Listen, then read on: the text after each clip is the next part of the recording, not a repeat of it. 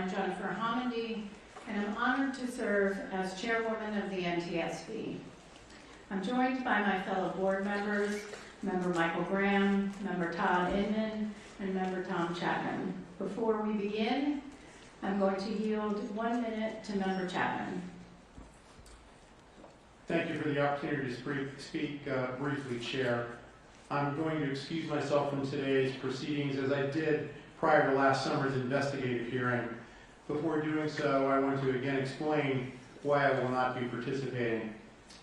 As I have formally disclosed in various public financial disclosure filings, my family and I continue to receive flight privileges from American Airlines pursuant to what's called an executive change in control and severance benefits agreement.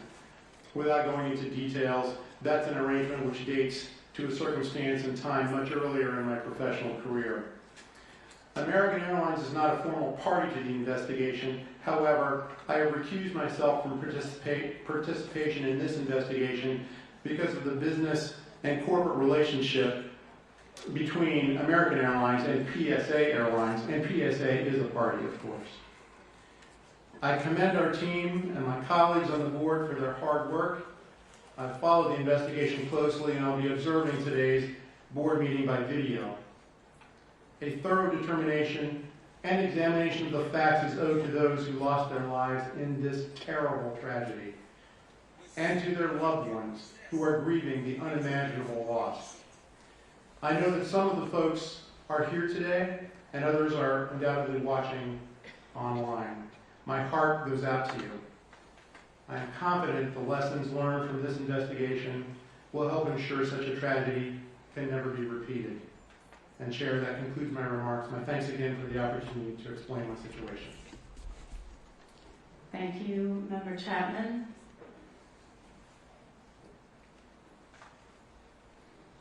Today's meeting is open to the public in accordance with the Government and the Sunshine Act. It's the first time board members and staff have come together to discuss the draft report and to consider the proposed findings, probable cause, and safety recommendations. Before I continue, I want to pause for a safety video. Olivia?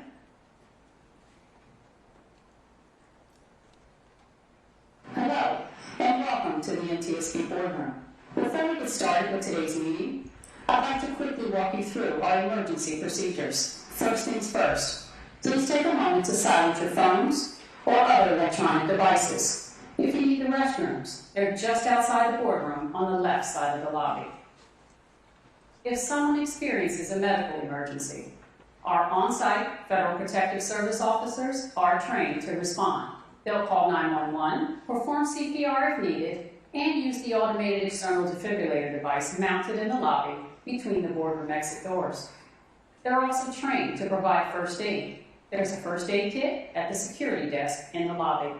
If we're asked to shelter in place, like during severe weather or a security incident, please stay seated and listen for instructions. Our security team will manage the situation and let us know when it's safe to leave. If the fire alarm sounds, please follow NTSB staff to the nearest exit. There are two main options. You can exit via the stairs next to the stage, or you can exit the same way you came in through the lobby. Please walk, don't run. Once outside, you'll be directed to an assembly area. Stay there until we're clear to come back inside. If there's a small fire, our security officers are trained to respond using one of the fire extinguishers. You'll find them in 3 locations: by the stairwells on either side of the stage at the front of the boardroom, mounted on the wall at the back of the boardroom, and near the security area in the lobby. For anyone who needs an accessible evacuation route, you can use the door on the left side of the lobby, which leads you into the parking garage. From there, turn right and follow the walkway to the street level. NTSB staff will be available to assist anyone who needs help. And finally, safety is everyone's responsibility. If you see anything that seems off or concerning, please let a staff member or security officer know right away. Thank you for helping us maintain a safe and secure space. Thank you, Sherry, for that excellent safety video. And before I continue on with my opening statement, I'll yield 2 minutes to Member Graham. Thank you, Chair. Today is a heavy day, and I do not think that is lost on any of us.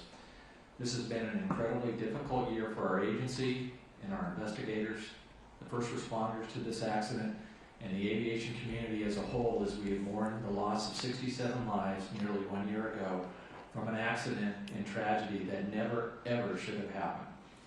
As difficult as this year has been for so many, though, I know it has been most difficult for the family and friends who lost loved ones in this accident. Whether you're here today with us, or online, or watching at a later date, please know that I, my fellow board members, and our entire agency mean it when we say we have not let a day go by when we are not thinking about your loved ones. They have been on our minds and in our hearts at each and every step of this process. Our investigation has been a grueling and challenging process, but I cannot imagine having to endure all of this in the eyes of the public. I will continue to pray for each and every one of you. I imagine there will be some difficult moments today for all of us as we try to provide answers to how a multitude of errors led to this tragedy. There will be some times where individual errors may be noted throughout the course of the day in relation to this accident, but I want to make it crystal clear. Any individual shortcomings were set up for failure by the systems around them. We are not here today to place blame on any individual or any organization, but we are here to ensure those systems that failed to protect 67 people on January 29, 2025, never fail again. To that end, I remain steadfast in my commitment to forcefully advocate for all the safety recommendations we adopt today moving forward. Thank you, Chair. Thank you. Excellent statement. And I do want to point out this was as I said at the initial press conference, an all hands on deck investigation and on-scene work. Member Graham, I know that you were there, you met with families, some of which are from your home, so thank you very much for your work. Now I want to yield a couple minutes to Member Inman, who was the board member on scene for this accident, and thank you for your work. Thanks, Jane. First off, to the staff, thank you for dedicating almost a year of your life to this. I know for many of you it has been a singular mission. For many others, they've helped and supported, so we appreciate it. It is not easy what you do nor what you face every day. To the family members, I'm sorry. On behalf of all of us, we should not be here. I told you yesterday, none of us should be here. You would hope someday we could actually get rid of the NTSB because there's no longer a need. But unfortunately, from tragedy, we draw knowledge to improve the safety for us all. So for that, I'm sorry. It will not be an easy day. I think as Mike just said, there is no singular person to blame for this. These were systemic issues across multiple organizations. And I think as you'll see, we will place a lot of the information that you're going to hear on those responsible organizations and hopefully make recommendations so that this never happens again. But while the board meeting may end today, it's not over. Tomorrow begins the advocacy. It begins the time to get the recommendations. It's the time to actually really start the hard work for a lot of people that may go on for years. But we will be with you throughout that time. We're not going anywhere. I know you're not. We're there to work with you and to help you in any way we can. So for that, again, I am sorry for us being here. I wish it did not happen. I never want to sit before another family and do the briefings like we had to do in the days after that crash. I know we cried together, and we'll probably do that again today. Thank you. Thank you, Member Inman. Appreciate that. The NTSB meets today to finalize our investigation of the Midair collision between a Black Hawk operated by the U.S. Army under the call sign PAT-25 and a CRJ 700 operated by PSA Airlines as American Airlines Flight 5342. The collision occurred on January 29, 2025 at about 8:48 p.m. Eastern Standard Time, about a half a mile southeast of Ronald Reagan Washington National Airport. Tragically, there were no survivors.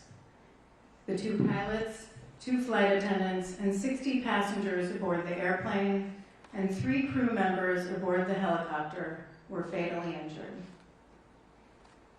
I want to take a moment to address the 67 people, the families and friends of the 67 people who died that day.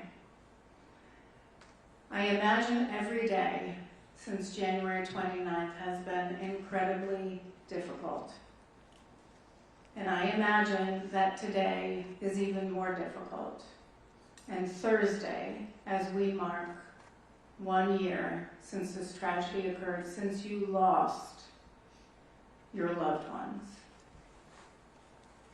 As a mom, I can only imagine all that you've been through. You are in our daily prayers. I pray for you every single day.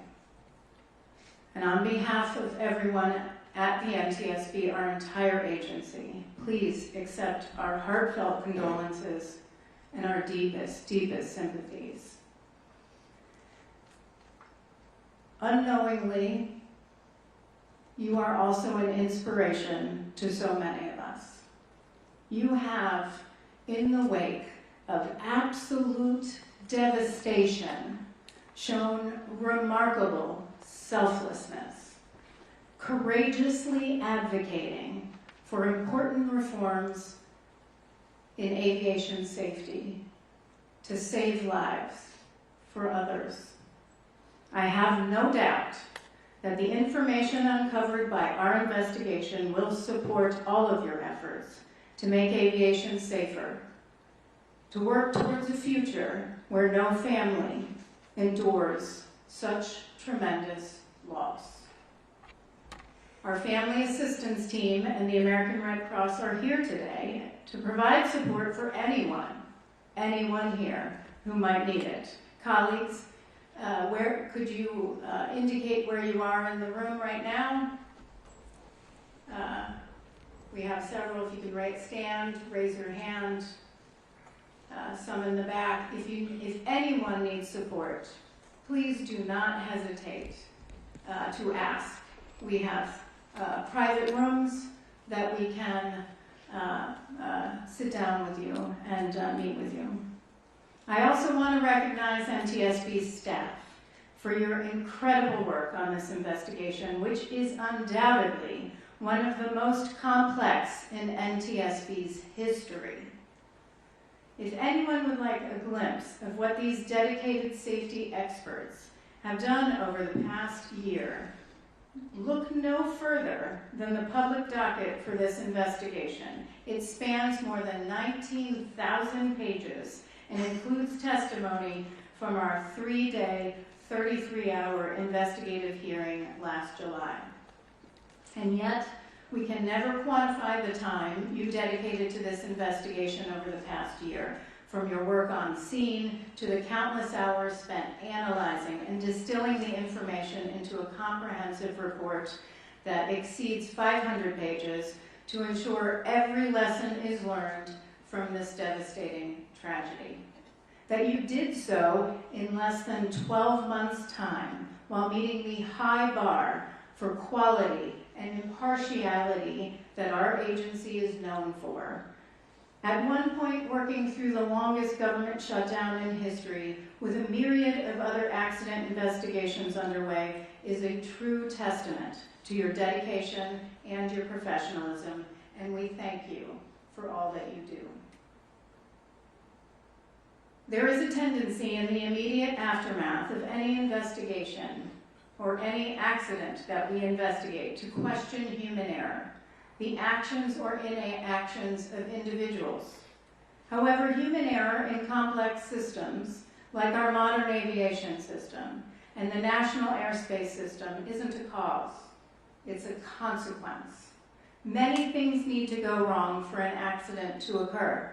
In any investigation, the NTSB could choose to focus on a simple moment, on what happened immediately prior to an accident, on the individuals involved.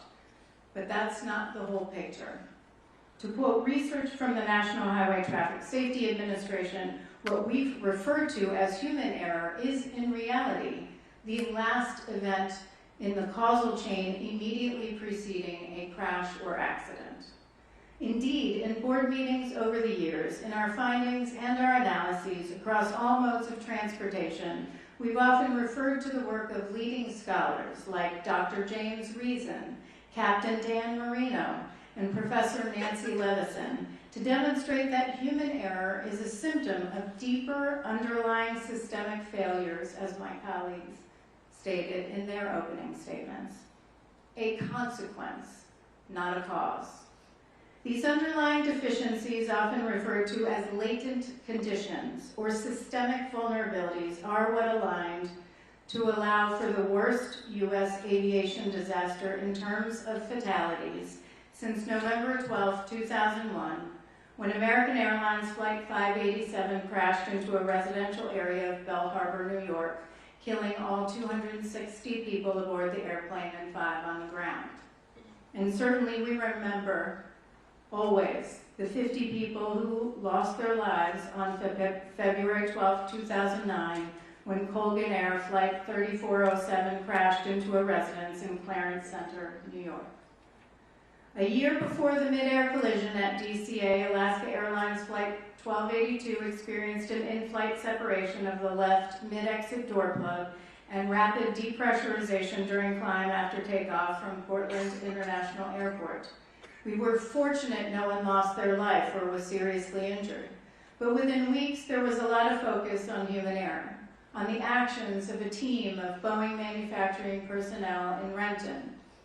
In the final investigation report, we cited Dr. James Reason. Within a robust system, the introduction of a single error is almost never the only cause of an accident.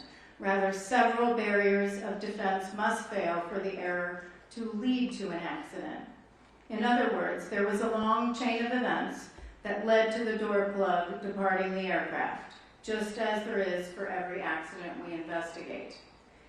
In preparing for this board meeting, I reviewed a myriad, almost all, mid-air collisions we've investigated since 1968, when a North Central Airlines Flight 261, a Convair 580, collided with a Cessna 150 near General Mitchell Airport in Milwaukee, Wisconsin. That was one of 38 mid-air collisions we investigated in 1968. A year later, we investigated the mid-air collision of Allegheny Airlines Flight 853 and a small Piper Cherokee outside Shelbyville, Indiana, killing 83 people. Within months, the board held a hearing on mid-air collisions in general and issued 14 recommendations aimed at preventing them from reoccurring, including our first recommendation to expeditiously develop and implement a collision avoidance system in all civil aircraft. Fast forward 50 years to 2019. I was the board member on scene for a mid-air collision between a de Havilland DHC-2 Beaver airplane and a de Havilland DHC-3 Otter airplane. About 8 miles northeast of Ketchikan, Alaska, 6 people died, 10 were seriously injured. Mr. Banning and Dr. Bramble were also on scene. We didn't conclude that the cause was pilot error, that one pilot hit the other's plane. Rather, we concluded that the inherent limitations of the see and avoid concept were the concern. The similarities between the mid-air collisions we investigated 50 years ago in 1969, in Ketchikan in 2019, and in DCA, near DCA in 2025 are chilling. In any one of them, we could have blamed flight crews, individual pilots, maintenance personnel, or controllers, but we didn't, because we have long recognized that human error is a symptom of a system that needs to be redesigned. That is a quote from Professor Nancy Levison. When Spaceship Two broke up during a test flight in 2014, our probable cause didn't cite human error, but scaled composites' failure to consider and protect against the possibility that a single human error could result in a catastrophic hazard. And in 2022, when an Amtrak train derailed after hitting a dump truck that was blocking a grade crossing in Mendon, Missouri, we didn't blame the driver. We found the design of the crossing was significantly flawed. It reduced drivers' ability to see approaching trains and made stopping difficult for heavy trucks. That enabled Governor Parsons to address not only the safety of that grade crossing, but make improvements to 49 others across Missouri, saving countless lives. Steve Wallace, the former director of the FAA Office of Accident Investigations, was interviewed in 2023 to mark the 20th anniversary of the Space Shuttle Columbia disaster. After the Columbia disintegrated upon re-entry to Earth, killing all 7 astronauts on board, the NTSB was heavily involved in the investigation. In fact, one of our leading aerospace engineers who actually did the structural work for this investigation did the work on Columbia with NASA. Steve was a member of the Columbia Accident Investigation Board. In the interview, he cites a lesson he learned from our investigators. Quote, NTS people have a saying that when you find the human error, that's not the end of the investigation, that's the beginning of the investigation. What is the true root cause? The root cause is the thing that you have to change so it doesn't happen again.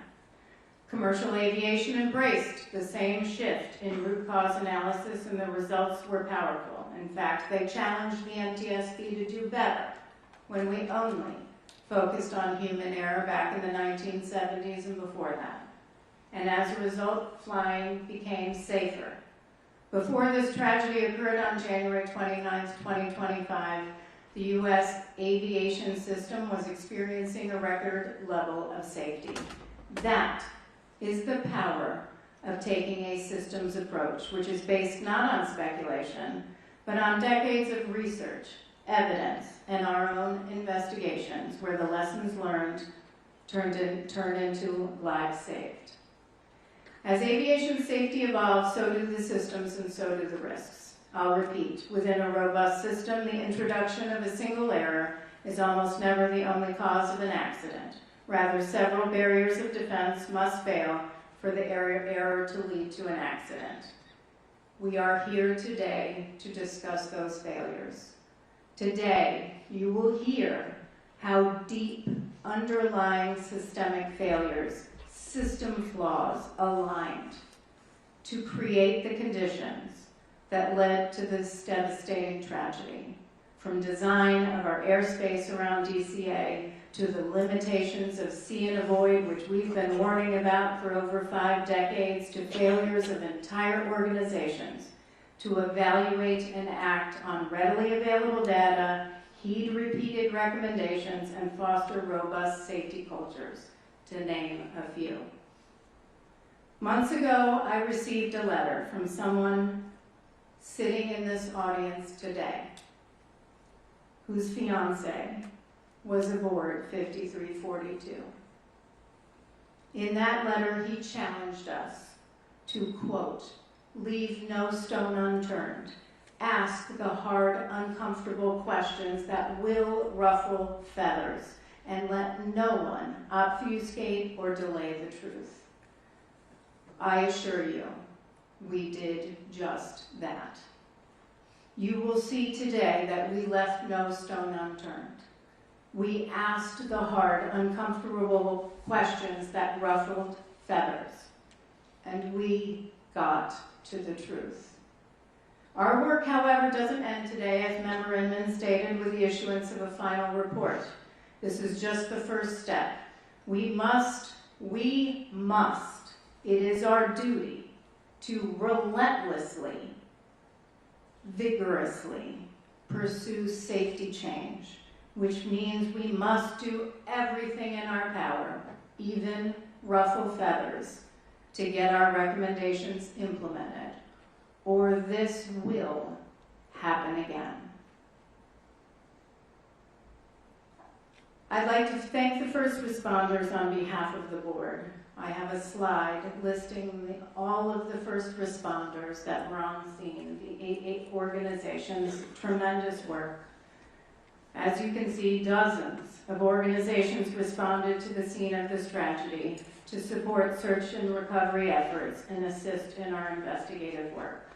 Law enforcement, fire officials, dive teams, federal, state, and local agencies we don't often talk about, but they're human too. And what they experience can also be quite difficult. So thank you, if you're listening or you're here, thank you for your public service, for your dedication, and for your heart. You embody the best.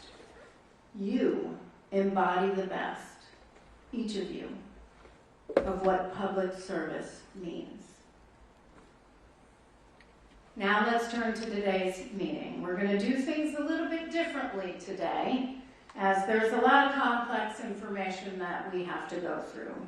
We've divided staff presentations into 3 sections, each of which will be followed immediately by board member questions. We believe this is the best way for those watching and in the room to follow along. So let me go through today's agenda. Media will want to get their little pens out. You'll know, look, they are all actually doing it right now. Okay. So in a moment, Brian Curtis, our Deputy Managing Director for Investigations, will introduce the staff. Then we have 75 minutes of staff presentations, starting with our investigator in charge. Then we will move to air traffic control. We will discuss air traffic control and human performance. And then we will go through air traffic control post-accident drug and alcohol testing. We will then have 45 minutes or so of board member questions. And then we will take a break, a 15-minute break, which should occur somewhere around 11:30. We will then move into a second group of staff presentations. That will take about 45 minutes. We'll start with collision avoidance and NTSB, move into helicopter operational factors, and then move into human performance. Then there will be 45 minutes or so of board member questions just on that section and relevant material in our docket and the draft board report. Then we will break for lunch. I imagine, assuming everything goes right, and I mean that we don't lose heat or video, that probably doing just now, we'll go for a lunch break. That should occur shortly after 1 o'clock. We'll have an hour for lunch. I want to make sure that our staff, most importantly, has the break they need to eat, to get water or Gatorade, and to regroup before the next portion of the board meeting. So after lunch, we'll come back around a little bit after 2 o'clock. Then we'll go through staff presentations focused on safety management systems, safety culture, and safety data. After that, we'll have board member questions focused just on that portion, on that presentation, and relevant material in the docket and the board report. Then we'll go to a 15-minute break. That should be slightly after 3 o'clock. And then we'll go through the proposed findings, the proposed probable cause, and the proposed recommendations, as well as the draft report. Mr. Curtis will be supplied with a lot of water because he will be doing a lot of reading, from what I understand. His reading alone on the findings, probable cause, and recommendations in total will take about 1 hour and 10 minutes. That's not even considering the time that we'll have for deliberation. We have numerous findings and numerous recommendations. And after that, I'll have a brief closing statement, and then we'll adjourn. Okay, so I'll now turn it over to Mr. Curtis, our Deputy Managing Director for Investigations, to introduce the NTSB team. Thank you. Good morning, Chair. Good morning to the board. I'll now introduce staff for today's meeting. Unless otherwise noted, staff are from the Office of Aviation Safety. In the front row to my right, Tim LeBaron, Director for the Office of Aviation Safety. Bryce Banning, Investigator in charge for this investigation. Brian Soper, Air Traffic Control. Dr. Catherine Wilson, Air Traffic Control and Human Performance. Dr. Tarang Kayagil, Medical from the Office of Research and Engineering. Behind me in the second row, left to right, Jennifer Adler, Director for the Office of Safety Recommendations and Communications. Tom McMurray, General Counsel for the NTSB. Carl Schultheis, Vehicle Performance Chief from the Office of Research and Engineering. Allison Diaz, Report Writer. Sarah Lewis, Air Traffic Control. And Marie Moeller, Aircraft Performance from the Office of Research and Engineering.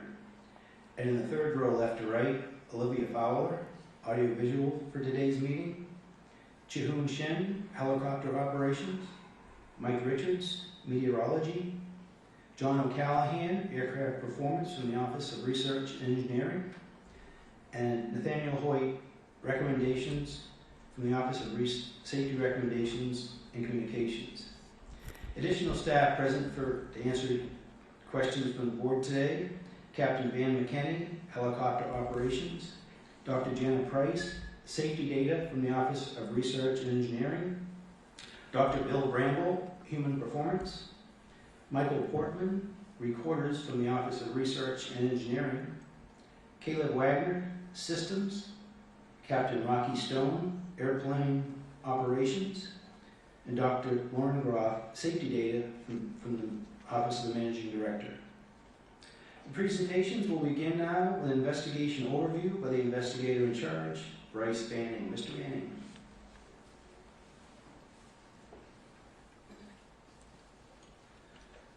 Good morning, Chairwoman Hamidi, Member Graham, and Member Inman.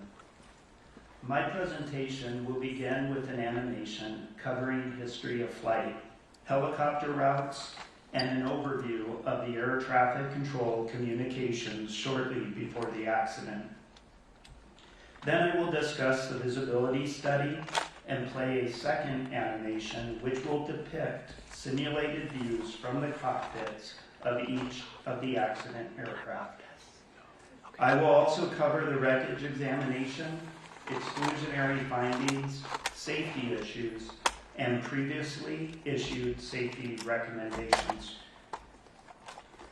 Air traffic control audio is included in these animations. Cockpit voice recorder audio from both airplane and helicopter are not included in these animations, but their transcript will be shown. We realize that some attendees and remote viewers may find these animations difficult to view and hear. We will pause before starting the animations to allow those currently in the boardroom to leave for the duration of the animation or turn away from your screens if viewing remotely. We will inform you when the animations are finished playing. We will begin the first animation now and will pause for those who would like to leave the room or turn away from their screens. The animation will play for approximately 12 minutes. We will be dimming the lights in the boardroom so that people can see the animation better.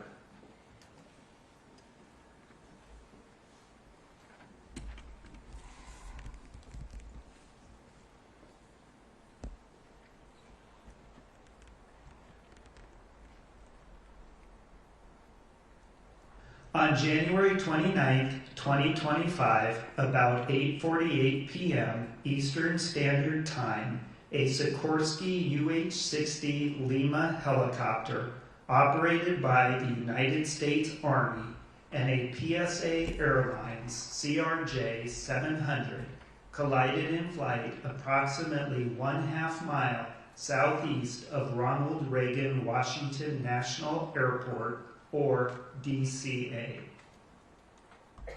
The 2 pilots, 2 flight attendants, and 60 passengers on board the airplane and all 3 crew members on board the helicopter were fatally injured. The military helicopter flight originated from Davison Army Airfield, Fort Belvoir, Virginia. The flight was an annual evaluation for the pilot with the use of night vision goggles. The airplane was operated by PSA Airlines, doing business as American Airlines Flight 5342, a scheduled domestic passenger flight under Title 14 of the Code of Federal Regulations, Part 121, from Wichita, Kansas to Washington, D.C. Night visual meteorological conditions prevailed at the time of the accident. In the radio communications, the accident airplane was using call sign Blue Streak 5342, and the Army helicopter was using call sign Pat 25. The Federal Aviation Administration provides charts that specify helicopter routes to facilitate operations in high traffic areas. The helicopter routes have no defined lateral boundaries, but they do have maximum altitude limits. The helicopter routes are depicted by a blue line on the Google Earth image. Helicopter Route 1's western section begins in Cabin John, Maryland, and follows the Potomac River southeast to Washington, D.C., through the Tidal Basin and the Washington Channel to Haines Point, and then turns east along the Anacostia River. At the time of the accident, helicopter Route 4 intercepted Route 1 at Haines Point and continued south along the Potomac River's eastern shore past DCA and the Wilson Bridge. North of Chain Bridge, the maximum altitude is 1,300 feet. Between Chain Bridge and Key Bridge, the maximum altitude is 700 feet. Between Key Bridge and Memorial Bridge, the maximum altitude is 300 feet, and south of Memorial Bridge to the Wilson Bridge, the maximum altitude is 200 feet. At 8:33 p.m., 15 minutes before the collision, Pat 25 requested permission to travel from Cabin John along helicopter Route 1 to helicopter Route 4 to Davison Army Airfield. The DCA local controller approved the request.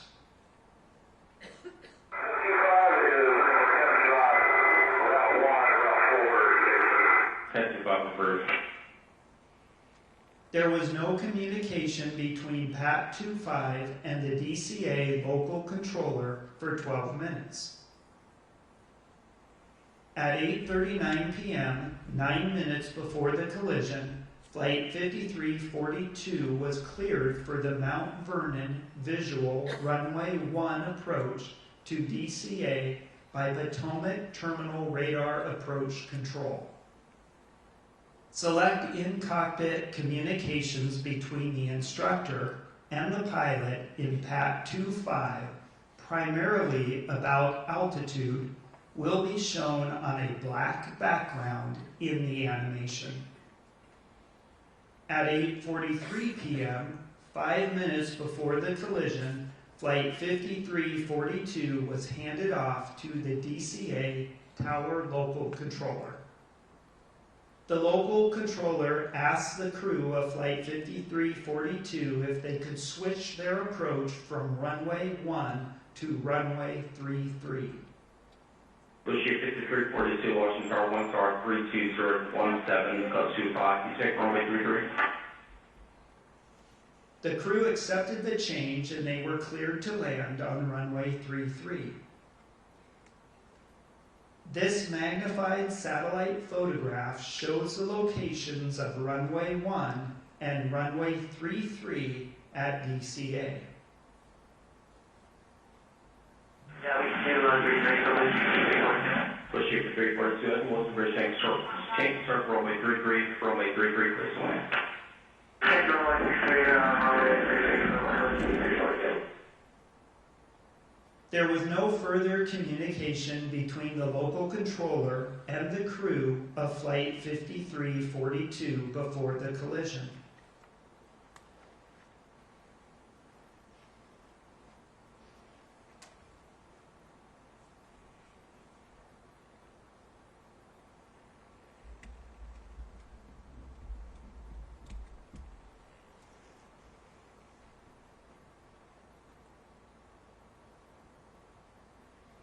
This animation shows aircraft in the vicinity of DCA for the 3 minutes before the collision.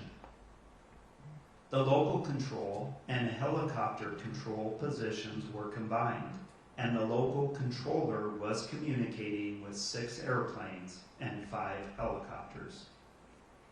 Communications took place on an airplane radio frequency and a helicopter radio frequency.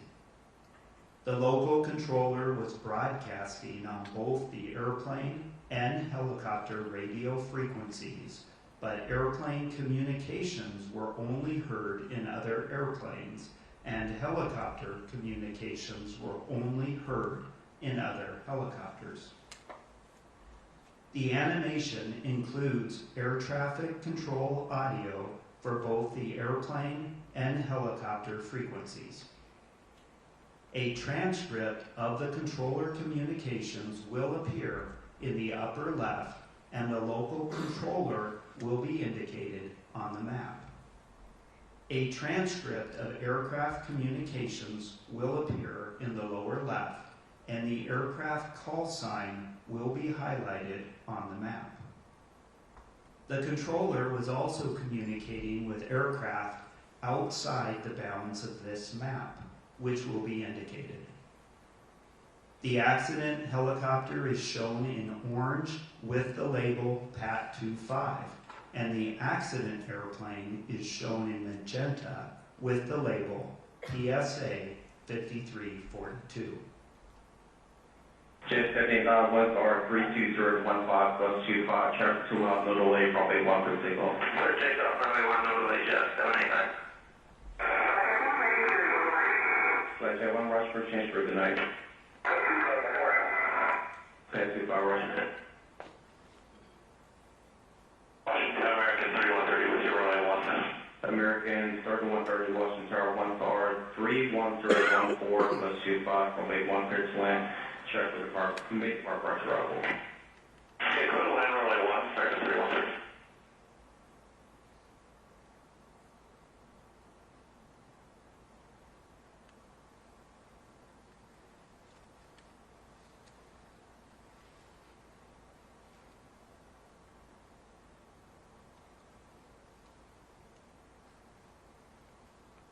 Jet 789, contact on March, good day. Okay. American 7130, slow to follow. American 313. Head 25, traffic just off the Wilson Bridge to Sierra Shade at 1,020 feet, start runway 33. Just up our screw. American 1630, tower runway 1 off the way, traffic throughout, start runway 33, just shut 16 on phone. Left right, runway 1, American 1630. Most of them stand by. The Cupid 307, keep rolling out to November, ground point of the day. November 307.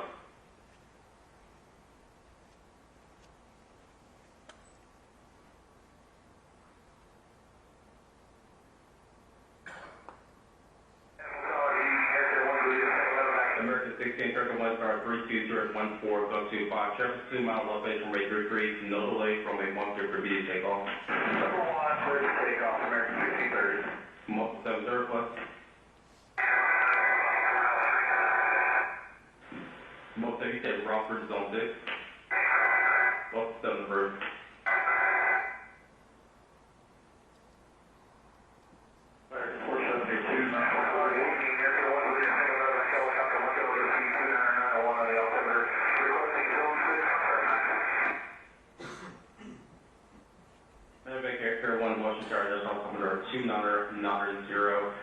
Approved loss of class for reverse base for insured Fairfax.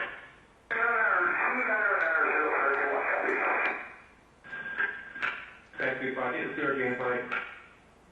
Thank you, 5 F1 is zero James. Yes, sir.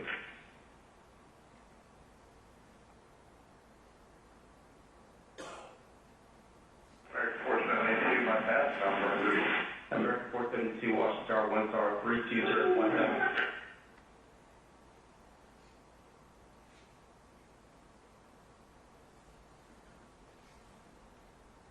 The following video shows the airplane and helicopter leading up to the point of collision. The video was recorded by a camera located near the approach end of runway 33 at DCA, oriented to the south. The video shows the night lighting conditions and the appearance of the aircraft lights against the cultural lighting of the city. Aircraft lined up on approach to DCA can be seen in the right corner of the screen. The flashing lights identify the touchdown zone of runway 33's landing threshold. Flight 5342 is visible in the upper left corner as it approaches runway 33. Pat 25 appears from the left side of the screen, moving to the right as the two aircraft cross flight paths.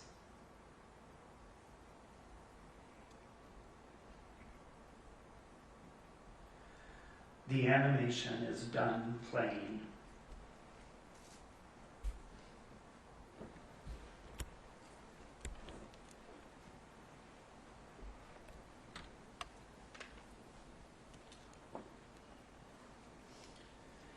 A visibility study documents the location, size, and movement of other aircraft in each respective pilot's field of view, and how the aircraft structure might limit that field of view. Human performance investigators can determine how conspicuous each aircraft would be to the flight crew and how that impacts their see and avoid task. The visibility study faced additional challenges due to the night conditions and use of night vision goggles by the helicopter crew.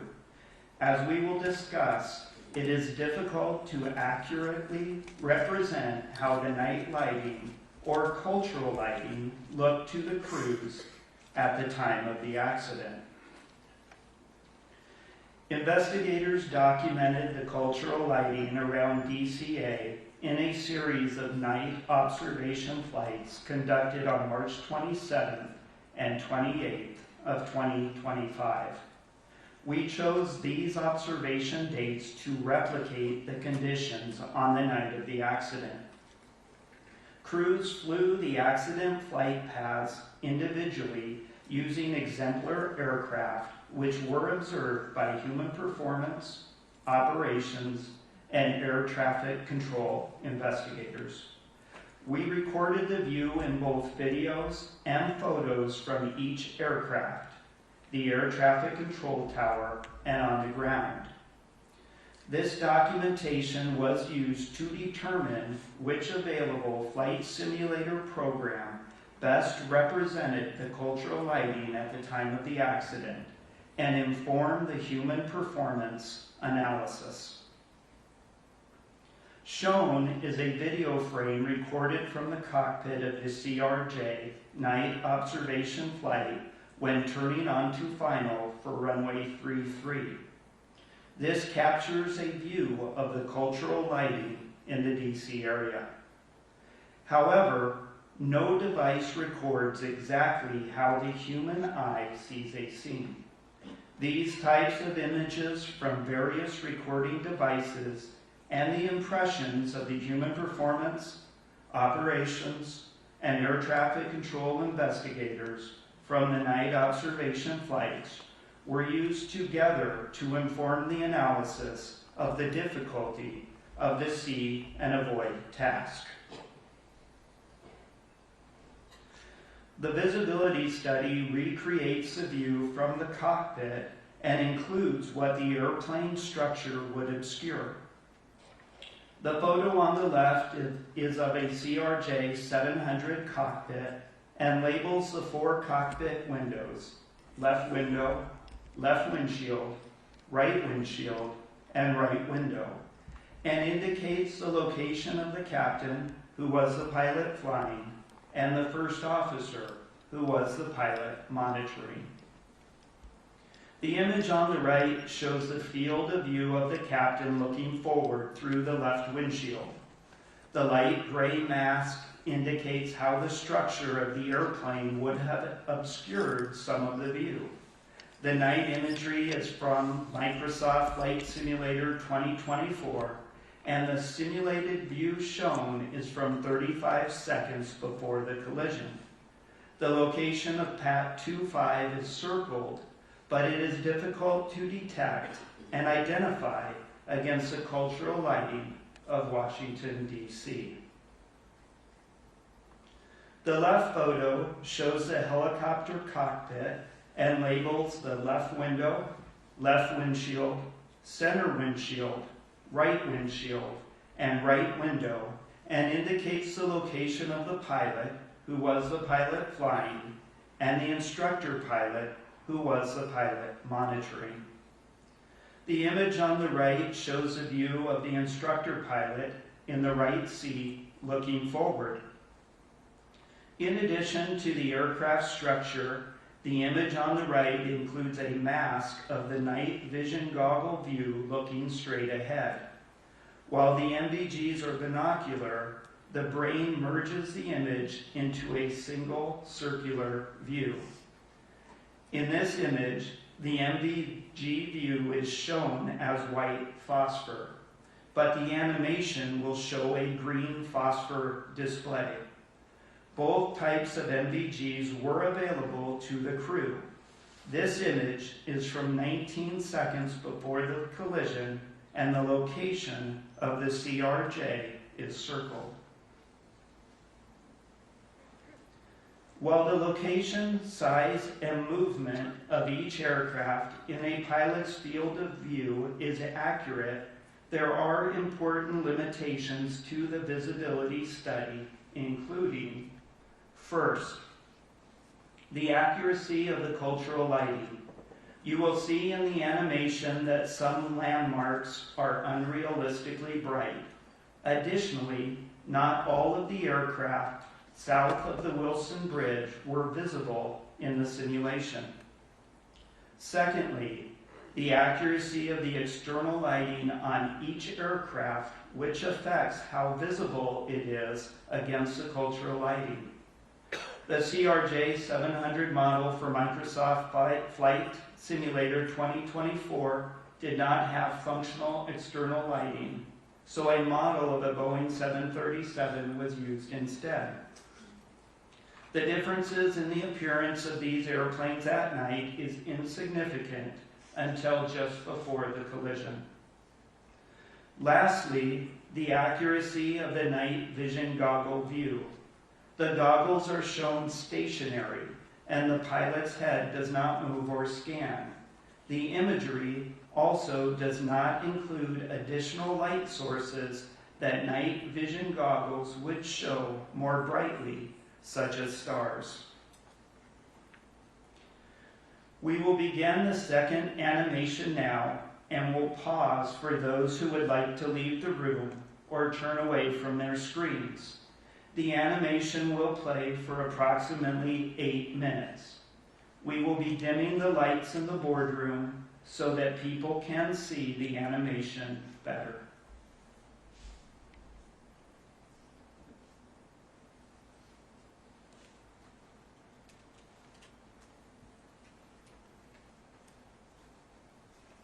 This animation presents the simulated view from the right seat of the helicopter. A dark gray structural mask generated from a three-dimensional laser scan of an exemplar aircraft is overlaid on the scene. A light gray mask depicts the mounting structure of the night vision goggles positioned for the instructor pilot, looking straight ahead. The green tint mimics a green phosphor visual effect, but the actual behavior of the night vision goggles has not been simulated. Crew communications transcribed from the cockpit voice recorder are shown as text at lower left. Audio recordings of air traffic control communications on the helicopter frequency are synchronized with the animation, with corresponding transcript text displayed in the center. Radio interference blocked some transmissions from the local controller and other helicopters. Transmissions that were blocked are indicated by striking through words in the transcript. A moving map depicting the locations of PAT 25 and Flight 5342 and synchronized with the view from the cockpit will be shown at lower right. Yes, 78 winds are 32015 plus 25, traffic 2 out, no delay, runway 1 for takeoff.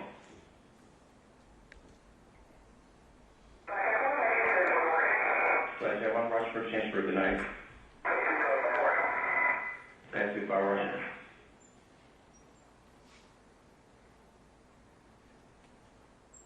American, starting 130, Washington Tower, 1 tower, 31014 plus 25, runway 1 clear to land. Check with the park, mid-park rush arrival.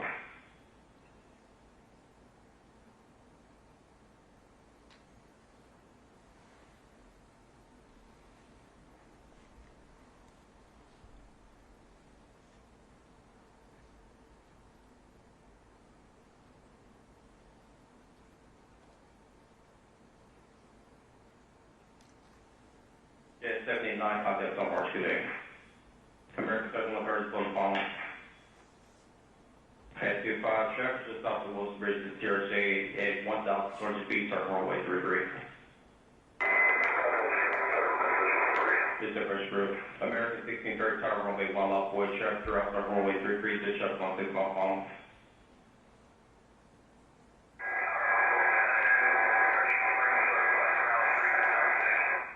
Mark 7, stand by.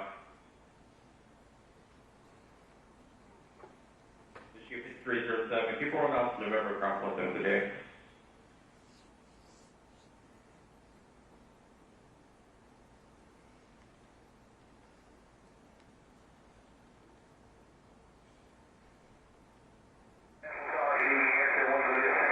American 1631 star 3214 bus 25. Traffic 2 mile elevation runway 33. No delay from a 1 for B to take off.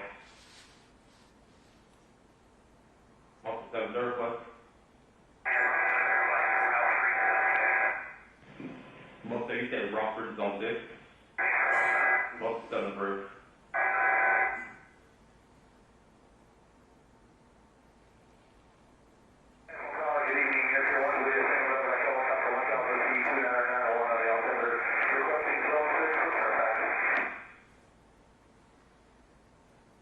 Extra 1 Washington Guard, that's all coming under 2990. Approved Ross class Rover, space for and Sherry Fairfax.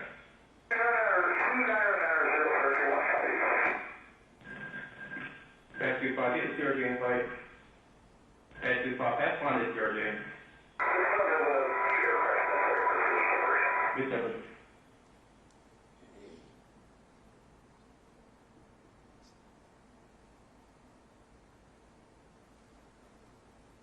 Director 472, Washington Tower, 1 star, 3217.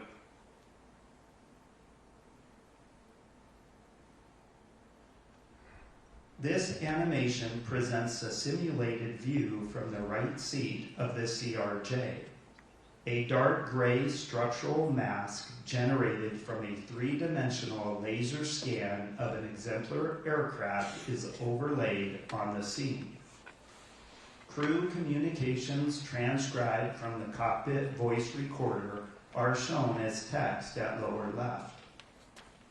Audio recordings of air traffic control communications on the airplane frequency are synchronized with the animation, with corresponding transcript text displayed at lower right.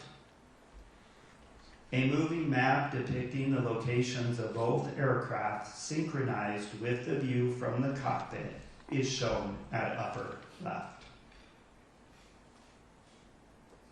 Jet 789, 1 star 32015 plus 25, traffic 2 miles, no delay, runway 1 take off. Clear takeoff, runway 1, no delay, Jet 789. Flight Jet 1, rush for change for good night. Pass 25, rush. Washington, American 3130 with your runway 1. American 3130, Washington Tower 1 star 31014 plus 25, runway 1 clear to land. Check with the park, mid park rush Probable. Okay, clear to land, runway 1, American 3130.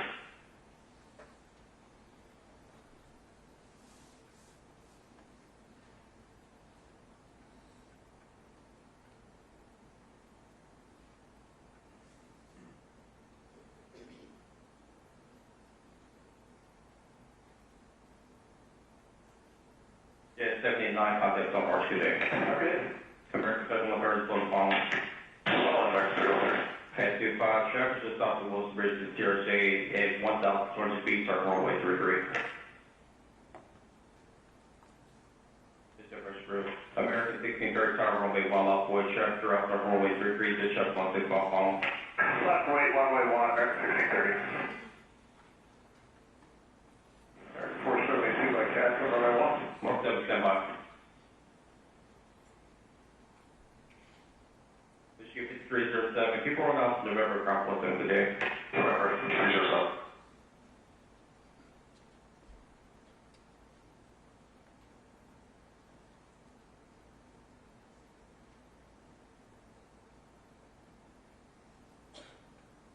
American 1631, star 3214 plus 25, traffic 2 mile elevation, runway 33, no delay, runway 1 clear for B to take off. Number 1, clear to take off, American 1630. 730 plus. Most you said Rockford is on 6. Well, 7 for.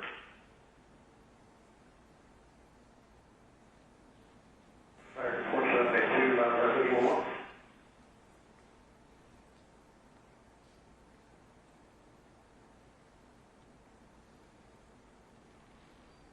Medevac Air 1 Washington Gardens, altimeter 290.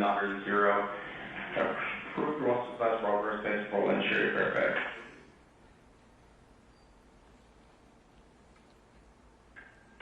Pass 25, get the CRJ invite. Pass 25, pass 1 is CRJ.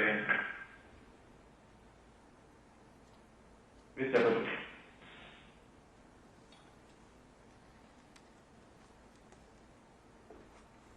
American 472 by pass, American 472 Washington Tower 1 star 3217.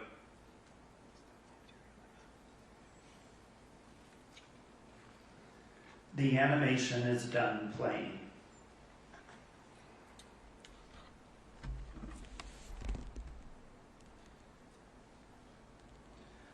The wreckage of both aircraft were located in the Potomac River in water depths ranging between 1 to 8 feet, depending on location and tidal conditions. About 90% of the structure of both aircraft were recovered. Examination of the recovered wreckage indicated that the helicopter's main rotor contacted the underside of the airplane's left wing, resulting in the outboard section of the wing separating in flight. Video evidence showed both aircraft rapidly descending and impacting the water after the collision. The NTSB's investigation's comprehensive review of the accident circumstances determined that the following did not contribute to the cause of the accident. The pilots of Flight 5342 were certificated and qualified in accordance with federal regulations. The pilots of Flight 5342 were medically qualified for duty and available evidence does not indicate that they were impaired by effects of medical conditions or substances at the time of the accident. Review of the pilot's time since waking and sleep opportunities in the days before the accident indicated that the pilots had adequate rest opportunities.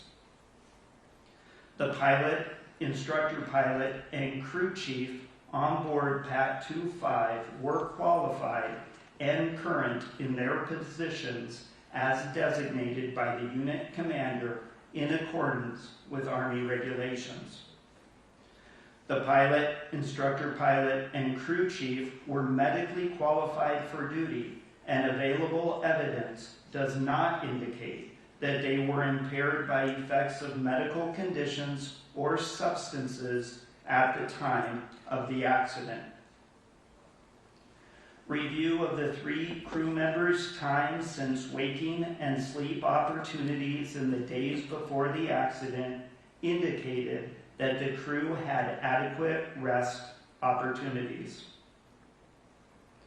Both aircraft were properly certificated, equipped, and maintained. The operations supervisor and 4 controllers who were working in the DCA air traffic control tower cab at the time of the accident were certificated and current in accordance with federal regulations.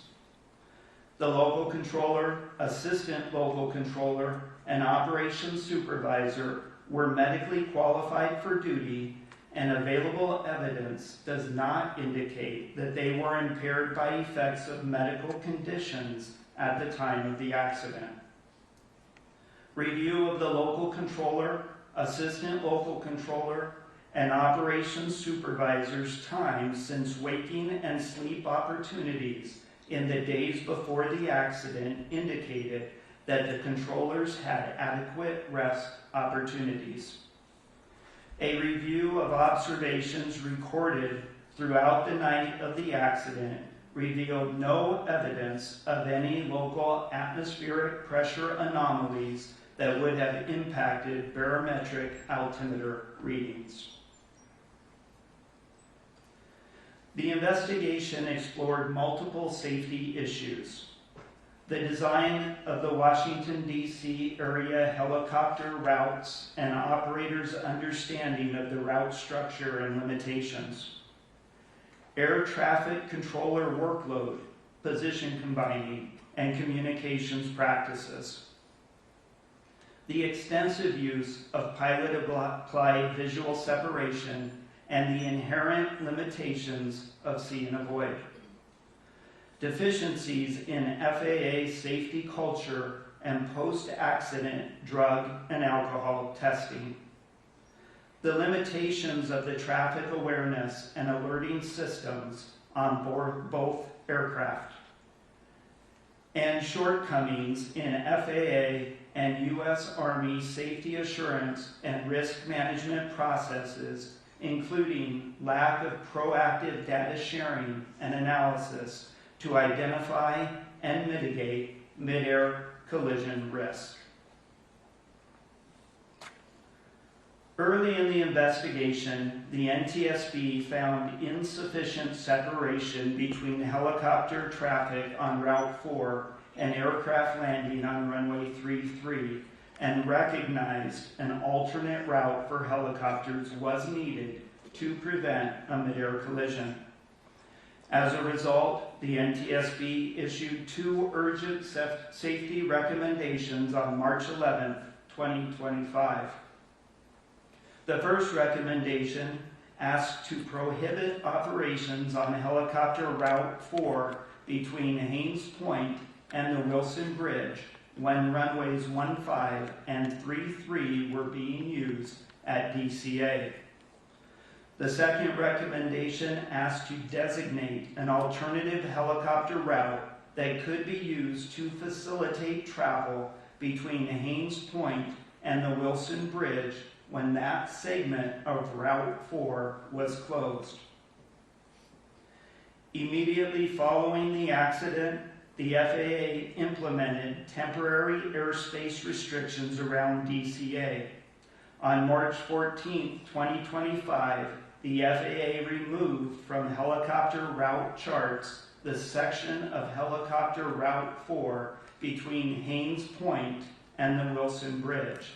Additionally, the FAA prohibited use of DCA runways 1533 and 422 during specific limited helicopter operations in the vicinity of DCA. What we found about helicopter route design was that airplane pilots were unaware of the possible conflict between helicopter routes and approach and departure corridors at DCA. Pilots were not aware of these conflicts because the current aeronautical charts do not provide adequate information. This is not unique to DCA. Lastly, the FAA was unable to provide documentation of the required annual reviews for the Baltimore-Washington helicopter route chart. As a result, staff has proposed 5 recommendations to the FAA in this area. The following 3 slides list the names of the NTSB staff that supported the accident investigation.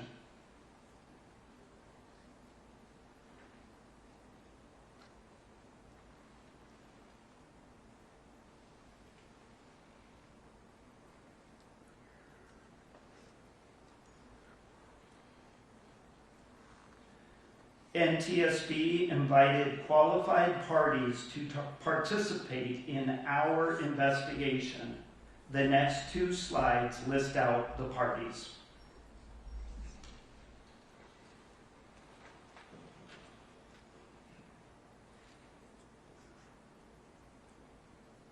In accordance with the provisions of Annex 13 to the Convention on Civil Aviation, the Transportation Safety Board of Canada, representing the state of design and manufacture of the airplane, provided an accredited representative. Technical advisors from Transport Canada and MHIRJ Aviation participated in the investigation. Staff will be giving presentations on the following topics: air traffic control, human performance as it relates to air traffic control, and the FAA's post-accident drug and alcohol testing of air traffic controllers. A discussion will follow these presentations. Then presentations will be provided for automatic dependent surveillance broadcast, or ADSB, and collision avoidance systems, helicopter operations, and human performance as it relates to both aircraft. A discussion will follow these presentations. Lastly, we will have a presentation on safety data and safety management systems, followed by discussion rounds. Chairwoman Hamady, this concludes my presentation. Mr. Soper will now discuss air traffic control. Good morning. My presentation will discuss the airspace surrounding DCA, helicopter Route 4, formation and activities of the DCA ATC Tower Helicopter Working Group, the DCA Tower Facility Level Classification, traffic management challenges at DCA, combining of local and helicopter control positions, use of visual separation, traffic advisories, ATC safety alerts, and positive control. The airspace surrounding DCA is uniquely complex, being a Class B airspace that includes the Washington, D.C. Special Flight Rules Area, or SFRA, Flight Restricted Zone, or FREEZE, as well as prohibited areas. The tower's delegated airspace at DCA is also more expansive than that seen at similar airports, covering more than 520 square miles. and containing extensive helicopter operating areas and routes charted on the Baltimore-Washington helicopter route chart. Helicopter Route 4 was established in 1986 in the first edition of the Baltimore-Washington helicopter route chart and had changed very little since that time. Helicopter Route 4 was one of several charted routes designed for the transition of helicopters through the DCA Class B airspace. The Route 4 design had always posed a proximal conflict to the runway 33 approach corridor and runway 15 departure corridor, but it would continue to be used through the years. The routes were never procedurally separated, meaning there were no written procedures in place to ensure that when applied, aircraft would be automatically separated by a required minimum. While we learned from the FAA during the investigative hearing that these routes were never constructed to provide or ensure separation, we also learned that there was a lack of clear and consistent understanding and varied interpretations across user groups. The DCA ATC Tower Helicopter Working Group was formed as a direct result of a significant near-midair collision in 2013 between a helicopter and an airplane in the very same location of this accident. The working group was composed of ATC personnel from DCA Tower only, with local helicopter operators being invited as necessary to address identified safety concerns as they arose. The working group proposed several recommendations to the FAA, including one to remove or relocate Route 4 in order to deconflict with the runway 33 approach corridor and runway 15 departure corridor, as well as the addition of hotspots to aeronautical charting to bring awareness to pilots about the increased risk potential when operating in these areas of the proximity events. The FAA chose not to act on the working group's recommendation to remove or relocate Route 4. Additionally, the FAA rejected the working group's recommendation to add hotspots to helicopter route charts. In 2018, due to a change in the method in computing facility-level traffic counts, DCA Tower was downgraded from a Level 10 to a Level 9 facility. The FAA declined to provide detailed criteria or the metrics used to establish DCA's facility level, but information available suggested that total traffic count was the driving factor in determining facility levels in general. Staff feel that there was an inadequate consideration given to airspace, airport, and operations complexity in the downgrading of DCA's tower facility level, and negatively impacted facility health as they experienced an inability to retain or recruit the experience level needed in control staff. In addition, no consideration appeared to be given to the high cost of living in the DC area, with a 15% difference in pay between levels 9 and 10, the biggest salary gap between any two air traffic control facility levels.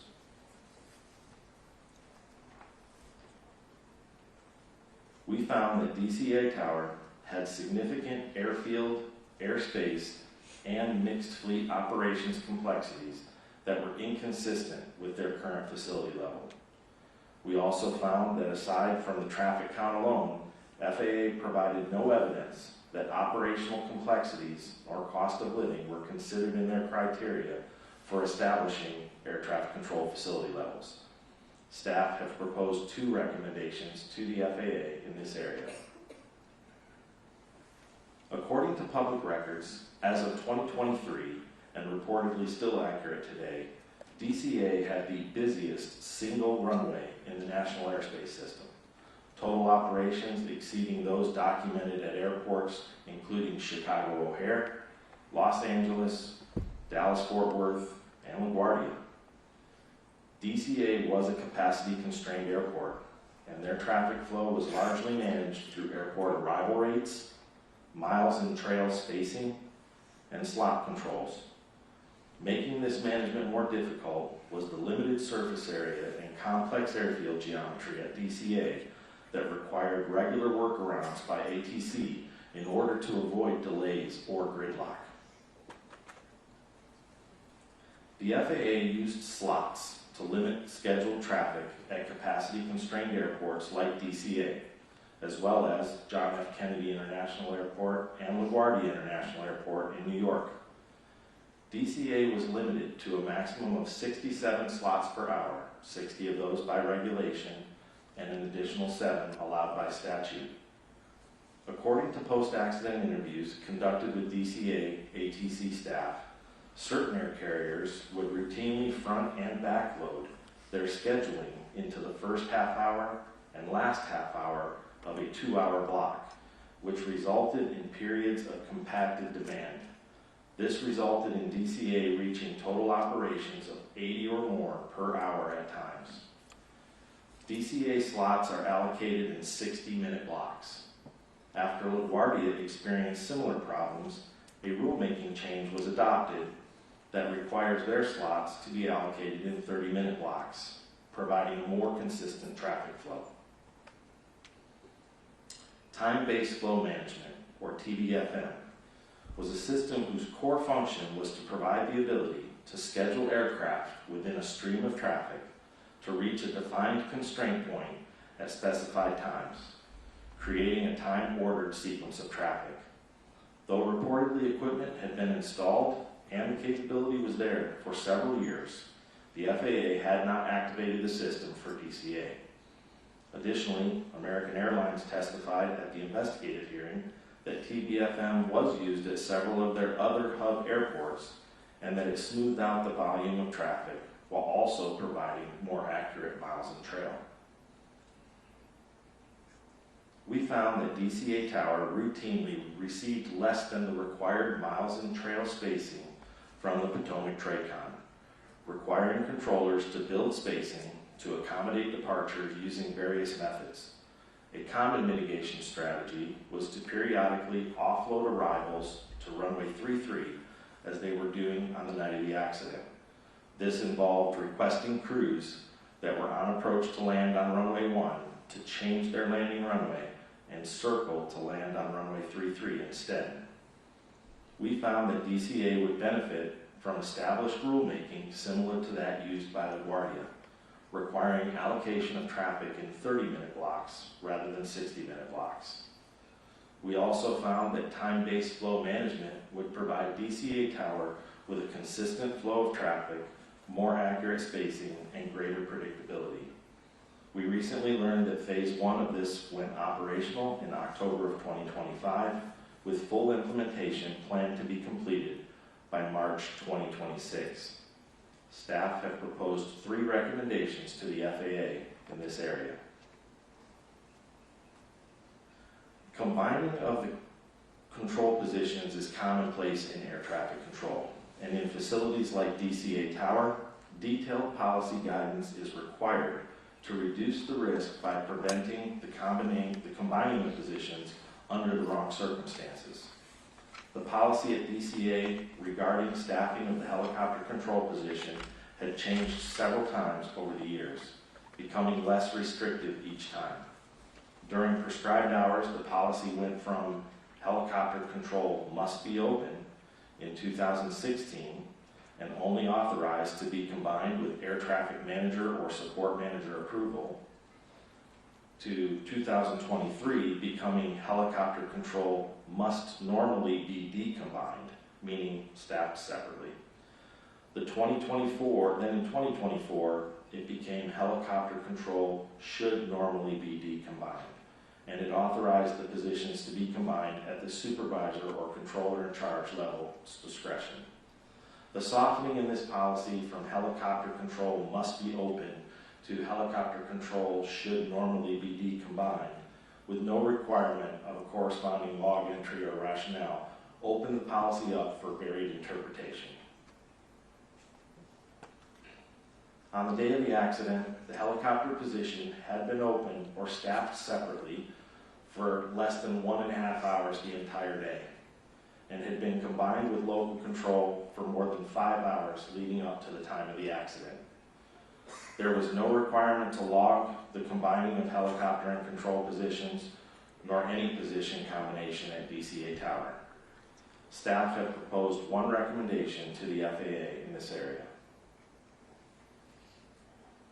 We will now show an animation and will pause for those who would like to leave the room or turn away from their screens. The animation will play for approximately 3 minutes. We will be dimming the lights in the boardroom so that people can see the animation better.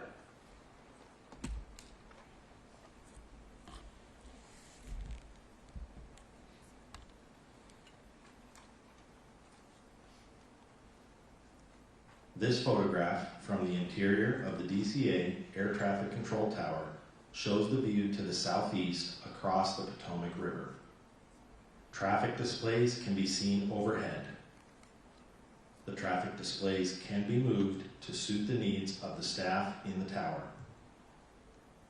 This animation presents a simulated view from the tower. The point of view was based on the local controller's recollection of his position. The local controller could have changed position or orientation slightly on the night of the accident. The underlying animation was produced by the Federal Aviation Administration Target Generation Facility Simulation Branch. A dark gray structural mask generated from a three-dimensional laser scan of the tower conducted by NTSB staff is overlaid on the scene. Audio recordings of air traffic control communications are synchronized with the animation. Local controller broadcasts are shown in text at lower left. Aircraft broadcasts are shown in text at lower right.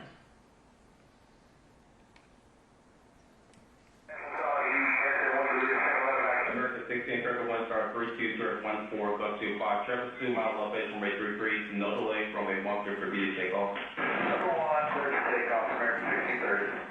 Most 7 request. Most 7 says Rockford Zone 6. Most 7 approved.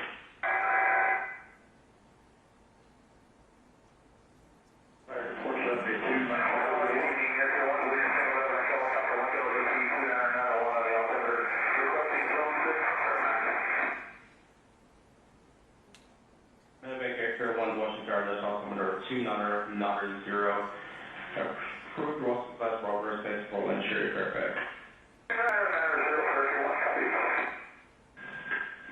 Pass 25, get the CRJ invite. Pass 25, pass find the CRJ. Good job.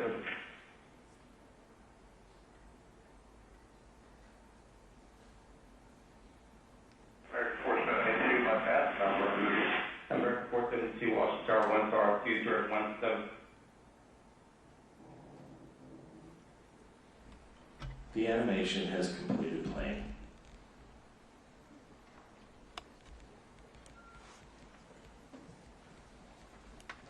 There are two types of visual separation. Tower applied, where the tower controller sees the involved aircraft and issues positive control instructions to effect separation. And pilot applied, where the pilot of one aircraft sees and maintains visual contact with the other aircraft and provides their own separation by maneuvering as necessary to avoid it. Visual separation was heavily relied upon and was the primary means of separating helicopter and fixed-wing traffic in the DCA area when weather conditions permitted. To not increase controller workload, traffic congestion, and traffic complexity, controllers were motivated to and routinely authorized visual separation for helicopters transiting the DCA airspace, and helicopter crews were encouraged to request visual separation as early as possible. According to facility records, DCA Tower had a documented history of controllers lacking in the understanding of basic fundamentals in pilot-applied visual separation, as well as a history of the misapplication of pilot-applied visual separation. The local controller's initial traffic advisory provided to PAT 25, reference PSA Flight 5342, was technically compliant, but no follow-on or updated traffic advisories were provided. There was no corresponding traffic advisory provided to PSA Flight 5342 at any time. The conflict alert first activated between PAT 25 and Flight 5342 26 seconds before the collision, while they were still about 1.6 miles apart and on converging courses. Considering the proximity of both aircraft and their continually converging courses, according to the radar replay of the event, targets were such that merging target procedures should have been provided, which would have included traffic advisories to both aircraft. The local controller stated they were concerned about both the close proximity of PAT 25 to PSA Flight 5342 and their converging courses. This, coupled with the conflict alert that was active at the time, the controller should have issued a safety alert, which would have included updated traffic advisory information and an alternate course of action if feasible. Neither were done in this case. Had a safety alert been issued, it would have increased the situational awareness of both crews and alerted them of their closing proximity to one another. Additionally, a timely safety alert may have allowed action to be taken by one or both crews to avert the collision. Positive control is defined by the FAA as the separation of all air traffic within designated airspace by air traffic control. And other FAA guidance included elements of positive control as taking command of control situations and not acting in a hesitant or unsure manner, and that a controller exercising positive control observes present and considers forecasted traffic to predict task overload and takes appropriate action to prevent or lessen the situation. Positive control was not exercised at all times on the night of the accident. Had the local controller exercised appropriate positive control with timely safety alert on the evening of the accident, one or both flight crews may have been able to take action in time to divert the collision. Thank you. Dr. Wilson will now continue with her presentation. Good morning. I will discuss DCA, air traffic control tower use of visual separation on the night of the accident, the concept of situation awareness, combining the local control and helicopter control positions, recognition of impending collision and expectation-driven process, the conflict alert system, radio communications when the local control and helicopter control positions are combined, time on position limitations, threat and air management, and risk management. Given the proximity of helicopter routes and zones to the approach and departure corridors for fixed-wing traffic, applying pilot-applied visual separation reduced controller workload and airspace congestion and complexity. As such, DCA ATC tower controllers were motivated to provide a traffic advisory and authorize visual separation for helicopters transiting DC airspace as early as possible. The local controller's expectation that PAT 25 crew had Flight 5342 in sight was not necessarily valid. As a result, there was potential for the local controller to overestimate the level of traffic awareness the PAT 25 crew had and to underestimate the level of information and assistance they might subsequently require to ensure collision avoidance. Situation awareness forms a basis for decision making.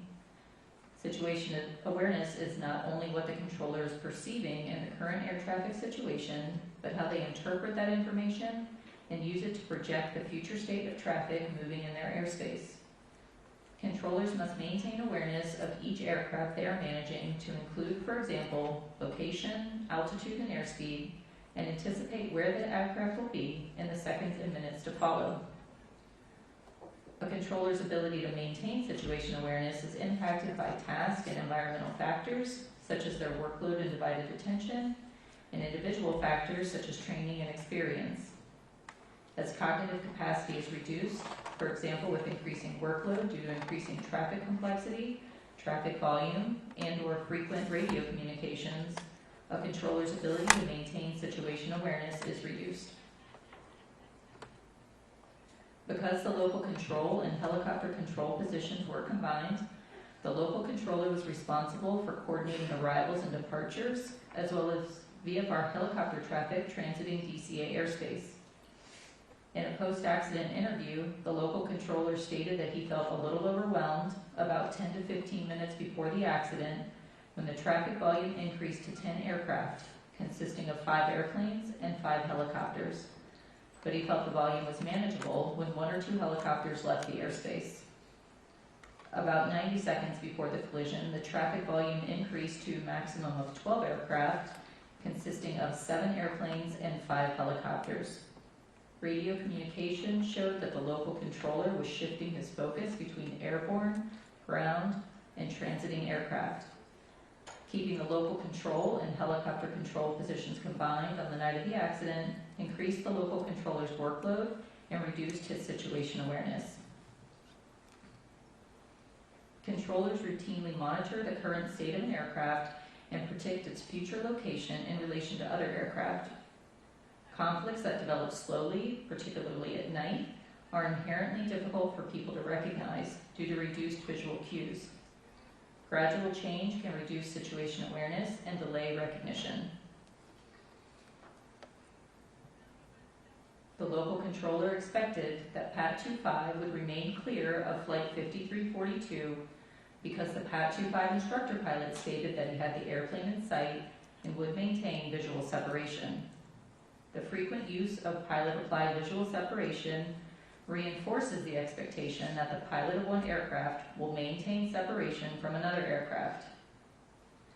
Because it has repeatedly worked as expected, it can be more difficult for a controller to notice deviations, especially when workload is high, like on the night of the accident. The conflict alert system acts as a safety net designed to draw a controller's attention to a potential conflict, using an oral alert, a flashing red CA on the Certified Tower Radar Display, or CTRD, and a conflict list on the CTRD indicating in red the aircraft involved. The image on the right depicts the red conflict alert that appeared for the accident aircraft. Conflict alerts are presented the same regardless of the severity of the conflict. Conflict alert activation is common at DCA ATC Tower.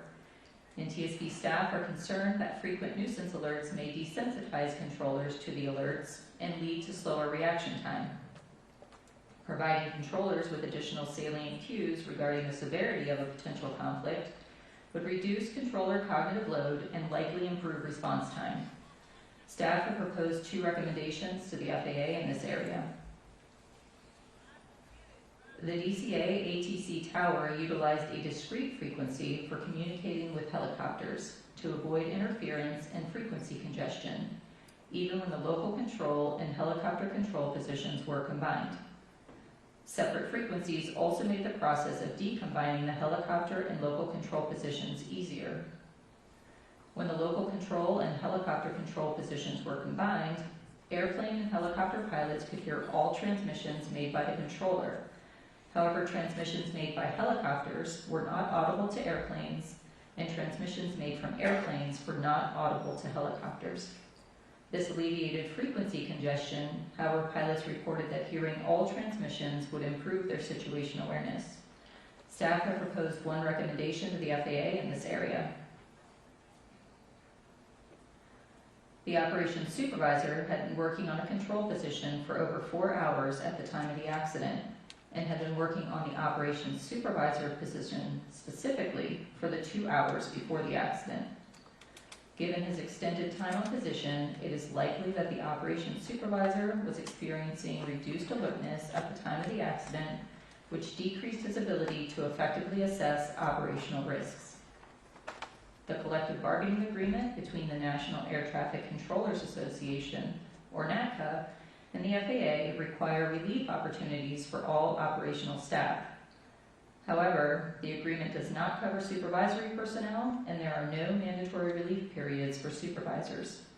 Staff have proposed 1 recommendation to the FAA in this area. Threat and error management originated in the human factors literature and was first applied in flight tech operations before being applied in air traffic control. Threat and Error Management, or TEM, is a process for identifying safety risks in the environment, analyzing those risks, and minimizing or mitigating those risks. In November 2016, the NTSB issued Safety Recommendation A-16-51, asking the FAA to provide initial and recurrent training for air traffic controllers on controller judgment, vigilance, and/or safety awareness, with specific reference to 2 midair collisions that occurred in 2015. In July 2017, the FAA responded that instruction on threat and error management was being delivered to controllers as part of 2017 instructor-led recurrent training and would be required training for future controllers. A review of training records for controllers involved in the accident did not indicate that they received TEM training in 2017, nor were controllers familiar with the term threat and error management during post-accident interviews. TEM training can strengthen situation awareness, promote team communication, emphasize effective scanning habits, help in recognizing patterns and developing adverse events, and enhance decision-making under stress. TEM training would also benefit controllers performing supervisory duties who are responsible for overseeing facility operations and making operational decisions, such as when to combine or decombine control positions. Staff had proposed one recommendation to the FAA in this area. When making operational decisions, supervisors must balance safety and risk management with the operational demands of the facility. The DCA ATC Tower Standard Operating Procedures did not provide guidance or make a tool available to support supervisors in identifying risks, analyzing the impact of risks, prioritizing risks based on the likelihood and impact, or developing strategies to reduce or eliminate risks. A real-time risk assessment or decision-making tool would have likely benefited the operations supervisor in identifying and mitigating the operational risk factors that were present on the night of the accident. Staff have proposed one recommendation to the FAA in this area. Thank you. Dr. Cayaville will now continue with his presentation. Good morning. I will discuss post-accident drug and alcohol testing requirements for FAA-employed air traffic controllers. I also will discuss the post-accident drug and alcohol testing of the local controller, assistant local controller, and operations supervisor involved in this accident. FAA-employed air traffic controllers are subject to federal workplace drug and alcohol testing requirements for Department of Transportation employees. These requirements are established by DOT order and are distinct from the drug and alcohol testing regulations that apply to DOT-regulated employers such as airlines. By DOT order, post-accident or post-incident drug and alcohol testing is required after an accident or incident that involves any of the following: a fatality, substantial damage to aircraft, vehicles, or property, required medical treatment away from the accident site, or other unsafe practices as defined by orders or regulations. Controllers are identified as being subject to required testing when their performance provides reason to believe that it may have contributed, or when their performance cannot be completely discounted as a contributing factor. By DOT order, required post-accident drug and alcohol testing must be conducted as soon as possible following an accident. Whenever possible, required post-accident drug testing must be completed within 4 hours of the accident, and required post-accident alcohol testing must be completed within 2 hours. The DOT order allows for drug testing up to 5 days after the accident, and alcohol testing up to 8 hours after the accident. The controllers in this accident underwent workplace post-accident urine drug testing about 18 to 20 hours after the accident. This testing did not find any evidence of prohibited substance use. Post-accident alcohol testing, although required, was not performed. This investigation determined that the FAA Air Traffic Organization made the drug and alcohol testing determination almost 3.5 hours after the accident. The decision was made to test for drugs only because the controllers already had been released from the facility about 15 minutes earlier. Drug testing was scheduled for the afternoon of the day after the accident. Staff found that the ATO's drug and alcohol testing determination was not sufficiently timely to meet DOT's required testing timeframes. Additionally, the ATO's decision to not conduct drug testing as soon as possible and to not conduct alcohol testing at all violated DOT requirements.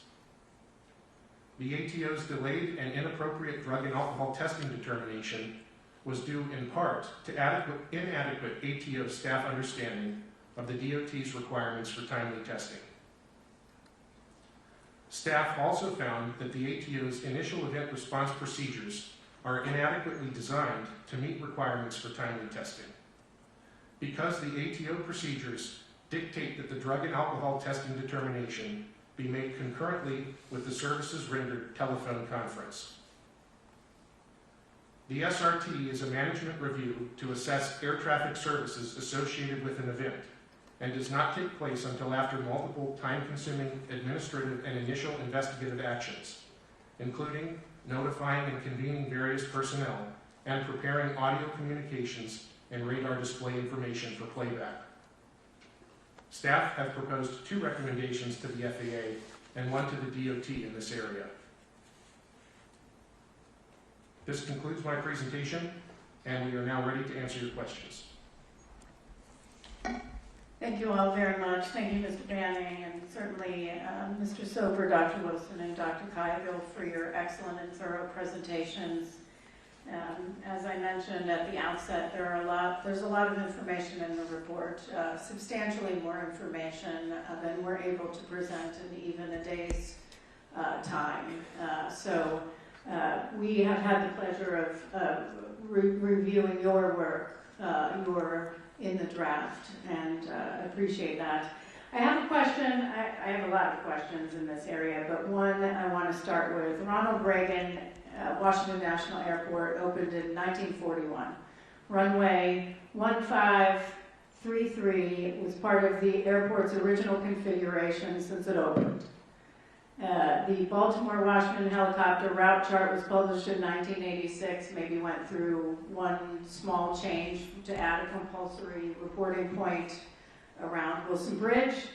Between 1991 and the time of the accident, there had been changes to route altitudes and police zone boundaries, but not any substantial changes to the route. You mentioned that the routes were never designed to ensure separation in your presentation. Yet we know over time concerns were raised repeatedly, went unheard, squashed, however you want to put it, stuck in red tape and bureaucracy of a very large organization, somehow didn't make it up. Repeated recommendations over the years, so much so that DC Tower took it upon themselves to create a helicopter working group because they had concerns. How is it that no one, absolutely no one, in the FAA did the work to figure out there was only 75 feet, at best, 75 feet of vertical separation between a helicopter on Route 4 and an airplane landing on runway 33? How is it nobody, until we did this investigation? That's a great question, and we've asked the same question amongst staff, and that's precisely why we have recommended the assessment of these helicopter routes, not just what was there at the time, but everything that exists today for this airport. They've conducted others, but we're focused on this one right here, so we have recommended that in our recommendations. Yeah, in fact, in our findings of our urgent recommendation report, we stated existing separation distances between helicopter traffic operating on Route 4 and aircraft landing on runway 33 are insufficient and pose an intolerable risk to aviation safety by increasing the chances of a mid-air collision. I'm going to ask Mr. Banning and Mr. LeBaron, your pilots, is there anywhere in our airspace that 75 feet of vertical separation is acceptable?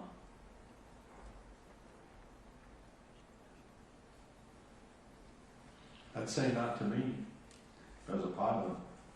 Yeah, not that I'm aware of. Absolutely not. Absolutely not. But it wasn't until Ms. Moeller and others mapped it out, thank you for your work, that we figured it out. Years of nobody listening. Opportunities too. So I'm going to ask, FAA order states that terminal operations service area directors are responsible for conducting annual reviews of existing helicopter route charts to determine their accuracy and continued utility. Do we have any evidence that these annual reviews were conducted? No, we do not. We asked for that information and they were unable to provide that nor identify the individual that you just named. Right. Since then, it has been changed to the air traffic manager responsible for those, but at the time of this event, it was that individual that you named, and we have no evidence of any of it. Do we even know who the terminal, so we have no idea who the terminal operations service area director is for the Baltimore, Washington helicopter route chart. That was the requirement, and the person responsible for conducting these annual reviews at that time. That's correct. We do not know, and as of 2 days ago, the FAA responded in the same manner. They did not either. The FAA had no idea who a terminal, terminal operations service area director was. Who was responsible for conducting annual reviews, ensuring the safety of helicopters transiting the airspace around DCA. No idea who that was. Yeah.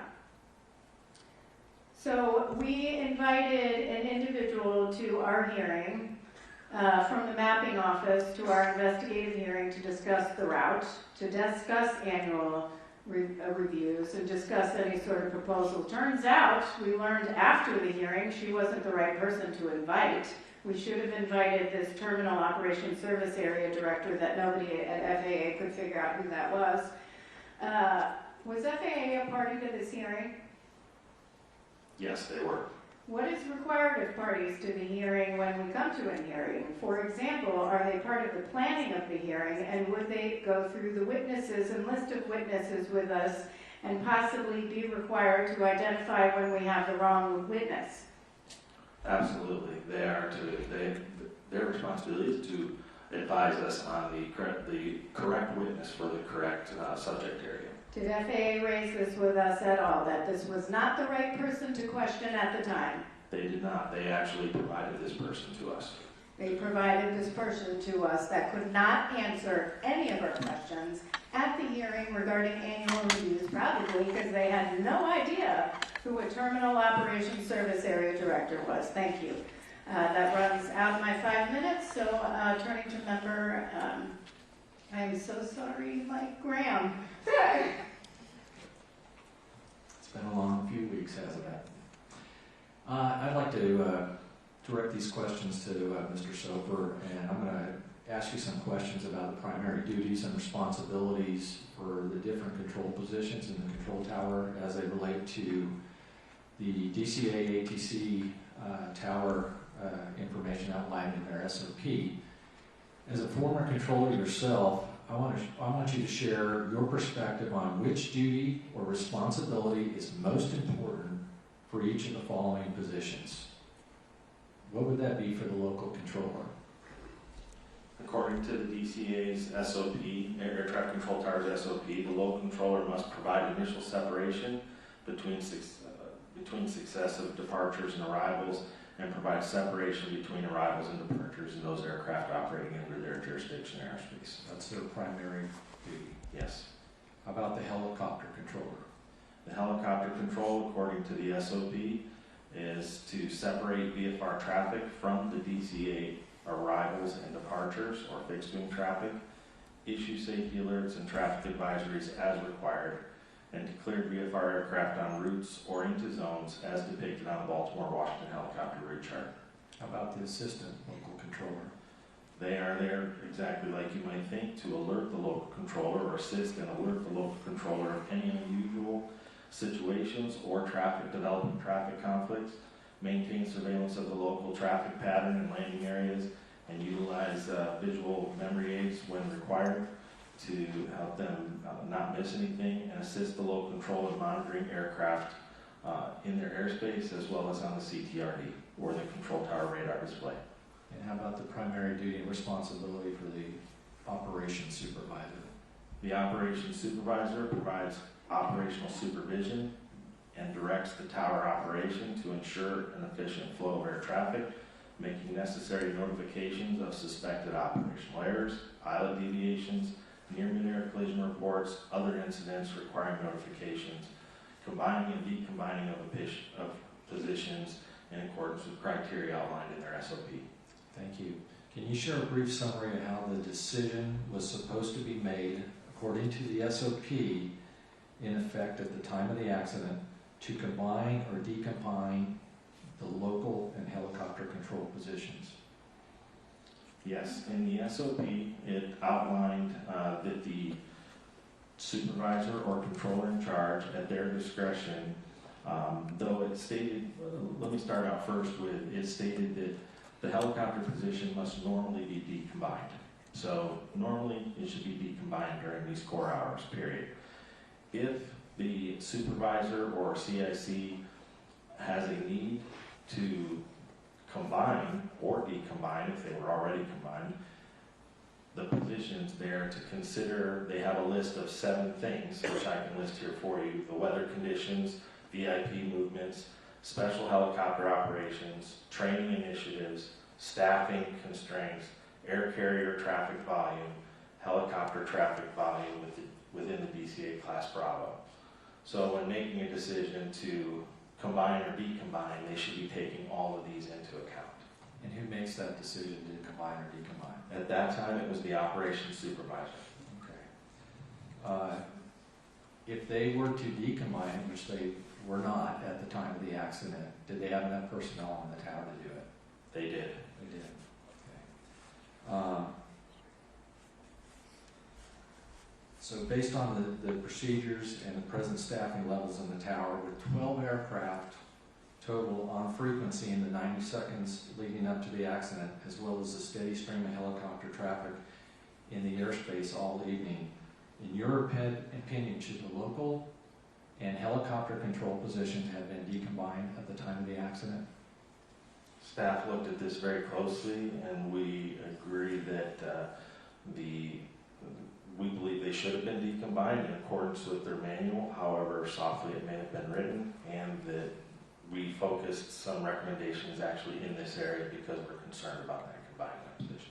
All right, one last question. I know there's a good discussion of this in the draft report of the operations supervisor's extended time on position without a break. And I think Dr. Wilson had talked about this. Based on your investigation, are there any other factors you see as potentially playing a role in the operations supervisor's loss of situational awareness and the reduction in their ability to proactively assess the risk posed by the traffic and environmental conditions at the time of the accident?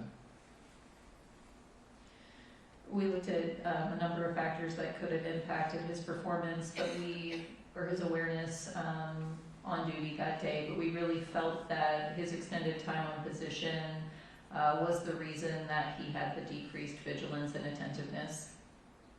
And was there anything to look at as the amount of time that they had been at that facility? Could you clarify what you mean by That supervisor, how long had they been at that facility and making their tenure there?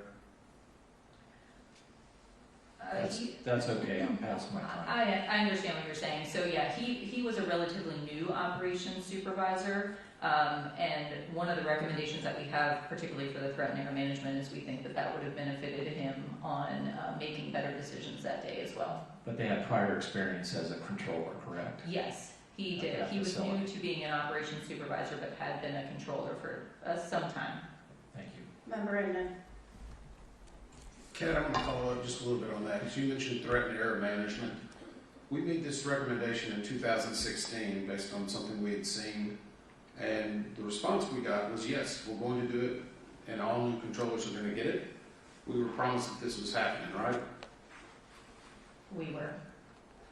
Did they do it? When we reviewed the training records for the controllers involved, we did not see that they received the integrated safety training workshop, which included threat and error management training.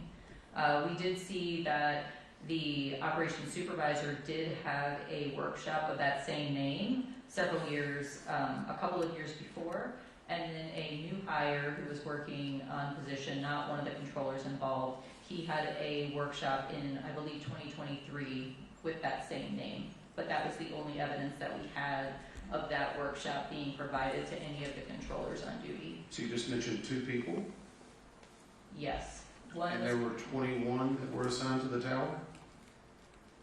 we only looked at the training records for the controllers that were involved the night of the accident. Okay. But obviously, what we were told that had happened and was occurring did not actually occur. We don't have evidence that it occurred. It's okay, I can say that. Thanks, Kathy. It's kind of like congressional testimony. I'll get you there eventually. Dr. Cahill, you mentioned about alcohol and drug testing. I know we don't know or don't believe that it may have played a role in this, but it's obviously a violation, something we've looked at many times before. Is that correct? This is not the first time that we've seen it, and you're correct. We did not find any evidence that this was an issue in this accident, but we did address it as a safety issue in our recommendations. So you saw the investigative hearing, correct? Yes, sir. And Nick Fuller testified at that point that they were aware of their shortcomings and they were going to make modifications and changes. Is that right? That's correct. Mr. Fuller testified that the FAA was working to revise the FAA's order for initial event response procedures, which are the orders that tie the drug and alcohol determination to the services rendered telephone conference. And do we know if they've done that yet? As of this date, they have not published that as a revised procedure, no, sir. Exactly. The answer to the question is no, because I was in Louisville, Kentucky when 15 people died and they didn't test then either. So they're not learning a lesson, obviously, nor what they're telling us seems to be factual all the time. It's okay, it's a rhetorical question. I want to go back to this, Mr. Soper. I asked or questioned this about putting this into the report, and I understand the staff's reservation because it's considered slang. But can you tell us what squeeze play is? It was mentioned in several of controller interviews and was discussed somewhat in the reports. Yes, so there is no definition, formal or informal, for squeeze play. It is sort of a slang term, but controllers understand it for those times when you are taking action to get a departure out in between arrivals that might be a tight space, or to fit one into an arrival sequence, and maybe in a radar situation where they're having to expedite everything and everything has to kind of work just right for it. So I think you're describing this type of scenario that happened with 5342, is that correct?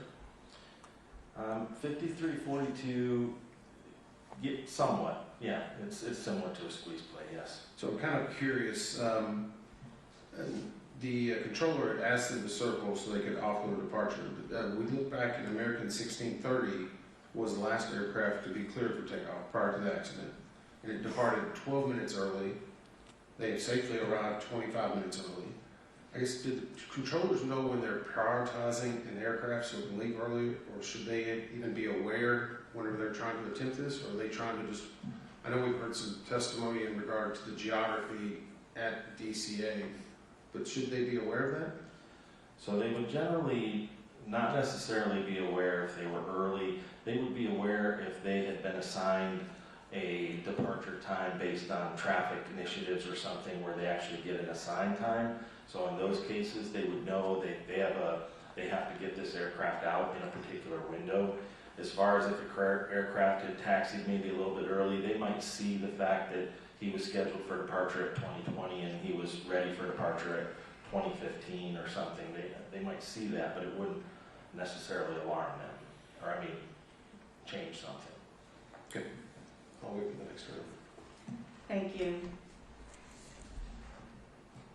At the time the helicopter and local control positions were combined, are the communications for air traffic control all on speaker? For local control, yes, they are. At this tower, they keep local control communications on speaker all the time. So the operations supervisor could hear what was being stated? He should have been able to. Okay. Potomac, my understanding is that at some point the operations supervisor received a phone call from Potomac Tracon requesting a reduction in miles and trail, correct? That is correct. And essentially what that means is to reduce spacing to allow for more arrivals. Correct. What does that do for the controllers? When you start decreasing below that miles and trail that was requested or that was in for the restriction, it makes it much more difficult to get departures out in between those arrivals. And when they accept that, is there any sort of criteria or look, or did the operations supervisor say to the local controller, hey, you know, is this okay? How do you feel about this? Or it was just approved? We have no evidence that he asked anybody, and according to the recording, it was relatively quick. When he asked, he responded immediately that it was approved. That it was approved. So they would reduce spacing and get more arrivals then, increasing workload for the controllers. What was the assistant local controller doing at this time? At the time that they made the decision to... I'm sorry, at the time of the accident, time of the collision? So at the time of the accident, according to post-accident interviews, the assistant local controller was writing down information on helicopters. And what is the role of the assistant local controller? To assist the local controller in surveilling the airborne aircraft and monitoring the CTRD for conflicts and alerts. Monitoring and helping alert? Correct. Okay, thank you. How was the mix of, actually I'm going to read this from our report because I don't want to catch off guard because you don't have the full report right in front of you. But I do think it's worth noting that in our report we state DCA is capacity constrained. Since 1991, annual air carrier tower operations increased from 175,224 to a peak of 294,312 in 2024. Over the same period, tower operations attributable to air taxi and general aviation declined substantially. Air taxi operations peaked in 2007 at 118,228 operations, but fell to 1,594 operations in 2024. General aviation operations declined sharply after 2001 from 32,286 to fewer than 3,000 operations per year in every subsequent year. Air taxi, GA, meaning general aviation, and military operations accounted for 43.8% of all fixed-wing instrument flight rules operations in 2007, but only 1.3% by 2025. This change also altered the mix of traffic operating at DCA, with smaller airplanes increasingly replaced by larger air carrier category aircraft. Because larger, heavier airplanes have more restrictive performance margins on DCA's shorter runways, demand for runways 119, the airport's longest runway, increased. What did this change in the mix of traffic do did this increase workload for the tower and any sort of coordination demands for local and ground controllers? It certainly did. We've documented in the report that as we mentioned earlier, even in my presentation, they have the busiest single runway in the National Airspace System, and what you just explained is precisely why. And they were using runway 33 to offload some of that traffic in order to get more in and to deal with some spacing, including other measures like tromboning and other things which we could talk about later. But my point is, this did increase workload, and did anyone in the FAA ever say, hey, maybe we should look at how things have changed at DCA? We have found no evidence of that and have made recommendations directly to that. Yeah, well, I wonder if they actually looked at any other airspace or major airports in the U.S. With that, Member Graham. Thank you, Chair. I think these are for you, Mr. Soper. How often are airport arrival rates reviewed? According to FAA procedure, they should be reviewed annually every February. Okay. And what factors go into those reviews to determine if an arrival rate needs to be reduced? I'm going to look at my notes real quick. No problem.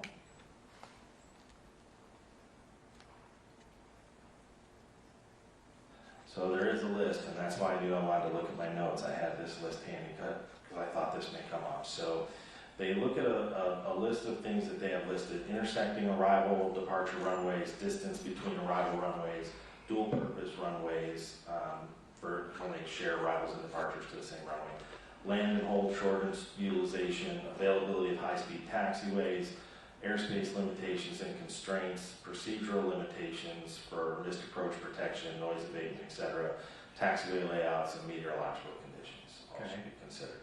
And all those factors in context with DCA, would you say that every one of those factors was in play with the arrival rate at DCA?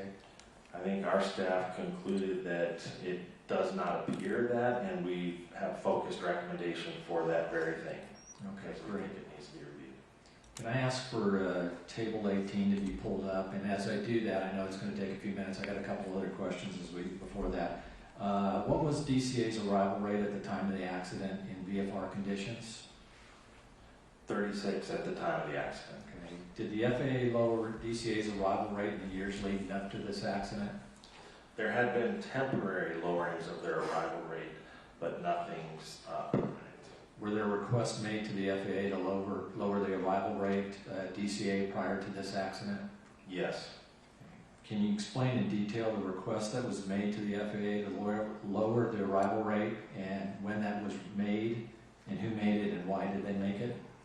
Yes, in May of 2023, actually, as we heard in our investigative hearing, and we spoke to this individual as well as part of our post-accident investigations, the air traffic manager from Potomac River submitted a request to lower the arrival rate, specifically due to the fleet mix change that had occurred over the years and the fact that it didn't appear the arrival rate had been reviewed in quite some time, as well as the challenges they were having with miles and trail and being able to provide adequate miles and trail, and the limited constraints they have on the surface area there. It was getting difficult to be able to keep up. So they submitted a request to lower the arrival rate at that time. And how did the FAA respond? We were unable to locate the final, but ultimately they did nothing in response to that. What's the arrival rate today after the accident? It is 30 today. Okay, so they lowered it now that they didn't in 2023 after the request. Correct, and it has fluctuated since the accident. You got Table 18, please put that up there. You can see there. This is the percentage of flight offloaded per year to runway 33 when landing in the northbound configuration. Is that correct? I'm not sure. It's not that they necessarily the numbers that were offloaded, but it is the percent of usage of runway 33 in total operations. You see it's used a little less now. Can you explain why?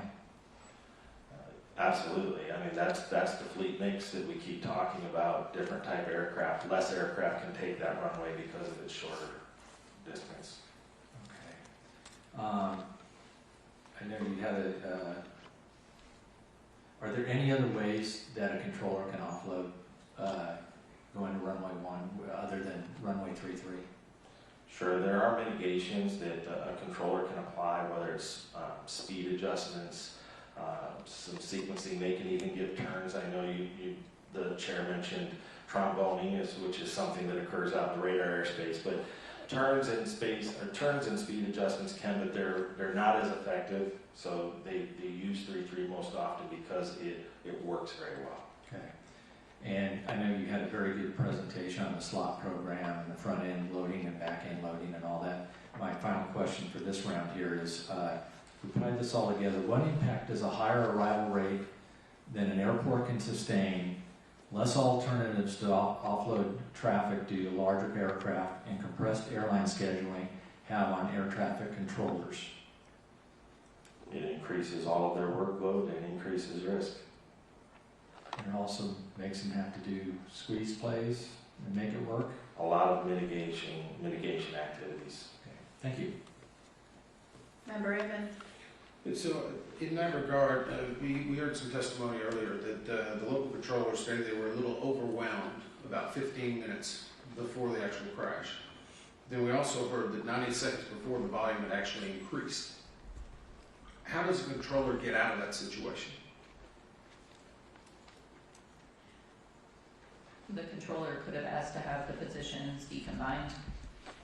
And I guess from a practical point of view, you've got people that are in the tower working at that moment, and then you've got people that are in a break room that are several floors below. Is that correct? Correct. So if I'm 90 seconds, my volume picks up, and I say I need help, how long is it going to take to get somebody up there to help them? It could take minutes.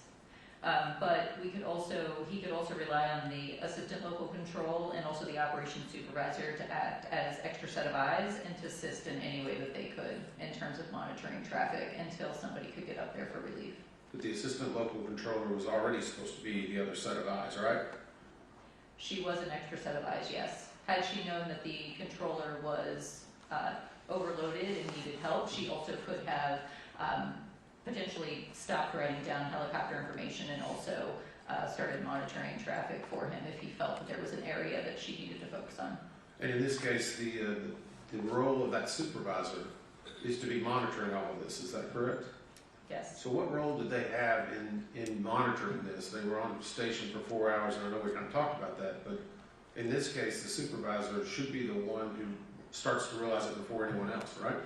Yes, which is why we've recommended the threat and error management training, which we believe would help with that, as well as a risk assessment tool that they can use in real time. So was that supervisor the one that actually received it out of the 5? He received a workshop with that same name a year or two before. I think it was 2014. So it was technically before the 2017 response that we had from the FAA. So we don't know what was included in his 2014 training. And so it sounds like he's been around for a long time. He was hired in 2011. I guess how does someone monitor whether a supervisor is actually actively supervising? There would be no one there, I guess, in real time monitoring the supervisor. So there's no real way of knowing if these supervisors are actively engaging unless it's brought up in other reviews. Is that correct? Correct. I'm going to go to just, and this is for a reference for later. I've got a reference that we can pull up, and I don't know if we need it. I think, Brian, you know, 14 CFR 91.123. Whenever it talks about ATC clearance obtained. Great, thank you. It says no pilot in command may deviate from that clearance unless an amended clearance is obtained and an emergency exists or the deviation is in response to a traffic alert and collision avoidance system resolution advisory. So I guess my question is, in that regard, we're going to talk about TCAS and ADSB later, but in this instance, if they had gotten some type of warning, the pilots, could they have made any change? Or does it have to be what ATC actually tells them? Now, the pilot is always in final command of the aircraft, and in that case, I think we're talking about a traffic advisory, or a collision avoidance alert to them with resolution advisory, and in that case, it meets that exactly where they will respond to that and they can break away from that clearance. Okay. And we may get to that in the next section. Do we know what the ATC scope showed at the time that this incident occurred? Because I know we've had discussions about whether it rounds up and rounds down. Yes, air traffic altitudes displayed on radar are rounded to the nearest 100 feet.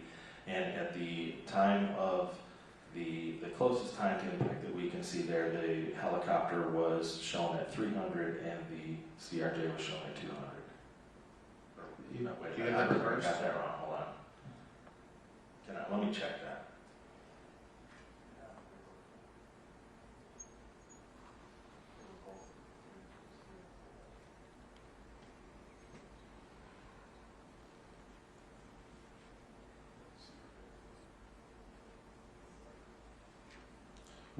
We can look and check on that, but essentially we believe the CRJ showed above the helicopter, but the helicopter climbed right just before impact. It showed a climb from 200 to 300. I do know that. Okay, so we can go on the next round, you can maybe answer that for me if that's okay. Yes.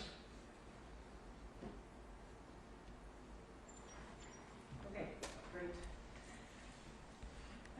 I want to, I've been asked a lot about staffing. Obviously, we felt that you determined the tower was adequately staffed, though certainly the workload was significant given positions were combined. But I do want to I asked the staff to check based on September 29th, 2025 versus, today. I think we looked at January 5th, 2026, and what those numbers were. And I'm just going to go for, certainly there are more authorized positions, but I think I'm going to focus on who was operational, meaning numbers of people available to work that are working in the tower, not what's authorized, but that are working on the tower. And so, by the draft report shows for certified professional controllers on January 29th, operational was 25. Today, 20. Traffic management coordinators, they had 2, today 0. Operational. Operations supervisors, 4 on that date today, or as of January 5th, 3 operational. Operations managers, 1 on January 29, 2025, just a few weeks ago, 2. Support manager, 1 at that time, now 2. Air traffic manager, still at 1 temporary, was what existed on January 29, 2025. Today, still 1 temporary. Staff support specialists, although authorized to have 3, there are 0.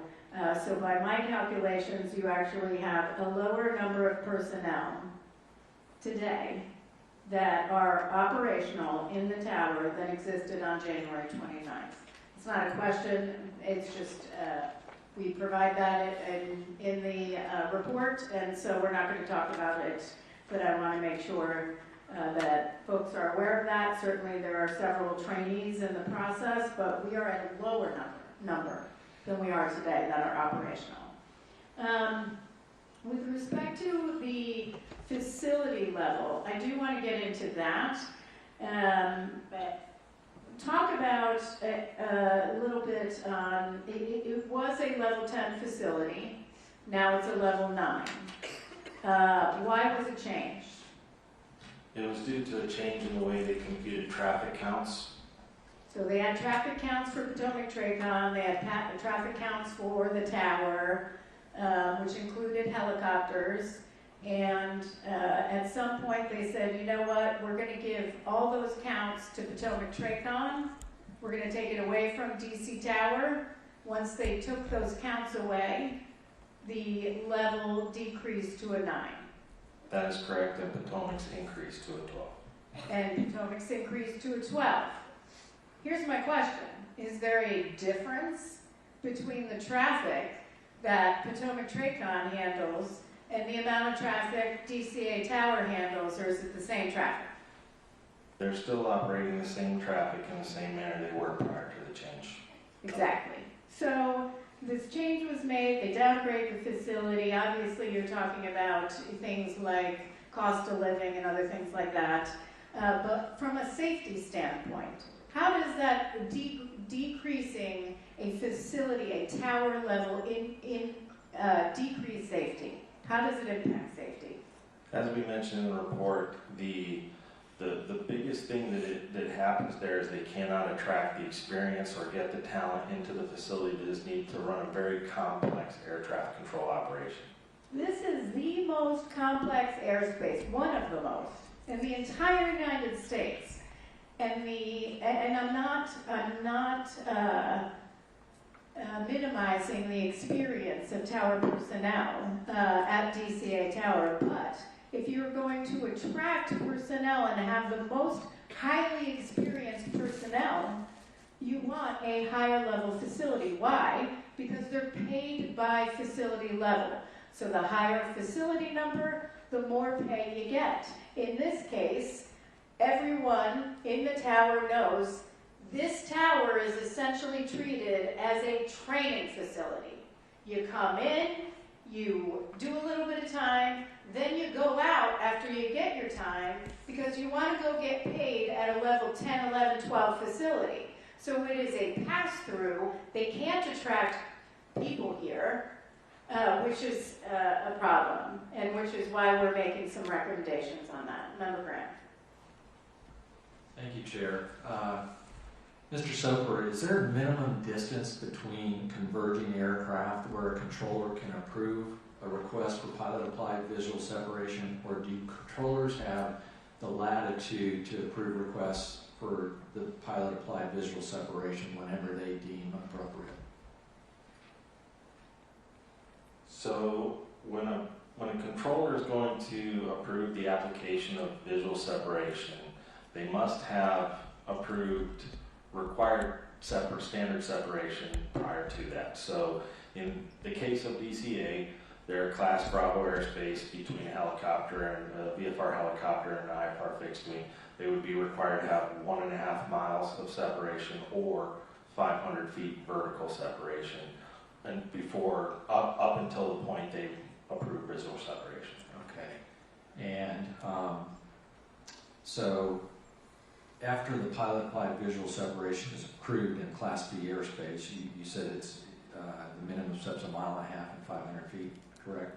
Not after it's approved, prior to approving it. Once it's And approved, then it becomes the pilot's responsibility for that distance. Is there a distance in there that if they decrease that range, that's something the controller has to do at that point? No. Okay. So when would a controller make a safety alert? Anytime the controller observes an aircraft that they believe to be in unsafe proximity to terrain or another aircraft. And there's not a designated distance or vertical separation for that, is that correct? That is correct. That's correct, okay. What does a safety alert entail? Safety alert would include the words, in the case of between two aircraft, it would be the words traffic alert, followed by an appropriate traffic advisory, followed by an alternate course of action if feasible, and then the word immediately. Should these two aircraft in this accident have received a safety alert? Yes, we've stated that in ours, or in the report, that the controller should have issued a safety, would have been the most appropriate thing at that time. Switch here a little bit. There's a lot of impacts on the higher arrival rate coming into DCA, changing fleet mix. We talked about compressed airline scheduling practices, controllers and their ability or inability to continue following SOPs in order to make it work. Would you agree that one of the consequences of the cumulative effect was the deviations in traffic calls, phraseology, application of visual separation, call signs, radiocom, training records, the list goes on, and other issues that had become standard and were identified in multiple external compliance verifications of DCA air traffic control tower? I think I understand your question, and I would say that we've outlined in the report, and staff believes that the continually increased workload for many reasons, whether you're talking about from the traffic to the combining of the positions inappropriately to whatever at the time, we believe that led to the ability for a lot of deficiencies to occur, or operating, as we heard during the investigative hearing, the operations manager said specifically we're operating on that borderline of safety regularly. So we made recommendations, obviously focused in that area.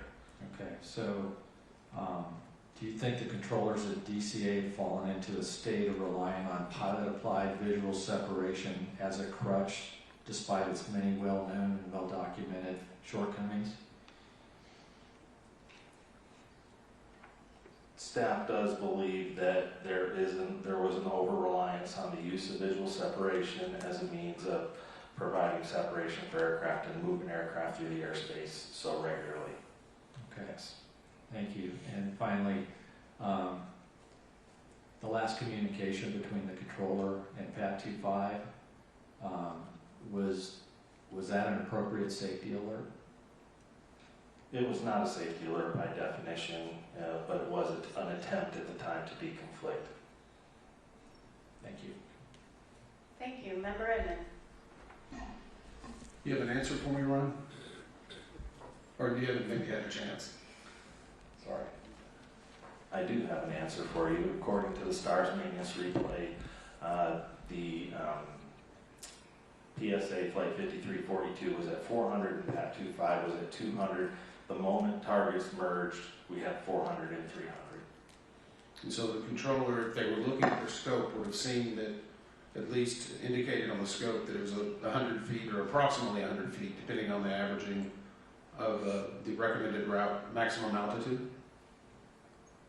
Well, it had actually been at 200 feet for a brief time there, where he was at 200 right up until he was at 300, then 200 for a little bit, and then came up to 3 right when targets merged. Okay. So, and that would have made a conflict alert, correct? The conflict alert was active at that time, yes. So I think in your research, I believe in the 30 minutes prior to this accident, we have 18 controller radio transmission where conflict alert is going off. Does that sound accurate? It is accurate. And that actually appears to be 5 separate interactions that were occurring. We had, well, not for the full 30 minutes. We were only able to get replay information for 18 minutes prior, but in the 18 minutes leading up to it, there were 5 separate instances of conflict alert that resulted in 9 times there was a transmission with it in the background. You could hear it. So in that 18 minutes, there were that many times, and that would have been heard in the entire tower cap? Yes.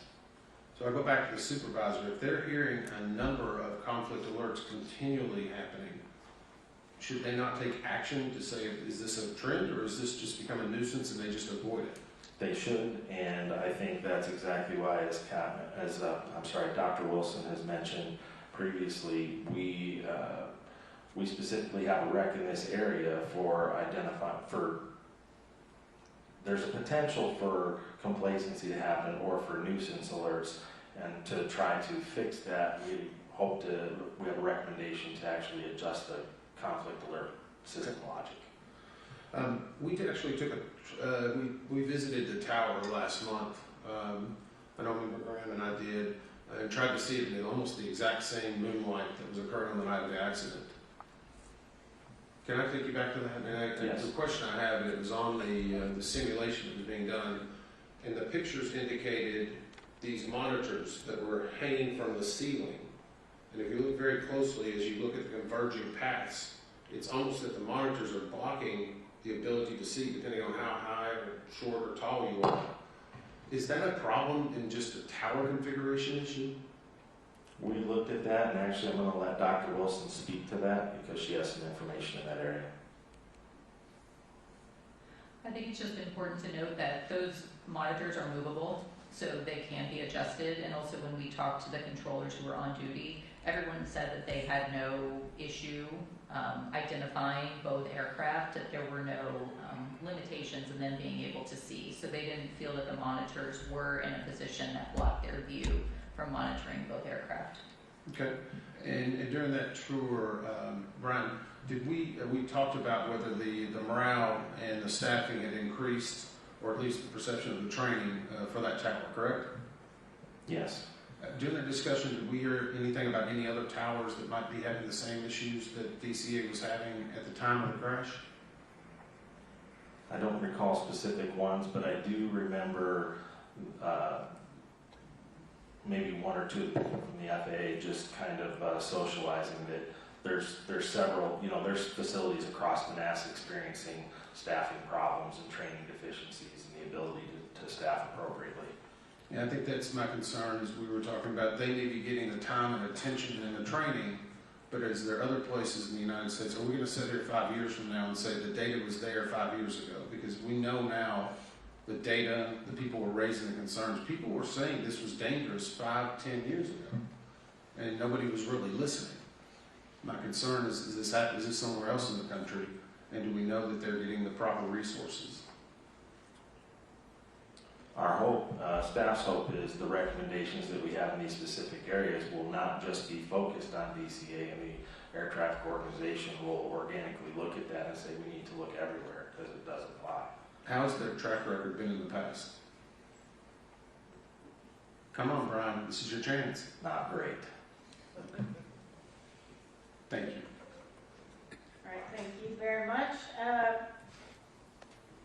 I actually want to ask along the lines of where Member Inman was, because I do have this question about the operations supervisor. It was on speaker, all the conversations. I mean, all the communications going back and forth. He took a call to then reduce essentially miles and trail and improve that reduction by Potomac River. And I want to point out, something in our report. In the 20 minutes before the accident, the total number of aircraft the local controller was handling fluctuated between 7 and 12. At about 10 to 15 minutes beforehand, he said he was feeling a little overwhelmed. The operations supervisor said it was totally fine, no problem. I was a little bit surprised by that. I mean, even if you have procedures in place on decombining, how do you even capture to one person, he's fine, to that local controller who's busy, and maybe doesn't have 2 seconds to say, hey, let's deconflict, while the operations supervisor is listening to all of this. Everybody in the tower is hearing it. I mean, how is that not complacency? I mean, we talk about reduced alertness and vigilance, but I raised this earlier about, is it complacency?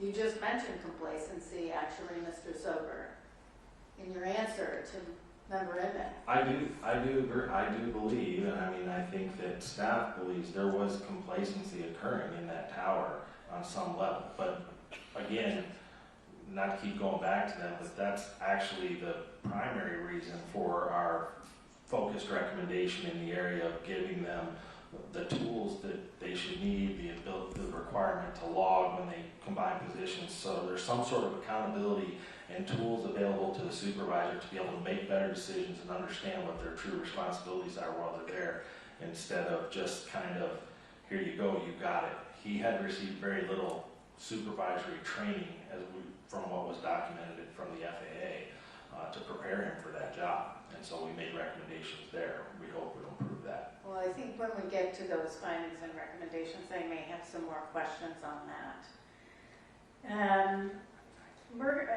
You talked about, Member Graham had asked about what are essentially merging target procedures, where you do issue a safety alert. At what point, and Member Graham had asked about a communication, at first it was, do you have visual on that? Do you have visual on that CRJ? First of all, you can't distinguish between a CRJ 700 and anything else in the dark with night vision goggles at that point. But at 8:47 and 41.9 seconds, the communication of pass behind the CRJ was made. Yes. Okay, so 8:47:41, then the collision is 8:47:59, so we've got about 18 seconds in between. Is that when that safety alert, should that safety alert been issued instead of pass behind the CRJ? Is that when, I'm asking when that should have been issued? So from the stuff there, the time in which the safety alert should have been issued was when he first asked him, do you still have that CRJ in sight? Okay, so 8:47:39 seconds, so that provides about 20 seconds. Yes. Okay. My last question is, given that no one, apparently no one, we interviewed was aware of routine close encounters of helicopters other than people in the tower, was any organization in your opinion, effectively monitoring the potential for the risk of a Midair collision between military helicopters and civilian aircraft in that area? I believe that's going to be discussed with some depth in the third panel In today. the third panel. Yes. We'll go with that back in the third panel, and Dr. Price, thank you for that. Okay, do you have any additional questions? You have one more. Member Graham. Let's talk about the supervisor at the time. This was brought up about the situational awareness. What did they say in the interview when asked about how many helicopters they thought were on frequency at the time? I'm sorry. Yeah, the supervisor only recalled one helicopter. But yeah, leading up to it, there were 5. It varied between, yeah, That's a 3 and 5. considerably different. Yeah, loss of situational awareness, I'd say. Thank you, that's all I have. Member Inman? I've got just a little bit of follow-up, and I want to go back to the helicopter route structure itself. And this was a little bit baffling to me that we got so many different answers from the FAA. Is there a maximum altitude for a helicopter route? Yes, they do have maximum altitudes published on the chart, as we found, Then why did their testimony say it was only recommended? because they had conflicting information on the helicopter route chart, as we outlined in the report, and produced recommendations to hopefully correct that in one place it said altitudes are recommended, and then in another place it said altitudes are maximum.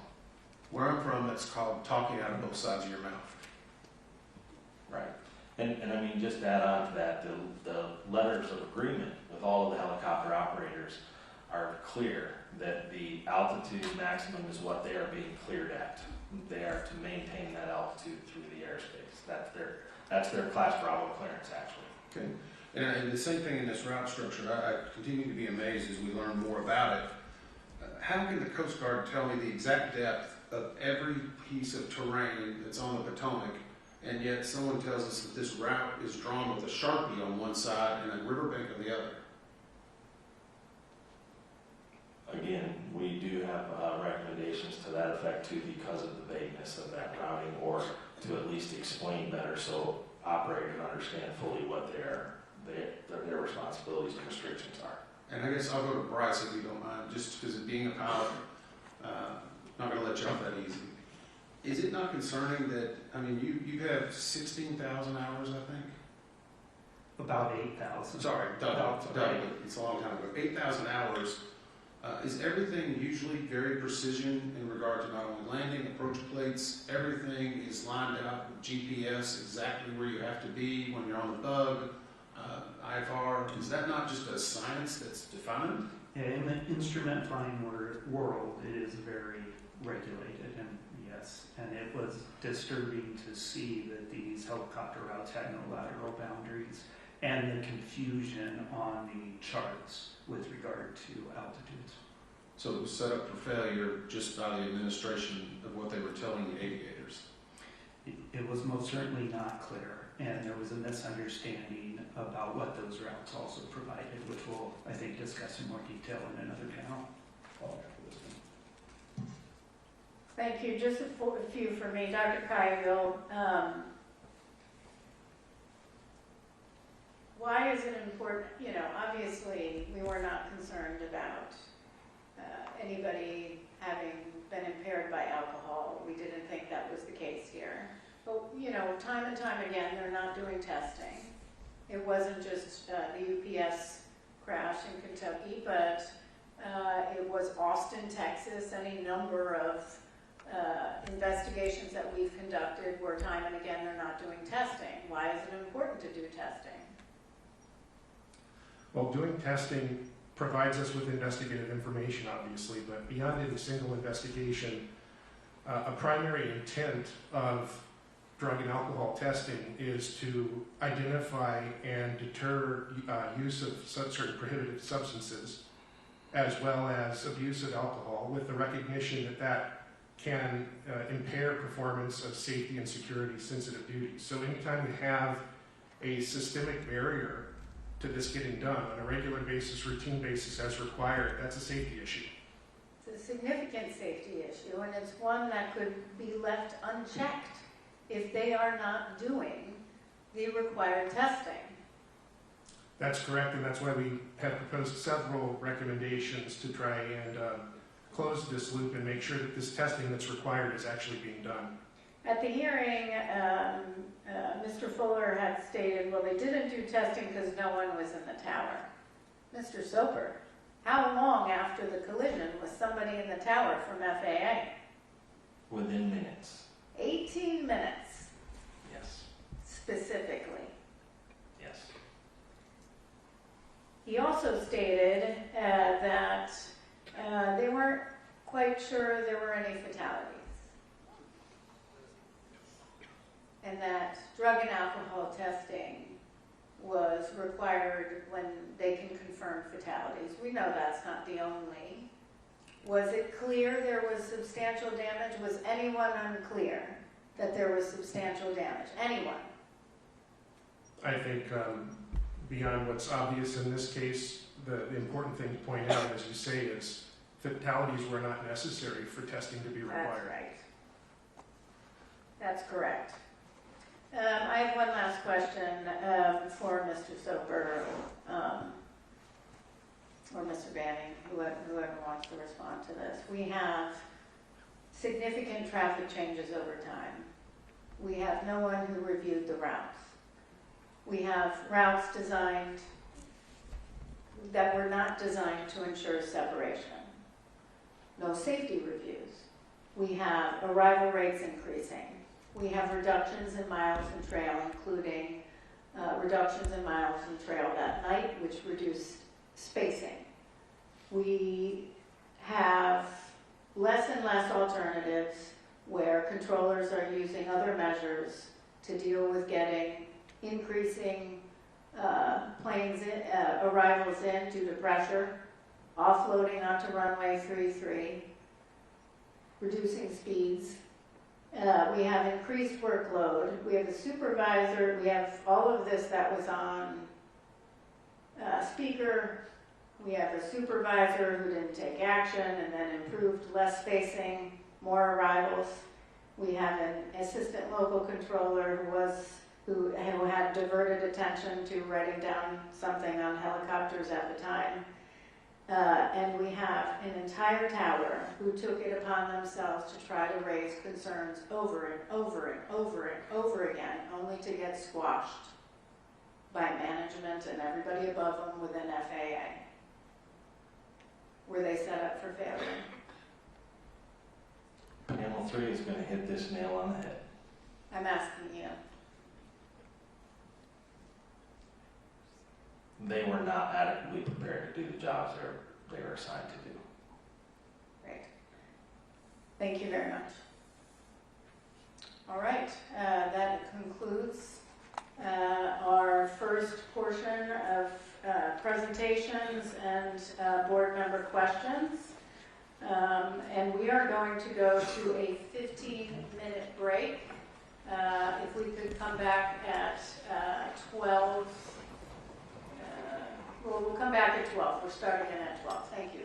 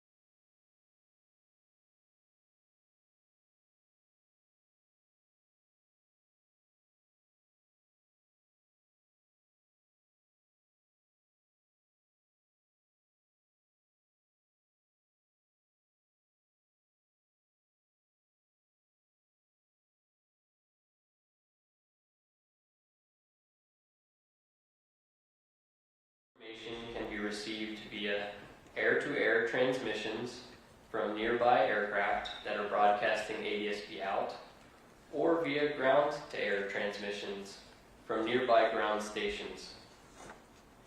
Once an aircraft has ADSB in data, it can be used by various applications to provide the pilot with information such as displaying or alerting of nearby traffic.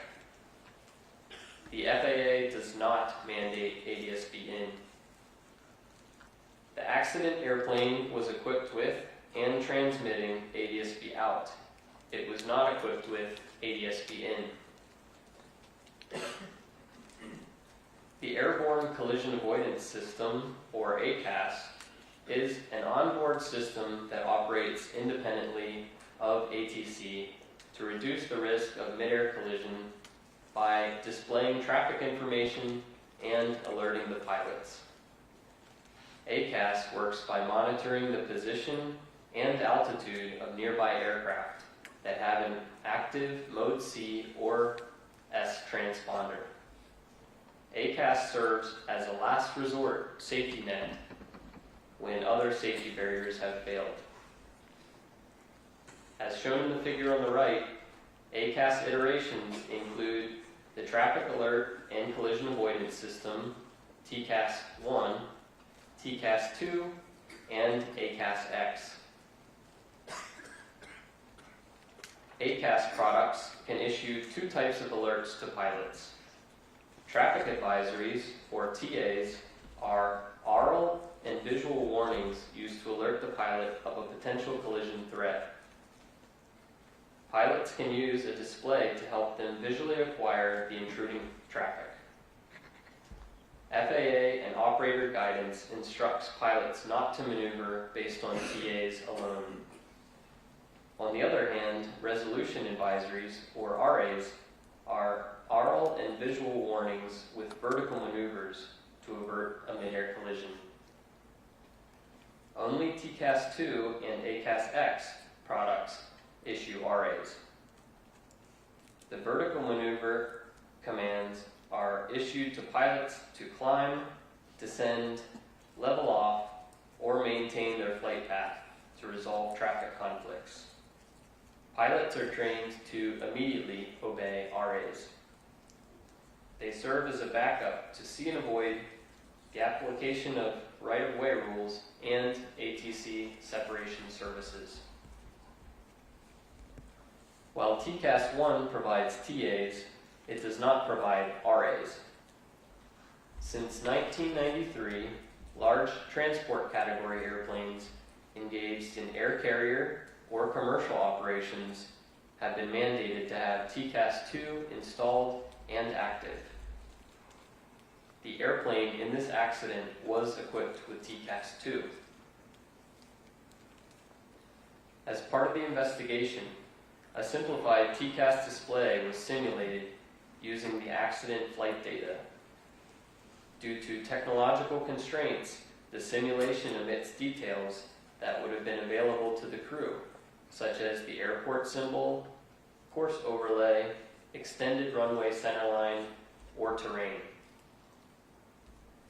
A symbol depicting the airplane is shown in the bottom center of the display. This video shows the display set to a 5-mile range.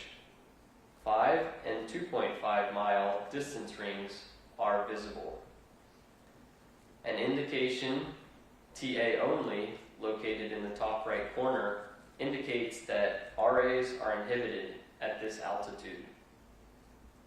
The blue diamond depicts the relative position of the helicopter. Below the blue diamond are numbers that indicate the helicopter's altitude below the airplane in hundreds of feet. Occasionally, an up or down arrow will appear to the right of the blue diamond to indicate if the helicopter is climbing or descending. Using accident flight data, a simulation of the accident airplane's TCAS display is shown on the right. The blue diamond represents PAT 25, and the target symbology will change from a blue diamond to a yellow circle when a traffic advisory is issued. The crew of Flight 5342 received a TA for PAT 25 about 20 seconds before the collision.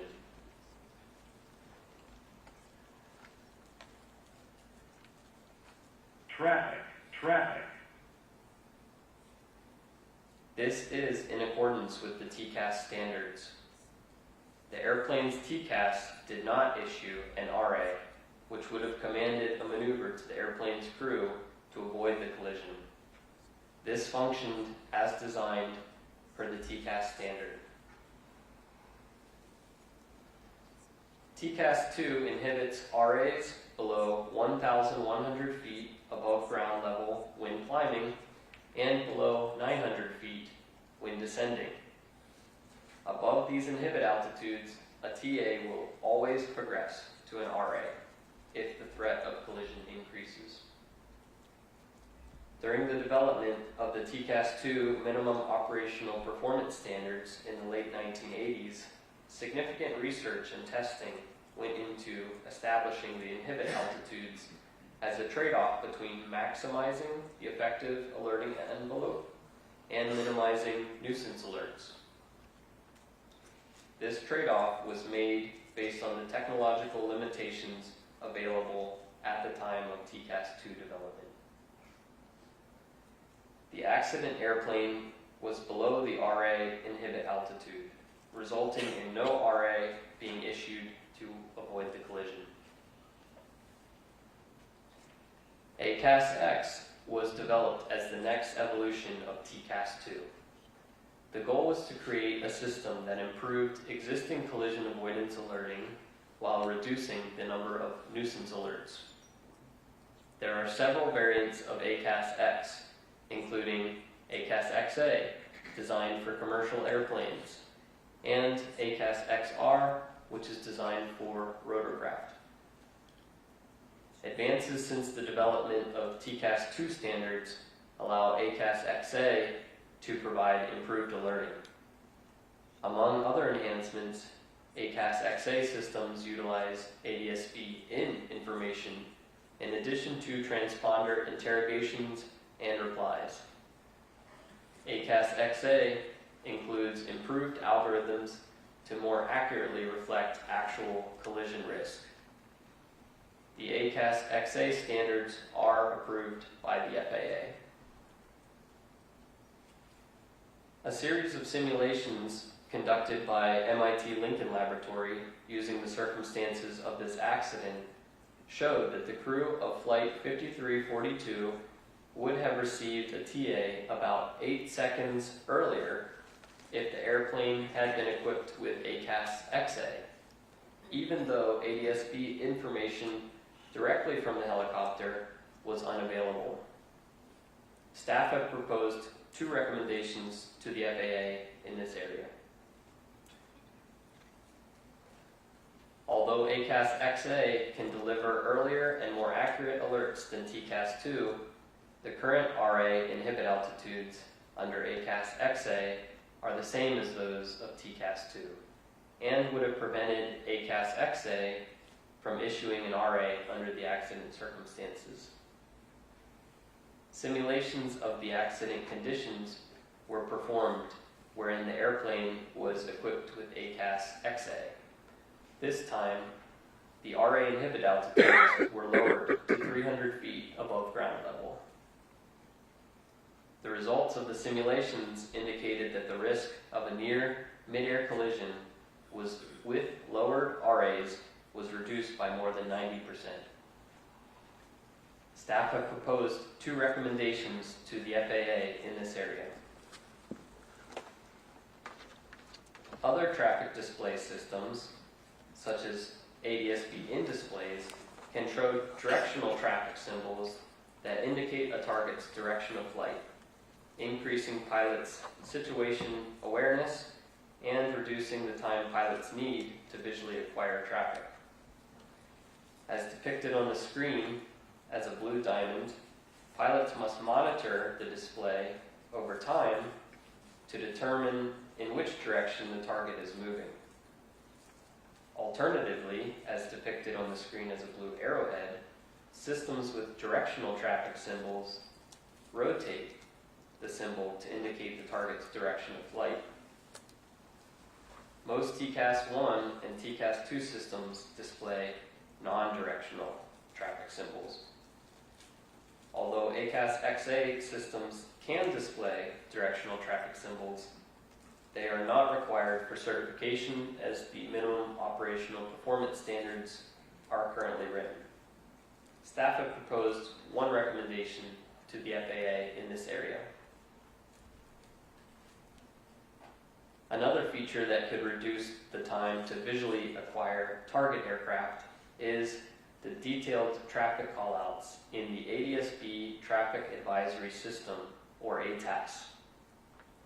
ATAS generates verbal alerts indicating the clock position, relative altitude, range, and vertical tendency of proximate traffic. For example, traffic, 2 o'clock, high, 2 miles, descending. ACAS does not include detailed traffic callouts that could reduce pilots' time to acquire a target. Staff have proposed one recommendation to the FAA in this area. The accident helicopter was not equipped with TCAS or an integrated ADSB in traffic display, nor was it required to be. ACAS XR, the version of ACAS X designed for rotorcraft, is still under development. Therefore, no ACAS XR systems are commercially available. The simulations using the circumstances of this accident showed that had the helicopter been equipped with ACAS XR, the risk of a near midair collision would have been reduced by more than 50% without changing the airplane's TCAS-2 inhibit altitudes. Staff have proposed one recommendation to the FAA and one recommendation to RTCA in this area. This concludes my presentation. Now Captain McKenney will present.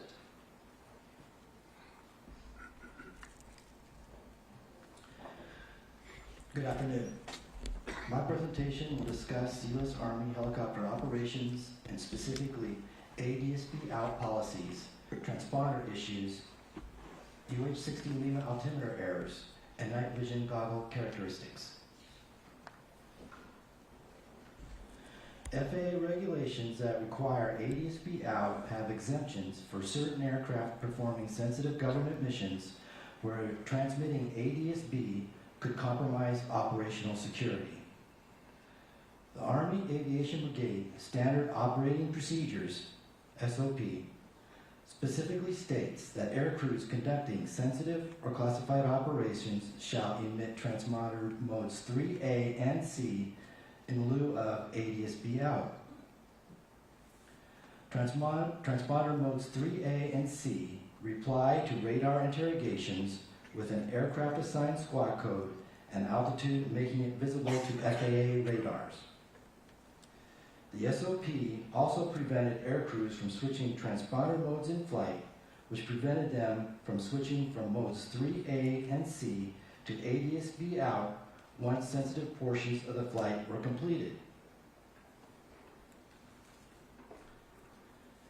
Pad 25 was not transmitting ADSB out during the accident flight, but had an active transponder. The lack of ADSB out information was not a factor because the transponder replies provided the same altitude information to ATC.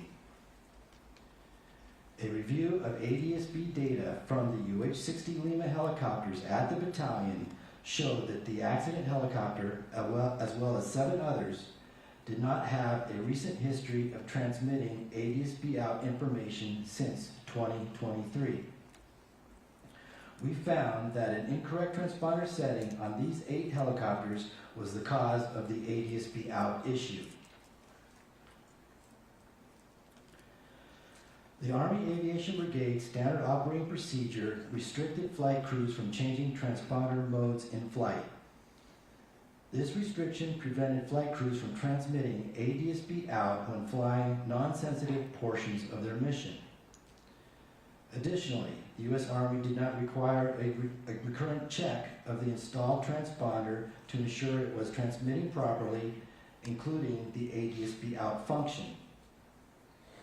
Because of this, the battalion was unaware of the ADSB out issue on 8 of their helicopters. Staff have proposed 1 recommendation to the U.S. Army and 2 recommendations to the Department of War in these areas. The Baltimore-Washington helicopter route chart provided recommended paths without defined lateral boundaries. As seen in the figure, the chart provided conflicting information about whether published altitudes were recommended or maximum. This created the potential for pilot confusion about interpretation of the published altitudes.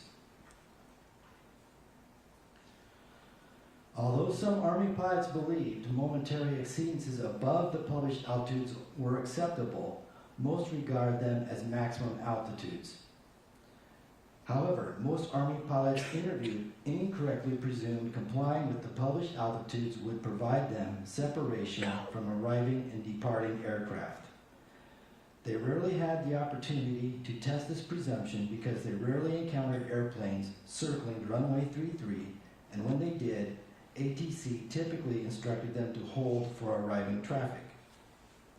Staff have proposed 1 recommendation to the U.S. Army in this area.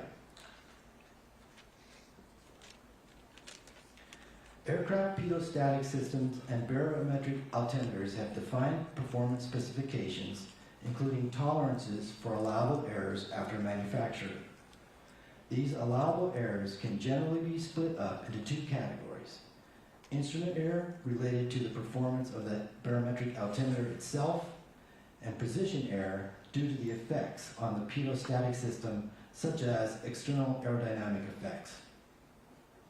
Instrument and position errors can become additive, but still must remain within their design criteria. Analysis of flight data from this accident showed that PAT 25's pressure altitude parameter was about 100 feet lower than other recorded altitudes. Data from flights conducted on other UH-60 Lima helicopters at the battalion found similar offsets between indicated altitude and true altitude. The crew of PAT 25 was trained to fly the helicopter routes using the barometric altimeter, including Route 4, where the altitude ceiling went down to as low as 200 feet. The crew of PAT 25 likely saw an indicated altitude that was 100 feet lower than the helicopter's true altitude and believed they were at or below the prescribed altitude ceiling for Route 4 when they were actually about 100 feet above the altitude ceiling. The U.S. Army UH-60 Lima Operator's Manual did not contain information on possible indicated altitude errors, such as how the installation of the external wing tanks can increase position error. This information would be crucial for flight crews when flying on helicopter routes with low altitude ceilings, such as the 200-foot altitude ceiling of Route 4. Staff have proposed 1 recommendation to the U.S. Army in this area. Night vision goggles, or NVGs, amplify low ambient light levels to provide enhanced vision at night. As with all technology, NVGs have advantages and disadvantages. Helicopter operators generally consider the advantages to outweigh the disadvantages.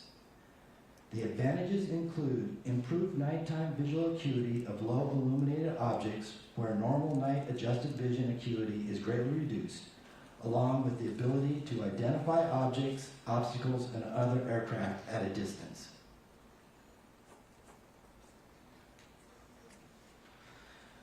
To illustrate the difference between aided and unaided night vision, we can take a look at these 3 images. The images were taken about the same time from the same location looking south from Haynes Point. The image on the left is normal unaided night vision. Images in the center and on the right are looking in the same direction using green and white night vision goggles. In the NVG-aided images, stars can be seen along with aircraft approaching DCA as far as 14 miles, which are distinct points of light against the sky background. The water features and lights along the distant shoreline are clearly discernible.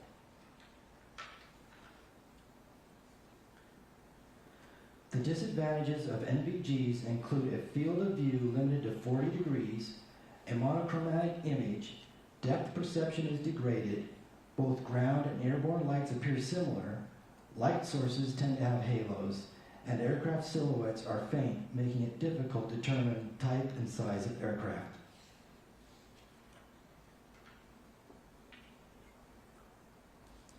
The pilots are trained to compensate for the narrow 40-degree field of view by using a focused visual search in sectors by turning their head. Using NVGs along the low-level helicopter routes of Route 1 and Route 4 allows for better visual detection of obstacles such as cranes and towers, which are located along these routes. NVGs allow for the detection of aircraft above the horizon at a distance. However, detection of other aircraft below the horizon surrounded by cultural lighting is difficult, especially if relative motion of that target is negligible. Determining the other aircraft size, type, distance, and orientation is difficult because of the monochrome nature of the image, degraded depth perception, halos around point light sources, and the difficulty in perceiving the aircraft silhouette. All 3 crew members of Pad 25 were using NVGs at the time of the accident and had 4 NVG sets on board, 2 green and 2 white. However, the investigation could not determine which crew member was wearing or using which color NVGs. Thank you. Dr. Probable will continue with his presentation. Good afternoon. In this presentation, I will define visual separation and see and avoid, and I will discuss factors affecting see and avoid for each flight crew. Visual separation is a method for separating aircraft in terminal areas and en route airspace. Visual separation can be employed when a flight crew sees another aircraft and, upon instructions from a controller, provides their own separation by maneuvering as needed to avoid it. The FAA does not define minimum separation standards when visual separation is being utilized. See and avoid is the means by which visual separation is achieved. Seeing and avoiding other aircraft relies on a flight crew's visual perception, attentional bandwidth, and use of collision avoidance technology. In this case, both flight crews' ability to see and avoid was hampered by poor radio communications, perceptual limitations, workload, and the shortcomings of collision avoidance technology available on their aircraft. The helicopter flight crew was additionally influenced by expectation bias and assumptions about procedural separation between Route 4 and arriving airplanes. As the helicopter was crossing the tidal basin, the controller advised, Pat 25 traffic just south of Wilson Bridge is a CRJ at 1,200 feet for runway 33.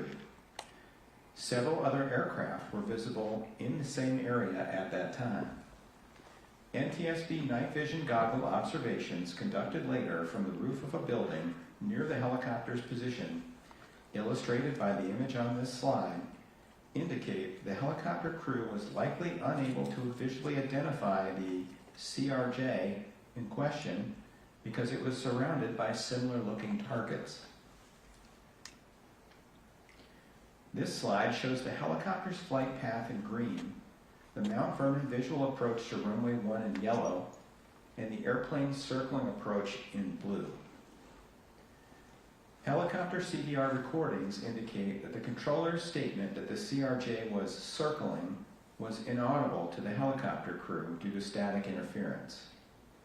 The crew's workload was high at the time, and hearing the word circling might have helped them better anticipate the CRJ's subsequent flight path. As the helicopter traveled down the Potomac River, perceptual limitations subsequently reduced the ability of the crew to notice the airplane as a potential traffic conflict. These included the narrow field of view provided by the crew's night vision goggles, a window post that intermittently obscured the crew's view of the airplane, a complex array of adjacent city lights, workload, divided attention, and lack of apparent motion as the airplane converged. 12th Aviation Battalion pilots carried electronic tablets that were wirelessly connected to a portable Stratus ADSB receiver that provided ADSB-in capability. As shown in the yellow circle on this figure, the tablets ran a mobile application called 4Flight that was capable of displaying traffic symbols overlaid on a VFR sectional chart. Pilots typically strapped these tablets to one thigh while flying the helicopter to assist with navigation and traffic awareness. However, viewing the tablets required pilots to tilt their heads down away from the outside view and the flight instruments as shown in this figure. Army pilots said they did not reference these tablets when flying low level on the DC helicopter routes due to high workload and the need to frequently reference both the flight instruments and the outside visual scene. Therefore, it is likely the pilots of PAT 25 did not reference the tablets when flying Route 4. The 4Flight mobile application was capable of providing yellow traffic caution and red traffic warning visual alerts as shown on this slide with accompanying oral alerts. However, visual alerts would have gone unseen without a visual inspection of the tablet, and oral alerts likely would have been inaudible due to cockpit noise and their lack of integration with the helicopter's intercom system. Further, it's unknown whether the tablets were turned on with the 4Flight application open and configured for alerting at the time of the accident. An integrated collision avoidance system with audible oral alerting and a traffic display within the pilot's instrument scan could have drawn the pilot's attention to the developing conflict and assisted them in locating the conflicting airplane. Staff has proposed one recommendation to the FAA and one recommendation to the Department of War in this area.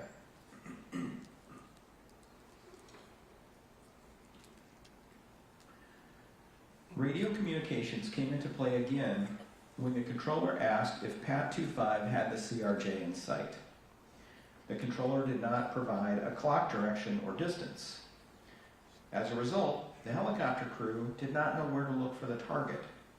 As shown in this figure, there were multiple other airplanes in view that could have been mistaken for the CRJ. The local controller directed the helicopter crew, PAT 25 passed behind the CRJ. However, the crew was unable to hear the words 25 passed behind the due to a partially blocked audio transmission.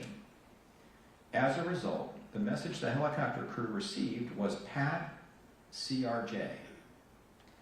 The instructor pilot responded that the crew had an aircraft in sight and requested visual separation. The controller, unaware that his transmission had been partially blocked, approved the request. Hearing the instruction to pass behind the CRJ might have prompted the helicopter crew to ask a question of the controller or perform a broader visual search. Staff is concerned that blocked transmissions can lead to miscommunications and reduce flight crew and controller awareness of potential hazards. As a result, staff have proposed one recommendation to the FAA and two to the Department of War in this area. The helicopter crew's communications and actions leading up to the collision indicated that they lacked an accurate mental model of the CRJ's location and intended flight path. As a result, baseline expectations likely drove the instructor pilot's visual search. Only 5 to 7% of northbound arrivals typically landed on runway 33. Therefore, the pilots likely assumed the CRJ, referenced by the controller, was one of several airplanes approaching runway 1. The instructor pilot's comment, "kinda come left for me," reinforces the idea that he thought one of the airplanes approaching runway 1 was the airplane in question, because although deviating to the left would have increased the distance from those airplanes, it would not have alleviated the conflict with Flight 5342. Moreover, neither the helicopter pilot nor the instructor executed an avoidance maneuver or vocalized any concern prior to impact, indicating they were unaware of Flight 5342 approaching from the left. I will now discuss factors affecting the airplane crew's ability to see and avoid. The local controller never provided a traffic advisory about PAT 25 to the crew of 5342. The use of separate frequencies by airplanes and helicopters prevented the airplane flight crew from hearing the helicopter's radio transmissions. This likely reduced the crew's awareness of the helicopter's location and intentions and their ability to anticipate a potential conflict. FAA guidance on pilot response to TCAS traffic advisories, which had been adopted by PSA, stated that pilots should respond to a traffic advisory by attempting to establish visual contact with the intruder aircraft. Pilots were explicitly prohibited from maneuvering based solely on a traffic advisory. FAA guidance on response to TCAS resolution advisories, which had also been adopted by PSA, stated that the pilot flying should respond immediately to resolution advisory displays and maneuver as indicated, even if doing so conflicted with their air traffic control instructions, unless such action would compromise the safety of flight operations. When an aircraft is below resolution advisory inhibit altitudes, TCAS automatically switches to TA-only mode. PSA's Flight Operations Manual listed TCAS inhibit altitudes. However, when 5 PSA pilots were asked about the inhibit altitudes during investigative interviews, only one was able to correctly state the inhibit altitude that applied to the accident scenario. Flight crew workload was high at the time the traffic advisory occurred, resulting in limited capacity to look for and acquire the conflicting traffic, and the pilots did not see the helicopter until it was too late to avoid. The pilots likely would have performed an avoidance maneuver if a resolution advisory had occurred. However, no resolution advisory occurred, and the crew was likely unaware of the severity of the developing conflict until just before impact. The captain was manually flying the airplane and turning left onto final approach for runway 33 and decelerating when the traffic advisory occurred. This required careful control of the airplane's lateral path, thrust, airspeed, and vertical path. Doing so required the captain to reference the flight instruments, as well as the runway 33 edge lights, and a precision approach path indicator, or PAPI, on the ground. The captain likely did not have the spare capacity to perform an extensive visual search for conflicting traffic at that time. As pilot monitoring, the first officer was also responsible for ensuring the approach remained stable. Doing this required him to reference the flight instruments, the runway 33 edge lights, and PAPI. In addition, the first officer was likely monitoring the airplane departing runway 1 to ensure it would not conflict with their landing on the intersecting runway. Thus, the first officer's capacity to search for potentially conflicting traffic was also constrained.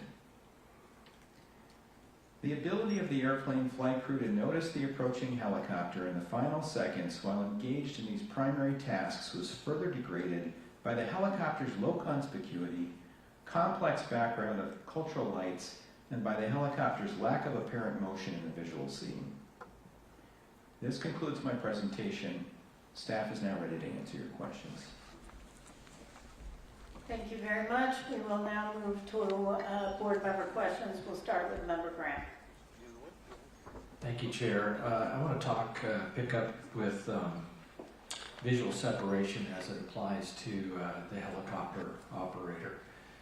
It was clear from the interviews we did and the investigative hearing and other information uncovered during the course of this investigation that all helicopter operators in the DCA Class B airspace had come to expect that they would request visual separation from DCA tower almost immediately. Is that correct? Yes, it is. And that, I want to iterate this point, it wasn't just Army, it was all the civilian operators also, according to Mr. Dresser's witness statements in the hearing. That is correct. Was it also true that in an interview with the Army Standardization Instructor pilot post-accident, he stated that he and other pilots he knew would request visual separation from traffic that they had not yet visually acquired? Yes. Are pilots allowed to request visual separation from traffic they have not positively identified and acquired according to FAA regulations? No. No. Kind of amazed by that comment in the interview. You being a long-time pilot, as myself, and I think Captain Stone in the back, long-time pilot. When you're given a traffic call, what are you to do?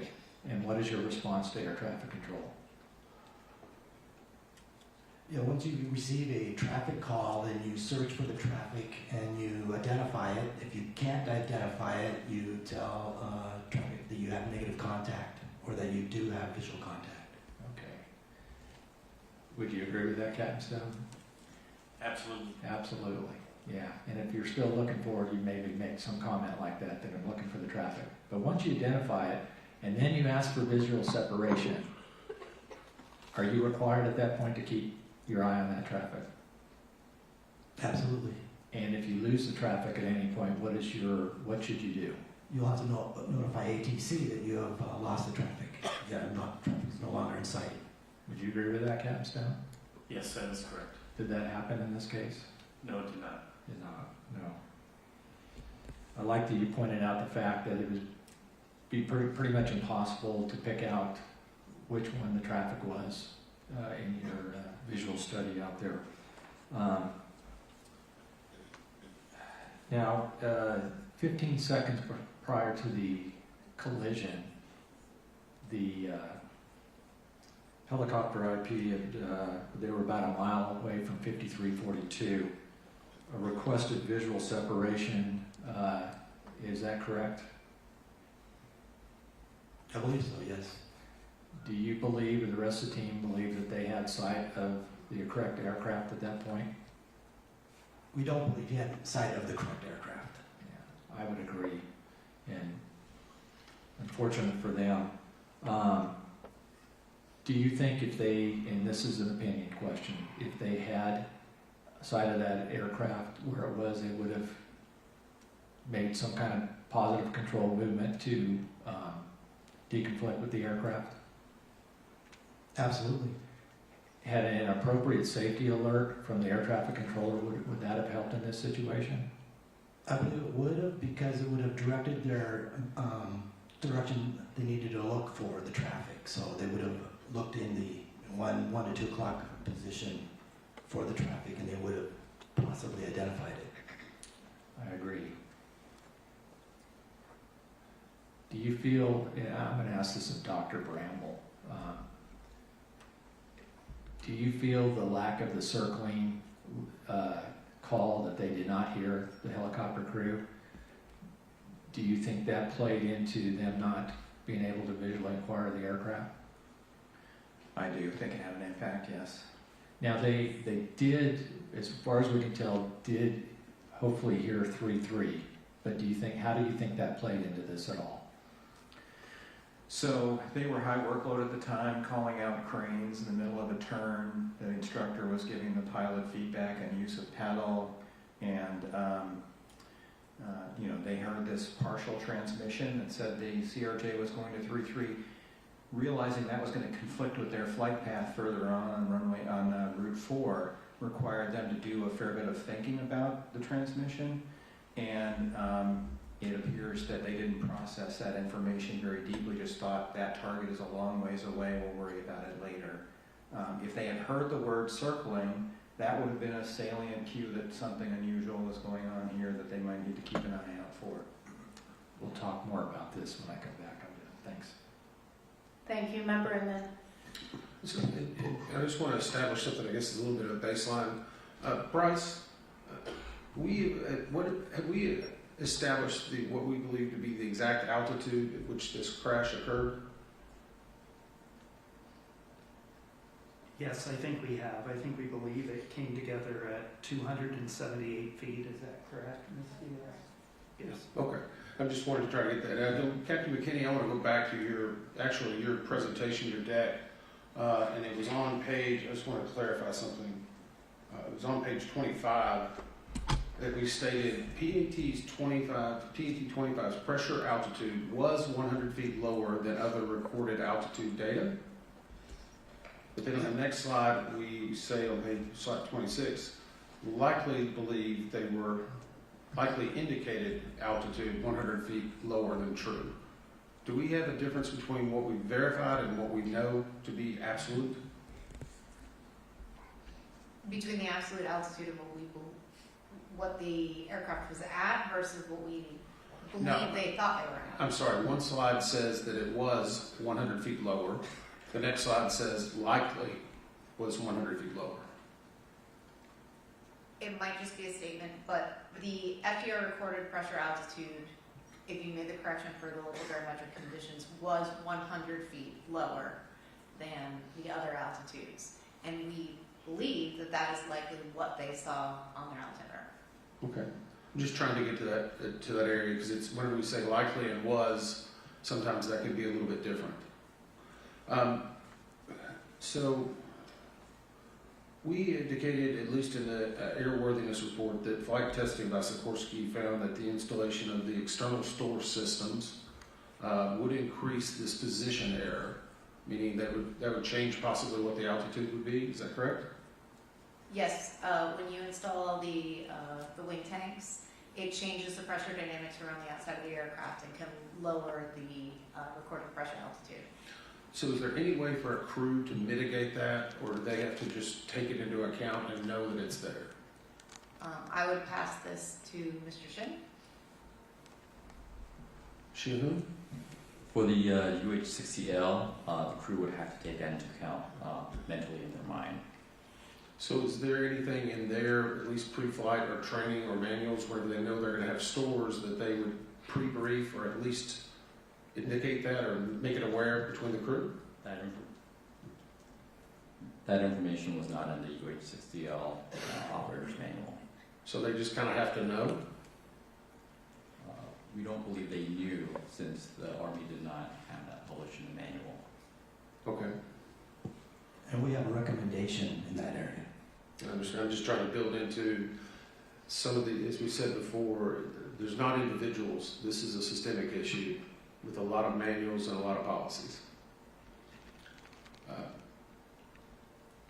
How do they educate Army air crews on the position error when they will encounter with this ESS? Is that in their flight training? Is it passed down? Do we get any information of how flight crews would know this? They wouldn't know it. It's not in their manual. It's not in the training. Okay. So in the I'll go into a different area real quick. So we did some discussions in regard to ADSB and the alerts. And I guess if the helicopter, so let me go back. If an ADSB display indicates a traffic advisory or an RA, does that override a controller's instruction as a pilot? Yes. But earlier in the last panel, we showed where it needed to be an emergency, or it had to be something in the FAA circular, specifically what the controllers are told.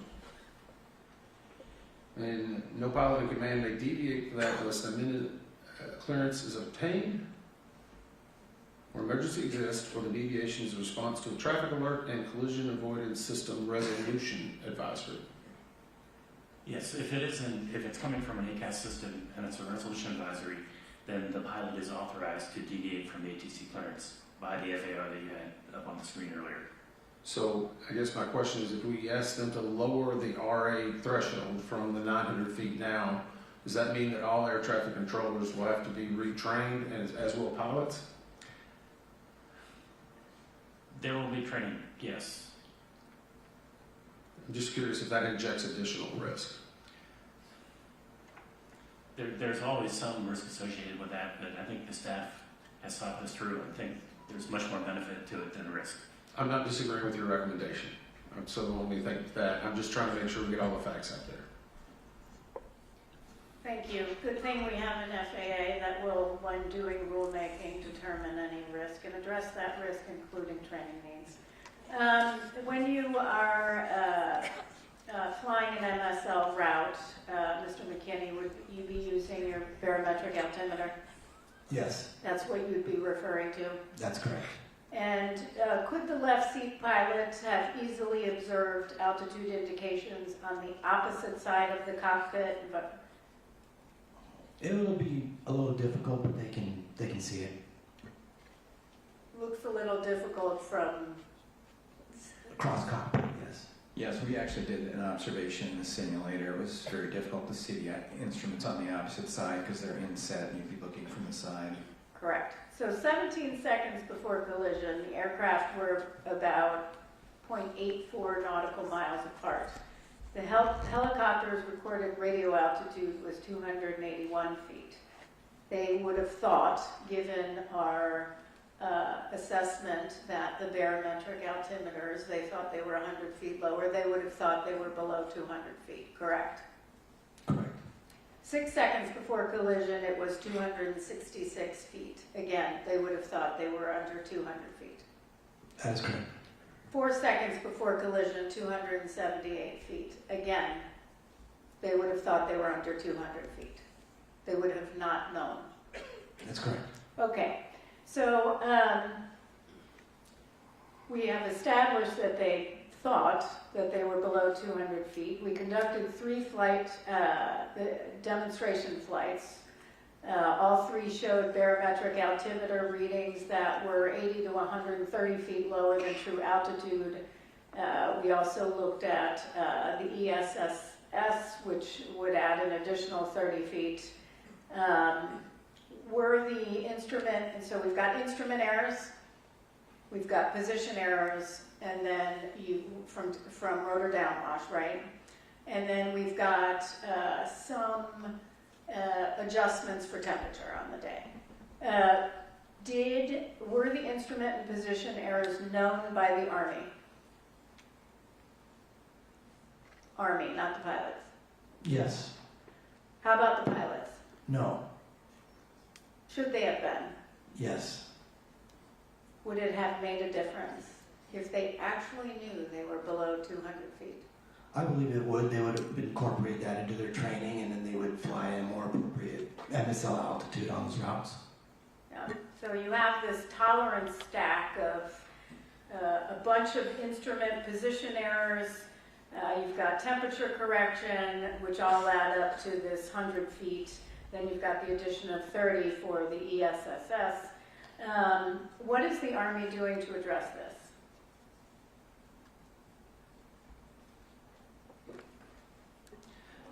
They're adding that information into their flight manual for the pilots. Are they going to not just have it in writing on a manual, but actually train their pilots accordingly on what to do there? I believe so, yes. Yeah, okay, so 100 feet difference may not make a difference in Afghanistan, but it certainly makes a difference when you're on helicopter Route 4 crossing civilian aircraft on approach to landing to runway 33, where there's only 75 feet of vertical separation. There's 0 buffer, nothing. Yeah.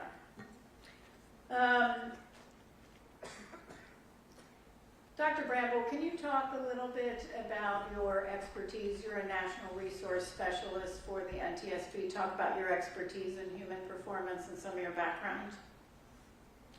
Sure. I have a PhD in human factors from an interdisciplinary program in psychology and industrial engineering, and I worked for a flight safety, a flight training and simulation company for a few years. I've been at the NTSB for 27 years, investigating major accidents for the last 24 years, and I chaired the Human Factors Working Group for the International Society of Air Safety Investigators, and I currently chair the Government Specialist Subcommittee with other human factors investigators from 10 other countries. Do you believe the limitations of see and avoid, which we've referenced back to 1968 in numerous investigations, 96 alone within the past 2 decades, could be overcome simply by telling a pilot to do better, pilot diligence in scanning for traffic? No, we need to do a better job supporting pilots in that task. And I'll come back to that. Member Graham. Thank you, Chair. I want to go back to trying to figure out why PAT 25 crew didn't positively identify Flight 5342. Dr. Bramble, can you explain what expectation bias is? Sure. It's sort of related to confirmation bias in that when you have a strong expectation about things going a certain way, you tend to notice confirming information and overlook disconfirming information. And is expectation bias a well-known vulnerability in human performance? Yes, it is. Yes, we see it a lot, don't we? Yes. Captain McKinney, did Army 12th Aviation Battalion flight crews receive any specialized training on the route structure, including approach and departure paths at DCA? They did not receive specialized training. The training they received was general aerial familiarization, and of course, their basic airmanship. They recognize, runway alignments and traffic in that way, but there's nothing specific about DCA. Okay, so would it be fair to say that their expectations for where traffic would be arriving and departing from at DCA would be driven by their experience? Yes. Okay, rather than formalized training, correct? Correct. Okay. As we pointed out in that table I had up earlier, table 18, we see that about 90% of that traffic, even at night, goes on the north flow, landing runway 1. Majority of that traffic was landing on runway 1. So, with their prior experience, I would say the majority of the time, if not almost all of it, they would have been seeing traffic landing on runway 1 and not on 33. Would that be correct? Yes, that's correct, and that's what we heard in their statements also when we interviewed them. So, Dr. Bramble, would that lead to some expectation bias, maybe? Certainly, that's perfect setup for it. Yeah, I mean, I might have a little theory here and be speculation, but I don't think that hearing anything on 3.3 or the circling before 3.3 would have made a difference in this case, unfortunately. Knowing what expectation bias is, and if you don't have that traffic initially, but you're looking at a line of lights, that may have led them to continue to look towards runway 1 immediately. Just, it's a theory, but we don't know, and we'll never know. Let me move on to Mr. Wagner. I'm going to talk a little bit about ACAS XR. How has ACAS been adapted for the rotor wing aircraft? ACAS XR is different from previous iterations of ACAS in that instead of just offering vertical maneuvers to aircrew, it offers also horizontal maneuvers, and additionally, the committee that's writing the minimum operational performance standards is looking at having significantly lower inhibit altitudes for XR when compared to XA or XO, for instance. Okay. And you said it's commercially it's not available at this point, correct? It's still in development, that's correct. What are minimum operating performance standards or MOPS? So minimum operational performance standards, MOPS, those are basically a set of criteria that an organization like RTCA develops to say what a company would need to verify that their product meets those standards in order to get a certified product. Have those standards been developed yet for ACAS XR? They are in development currently. Okay, so my concern is the simulation that we run. What performance standards are used? Is it these ones that they're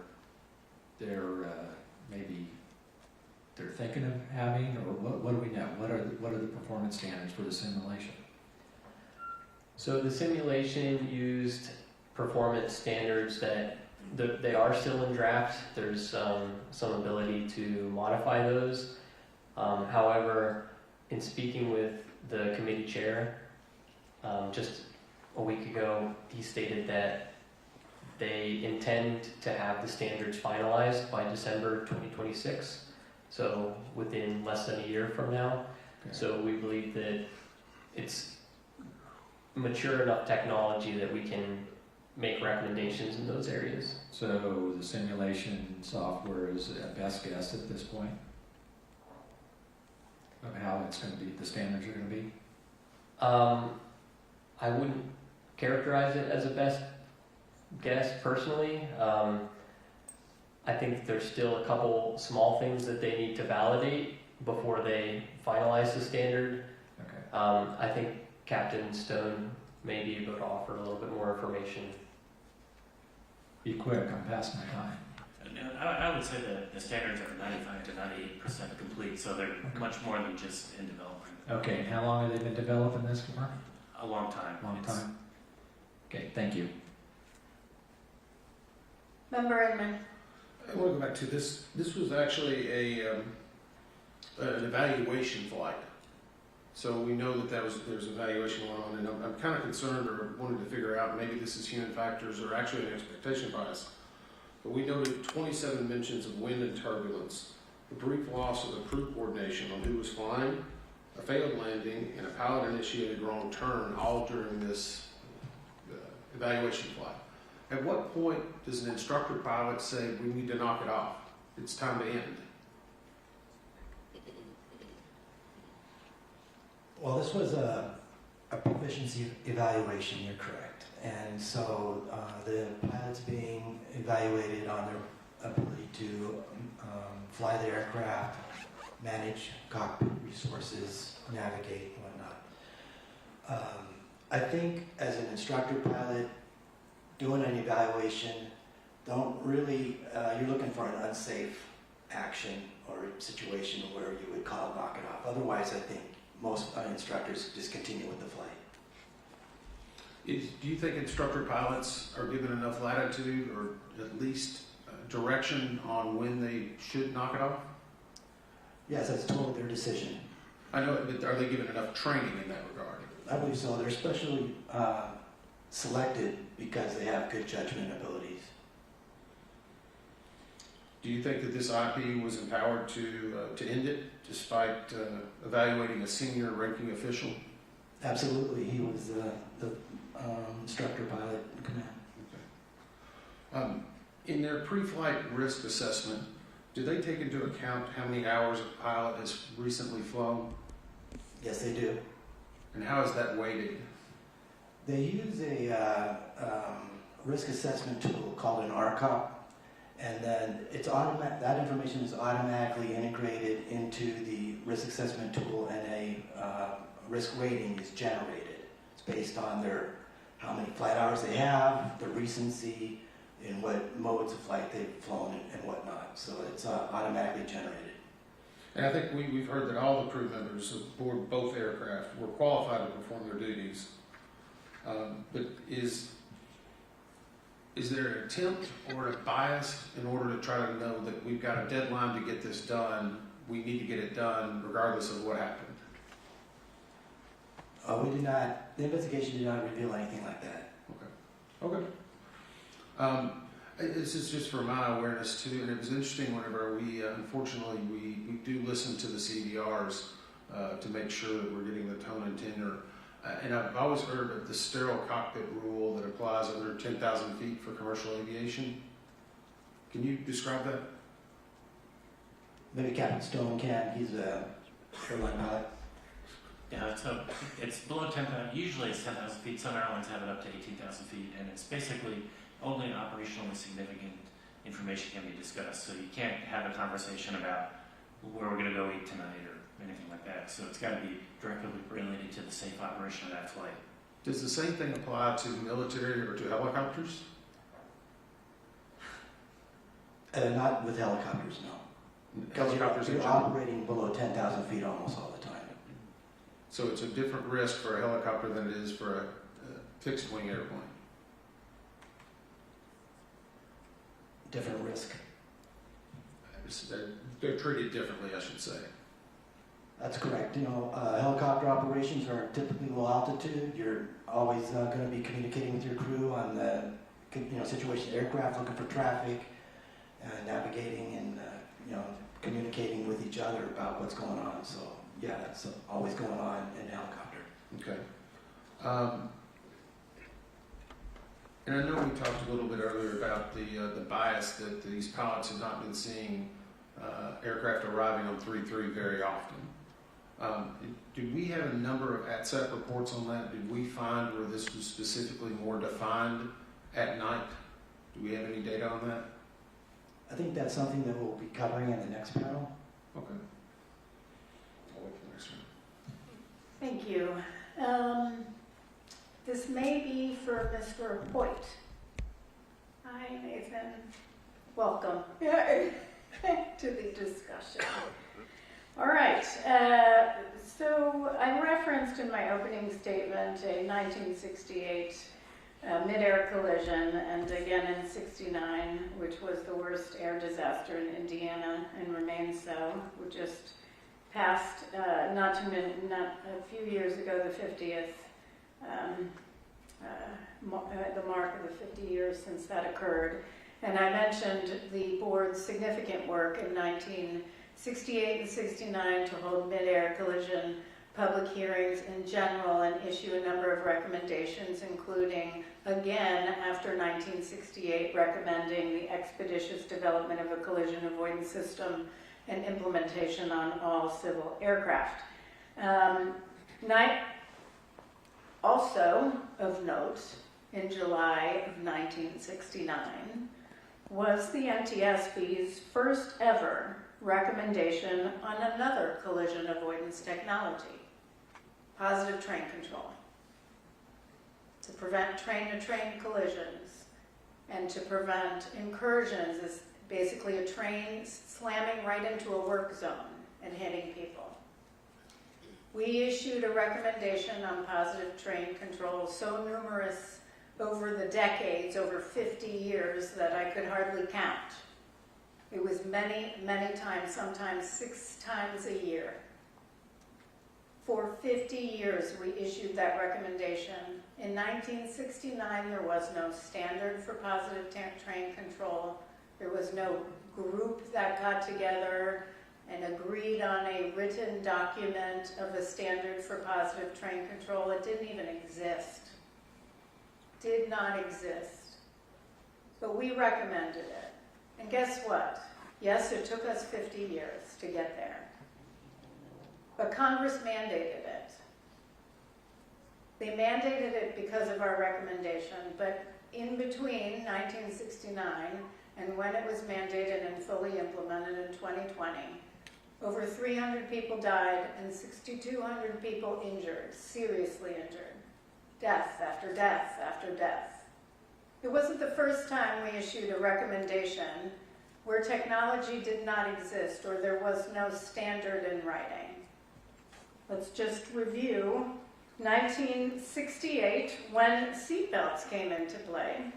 We issued our first seatbelt recommendation, now knowing 450,000 lives were saved.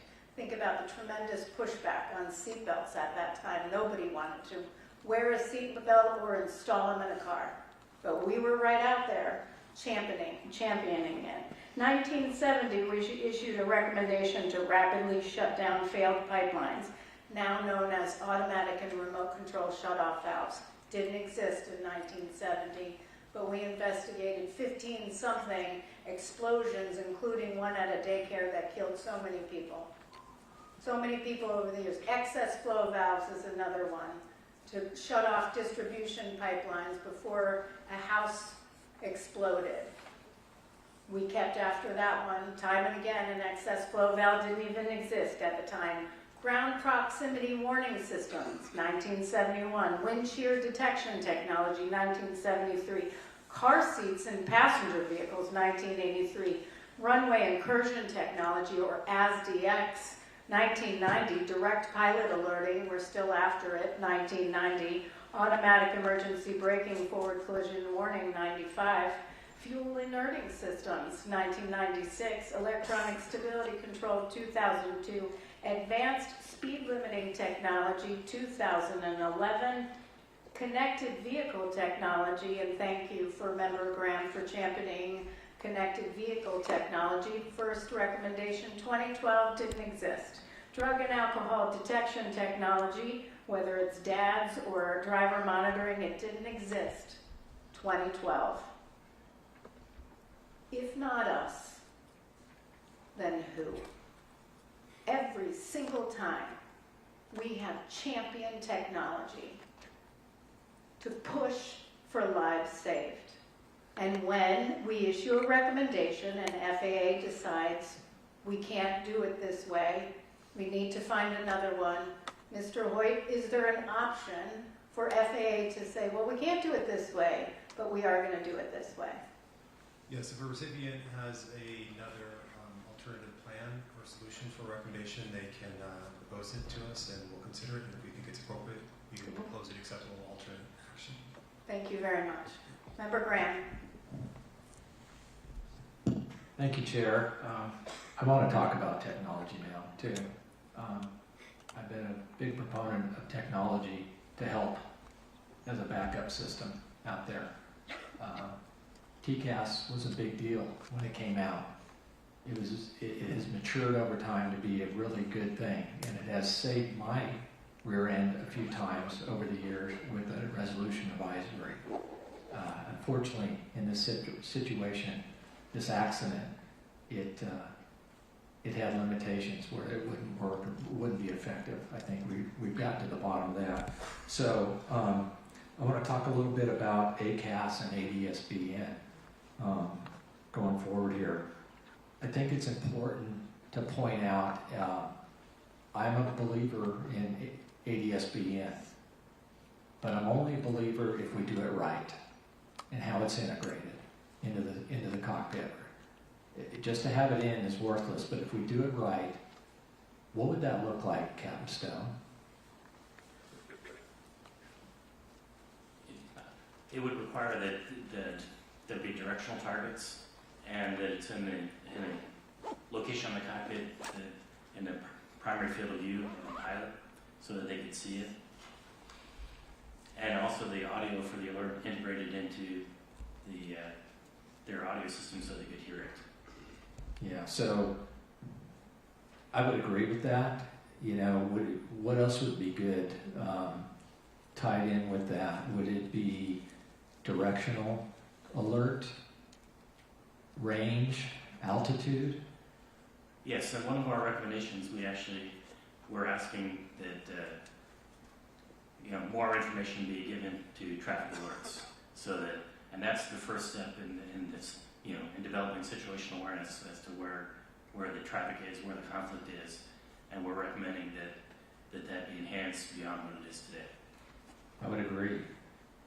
We've seen in the past just to have ADSBN and Ketchikan for our IIC, Mr. Banning, that just having it without an alert, oral alert, or a visual alert was useless, was it not? And unfortunate. So, let's talk a little bit about ACAS. Does it incorporate ADSBN? Yes, it does. Okay. So is that just one of the inputs to ACAS? Would that be correct? Yes, ACAS can function off of interrogation and reply, just like TCAS does, but it has the ability to actually look at the geometry, which TCAS really doesn't look at geometry. So. Correct, correct.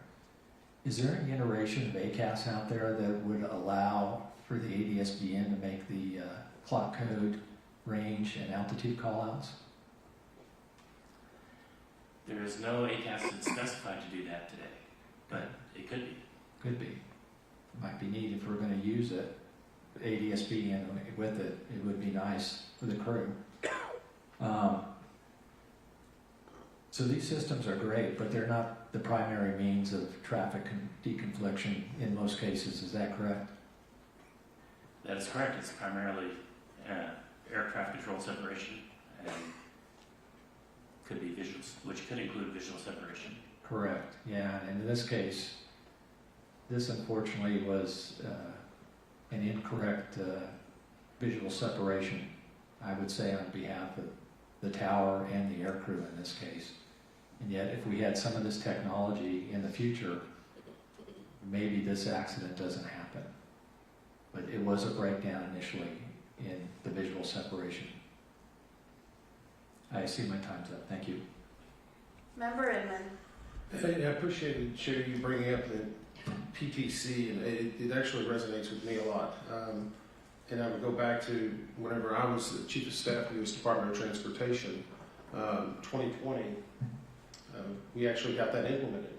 But it also reminds me that it was another recommendation, and unfortunately from the Colgan air crash in 2009 that had been outstanding, pilot record database that the NTSB had recommended.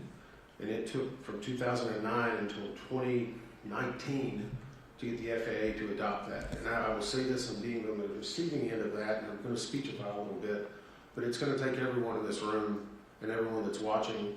I think we have a receptive administration, a receptive secretary, a receptive FAA administrator, but you have to continually put that in front of them. And that's how PTC, that's how PRD, Colgan families became huge advocates, and that's how they were successful in getting that done. So it's a good message to know that we don't give up, but no one else can give up either. So I just wanted to mention that. Let me go back to see and avoid. Are pilots trained differently to see and avoid versus a helicopter pilot versus a fixed wing pilot? Not particularly. Is it not just basic knowledge that you don't hit something? Sorry. Yes. I mean, isn't that the core fundamental is don't hit something else? And yet we're using this terminology to see, Rocky, I see you back there laughing a little bit, but I know it's not funny, but it is. It's so ludicrous, it's kind of ironic, I think. Am I wrong in that? I agree. If I could add, I mean, in order to avoid something, you have to first see it and see and avoid it. I think we identified some challenges in this case for that. I just wonder why we're continuing to let, and I don't disagree that the technology can help avoid part of that, but I go back to we train people to see and avoid or request visual separation. It seems like it's just meant for the sake of expediency rather than it is actual safety. Is that a good assumption? I think staff determined in this case that there was an over-reliance on it in order to ensure the efficient flow of traffic in the terminal area. So it's more about getting the planes efficiently where they need to be. We believe there was a drift in operating practices due to that pressure, yeah. I think, shouldn't it be getting them there live versus efficiently? Yes. It's a little rhetorical, I'm sorry. In regard to night vision goggles, is there ever a time whenever a helicopter crew would advise air traffic control, or they would let them know that we're in a training, either in a training flight, a proficiency flight, or using night vision goggles? Right now, there's no requirement to do that. But we've identified increased risk, obviously, when helicopters are using night vision goggles and operating in a complex airspace. There's advantages and disadvantages in using night vision goggles, and all the operators all the helicopter operators in the National Capital Region use them and because they think it's advantageous. But it doesn't, they think it's advantageous because they're able to better discern oncoming traffic, or because we've seen from our visualization it significantly reduces your field of view. Right, for helicopter operations, you're flying at low altitude, so you're not just looking for other traffic, you're looking for ground obstacles and other aircraft that are lower to the ground, other helicopters. So the night vision goggles are a big advantage in that environment. Dr. Brandel, did you have something to add? I was just going to say, yeah, operating without them would likely increase the risk for helicopter crews, but we have made other recommendations that would reduce the risk of collision in the area, such as relocating their route so they don't have to spot oncoming airliners and increasing the use of collision avoidance technology. Okay. I see I'm out of time. Thank you. Rocky, does American Airlines have ADS-B on 302 of their A321 aircraft? Yes, I do. That was cockpit display. And it has a cockpit display in the pilot's primary field of view, yes. Yes, I flew jump seat and was able to watch it in operation. Tim, you're a pilot. Do you have ADS-B in? Yes, ma'am, I do. And you have a receiver that you bought, it was a Garmin, probably a couple $100, right? I think about 400, yes. And what does it provide you? So the interesting thing, I'm not flying a 121 airline. That's right. But for me, I do fly a 1931 biplane. Okay, so this airplane has no electrical system whatsoever. I have to turn the propeller by hand to start it. But for $400, I bought an ADS-BN unit that velcros to my panel, and using my phone in my ear, if I get traffic, I can hear the direction of that traffic, how far it is away from me, a clock position, and its altitude. Great. Olivia, can you pull up the PowerPoint slide that I had sent to you all on the 48 seconds? All right, so what we're looking at here on your right is had PAT 25, they had a 4-flight. Do you have 4-flight, Mr. LeBaron? Yes, I do. So you have 4-flight with ADS-B in? Yes. And so this, had they gotten that alert and had it been integrated in the helicopter, would have had 48 seconds before collision to do something. We know for a fact, or we know from our analysis, that they didn't realize that plane was there on the left. There was nothing. On the left here, we have flight 5342, and we did a simulation. They're barely even, they're just circling now from the Wilson Bridge 59 seconds before collision with ADS-B, and they would have gotten an alert instead of 19 seconds, correct?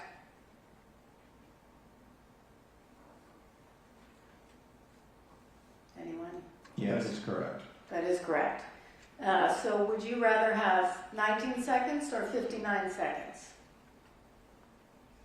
Well, I'm not sure the question's too, but I'd rather have the 59 seconds. That's correct. That's right.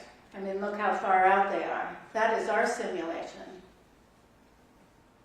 So let me tell you, with respect to ADS-B, the NTSB has recommended ADS-B out and in supported airborne traffic advisory systems that include oral and visual alerting functions 17 times since 2006 on Part 121, Part 135, and general aviation aircraft. In 2008, the board took a position in response to an FAA notice of proposed rulemaking which required ADS-B out.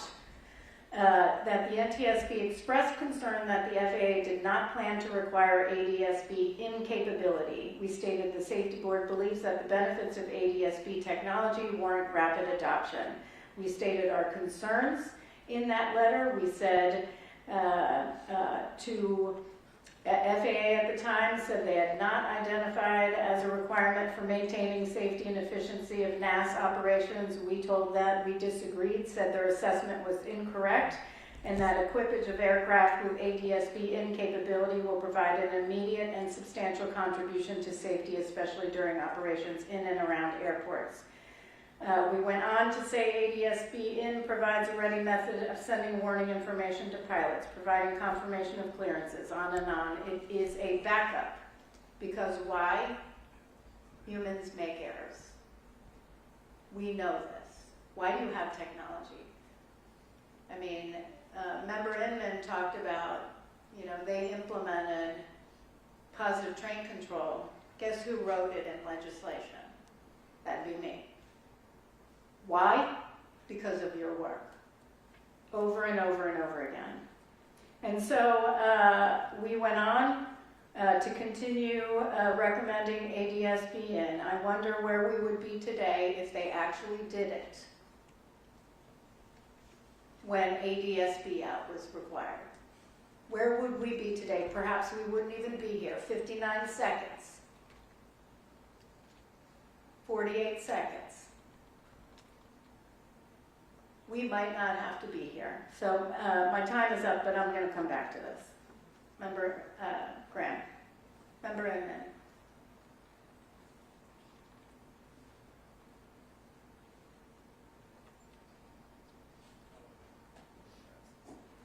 Okay, just along those lines, I do want to stress, when we're thinking about where we are today, I want to read the last two responses from FAA, and it predates this administration. Honestly, thank you to Secretary Duffy, who has been a partner from day one. Day one on this. When your first day on the job is a devastating tragedy, that stays with you for the rest of your tenure, if not your life. And what did he do? He committed to ADS-B in. And the last administration, June 26, 2023, a response from then acting administrator of the FAA, Polly Trottenberg, was the FAA's this is to us, the FAA's Air Traffic Organization and Aviation Safety Organization met to discuss this recommendation and review all guidance and requirements associated at the time in response to Ketchikan. Parts 91 and Part 135 and ADS-B out and in, we determined that our current ADS-B requirements adequately address the needs of aviation safety and will not pursue any additional ADS-B requirements at this time. And then we had another one, a note, the last from them was November 6, 2024, Mike Whitaker, response to us saying, based on our discussions, it has been determined that our current ADS-B requirements continue to adequately address the needs of aviation safety. The FAA will not pursue additional ADS-B operator requirements at this time. In other words, they were okay without and not in. For those that are watching, that's like having a conversation with a wall. In order to communicate two entities, out, you got to receive in. You got to take that information in. Now, in this case, and I might be at 5 minutes. Do you want to know? In this case, I want to ask one thing about TSB. If this aircraft had ADS-B in, and we know that the Army's helicopter had ADS-B out, would have been on, but it was programmed incorrectly on installation, so it was basically not transmitting out. But even if, and I've seen comments, it wouldn't have mattered, I've seen this in the press, it wouldn't have mattered if it had ADS-B in, because that aircraft, that helicopter, ADS-B out wasn't working. Do you agree with that? Am I going to ask Mr. McKinney, or am I going to ask Mr. Chihoun? So the helicopter was not transmitting ADS-B out, but with the TSB service, that would provide the helicopter's position to ADS-B in displays. So in other words, even though the helicopter wasn't transmitting out, If that aircraft had ADSB in, it would have gotten information. Is TSB everywhere in the airspace?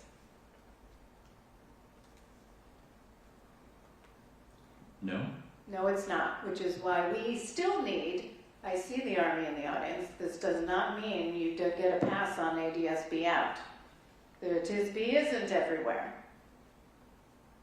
You have to have ADSB out and in.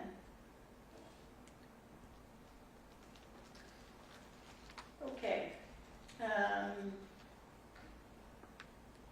Anything further? Okay, we're going to take a 15-minute break, lunch break. Apparently, I don't know what time it is, and 1 hour. We'll be back at 2:30. Thank you so much.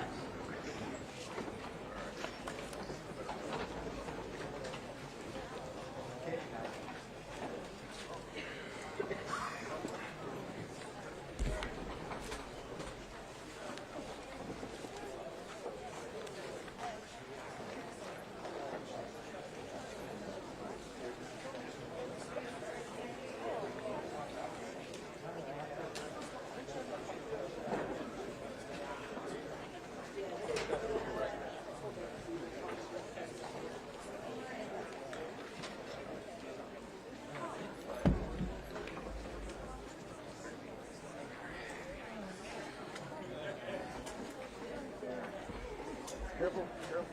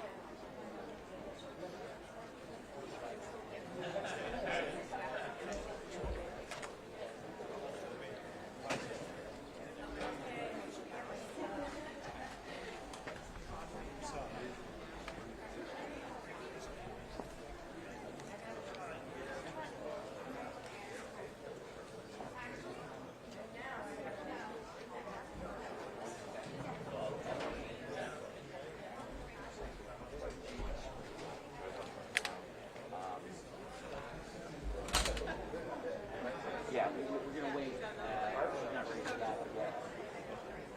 Or here we can set it up, but yes, we're not ready. It's gonna be a while.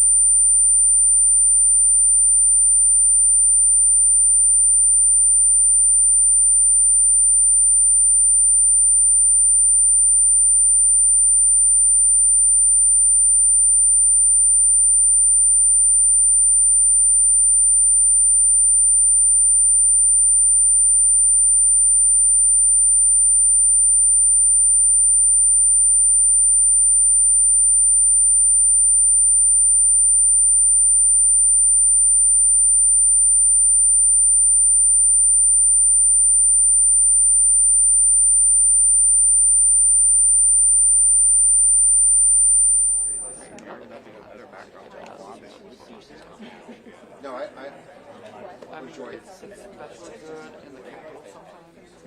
When I see something going on behind me, my light on, and then I can just grab it and get the microphone and stuff. That's helpful.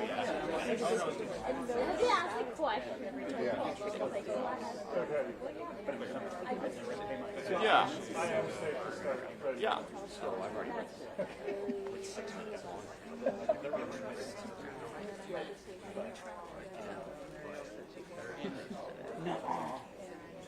Daniel, you got these people you know. It's food.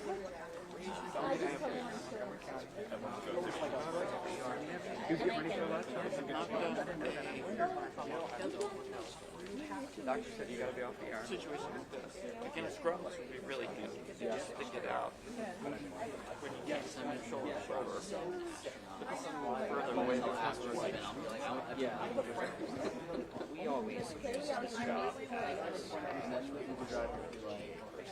Oh yeah, it's like an essential lobbying first, waste water, like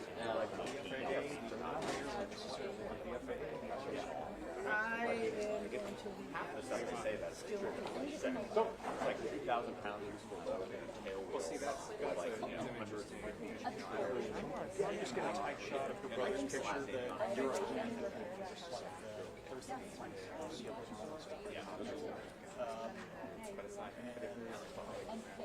Were you with Matt or Reagan? Yeah. Oh, probably. You're on the roof here, Ron. Right. You good? I thought that's where you were originally there. Thanks, buddy. Yeah.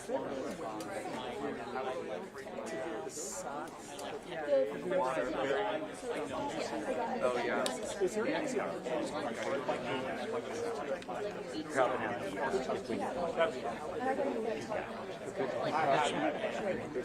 Big feather, small feet.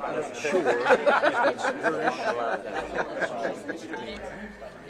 I don't think we've met. I'm Carlos. Hey, Carlos. Charles, nice to meet you. Thanks, man. I really appreciate it. Yeah, absolutely. Thank you. Thank you, buddy. Appreciate it. Yeah. No problem. This is Carlos. Carlos, gracias. I really appreciate the help. I'll figure out a way to get that to you. Oh, what it Just put on Latitude, right? whenever I get internet. But yeah, that's the thing. Carlos, isn't that English? I'm sorry. Sorry. I was just. It just rolled off my tongue. I'm sorry. What? What do you? I'm Carlos. I'm Hi, Fiona. Isabel, who is Tom's VP, she's going to try to work with WRC to get the footage. Yeah. What I can do is before we leave here, I'll feed it to you. I have been able to feed stuff out, and they can flip it to you guys however. Hey, so Adam kindly and his photog Carlos just did a quick interview. Let me use his camera for a quick interview, but he fed back just now. So we probably need to get it sent over from RC, and it's with a woman who lost her brother. Yeah, she's wearing his picture on a button on her blouse, on her coat, so we got a tight shot of her. You hear me? Hello? You hear me?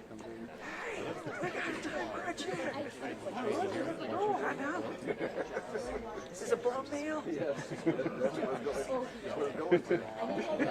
I'd love to hear that.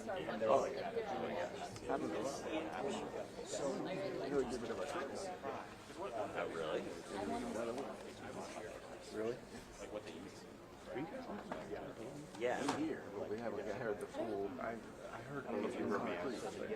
Dude, we have so much space now. I mean, it's not like it's not great. It's awesome. We have so much space without you guys there. I do. I love having you guys there. The individual who did the whole deal that let go before the paper. Stop it. You're kidding me. So they're already locked into it. Oh, on our building, I love it. Oh yeah. Where you guys yeah. Just the glass alone around with the meat in the first floor. Not too bad. We do have space for like 2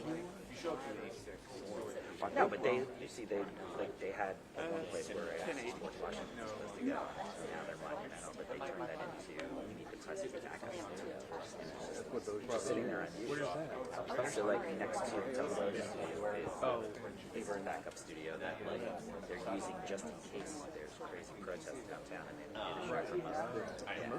I wanted to put the green screen in there. Started using maybe they'll start using years ago. And then there's a whole other floor like where They never did anything with that floor? nothing has happened with that yet. I can see them putting news now up there. Yeah.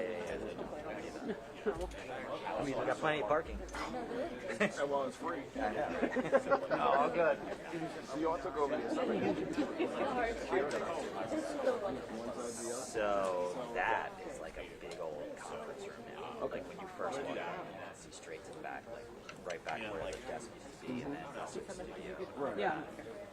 Our newsroom basically, we just blew everything out, and now it goes like once you go around the corner, it is beautiful. I'll give you that. It's not a square anymore. Oh, so it's not, yeah, it's like a box. Yeah. There's still parts of it where you see it in the building when you're walking around, but the first floor is just wide open. The studios are kind of... Wait, the shuffleboard thing? No. Like 4 kitchens. Yeah. Field shop is late here Saturday. I'm sure it is. That's good. You still at the restaurant? Is it stay? It's upstairs now. They'll probably have to have better hours if you guys go back in, which is not the worst thing in the world. I don't know, man. Why do you think Thursday? It's a little too Our lunch is 11:30. Oh, wow. But I think they're open in the mornings too for like 6 to 9 or something like that. We've heard the rumor for the I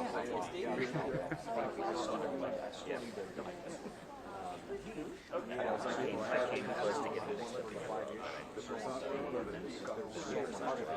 he could argue it's not one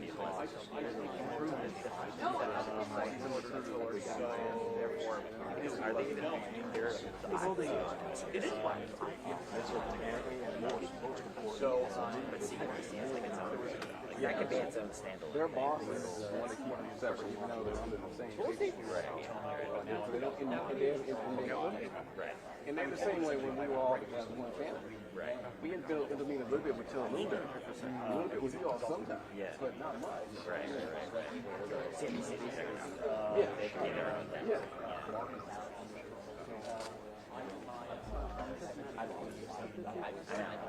I just got like a request to go shoot my social video.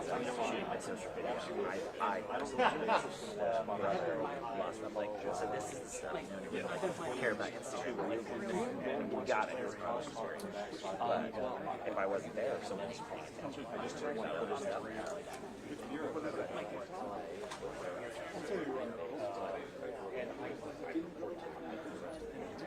Well, what you just now started Tuesday at 4 a.m. Every day almost. When do they sleep? I don't know when you get out. And then you'll go back to the bureau. Oh, you're covering it.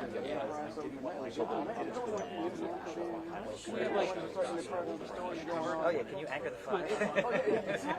I have done and he is leaving the set. From 6 o'clock to get in front of the camera. So then by 6:30.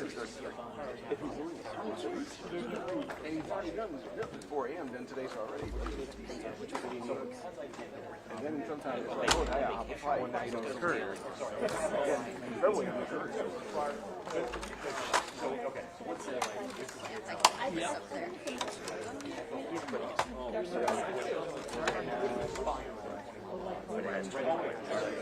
I feel like it's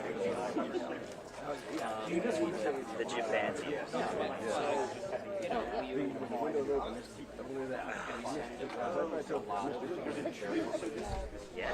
guys that we used to work with, some photographers, they still had their like a little stuff. Yeah, I was like, okay. Some of our guys we do. They say, yeah, that was the best one. So like, my morning was like,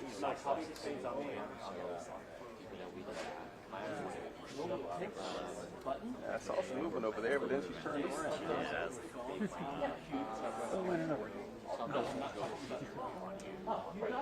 50 years or just 54 years. I already sent my script. It's like interesting. It's also like this is nickel and diming. Only thing we don't do is edit. Add that back, and who knows? Do you want me to give a check? Yeah, we don't get checks the sort of consumer value. You guys don't have it. No, the car is still right now. Right. Yeah, everything moves out. Never know. Rebecca, one more time. Mic check, mic check. 3, I got it. 2, 1. You have it, Brian? Mic check, mic check. Mic going. 2, 3, 2, 1. You guys okay, or should I keep going? Yep.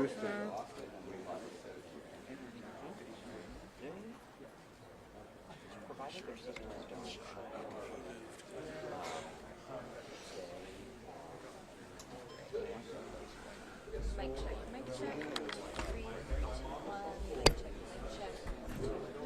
2, 1. Mic check, mic check. For some reason I'm hearing you, so.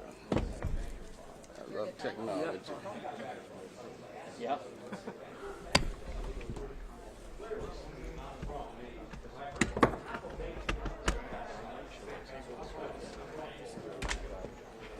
Is this one you?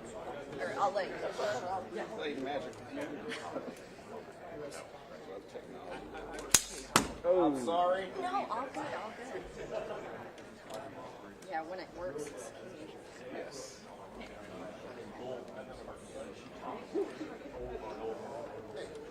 You guys have trouble getting here today? I don't know how to drive.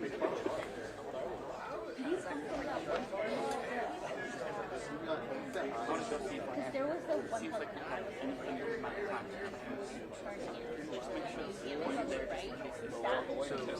Yeah. Okay. Sorry, man. Sorry. All right. How are you hearing now? Mic check. Mic check. All right. Everyone good?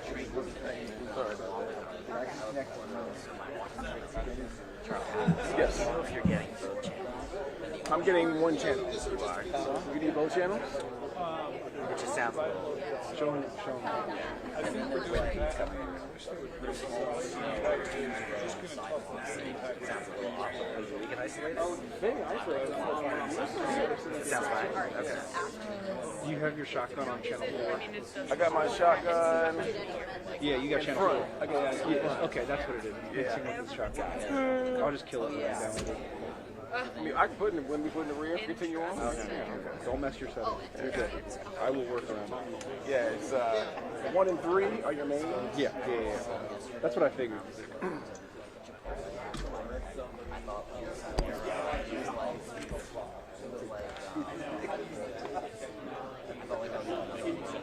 This is like there's all snow on the ground. There's cars that have like got traffic side of the road. So we're gonna run with cars now. Oh my god. Pretty bad. So when this semi-transcripts and all that, I'm not going to bother. I'll pass this on. So if, you know how transcripts like so it may not be, a paragraph. Yes, we have it. In the winter time, we bring it down to the basement here and use it so we can bring up the fire pits. But the fire pits are so nice. Honestly, I would keep the fire pits out there. The only time we did we wanted the TV to watch movies. But yeah. That's fine. Yes. Probably. But we haven't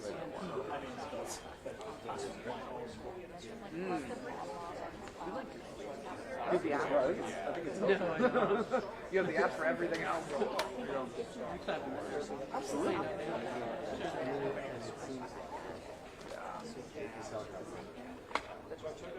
I go to Starbucks. Somebody's having a stroke. I walk into the store. Fire department's right behind me.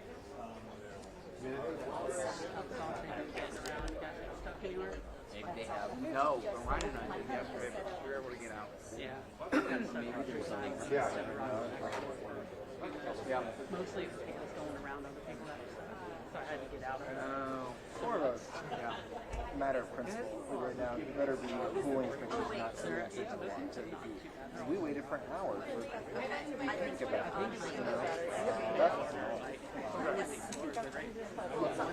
Yeah. So I'm saying if he just moves his stuff right away on the without cooling it first. Yep. No, when I called her. Yes. Good. All right, well. I'm a reasonable guy. Yeah, I know. Maybe go through. It's all good. Maybe go through. I think you got it through. Yeah. No rush. Like an hour or so? Maybe 2, 3 hours?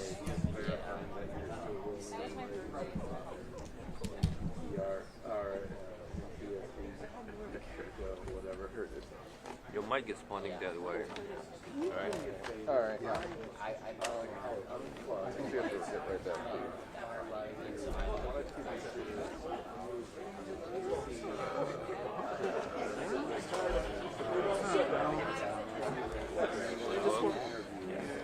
Do you want me to flick that? Yes, go on. Unless we just decide to stay here or in the airport. Oh my God. That's it. I know. I just feel like I have good information. Like I don't want to show the video.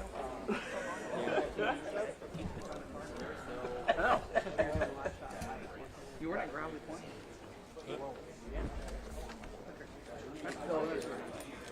Trying to have the best of all worlds. Testing. 1, 2, 3. Testing. Testing. Testing. Good. Yeah. I was just like, I can't. It's cold. Thank you, man. So cold.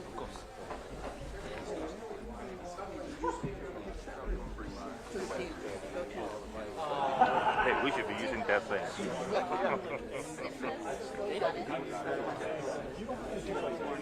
That might have been why. I don't know.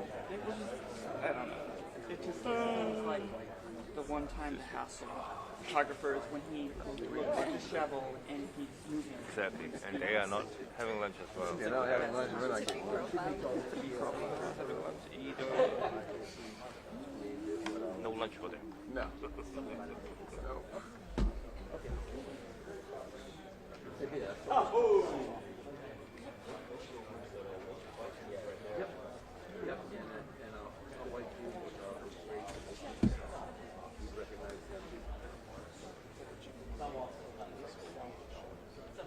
Awesome. Thank you. Goodbye.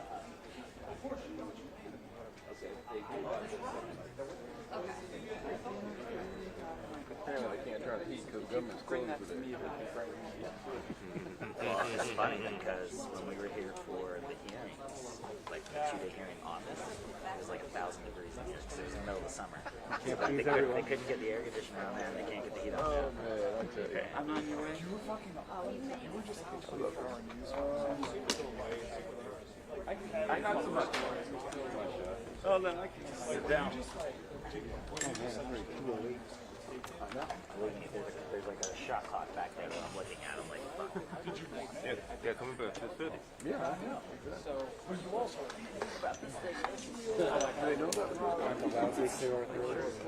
Okay. Yeah. No, I'm just trying to get the stand up. That's what we're trying to decide now. I mean, this was a much easier decision an hour ago. I would have been at the airport. Now it's like I just have to go upstairs because down here sucks. The cell service down here is awful. I've done them down here. It's like, why are we doing it down here? Upstairs or the inside? The outside, that's the thing. We're trying to get to the airport. Yeah, that's what I'm saying. There are benefits there. Oh, that's the Oh, yeah, you got a hand cream.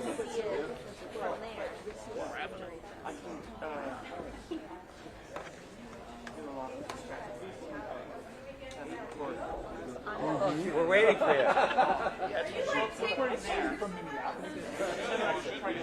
Yeah. That's a good point. Yeah.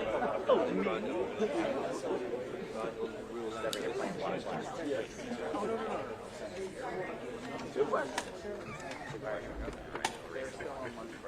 Is that half dozen? Right.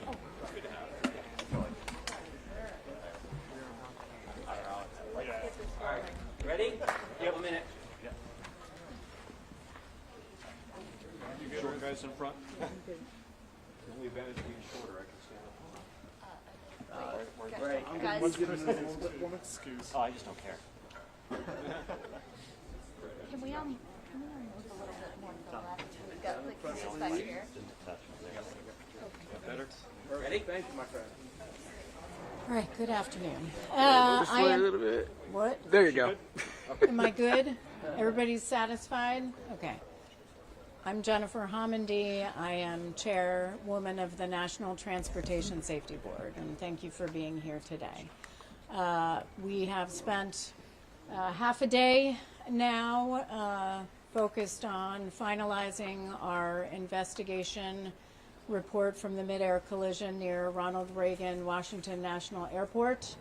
This has been a 12-month endeavor through some pretty difficult times, including the longest government shutdown in history.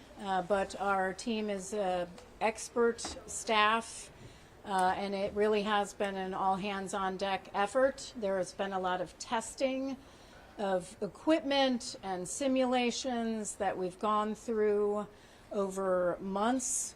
And now we're pleased that we're at the point where we can release our findings, our probable cause, and our safety recommendations, which we'll get into this afternoon. I will tell you, though not public yet, the draft report is well over 500 pages. I can't remember the last NTSB report that was that extensive, but also in addition to that, our evidence is quite extensive, exceeding 19,000 pages in our public docket. So with that, we still have an afternoon where we're going to get into some additional issues and then get into the findings, probable cause, and safety recommendations. But I'll take a few questions. Chris, you were the first to raise your hand. I will ask if you can state your name and your affiliation. If you could keep it to one question, largely because I need another coffee. But also, if we need to do more than one round, that's okay. Go ahead. Chris Van Cleve from CBS News. There's very clear frustration from the board, it sounds like, when it comes to the FAA's role in all of this. Should the FAA have known there was a problem? Should something have been done? The question is, should the FAA have known there was a problem, and should something have been done? Absolutely. The data was there.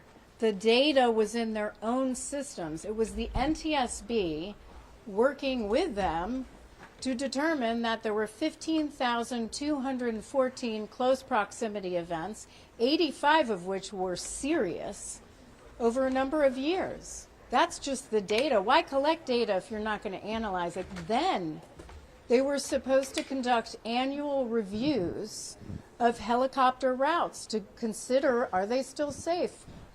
Is there utility to keeping them? Should they change? We couldn't find any evidence of annual reviews, nor could FAA tell us who did them. That is astounding to me. It's one, I believe, failure after another. But we can talk about the pilots, we can talk about air traffic controllers, we can talk about traffic. What we need to really talk about is a tower and tower personnel who were repeatedly saying, we have a safety problem here. We have a hot spot at the end of runway 33 and we need to do something about it. We have helicopter routes where we have unsafe practices right now. We need to do something. How many times do tower personnel, who, by the way, put their own helicopter working group together and kept submitting one recommendation after another. We need help, we need help, we need help. Apparently falling on deaf ears. So I will also get the, oh, she sounds angry. We should be angry because for years no one listened. This was preventable. This was 100% preventable. Frankly,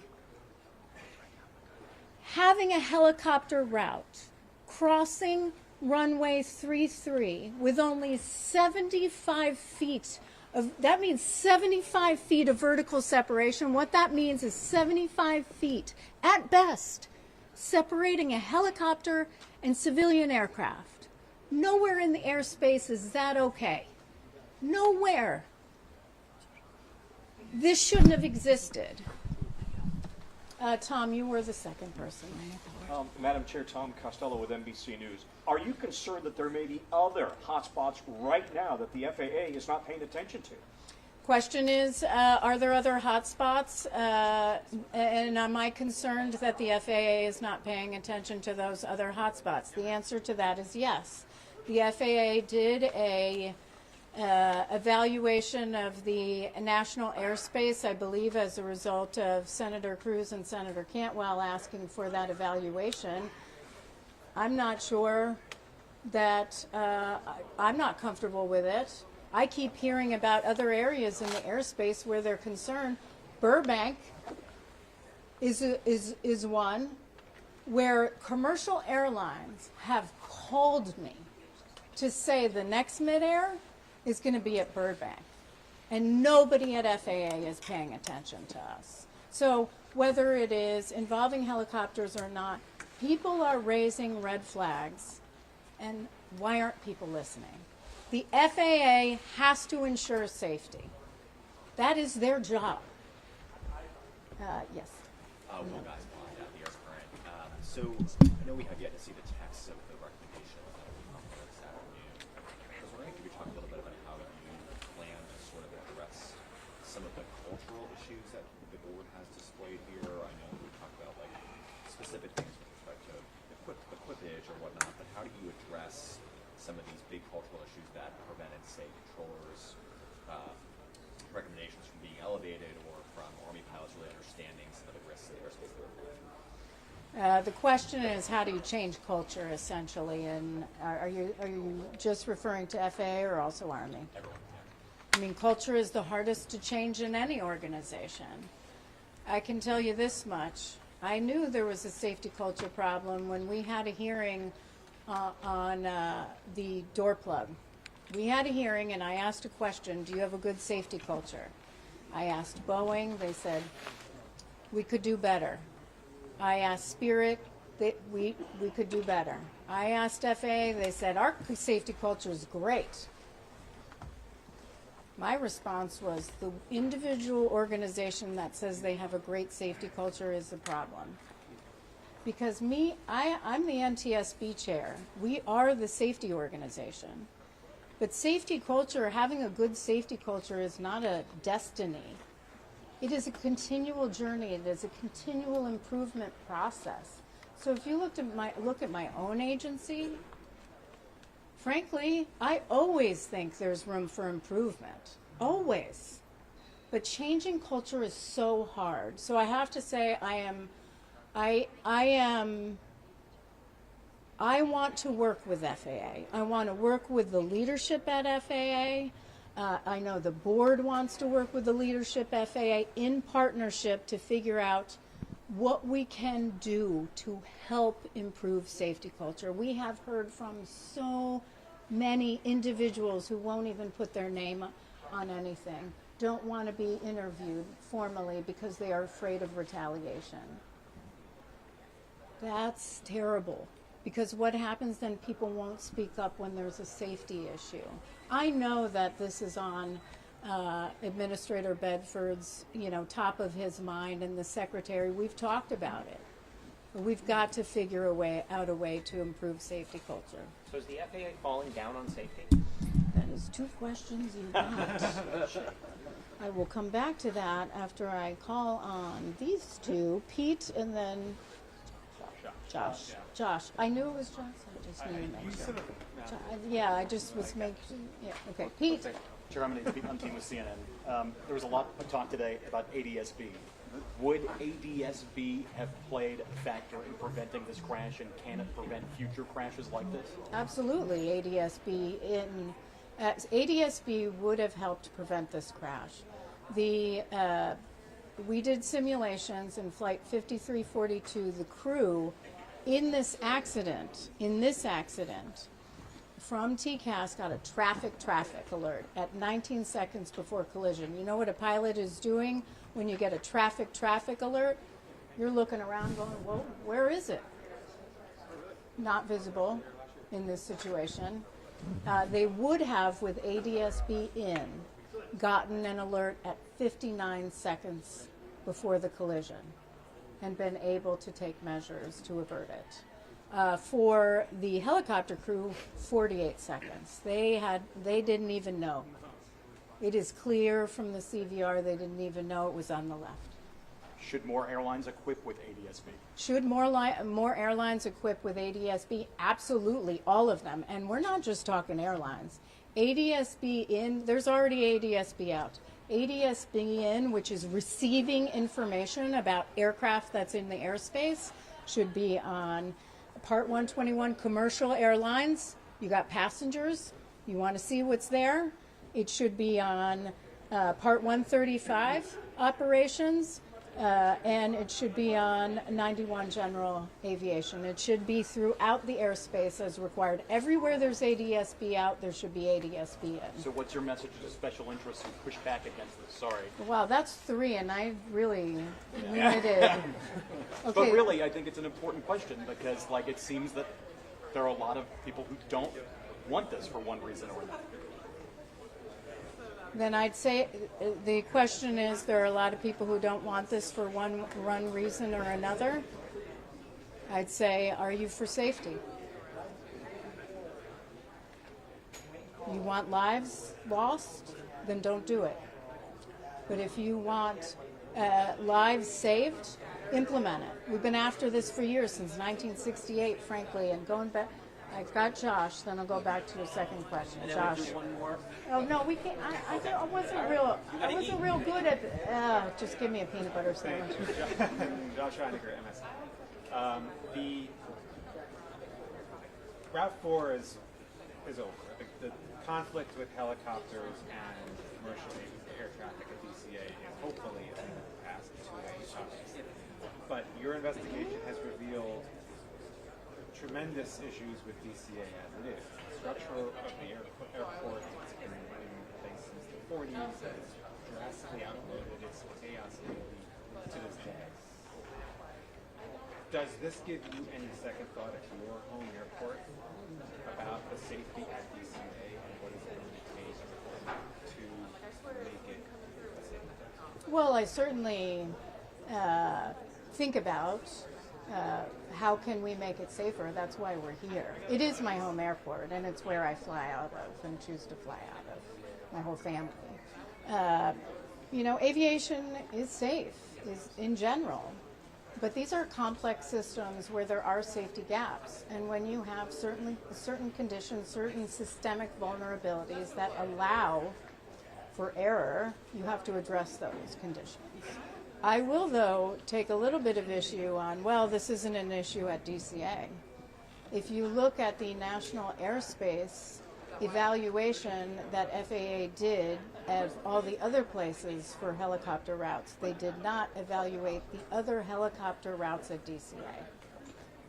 They only looked at 4, and we're going to have something to say about that coming up. Have you looked at other routes around it? Where's that is not for us to do. FAA needs to do that.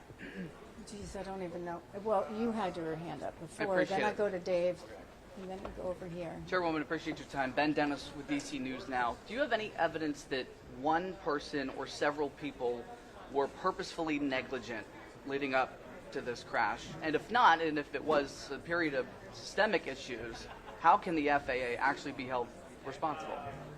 On negligence, I mean, if we felt there was any sort of negligence, there would be probably some criminal component to that, and we'd have to refer that to the authorities. So I don't have it. We don't have any evidence of just plain out negligence. With accountability, I mean, that's why we issue recommendations, and we're going to push hard to pursue implementation of those recommendations. It isn't that we ensure a safe airspace until our recommendations are implemented. Right now, we have 300 recommendations that have not been implemented on aviation safety, which were issued after people died. And those need to be implemented to save lives. Dave? Real quick, you mentioned in one of the presentations that the FAA rejected a recommendation to move or get rid of Route 4 after this 2013 year miss. You also referenced the failure to do the alcohol testing after these incidents, you know, and a litany of other issues. What is and you've dealt with the FAA a number of times. You referenced Holly Trottenberg and Mike Whitaker's letters saying we're not going to do the ADSB recommendations. What do you think the cultural problem is at the FAA? Is it just the agency thinks it knows better, or doesn't? I mean, what is all the time you spend on the FAA? What's the problem? Question is, what is the cultural problem at the FAA? What is the problem with them taking these recommendations seriously? I can't answer that. I wish I could. I don't know. But they definitely need some serious reform. Yes? I'm Kevin Cherry with Clinical Transportation Team. I wanted to ask about the Rotor Act, which relates to ADSB technologies. It passed by unanimous consent out of the Senate last month, but it hasn't been forwarded in the House at all. Have you talked to House leaders about the bill since then? So on the Rotor Act, I've been very focused on this investigation. It's a lot to read, 19,000 pages. I read it all over again right before we do a final report, and to prepare, it's a lot to prepare for a board meeting. So I've been very focused on this right now, but appreciate the leadership certainly of the Senate in getting that out. And I do intend certainly to talk to others, on the House and Senate. Is the FAA falling down on safety? Is the FAA falling down on safety? I would say that they did fall down on safety. I believe that this Secretary Duffy, and Administrator Bedford are committed to safety. I have had numerous conversations with them about improving safety, not just in our airspace, but in other modes of transportation. I believe they are committed to safety. This did not happen on their watch, and I'll hold them to that commitment. Last one. I had a previous FAA chief say to me that the airlines were their customers, that the FAA was treating airlines like their customers. They had to be responsive to customers. That's been a number of years ago. Is there a mentality within the FAA that airlines are to be served as opposed to holding them accountable? Is there a mentality in FAA on that airlines should be served as customers rather than holding them accountable and ensuring safety? I don't know that. I'm sure I've heard things over the years, the same sorts of things that you mentioned, but I don't know that for a fact. Thank you very much. Thank you. I'm sorry to step on your shot. I'm really sorry. I was trying not to, but I know where to go.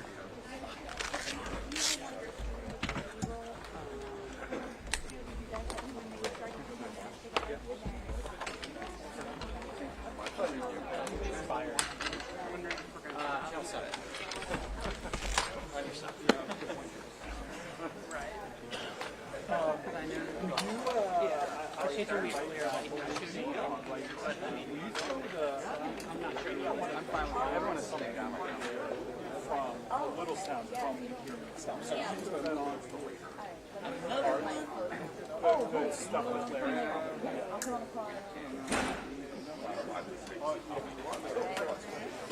Oh, Brian. Yo. I have to bite the Oh, yeah, I just got it. That's not mine. That sand is not mine. Yeah, I know. No, because you gotta run. Thank you. There is another briefing. No, there's not. There is. I know. Right. Somebody to get out to it. Oh, it's all good, my brother. I guess the other ones are going back out. We're all the same family. We all get out there. What? He's gonna go over there out of that. No, I already ordered it. It'll be.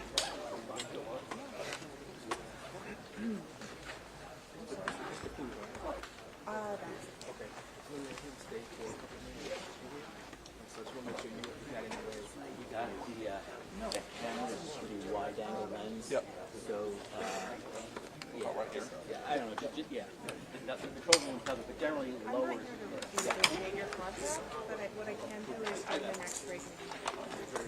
Whether or not you get a normal. or not, if you want. We all have to do the piece. Whether you have a delayed deal or not, that's what you want.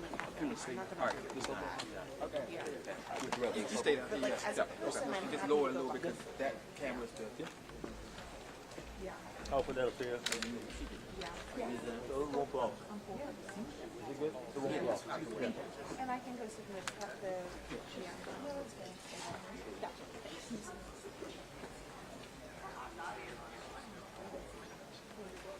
It's going to be you, right? Okay. It's going to be fast from now on.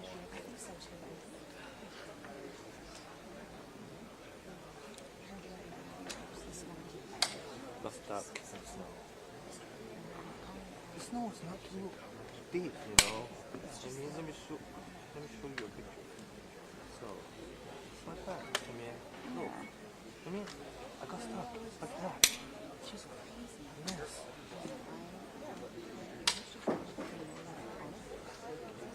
Where do you live? Okay, alright. So there you go. Okay. Well, I mean, when there was a snowstorm, I'm not sure it's your friend. For sure. They're asking me to work here for them. So I mean, if it's going to be the same kind of situation, yeah, I think I'm going to find a hotel near a metro station. I think that's what a couple of people. Yes. Annabelle almost stayed at my apartment because she lives in Bethesda. But on Sunday, was Metro running? It was, right? That's good enough.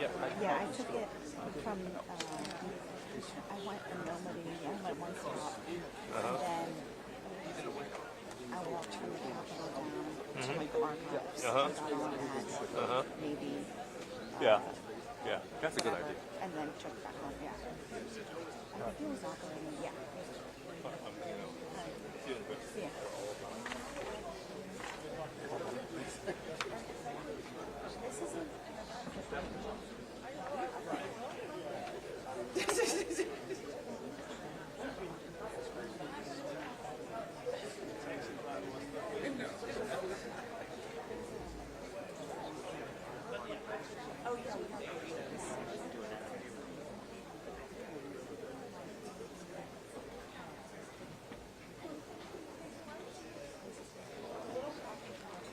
Very good.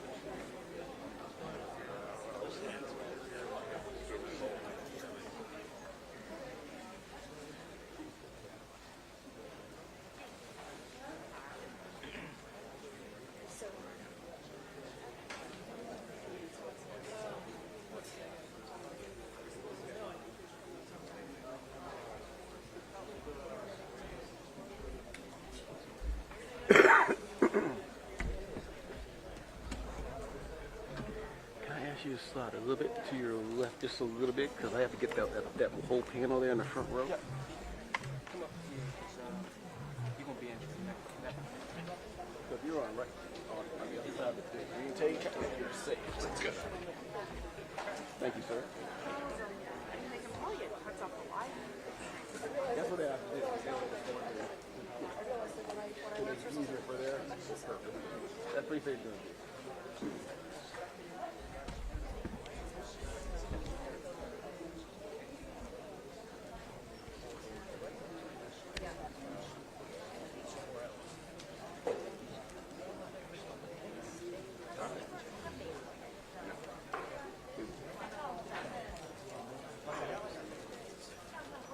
They need to raise it. It should be eye level with the same with the old system. I think it's like not triple, like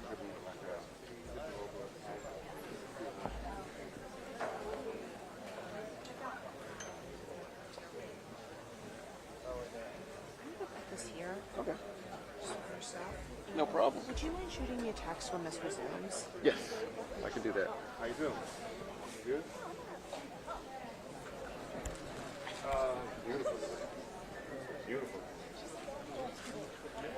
No, it was no traffic. I mean, a little bit of traffic. I'm in the garage.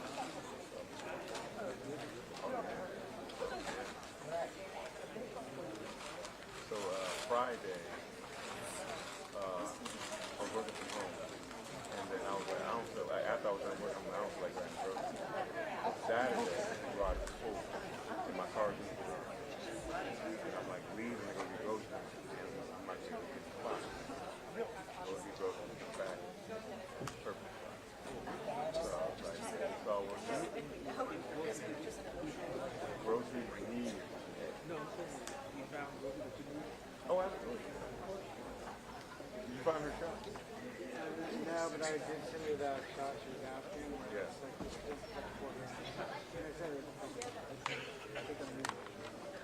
Okay, yeah. It was just to show her. Reference? Okay. Either specify that she might need to yeah, she found one of the two So she didn't want that? She did want one. She I talked to her about it. I was going to ask you, what did you shoot to replace it? I just want her to be happy in the moment. Check that box out.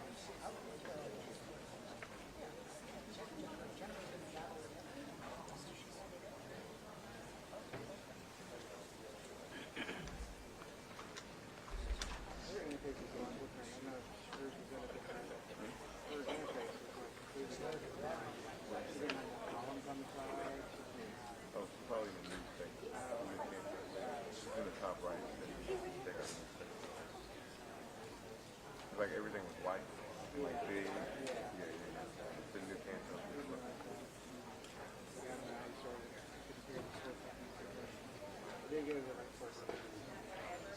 All right, welcome back. We're now going to hear from Dr. Jana Price on safety management systems and safety data. Dr. Price. Thank you, and good afternoon, Chairwoman Hamidi, Member Graham, and Member Inman.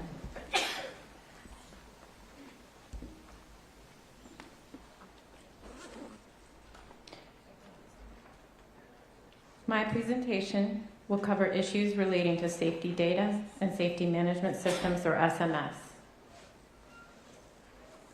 Specifically, I will describe data sources that could be used to measure midair collision risk.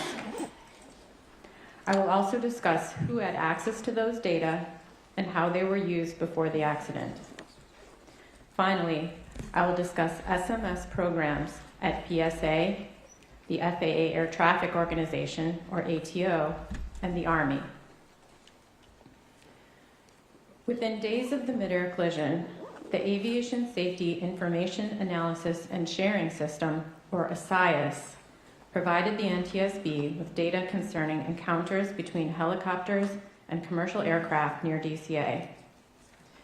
The initial reports indicated that there had been thousands of so-called close proximity events near DCA in the years before the accident. In the weeks and months that followed, seemingly conflicting estimates of proximity events and near misses were shared by FAA.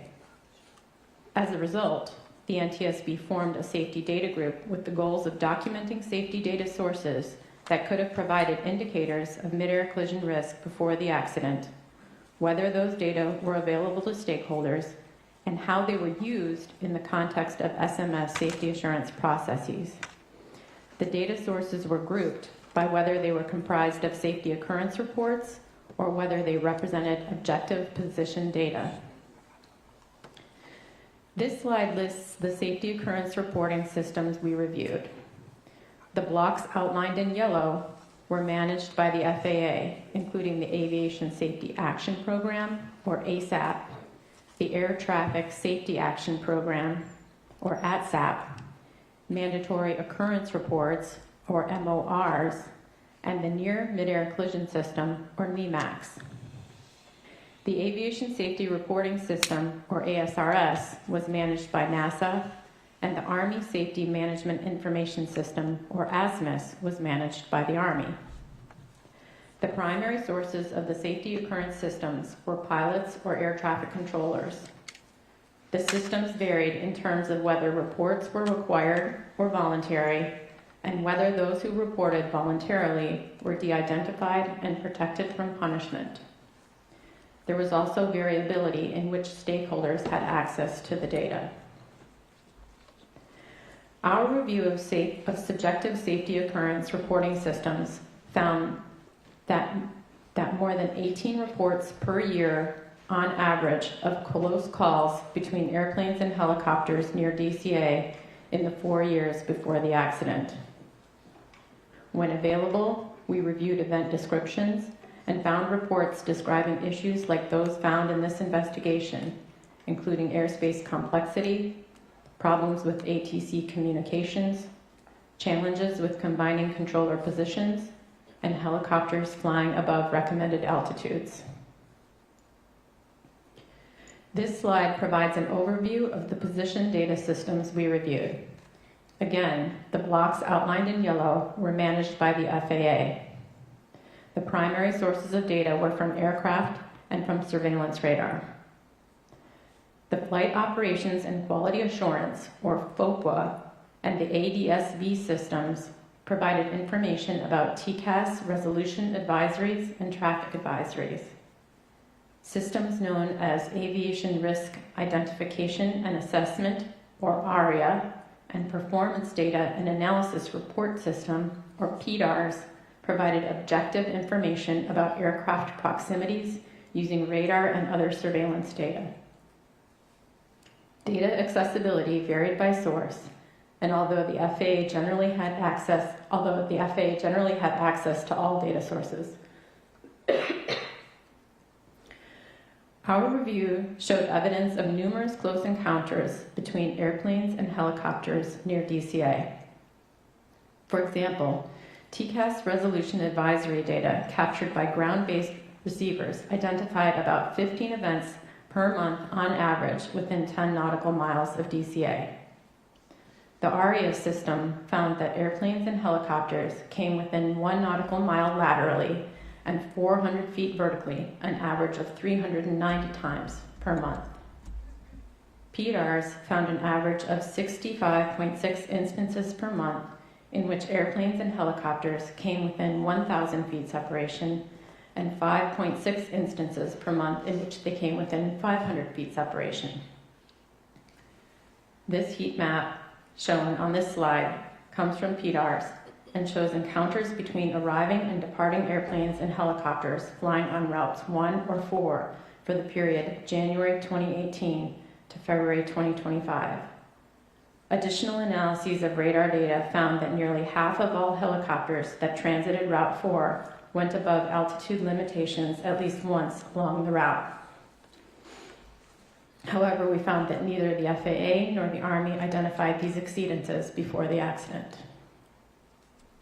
In all, we found that multiple safety data sources, including occurrence reporting systems and objective position data showed evidence of mid-air collision risk between airplanes and helicopters near DCA in the years before the accident, but existing systems did not recognize or mitigate the risk. We found that key stakeholders either did not have access to or were not making full use of the data. For example, some of the systems used to analyze radar data for close proximity encounters in this investigation had rarely been used for that purpose before the accident. We found that there was no standard definition to signify when aircraft are too close, which hindered the ability to track their incidents over time or to compare risk levels of different locations. Lastly, although helicopters regularly triggered TCAS resolution advisories for airplanes approaching DCA, we found that helicopter operators were largely unaware of their involvement in these events, and there was no standard mechanism to alert them after such events. Staff have proposed 2 recommendations to the FAA in this area. Next, excuse me. Next, I will discuss the safety management systems that were in place at the FAA, PSA, and the Army at the time of this accident. Multiple investigative groups coordinated to document and evaluate these systems. The United States is a member of the International Civil Aviation Organization, or ICAO, which sets standards for SMS. It calls for inclusion of 4 main components: safety policy, safety risk management, safety assurance, and safety promotion. Building and sustaining a positive safety culture is also considered foundational to an effective SMS. Both PSA and the FAA developed SMS programs using this model. ICAO requirements do not apply to military aircraft operations. The Army, therefore, had unique regulations and guidance for aviation safety programs. In the remainder of my presentation, I will focus on SMS policies and implementation by the ATO and the Army. At the time of the accident, the FAA had an established SMS for several of its organizations, including the ATO and ATO facilities, such as the DCA Tower. Its SMS policy described the required 4 components of SMS. However, this investigation revealed gaps in ATO's application of safety risk management and safety assurance in comparison to FAA's guidance for other service providers. We found that unlike the FAA SMS guidance for operators, which established requirements for coordinating with relevant external parties to collect and share safety hazard information, the same requirement is not reflected in the ATO SMS guidance, which is limited to bargaining unit representatives and management at FAA air traffic facilities. There was no formal process at DCA for the FAA to share information about helicopter route traffic, TCAS resolution advisories, or potential conflicts with external stakeholders. The formation of a helicopter working group was an example of an informal collaboration among multiple stakeholders designed to promote safety. However, as previously discussed, that group was not able to effect changes such as relocating helicopter Route 4 or adding hotspots to the route chart and spots with potential conflicts. We found that the ATO's application of its SMS did not recognize and mitigate the risk of a mid-air collision at DCA, nor did it effectively coordinate SMS activities with external stakeholders. As a result, staff have proposed 2 recommendations to the FAA in this area. We also found that ATO management eroded the overall safety culture within ATO by not supporting its workforce, encouraging open communication, identifying and mitigating operational challenges faced by controllers, or fostering a just culture. Interviews with ATO staff indicated that they feared retaliation for raising safety issues, and management often discouraged filing reports because it made the facility look bad. Interviews with current and former DCA tower personnel indicated that morale had been low for years before the accident due to the 2018 facility level downgrade and from the FAA's lack of transparency regarding the metrics used to support that decision. External compliance verifications at DCA between 2022 and 2024 identified non-compliant items, including lack of staff support, poor communication between Potomac Tracon and the DCA tower, and concerns about potential conflicts with helicopter routes, but the ATO failed to recognize these items as indicative of problems at DCA. Finally, DCA tower management personnel were reassigned after the accident, an action that appeared inconsistent with the characteristics of a positive safety culture. As a result, staff has proposed one recommendation to the Department of Transportation in this area. With respect to the U.S. Army safety assurance policies, Army safety programs were required to incorporate an occupational hazard reporting and investigation program managed by unit aviation safety officers. Aviation safety concerns could be submitted using operational hazard reports, or OHRs, which required filling out and submitting a form detailing the issue. OHRs submitted to safety officers were to be corrected at the lowest level possible. When FAA facilities or operations were involved, it was sent to the nearest Flight Standards District Office and to the Department of the Army Regional Representative. The Army Safety Management Information System, or ASMIS, was another venue to report safety events, including mishaps and near misses. Mishaps and near misses were broadly defined and could include both aviation and non-aviation safety events and events that occurred on and off duty. Although helicopters had triggered multiple airplane TCAS resolution advisories, and they had been the subject of safety occurrence reports submitted by airplane pilots and controllers, the Army's safety reporting programs did not provide information about those encounters. An Army review of ASMIS found no reports of aviation mishaps or near misses near DCA area or OHRs referencing the DC helicopter routes or other hazards in the area. Interviews with Army pilots suggested that participation in voluntary reporting programs was limited. Additionally, the Army did not have a program to monitor operational flight data for its helicopters and, as a result, was unaware of routine altitude exceedances and related risks in the DCA terminal area. Such a program could have not only helped identify altitude exceedances, but may have also raised awareness about cumulative errors in the UH-60 Lima's barometric altimeter system. As a result of these findings, staff have proposed 3 recommendations to the U.S. Army in this area. In 2024, the Secretary of the Army issued a directive for the adoption of an Army Safety and Occupational Health Management System, or ASOMS, the Army's first official SMS framework. The elements described in the directive are similar to ICAO SMS components described earlier. The directive required incorporating ASOMS in Army Safety Program regulations by September 2026, and it required Army commands and organizations to be fully compliant by the end of calendar year 2030.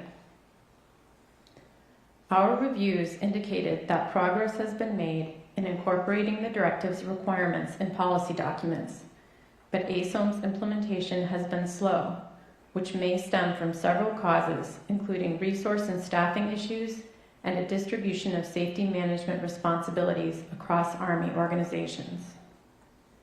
Additionally, we found that the Army lacked a positive safety culture in that its aviation safety system did not have the capacity, resources, or analytical mechanisms to consistently detect, interpret, and act on weak signals of latent hazards.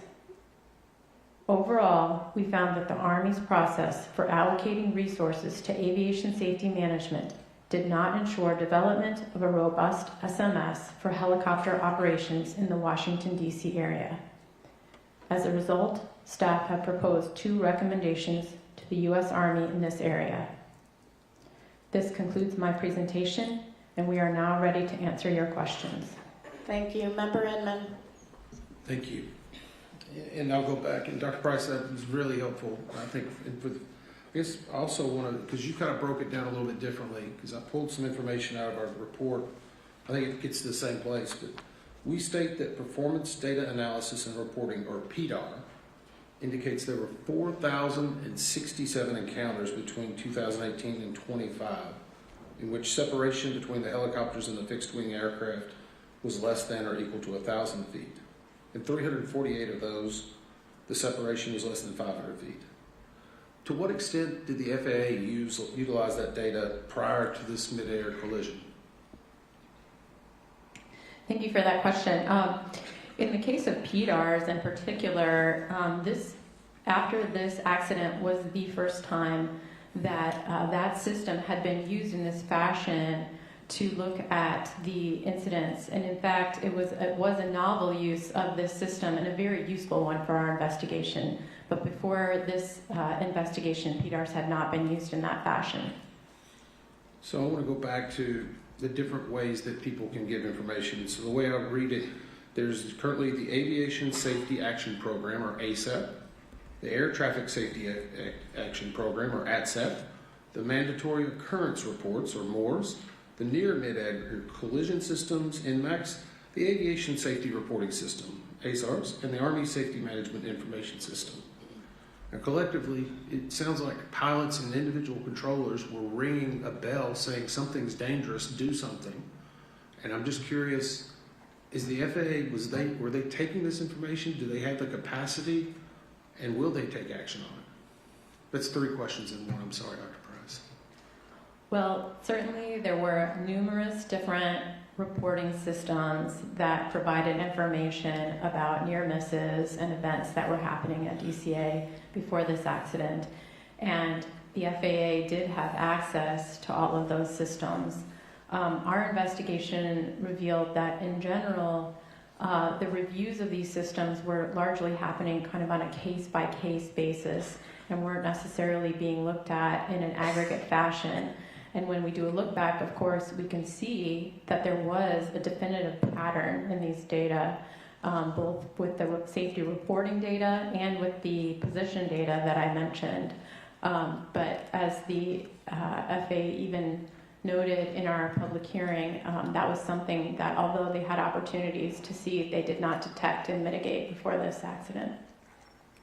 Since that time, have they indicated that they are using this data correctly? Thank you for reminding me about that question.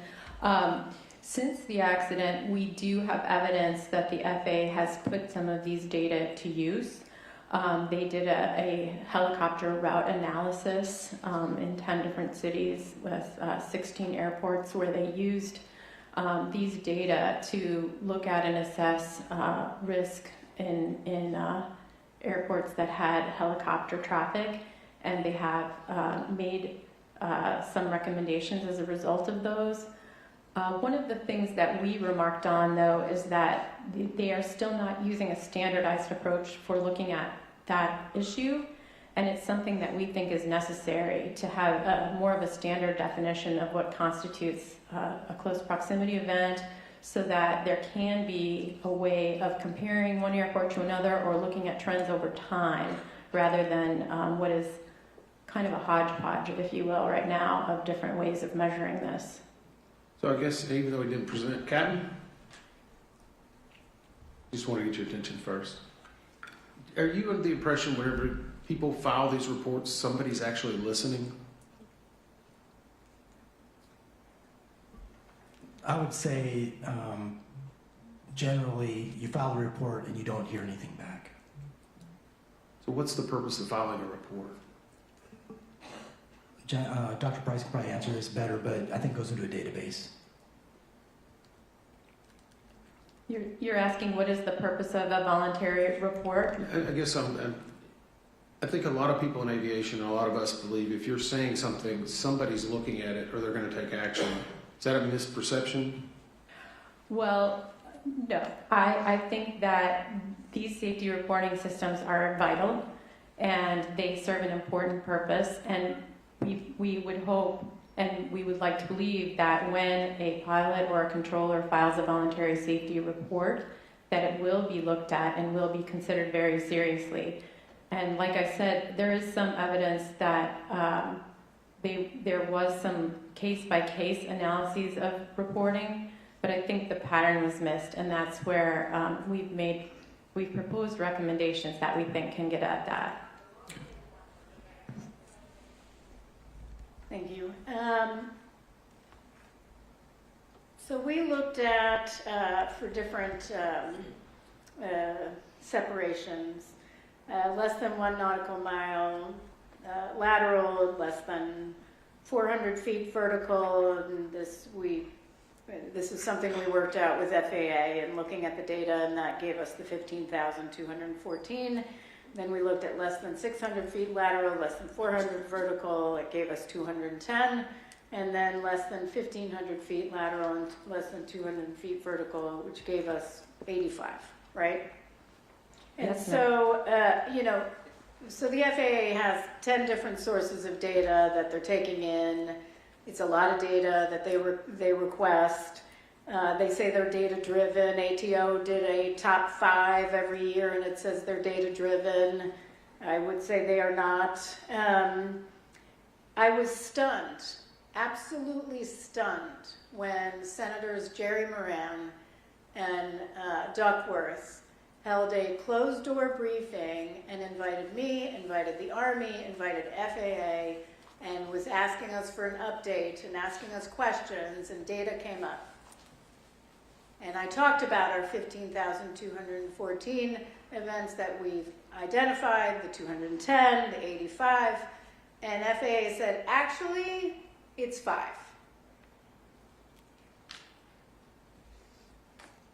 My 5. And this isn't the first time. Every time we release data that FAA gives us, they come up with some new thing 2 hours later.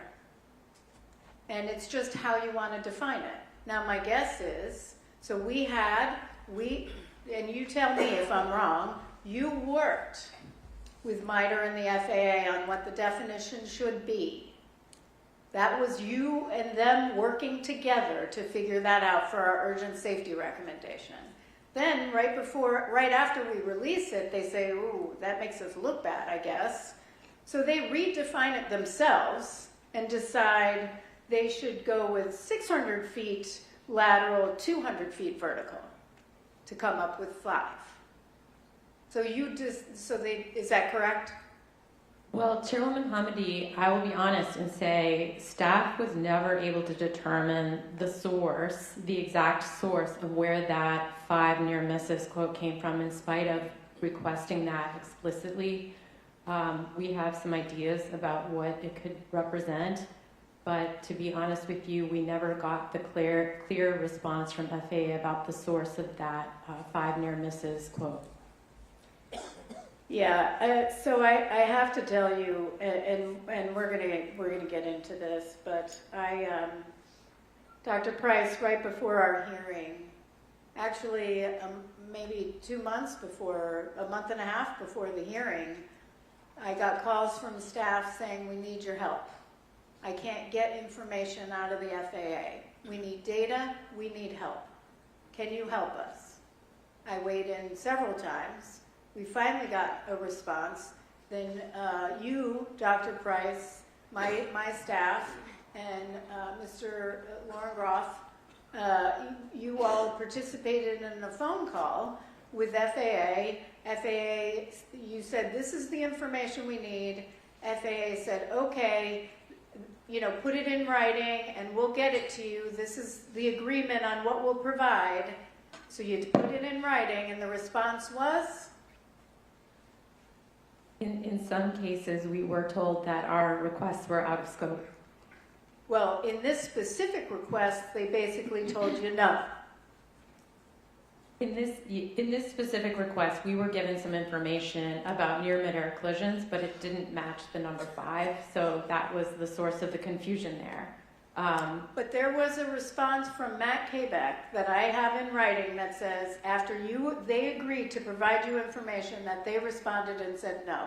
I think I know what you're referring to, and that was an instance where we had gotten some data from the ASIAS program, and we had additional follow-up questions about that.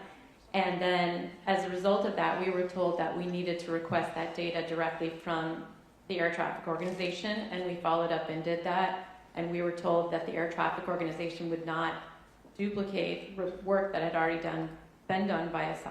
Even though part of the request was an additional parameter that you gave them? Yes, ma'am. That was not a duplicate? Correct. Yeah, thank you.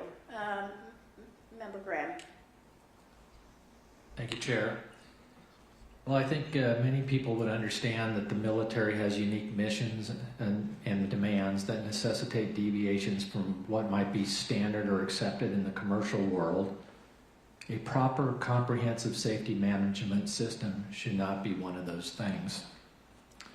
As well documented by our team in their presentation, neither the Army's Safety Management Information System nor their Safety and Occupational Health Management System, individually or combined, comprise an acceptable SMS. I have relentlessly beat the drum of SMS across multiple modes of transportation and organizations since I arrived here at the NTSB. And I truly believe that the military should be no different on this one. The core pillars of SMS are intentionally broad concepts that can be adapted to any operation. In particular, any operator regularly conducting flights in Class B or other congested airspace should have an SMS to properly manage their risk.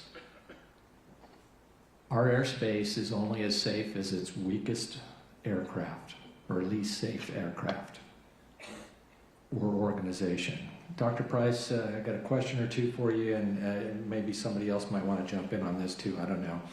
As you mentioned, the Army Safety and Occupational Health Management Systems included some elements of what's similar to an ICAO SMS components. While that is true, is it also true that this program was not a standalone for the Army Aviation Battalions? Member Graham, I'd like to ask if Dr. Bramble would address that question. Yes, you're correct. Aviation was just one application of many of their safety and occupational health management system. Okay. What other categories of potential hazards or other than aviation safety were included in this program? There was a wide variety, including tactical, off-duty, automotive, many things unrelated to aviation. There were 14 different areas, I believe. Well, I'm not going to say that those aren't important. They are important for each unit, but I think what became abundantly clear during the course of this investigation is that the Army Aviation Safety cannot simply be lumped in with all of those other elements. Is it true that the Army's Safety and Occupational Health Advisory Council, which met biannually to review, among other things, workplace safety hazard logs, work-related illness and injuries, civilian case incidents, worker compensation costs, and installation hazard abatement? Yes. And while these biannual meetings could also cover items directly related to aviation safety, can you share why this does not meet the level of what you would expect to see through like an aviation safety action program or a FOCA program or in the granddaddy of them all, the ASIAS system? Sure. I mean, I guess the first difference would be that it's integrated with the command structure and run by the commander. And in the case of an event review committee or something like that, you'd have sort of the safety and QA folks working it independently and advising management. Secondly, those types of committees in commercial aviation tend to have much better data streams, such as FOCA data, LOSA, ASAP, that sort of thing. They had an employee reporting system, is that correct? Yes, they had 2 different ways that reports could be submitted. And were there many reports to look at? No, in the case of occupational hazard reports, there hadn't been any received by the brigade in the last year, and in terms of the Aviation Safety Management Information System near-miss reports, there had been 5 from the 12th Aviation Battalion, 3 wildlife strikes, 1 case for a crankshaft left open on the ground, and 1 off-duty report. What benefits do you believe the Army would gain from having a standalone, fully resourced SMS program dedicated to aviation safety, which they don't have today? Well, they would likely have better resources, better focused, aviation-focused analytic capabilities, better data streams, and a better focus on identifying weak signals of latent risks in the system that represent low probability, high consequence accidents, the kinds of complex system failures we're talking about today. Great, thank you, Dr. Bramble. Member Inman.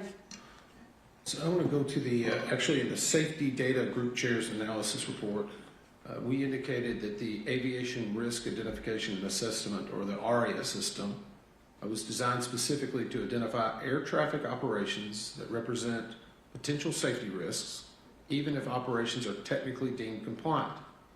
We received testimony, I think, from the FAA Eastern or Safety Group for the Eastern Service Area that ARIA looks at the interaction of aircraft, so how they are moving towards each other, and generates a report. I think we looked at, I believe, 874 of those, just between 2022 and 24. To what extent did the ATO use this risk and this data to understand prior to the mid-air collision what was going on? Thank you. The ATO was using ARIA, as you specified. They were reviewing on a case-by-case these 874 events that they referred to as preliminary ARIA reports. The system itself would generate something for them to review when aircraft came within a certain proximity. An algorithm would feed a report to them for review. They had quality assurance teams that would conduct those reviews and assess.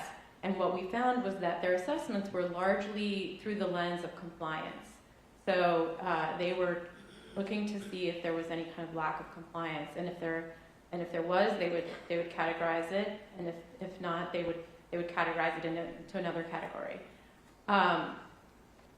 Interestingly, within that set of 874, none of them had been identified as being near mid-air collisions, even though we knew from other sources during that time period that pilots had made those reports. So that was what made us concerned and feel that there needed to be other ways of looking at these data in a systematic way, and we've made proposed recommendations that we think can address that. It's interesting you use that word. Is in your opinion, or just what you viewed, is the FAA more interested in enforcement or safety? Well, with respect to these data, I do think that the ATO in particular was looking at some of these data through more of the compliance lens. The FAA certainly has the capability to look at data in a more holistic way. We do have evidence that, for example, the SIS program is doing that and that it is being done. I don't want to say that it's not being done, but in this instance, with these particular types of data, we did feel like they weren't looking at it in kind of an aggregate or big picture risk focus, but rather a compliance-based way. And I think that's a nice way of saying it, probably. But I would offer again the same thing. Are we going to 5 years from now be saying we're seeing something that the data was there again? Because it seems like every 2 or 3 years, it's almost whack-a-mole. We continually go back and say, oh, they're looking at it, they're trying, and then we just come back and we have another incident. Well, one of the recommendations that staff has proposed has to do with asking FAA to establish a standard measure of close proximity, making that public, and then creating a database so that all of the stakeholders can have access to those data, so that people can conduct analyses and be aware of these types of events. So is it the public's responsibility or is it FAA's? Well, we would certainly expect FAA to analyze those data, but because those data are available and can be public, there are a lot of different stakeholders who are interested in this, and having that data available to a wide range of people is one way to ensure that it can be, there can be transparency and can be looked at. Let me ask, I guess, a different way. I'm kind of curious because we can go through this report and a lot of different things. If you could change one thing at the FAA today and make everyone safer, what would you do? I'm not trying to lead you into a question, Dr. Price. I'm just interested in your opinion. Well, sir, I think everyone at this table would have an idea of what they would want to do. I am a safety data person, so you know, I would like to see better sharing of safety data information, better analysis of safety data information, and the recommendations that our group has proposed in this area, we hope can move forward in that, because then it can allow for better foresight and better prediction of risk in the system. Thank you. Thank you. I wanted to talk about sharing of data, which you mentioned with external stakeholders. Can you talk about that a little bit? First, how does NTSB get its data? Chairwoman Tammany, there's a variety of different ways we get data. We own some data. We are the shepherds or the stewards of some aviation data. We access publicly available data. We can request from FAA lots of different kinds of data. And there are some sources of data that are proprietary. For example, as I mentioned, the ASAP and ASAP voluntary reporting systems and the FOQA systems that are part of the ASIS program that are proprietary, and we have a special agreement memorandum of understanding with FAA, and there are certain situations where we may request those data. Some data systems that FAA have, we still pay for. That is correct. That is correct. Instead of the sharing of data. So how about industry? How does industry get, say the commercial airlines, how would PSA get information from FAA? Well, PSA, as many airlines, are members of the ASIS program, which is a collaboration between industry well, it's a collaboration among many stakeholder groups that's managed by a third party that brings information together and allows them access to it. So that's one way that PSA and many operators get safety data. Some of the criticism of that, though, is that it's outdated and old by the time they get it. Well, we were told in this investigation that there were lags between when they were contributing data and when they could see that data. And so, yes. How long? Sometimes 3 months. How about the Army? Do they get the data? We asked Army about their use of FAA data. Before the accident, they did not routinely request data from FAA. In the public hearing, they said that they were interested in starting that practice, and we queried them again recently, and we do know that they have made some outreach efforts to FAA. We know that there has been some conversation about them becoming participants in the ASIS program. I think there have been some challenges with that, and again, I think some of the recommendations that staff is proposing, we hope, will help to foster that type of sharing.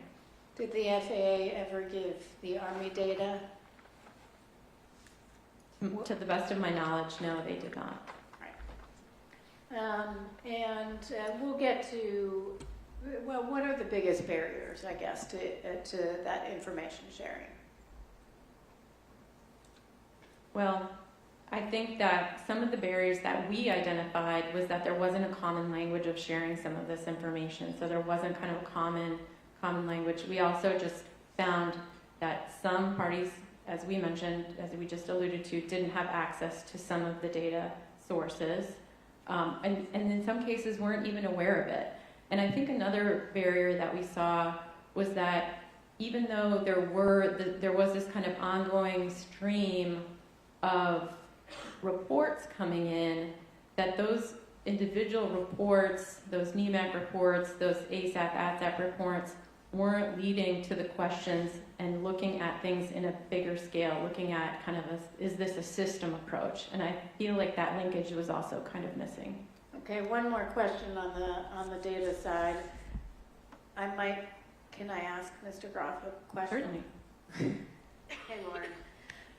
You and I have talked about this, that there are some concerns with an over-reliance on AI by FAA, that there are some challenges there, that if that they've got to be careful on the use of AI to pick up trends to make sure it doesn't discount some reports. Can you just talk about some potential benefits you could get from the use of AI to help them identify trends, but then also some potential downsides?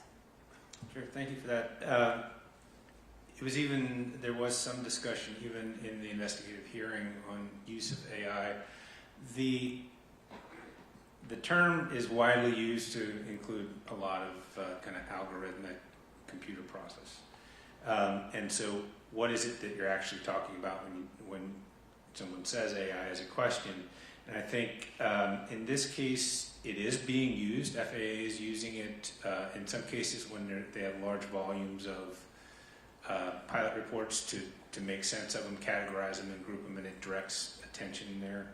I think one of the things, even the ARIA system could be considered to be AI.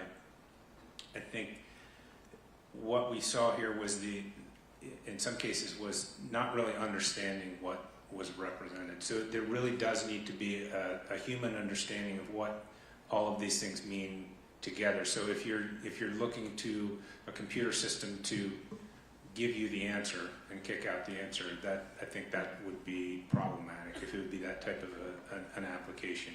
It really does need a human understanding and review to trust what they're getting out of it. And so maybe that if there's any loss of true understanding of what those events mean, that could be problematic.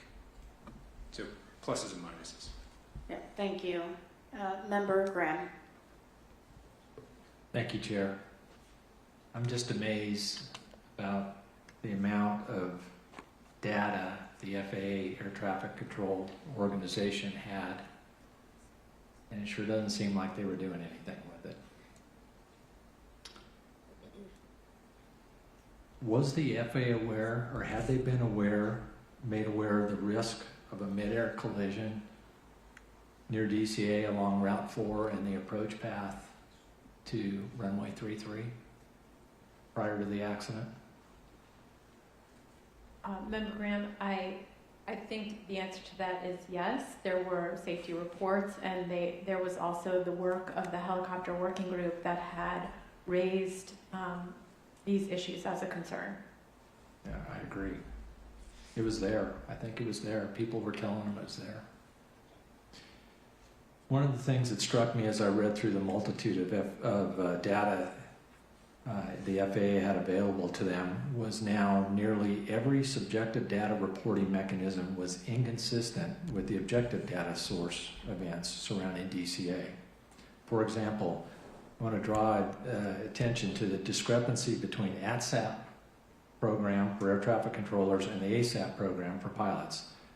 Over a nearly 4-year period from February 2020 through October 2024, more than 16,000 ASAP reports were filled or were filed related to DCA. That's from the pilots, including 85 specifically concerning close calls between airplanes and helicopters.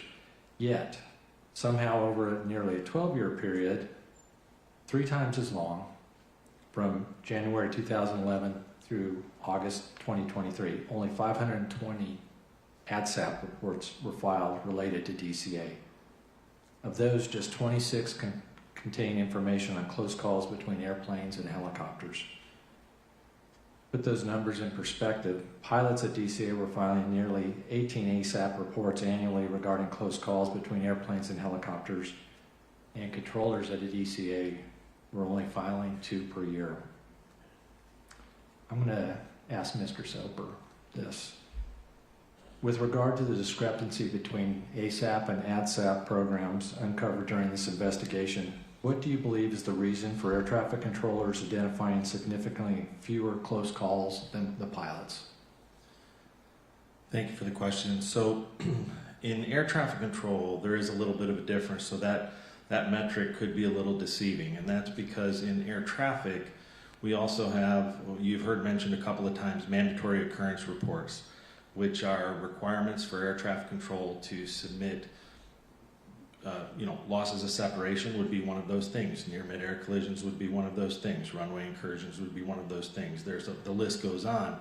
So we looked at, I believe it was 10 years, and Jana, please correct me if I'm wrong, like 10 years worth of data approximately, and they had 170,000 plus mandatory occurrence reports at DCA that were reported by air traffic control. So for air traffic controllers, they may not file an ASAP based on a report, especially if they've already reported it via a mandatory occurrence report, because they feel they've met a reporting requirement and they don't take the time to go to actually do an ASAP on top of it. Is it difficult to do an ADSAP report? No, I would say it's not difficult to do one. Is there a reluctance? No, well, from our investigation here at DCA, none of them displayed a reluctance or said that they had a reluctance. They felt free to file, and they did. They did file the reports. Was there any fear of retaliation for reporting in any way close calls? Not according to our interviews. They didn't feel a fear of retaliation for reporting in an ADSAP. Okay. Thank you for that. I think that's all I have. I'll wait for the next round. Member Evan? I think I've done with my questions, and so can I pass until we get to the last round? Okay, because I do have a couple of last minute things. Dr. Bramble? Dr. James Reason talks about 5 components of a positive safety culture. Reporting culture, just culture, flexible culture, learning culture, informed culture. Do you believe the FAA had a reporting culture? And let me, just for everybody watching, a reporting culture is a culture where staff feels, this is per Dr. James Reason, feels safe and confident reporting safety concerns, near misses, and errors without fear of blame. I should probably defer this question to Dr. Wilson. So in some regards, we believe that at the facility level, there was a reporting culture. Controllers did indicate that they felt comfortable submitting ATSAP reports, and management also said that they had an open door policy, and controllers said that they felt comfortable going to their managers if they had a safety concern. At a more global level, at the ATO, we do not believe that there was a reporting culture. As was mentioned in Dr. Price's presentation, some staff did feel that there would be retaliation for reporting safety concerns. We had multiple people who wanted to share information with us but didn't feel comfortable until they were closer to retirement because they were afraid of retaliation. We obviously had the issue at the public hearing, our investigative hearing, where we felt like management might have been influencing the testimony of some of our witnesses. So in some aspects, yes, and some aspects, no. In fact, we couldn't get some people absolutely refused to testify or even be interviewed on the record. One person in particular went to a friend of mine at the FAA to call me to ask if he could meet with me because he wasn't comfortable talking to anybody else. It's inappropriate for me because I'm not an investigator, but I was able to connect through that intermediary. I don't even know the person's name who came forward, but with Mr. Soper and Miss Lewis, because they were afraid. People who testified, they were afraid. I mean, and I'll ask Mr. Soper if you can comment on that. I mean, numerous times people indicated they were afraid of retaliation. We did have several. Now, just wanted to differentiate, not people that were actually at the facility in this case, but yes, we had. I had at least 3 that I felt were key concern personnel that absolutely refused to testify. Including all our witnesses that were concerned. Yes, the witnesses that we did get were very concerned. How about the reporting culture at the Army? It was not robustly implemented at the unit level. How about just culture? Just culture in ATO. Just culture means an atmosphere of trust where people are encouraged to report essential safety-related information, but clear lines are drawn between acceptable and unacceptable behavior. Again, I think at the facility level, for controllers, they were encouraged to report ATSAP reports, but we do know that following this event, managers were reassigned. As Dr. Price mentioned in her presentation, following some mandatory report occurrences that occurred, they were told not to report them because it might make the facility look bad. And then again, just those hesitant to talk to us, I think, goes to show that there was not the just culture. Just culture at the Army. We did not find that to be a problem at the unit level in the Army. Flexible culture. Do you mind if I finish the 5? Yeah. Flexible culture. Culture that can adapt effectively to changing demands and when necessary shift from normal hierarchies to a structure that relies on expertise. ATO. I think we found that the ATO did not adapt to recommendations, concerns over near midair collisions in the DCA area. Flexible culture, Army. I think that the safety assurance system was not nimble enough to specifically look at some of the risks in the DC airspace. Informed culture, an organization that collects and analyzes relevant data and actively disseminates safety information to the workforce. ATO. Again, as Dr. Price mentioned with the safety assurance process, we definitely found failures with that.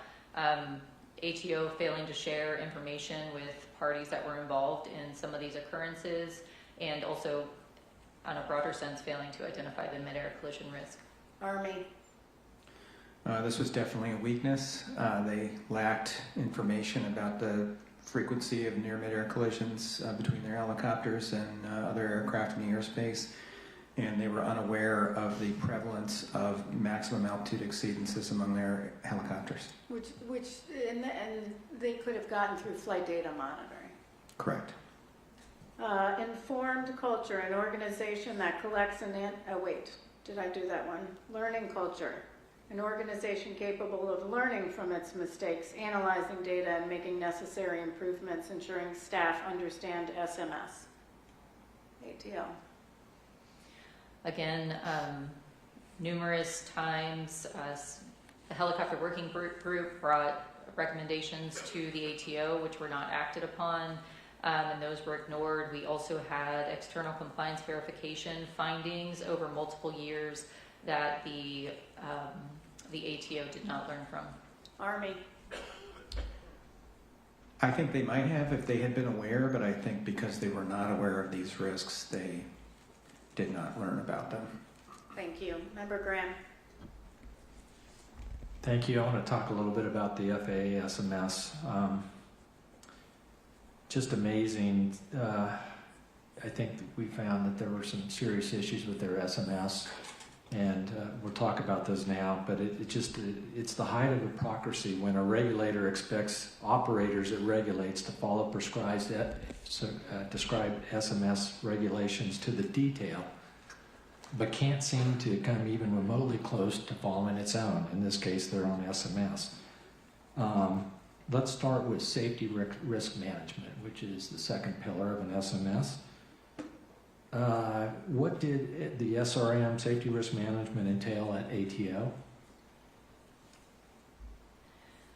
The ATO did have safety risk management policies in place that we did find on several occasions. It was followed, particularly at the facility.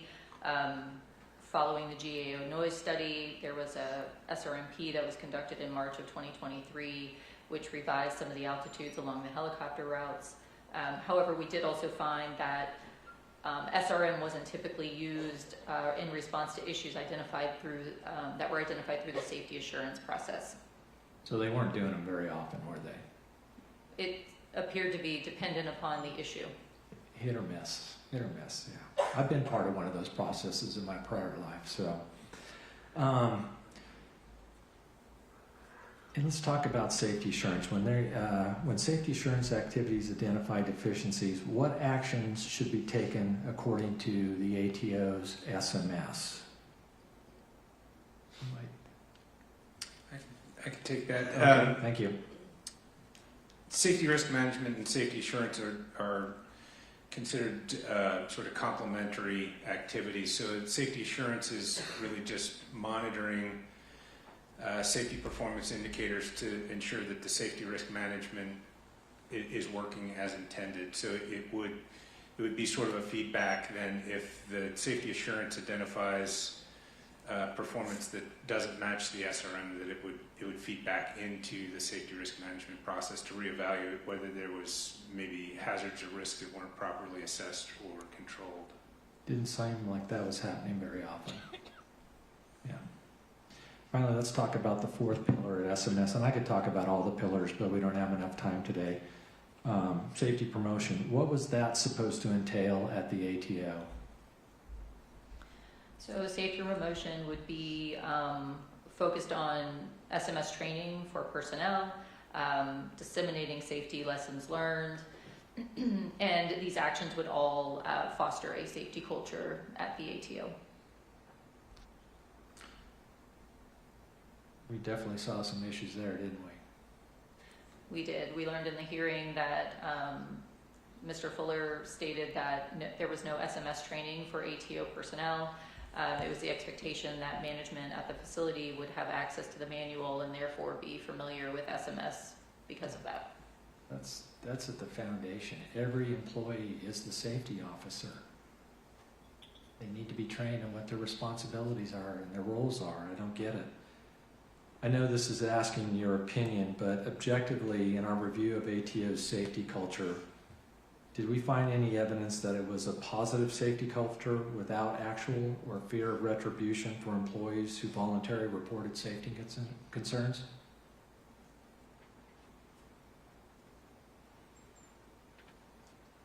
We don't have evidence that anybody who reported a safety concern via ATSAP faced any retaliation.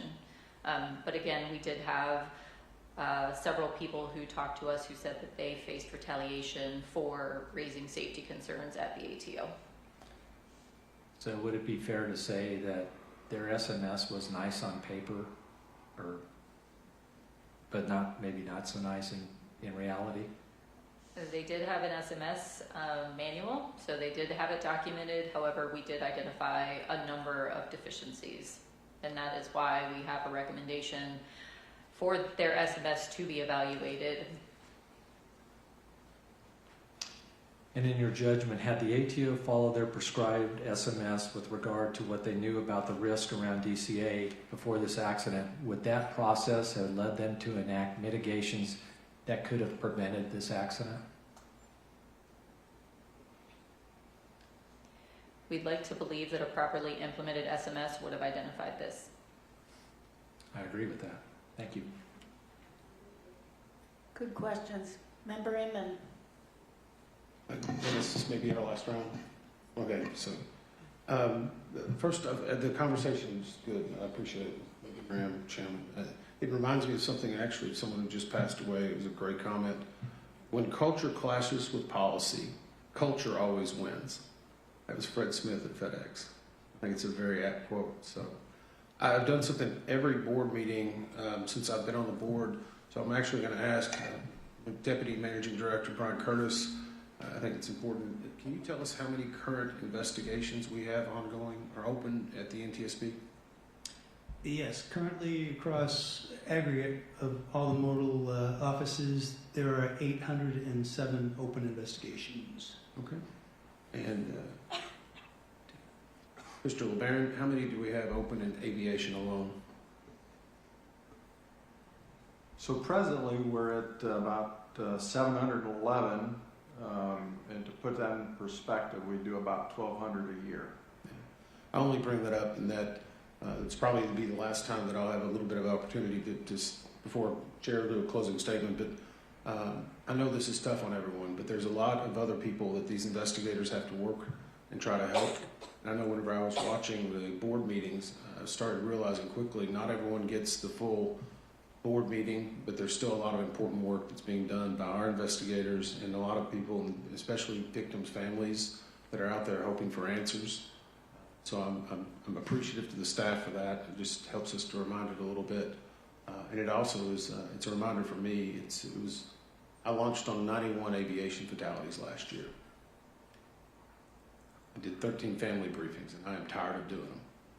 And I'm sorry for you, because the pages of these reports are written in your family members' blood. So with that, again, I'm sorry that we have to be here. I know we'll get into the final calls and a lot of things shortly, but hope this is helpful in what we've been doing and what we will do after tomorrow. Thank you. Thank you. Well said. I do have a question, though. Mr. McKinney and Dr. Bramble, maybe you as well. How would you describe your work and the willingness, your work with the Army throughout the investigation and their responsiveness to NTSB requests? Generally, the cooperation was excellent. We received some delays later in the process, but by and large, they were pretty responsive.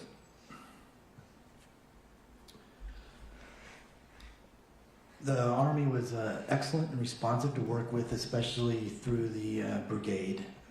We had no problems getting the information we requested, and they rapidly provided us assets such as aircraft to do flight tests. So it was a good experience, good working relationship with the Army at the TAB level. Mr. Banning, would you agree? Yes, absolutely. Yeah, I see Colonel Easter and Colonel Yeager, I believe, in the audience, and then we also worked with Colonel Parker. I thought it was an excellent working relationship. They provided us what we needed. I do want to thank Secretary Driscoll. We speak often. He was very responsive when we needed assistance, and I really appreciate that. Mr. Soper, maybe others who might want to, well, let's start with Bryce. Mr. Banning, how would you describe your work with the FAA throughout the investigation and their responsiveness to NTSB requests made of the ATO? I think we are grateful for the FAA's role. We're grateful they did provide us a tremendous amount of data. We're grateful for their cooperation. However, there were some struggles that have already been stated. It is difficult when conducting an investigation to be told what is within the scope of your investigation. So them telling us what is in and out of scope. Yeah, that was problematic. But we do appreciate their role, and they did provide us a tremendous amount of data. Absolutely, we appreciate their role. However, there were a lot of data and information challenges and concerns on retaliation and everything else. I will say I think it's very interesting that for all the data we requested and much of what we did not receive, you received a phone call on Friday, or emails from FAA asking, 2 different emails I believe, did we have everything we needed and did we get all of our data requests answered on Friday.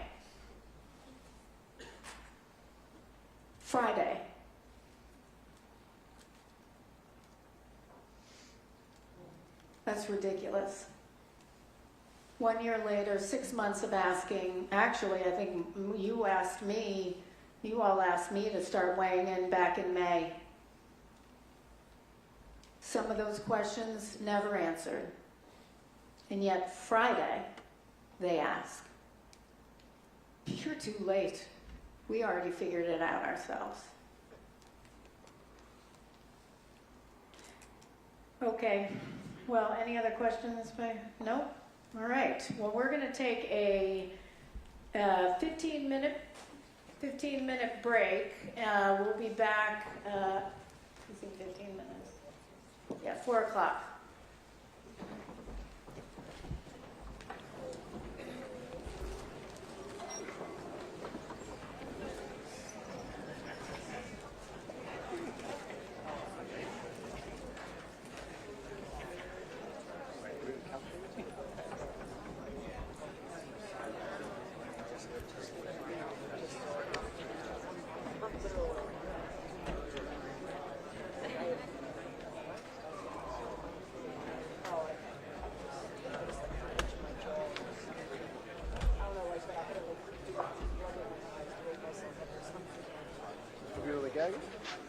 Huh? You know the gag?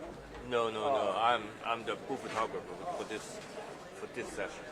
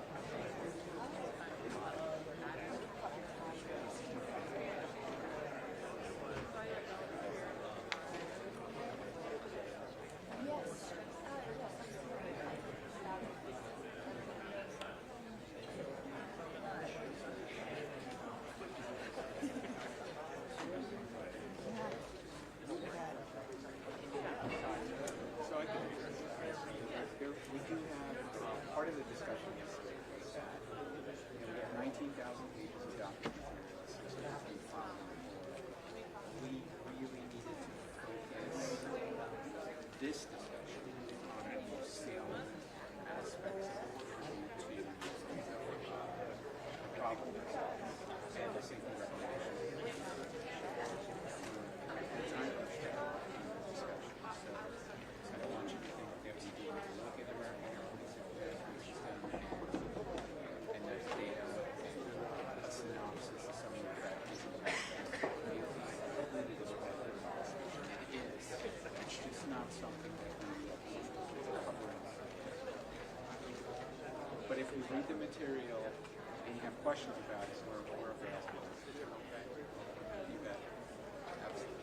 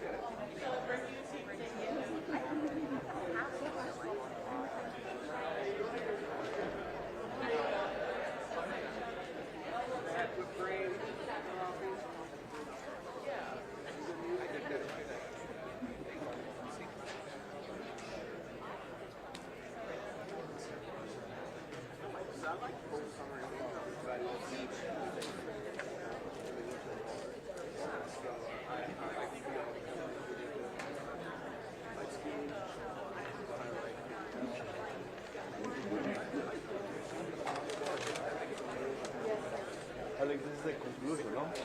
Should be fast, no?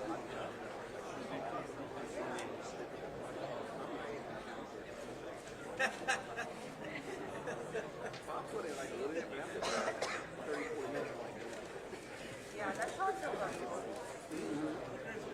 Okay.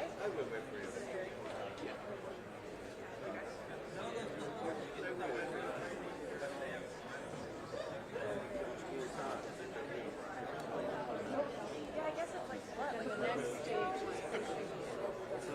I was thinking though, I think that would be good because it'll happen during the workday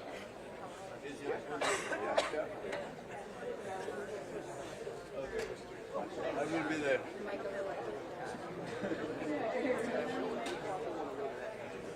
Yes, that's right. I wasn't.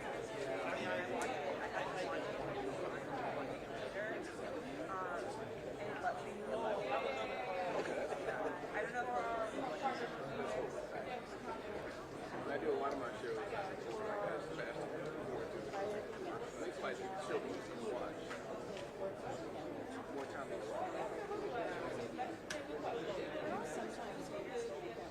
Start with the first one. So they, and then the person who decided the highest was like on it, like 11 or yes. Going to bed or about to be like, but then, you're like, oh, I guess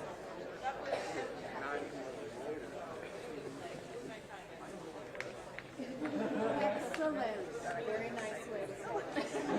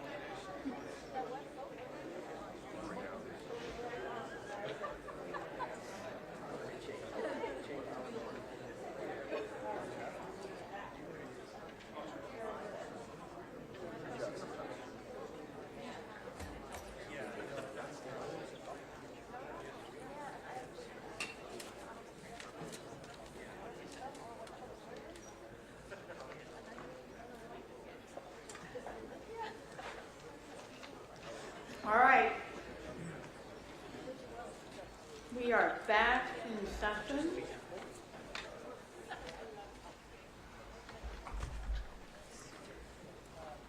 Mr. Curtis, will you please read the proposed findings? Certainly, Chair. As a result of the investigation, staff proposes the following 71 new findings. Number 1, the pilots of Flight 5342 were certificated and qualified in accordance with federal regulations. Number 2, the pilots of Flight 5342 were medically qualified for duty, and available evidence does not indicate that they were impaired by effects of medical conditions or substances at the time of the accident. Number 3, review of the Flight 5342 pilot's time since waking and sleep opportunities in the days before the accident indicated that the pilots were unlikely to have been experiencing fatigue. Number 4, the pilot, instructor pilot, and crew chief on board PAT 25 were qualified and current in their positions as designated by the unit commander in accordance with Army regulations. Number 5, the pilot, instructor pilot, and crew chief of PAT 25 were medically qualified for duty, and available evidence does not indicate that they were impaired by effects of medical conditions or substances at the time of the accident.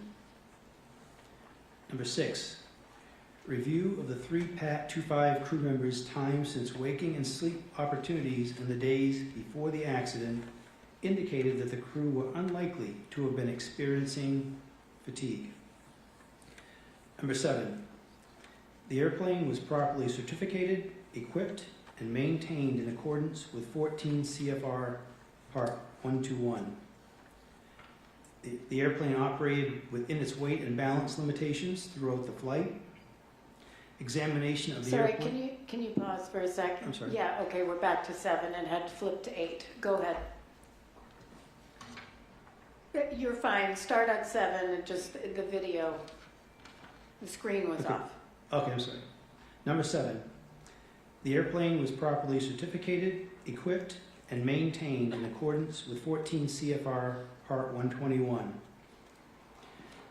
The airplane was operated within its weight and balance limitations throughout the flight.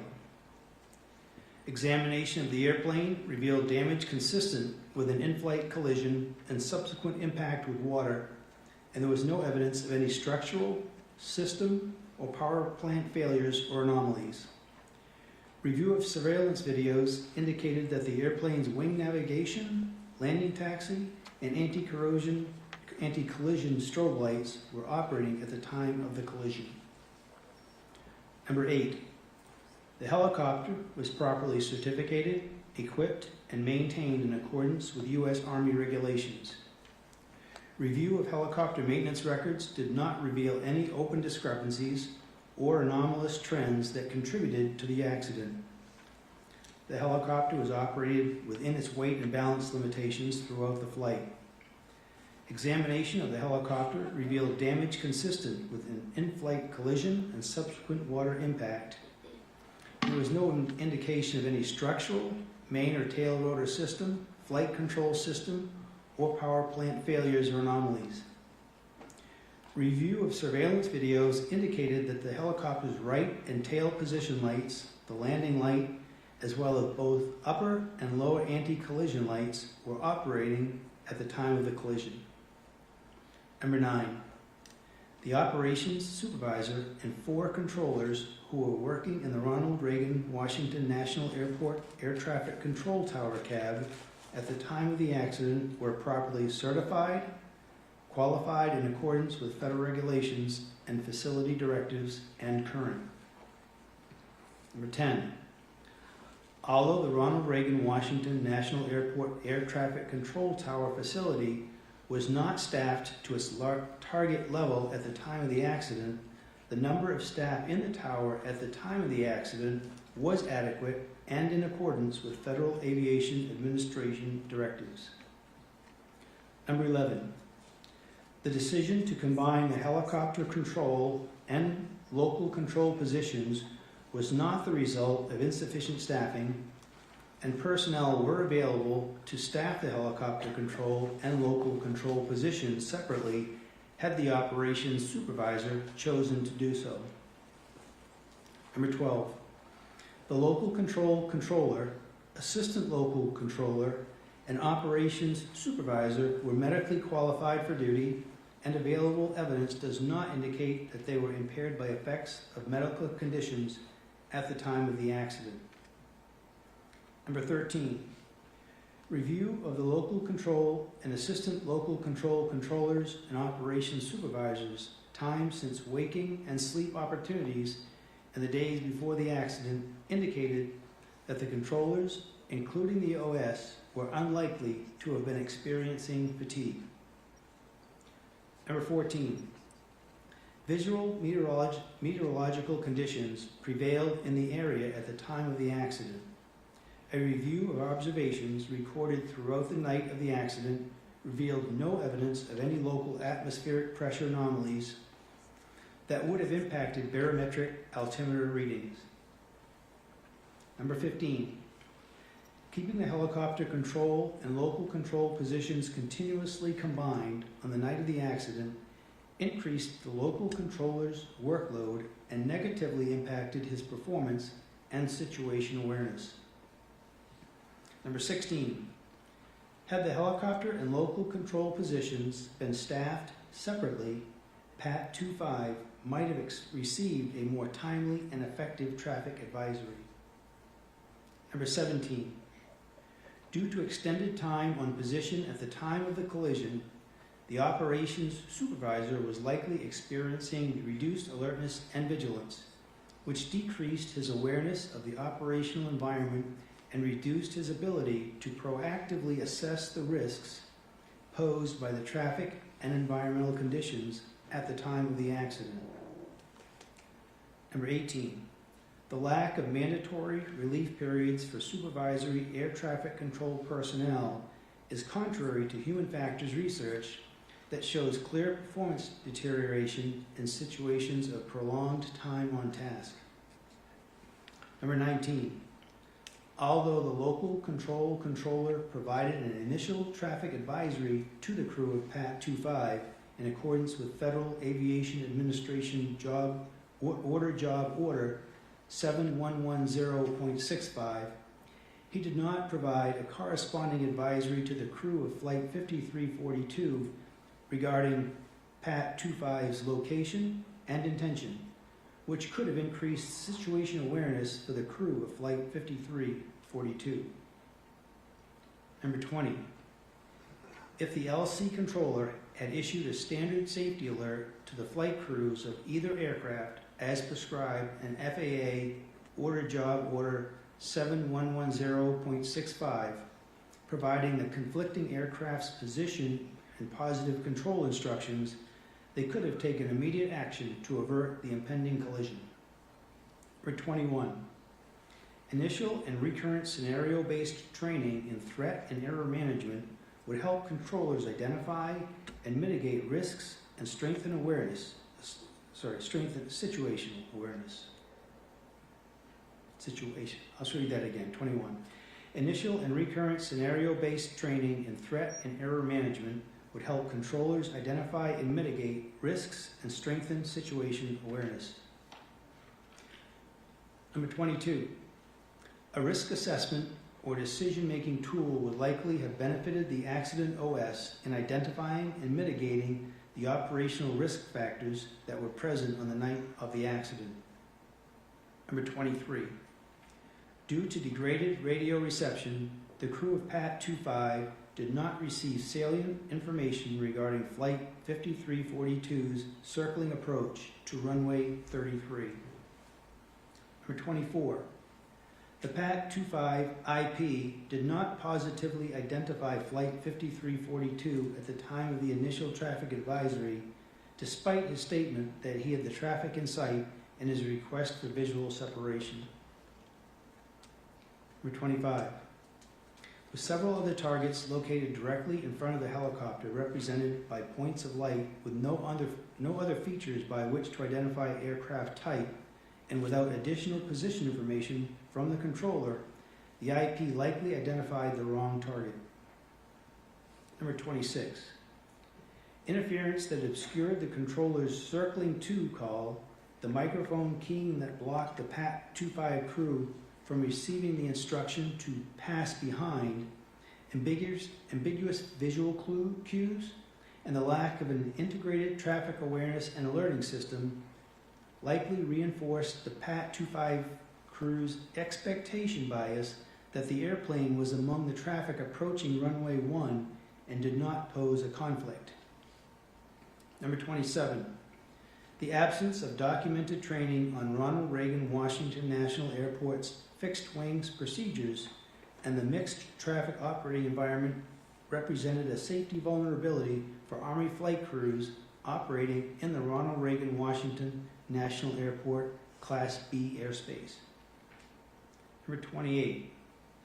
Due to additive allowable tolerances of the helicopter's pitot-static altimeter system, it is likely that the crew of PAT 25 observed a barometric altimeter altitude about 100 feet lower than the helicopter's true altitude, resulting in the crew erroneously believing that they were under the published maximum altitude for Route 4. Number 29. A recurrent task to verify the continued accuracy of recorded flight data for U.S. Army aircraft would help ensure the data integrity needed to support quality assurance and safety programs and accident investigations. Number 30. The Federal Aviation Administration and the Army failed to identify the incompatibility between the helicopter route's low maximum altitudes and the error tolerances of barometric altimeters, which contributed to helicopters regularly flying higher than published maximum altitudes and potentially crossing into the runway 33 glide path. 31. Pilots need all available information on the potential total error allowed by design that could occur in flight on an airworthy barometric altimeter.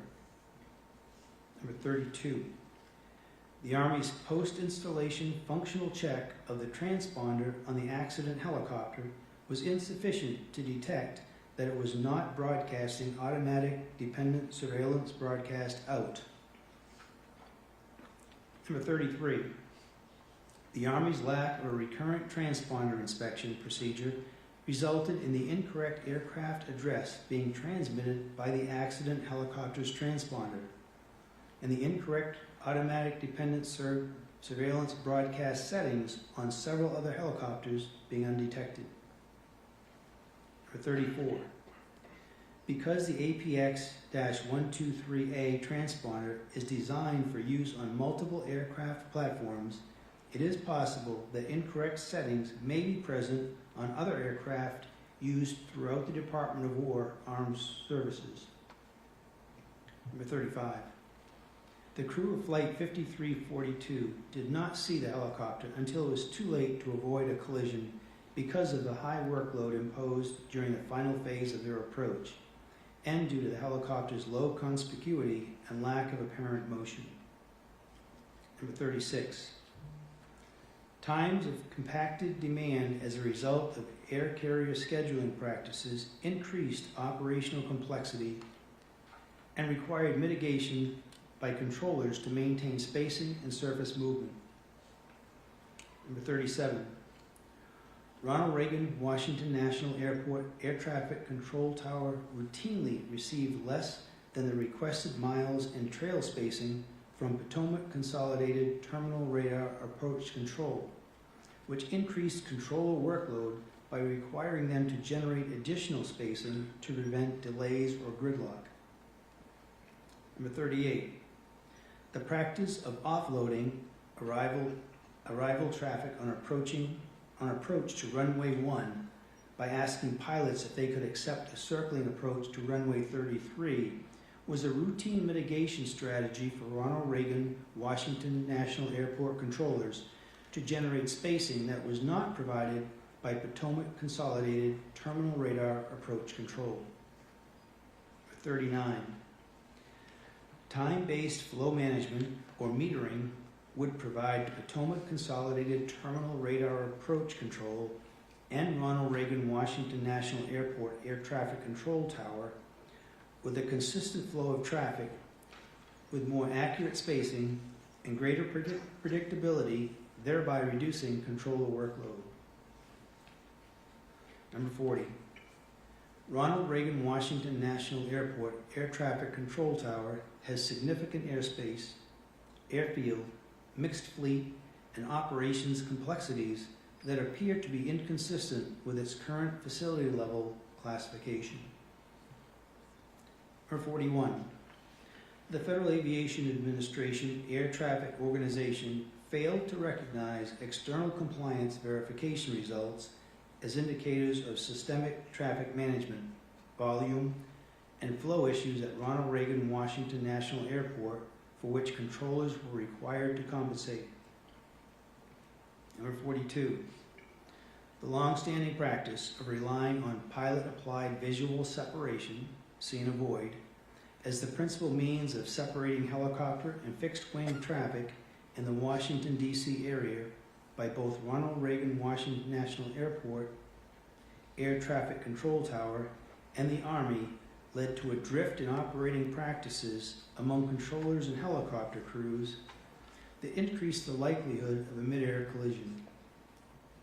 Number 43. Reliance on pilot-applied visual separation, see and avoid, as a primary means of separating mixed traffic introduced unacceptable risk to the Ronald Reagan Washington National Airport Class B airspace. Number 44. Ronald Reagan Washington National Airport Air Traffic Control Tower's procedure of maintaining a discrete helicopter frequency when the local and helicopter control positions were combined decreased overall situation awareness for pilots operating in the area. Number 45. Providing controllers with additional salient cues regarding the perceived severity of a potential conflict would reduce controller cognitive load and would likely improve reaction time to the most critical conflict alerts. Number 46. There was no evidence that the local control controller, assistant local control controller, or operations supervisor were under the influence of alcohol or prohibited drugs at the time of the accident. However, evidence was substantially limited by the lack of post-accident alcohol testing, and evidence was of somewhat lower quality than it would have been if drug testing had been conducted sooner following the accident. Number 47. The Federal Aviation Administration Air Traffic Organization's ATO drug and alcohol testing determination did not meet Department of Transportation, DOT, timeliness requirements. Furthermore, the ATO's decision to not conduct drug testing as soon as possible after the testing determination and to not conduct alcohol testing at all violated DOT requirements. Number 48. The delayed and inappropriate drug and alcohol testing determination was due in part to the Air Traffic Organization's, ATO, determination process being inadequately designed to routinely meet Department of Transportation requirements for timely testing, and in part to ATO's staff incomplete understanding of those requirements. Number 49. Additional reviews of helicopter route charts as required by Federal Aviation Administration Order 7210-3DD would have provided an opportunity to identify the risk posed by the proximity of Route 4 to the runway 33 approach path, but there is no evidence to support that these reviews were being performed at Ronald Reagan Washington National Airport. Number 50. The information published by the Federal Aviation Administration regarding Washington, D.C. area helicopter routes was insufficient to provide helicopter and fixed-wing operators with a complete understanding of the helicopter route structure and its lack of procedural separation from fixed-wing traffic. Number 51. Current aeronautical charting does not provide information on visual flight rules, helicopter routes that may conflict or come in close proximity to and approach departure corridors, which reduces pilot situation awareness. Number 52. The lack of automatic dependent surveillance broadcast, ADSB, out from the accident helicopter did not contribute to this accident, as the helicopter was still being tracked by radar. An ADSB out would not have provided improved traffic alerting from the Ronald Reagan Washington National Airport controller or the crew of Flight 5342 because the airplane was not equipped with ADSB in. Number 53. The Army's standard operating procedures that prevent flight crews from enabling automatic dependent surveillance broadcast, ADSB, out while in flight when not performing sensitive missions that require ADSB to be disabled limit the visibility of military aircraft on collision avoidance technologies that leverage ADSB information. Number 54. Although the airplane's traffic alert and collision avoidance system operated as designed, it was ineffective in preventing the collision because of current activation criteria and resolution advisory inhibit altitudes. Number 55. Traffic advisory oral alerts that include additional information about the location of traffic could reduce the time pilots need to visually acquire target aircraft. 56. Had the airplane been equipped with an airborne collision avoidance system that used automatic dependent surveillance broadcast in information to show directional traffic symbols, the crew of Flight 5342 would have received enhanced information about the risk posed by the helicopter, which could have enabled them to take earlier action to avert the collision. And 57. Although the pilot and instructor pilot onboard PAT-25 were equipped with tablets that had the ability to display traffic transmitting automatic dependent surveillance broadcast out, it is unlikely that the pilots were using the tablets to monitor or identify traffic at the time of the accident due to the workload associated with low altitude flight. 58. Technological advances since the development of Traffic Alert and Collision Avoidance System 2 operating standards may allow Airborne Collision Avoidance System XA with reduced inhibit altitudes to have an expanded alerting envelope while reducing nuisance alerts. Number 59. Although not commercially available, had the helicopter been equipped with Airborne Collision Avoidance System XR with integrated oral alerting, the crew would have received an alert regarding Flight 5342 and would have taken action to avert the collision. Number 60. Multiple data sources provided evidence of mid-air collision risk between fixed-wing aircraft and helicopters at Ronald Reagan Washington National Airport, including on approach to runway 33 before this accident. However, the limited access to and use of available objective and subjective proximity data hindered industry and government stakeholders' ability to identify hazards and mitigate risk. Number 61. Improving stakeholder access to standardized and objective information about aircraft close proximity encounters for use in safety assurance processes would increase the likelihood of detecting and mitigating hazards before accidents occur. Number 62. The Federal Aviation Administration's lack of an established process to inform parties about their involvement in events such as near mid-air collisions or traffic alert and collision avoidance system resolution advisories reduces the likelihood of fully understanding and mitigating future mid-air collision risk. Number 63. The Federal Aviation Administration Air Traffic organization had multiple opportunities to identify the risk of a midair collision between airplanes and helicopters at Ronald Reagan Washington National Airport. However, their data analysis, safety assurance, and risk assessment processes failed to recognize and mitigate that risk. 64.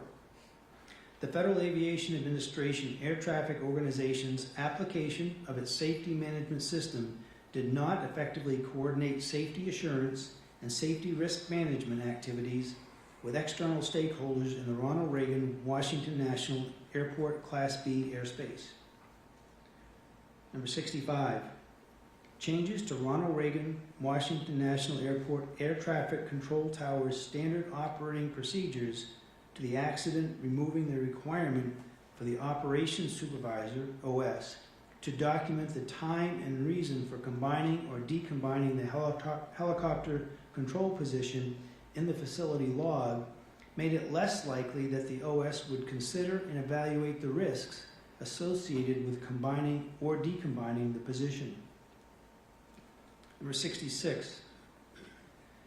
Safety risk management practices were not fully integrated into Ronald Reagan Washington National Airport Air Traffic Control Tower operations and did not identify or mitigate the operational challenges faced by controllers or the lack of guidance regarding operational risk assessments for controllers and supervisors. Number 67.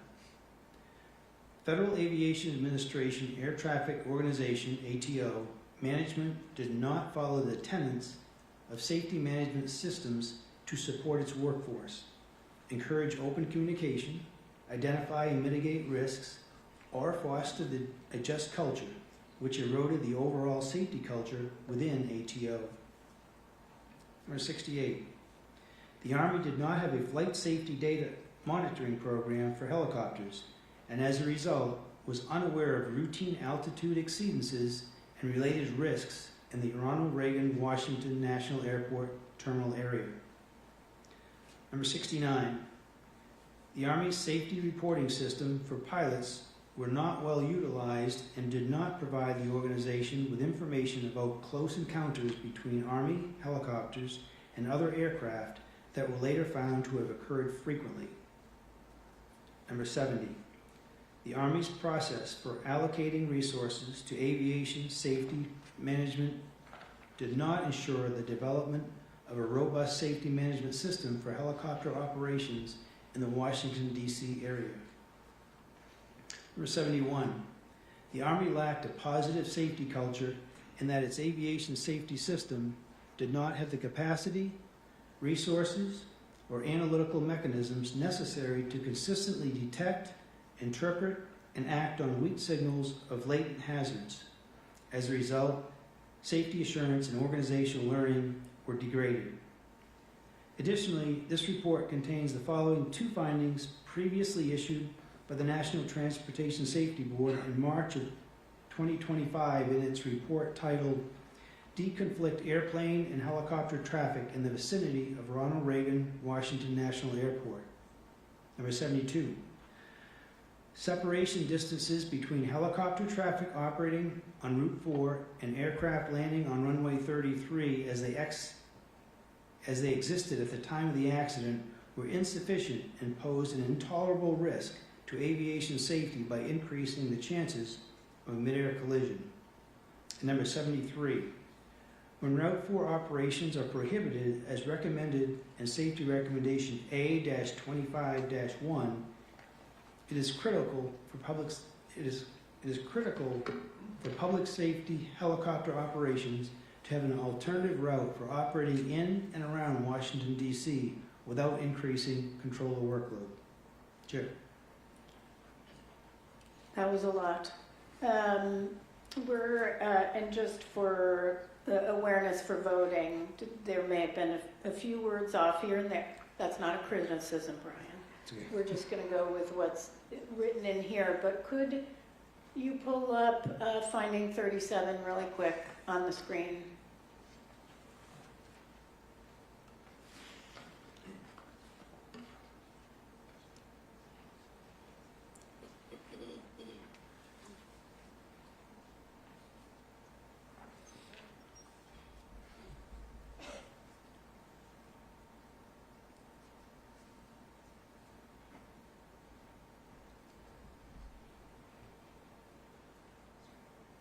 Okay, we're good. We just need to check something.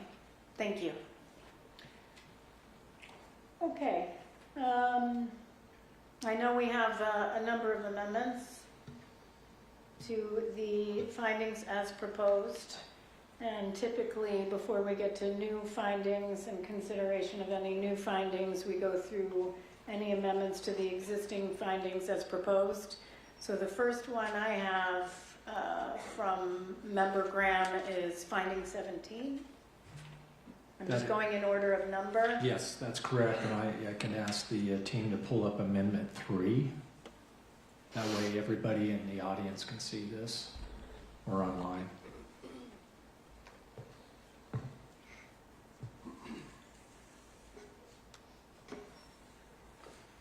As you see, I have an addition in there for finding 17 at the beginning. So my amendment, I move to add to finding 17 due to the extended time on position at the time of the collision and his expectation bias based on his prior experience at DCA, ATCT, comma, and the rest is the same.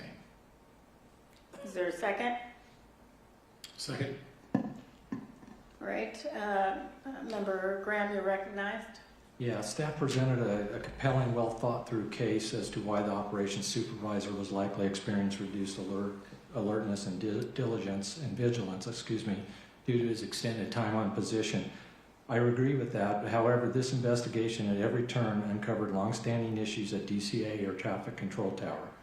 We've heard countless times now about the make it work mentality that penetrated seemingly every facet of the workforce, and how the workforce in the tower had begun to accept unsafe conditions or near misses as routine and part of the job. Given this culture in the tower and at the time of the accident, I believe the operations supervisor also had expectation bias given his prior experience at DCA as a controller that things would work themselves out. In his post-accident interview, for example, he recalled there was, only one helicopter on the frequency at the time, when in reality there were 5. This statement indicated that the operations supervisor was not aware of the actual helicopter traffic volume or that the local controller was being overwhelmed. Because of this, I believe this finding must incorporate that the supervisor's expectation bias also led to his reduced alertness and loss of situational awareness. Thank you.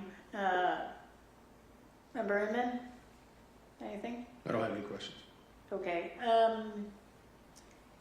I actually agree with everything you just said.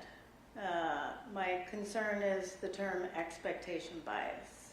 We did find in this investigation expectation bias on the part of the instructor pilot with respect to aircraft on runway, lined up for runway 1, that the expectation bias was the instructor pilot had an expectation that that's where 5342 was and was staying. The definition of expectation bias is expectation bias occurs when a pilot hears or sees something that he or she expects to hear or see rather than what actually may be occurring.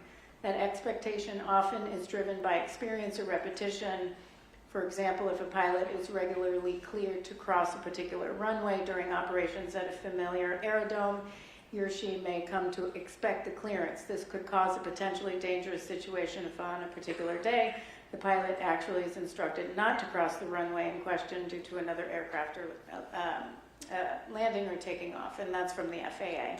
So I'm not sure that expectation bias is the right term, but let me ask where staff is on this. So staff does not concur, and I defer to Dr. Wilson to explain the reason. To be honest, Chairwoman Hamidi, you gave a great definition of expectation bias, and we would also agree that expectation of bias does not apply in this instance. Can I ask you how there was something more than just being tired or fatigued? If there was, like I pointed out, that there was a loss of situational awareness, and the just make it work was definitely running rampant over there. We definitely did see that. I think staff could support more complacency instead of expectation bias, that he was lulled into thinking that everything would work out as it always has in the past. So would complacency be a better word to replace in there? Staff would support complacency instead of expectation bias. All right, so can you pull it up on the monitor? Because I agree, sorry. I agree with those friendly amendment statements.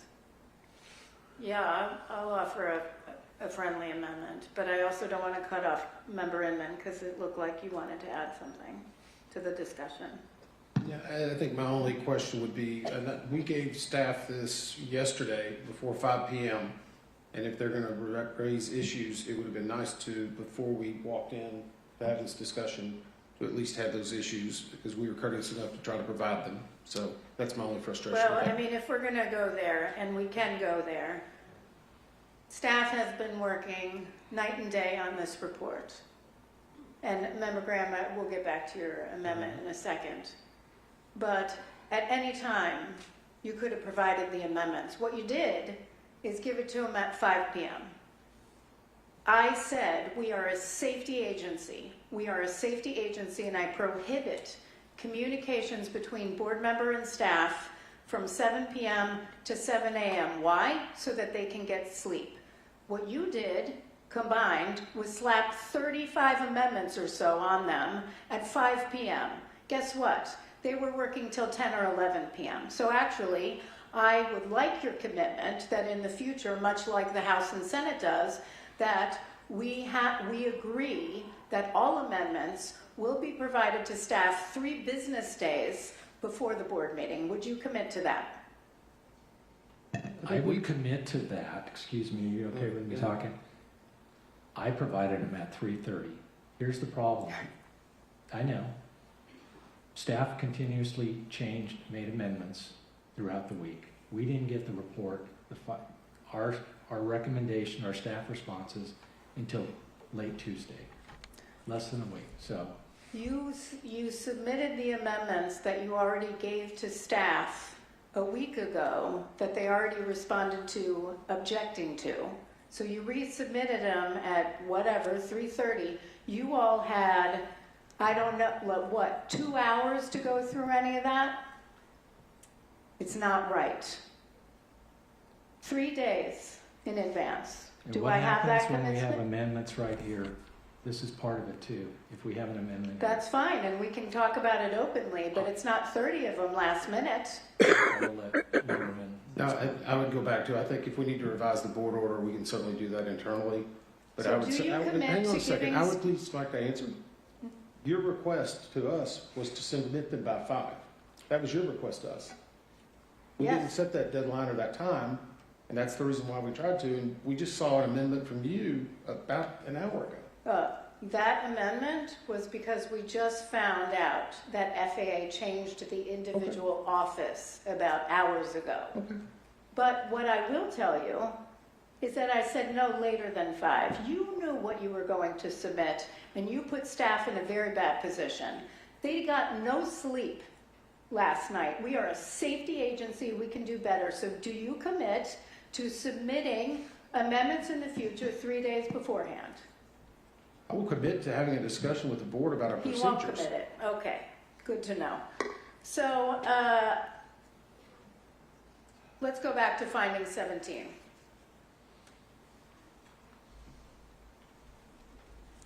If you would like to withdraw your amendment, Member Graham, and resubmit a new amendment. I would like to do that. Great. My motion is for a new amendment, finding 17 to read, due to extended time on position at the time of the collision and his complacency.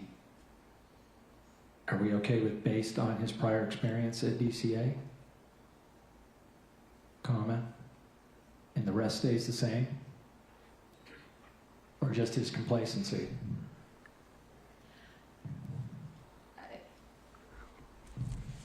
Putting me on the spot, having to think on the fly. Yeah, I'm here too, on the spot.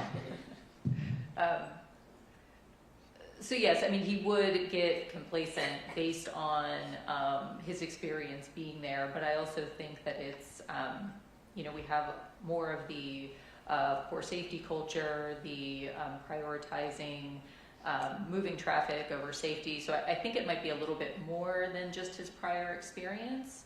I would be more comfortable with just putting complacency. Okay. So I would like to amend my amendment to add after time of collision and his complacency, comma, the rest all remains the same. That is my motion. I second. All right. Any further comments? Great. Council will call the roll and tally. Okay, board. If in favor of amending finding 17, say aye. If opposed, say nay. Member Graham? Aye. Member Inman? Aye. Chair Homendy? Aye. All right, chair majority is in favor. Great. And moving to finding 20. Finding 20, Amendment 4, please, if you would pull that up.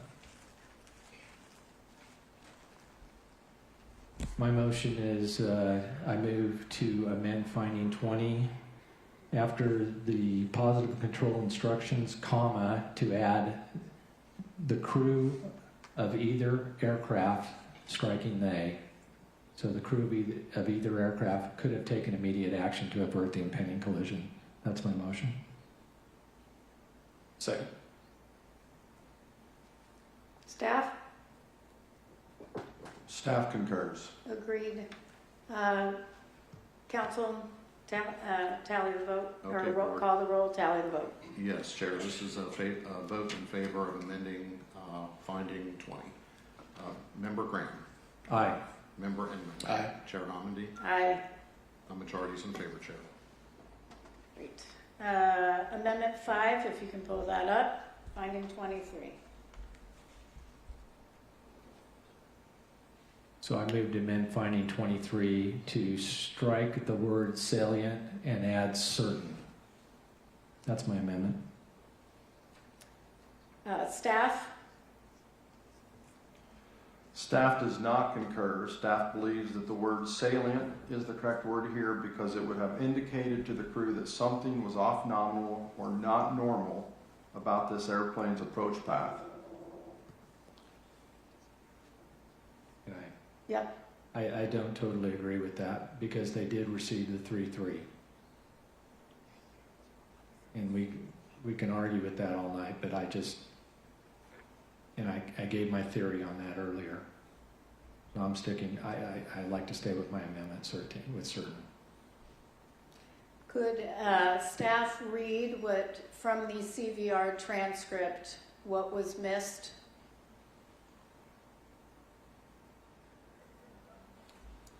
I'm sorry, I don't have this transcript in front of me, but it was, I believe it was CRJ in the vicinity of Wilson Bridge at 1,200 feet, circling to runway 33. And it was, what was missed was circling. So it came across as CRJ 33. Or 233, depending on what the partial word sounded like. So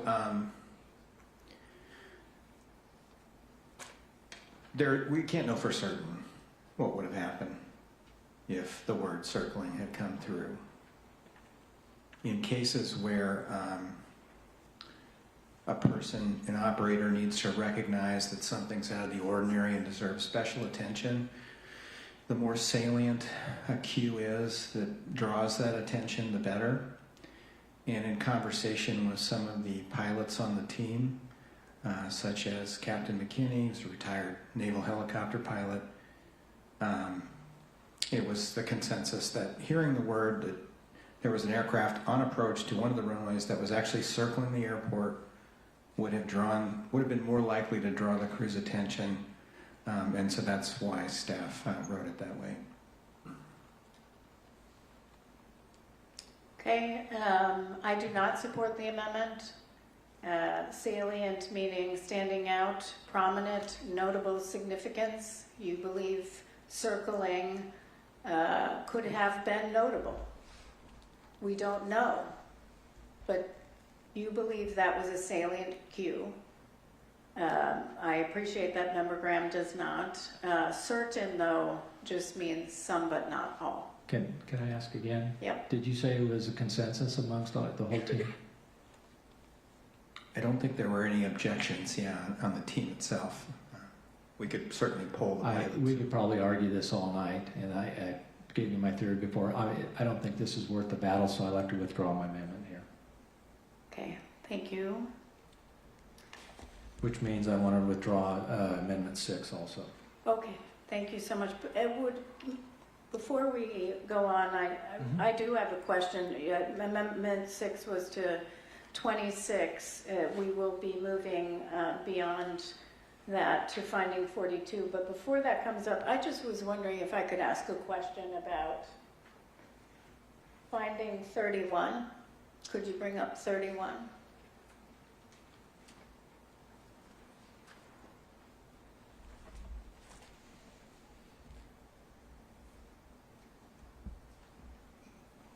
And this is just a question maybe for Mr. Shahoon, and just in reading it, the term allowed by design, instrument error, so the tolerance stack there was, the allowable tolerance was instrument error, position error, and an adjustment for temperature. Is that all allowed by design? That's correct. Okay, great. Moving forward. Just wanted to confirm that. Moving to Amendment 7, finding 42. Member Graham, you're recognized. Yeah. So I move to amend 42 to read, after Washington, D.C., comma, area by Ronald Reagan Washington Airport, Air Traffic Control Tower, the Army, and other helicopter operators led on from there. So striking the both and the addition after Army. And that's my motion, as you can see on the screen. Second.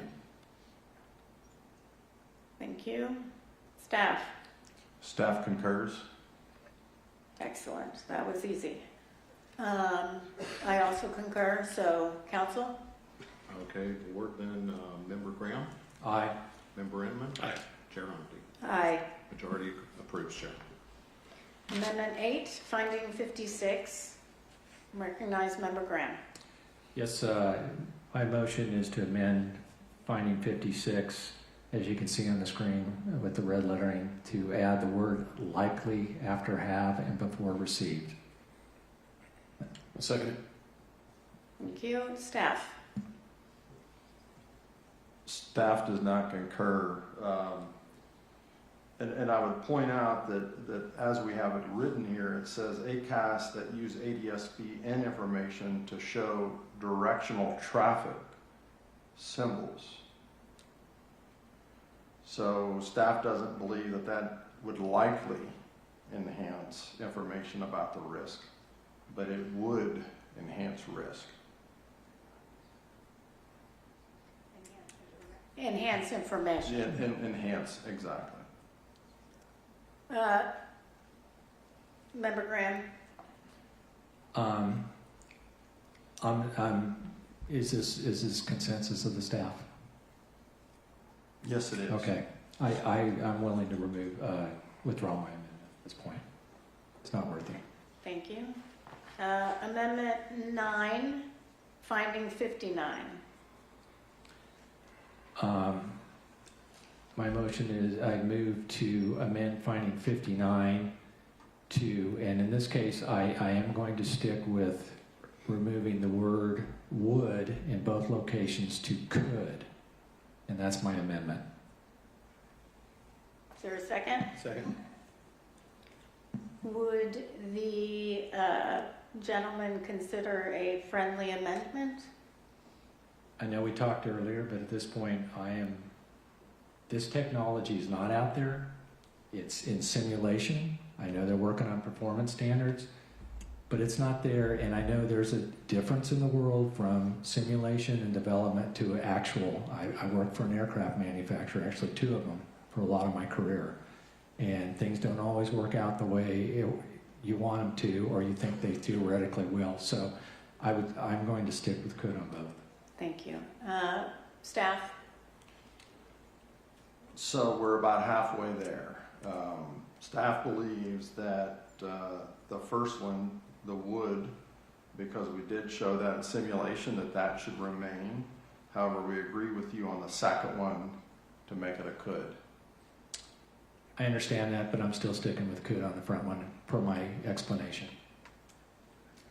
Can I ask staff to talk about the simulation and what you saw in the simulation? Absolutely. We'll defer to Mr. Wagner.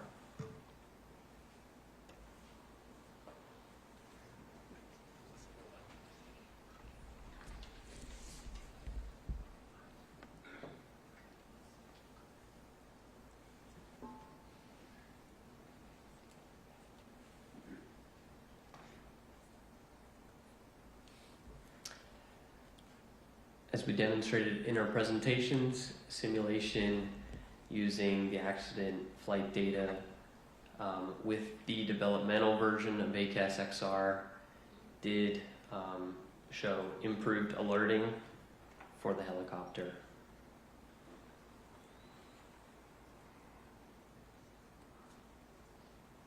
I understand that, and like I said, this is still simulation. We're still somewhat in a theoretical world, and this has been a long time coming, and it's not there yet, so I still think it's a big could, not a would. Thank you for that, though. All right. I disagree. I believe we have recommended numerous technologies over the years that were still in development, and we were very clear as recently as March 2024 to approve technology for under 20 miles per hour on positive train control, which is not designed right now for under 20 miles per hour, and we concluded that it would have prevented an accident. But understood. So we'll, council, you'll call the roll and tally the vote. All right, Chair. Member Graham? Aye. Member Inman? Aye. And Chair Hamady? No. All right, Chair, majority is in favor. Thank you. We're going to pull up Amendment 10, Finding 63.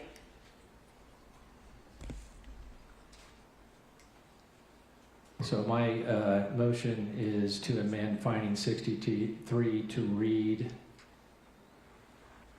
the FAA ATO was made aware of and had multiple opportunities, and the rest will remain the same. So the add was made aware of, comma, and. There a second? Second. Staff? Staff concurs. Well, I mean, do you want to talk about it? Pretty obvious. Yeah. I also support the amendment. Tom? All right, Member Graham? Aye. Member Inman? Aye. Chair Hamady? Aye. Majority is in favor, Chair. Amendment 11, Finding 71. Yeah, my motion is to amend Finding 71 to read, the Army's aviation safety system failed to consistently detect, interpret, and act on signals of latent hazards, resulting in degraded safety assurance, organizational learning, and safety culture. That's my motion. Second? Discussion. Second. We change it again. Second. Oh, I already seconded. We're good. It's time for discussion. Member Graham? It's just cleaning it up a little bit. It's pretty much, I thought it was very wordy to begin with. Okay. I would refer to staff. If you want to go further, I can talk more about it. We have no technical objection. I also support the amendment, so we can just go to vote, I think. All right, Member Graham? Aye. Member Inman? Aye. Chair Hamady? Aye. All right, majority in favor. Excellent. Moving on to amendments of new findings. I have two. Yes. I'm sorry for Member everybody here. Graham is... Yeah. talking just as much as Mr. Curtis Yeah. here. Go ahead. It's not over yet. Amendment 1, please, if you pull that up on the screen. So this is a new amendment that I move to add. It reads, in the 2 minutes before the accident, when traffic volume was increasing, the assistant local controller should have prioritized surveillance of aircraft in the air in order to assist the local controller, rather than diverting her attention to the lower priority task of documenting helicopter information, which could have been completed when traffic volume and complexity had subsided. That's my motion. Second. Time for discussion. Member Graham. Yeah, as I referenced in my opening statement, there were individual shortcomings that contributed to this accident that need to be pointed out. As stated in the report and earlier in our discussion, the primary duty of the assistant local controller is to maintain surveillance of the local traffic pattern and landing area and alert the local controller of any unusual situations or traffic conflict. These duties and responsibilities are clearly stated in the DCA Air Traffic Control Standard Operating Procedures. The fact is the ALC was completing other tasks in the lead up to and at the time of the accident that should have been a far lower priority. None of the current findings as drafted acknowledge this situation, and I believe this report would be incomplete without a reference to the assistant local controller. We already have multiple findings related to the local controller and the operations supervisor, and this proposed finding as drafted was included in staff's initial report, just not as a finding. I also want to note that finding 16 is currently drafted does acknowledge that had the HC and LC positions been staffed separately, it would have allowed PAT 25 to receive a more timely and effective traffic advisory, because both the local and the assistant local controllers could have had increased ability to recognize the pending collision. However, while I believe that is true, that finding does not in any way reflect that the assistant local controller was not appropriately prioritizing her duties on the night of the accident. Member Inman. Anything? I have no comments. Okay. So I support the amendment as we lay out in our draft report. The assistant local controller, their duties are number 1, to alert the local controller of any unusual situation or traffic conflicts. Number 2, maintain surveillance of the local traffic pattern and landing area. And number 3, assist the local controller with monitoring of aircraft on final. So I support the amendment. Staff? So staff does not concur. Staff would prefer to retain the system-focused finding proposed in finding 16 rather than adding this finding which focuses on an individual's actions.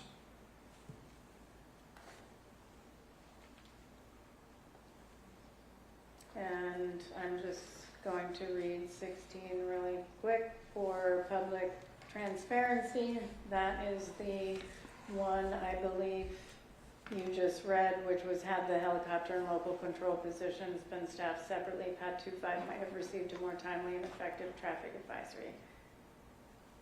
But it wasn't, so it's But a it wasn't. finding. Yep. All right, any other questions? Tom, you're up again. All right, this is adding a finding by Member Graham. Member Graham. Aye. Member Inman. Aye. Chair Hamady. Aye. All in favor. Member Graham, up again. Amendment 2 is my last one for right now. I appreciate everybody's patience that are here. I move to add new finding. The local controller and helicopter controller positions should have been separated at the time of the accident, given traffic volume and complexity. Second. I'll second. Discussion. Yeah. As I previously mentioned, I agree with finding 16 as currently drafted, which states that had the helicopter and local control positions been staffed separately, PAT 25 might have received a more timely and effective traffic advisory. In my view, that finding is missing a company finding making it clear that the two positions should have been separated given the traffic volume and complexity at DCA in the lead up to the accident. based on the standard operating procedures and available guidance from the operations supervisor to decide whether or not to combine or decombine the position. It is abundantly clear to me that the complex mix and volume of traffic that night warranted separating the positions. Additionally, we have heard earlier during our discussion, the tower had enough staff available to staff the positions separately. Given these realities and staff support of this statement in our earlier discussion, I believe the board is in a place with this evidence presented to make the determination that the positions should have been decombined. I support the amendment. Staff? So staff doesn't necessarily disagree with that, but we do think that it's found in finding 15, 16, and 22, and I do have those if it would be helpful for me to read them.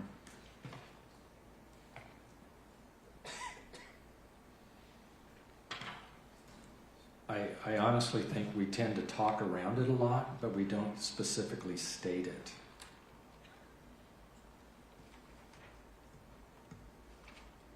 And I think it's worth a positive statement as a finding. That's my position. Okay. I agree. I think 15 really focuses on controller workload as a result of the combining of the helicopter control and local control positions. 16 talks about, if it had been staffed separately, Pat 25 might have received a more timely alert. And I know you mentioned another one, but I do think we have to be very clear that they just should have been separated.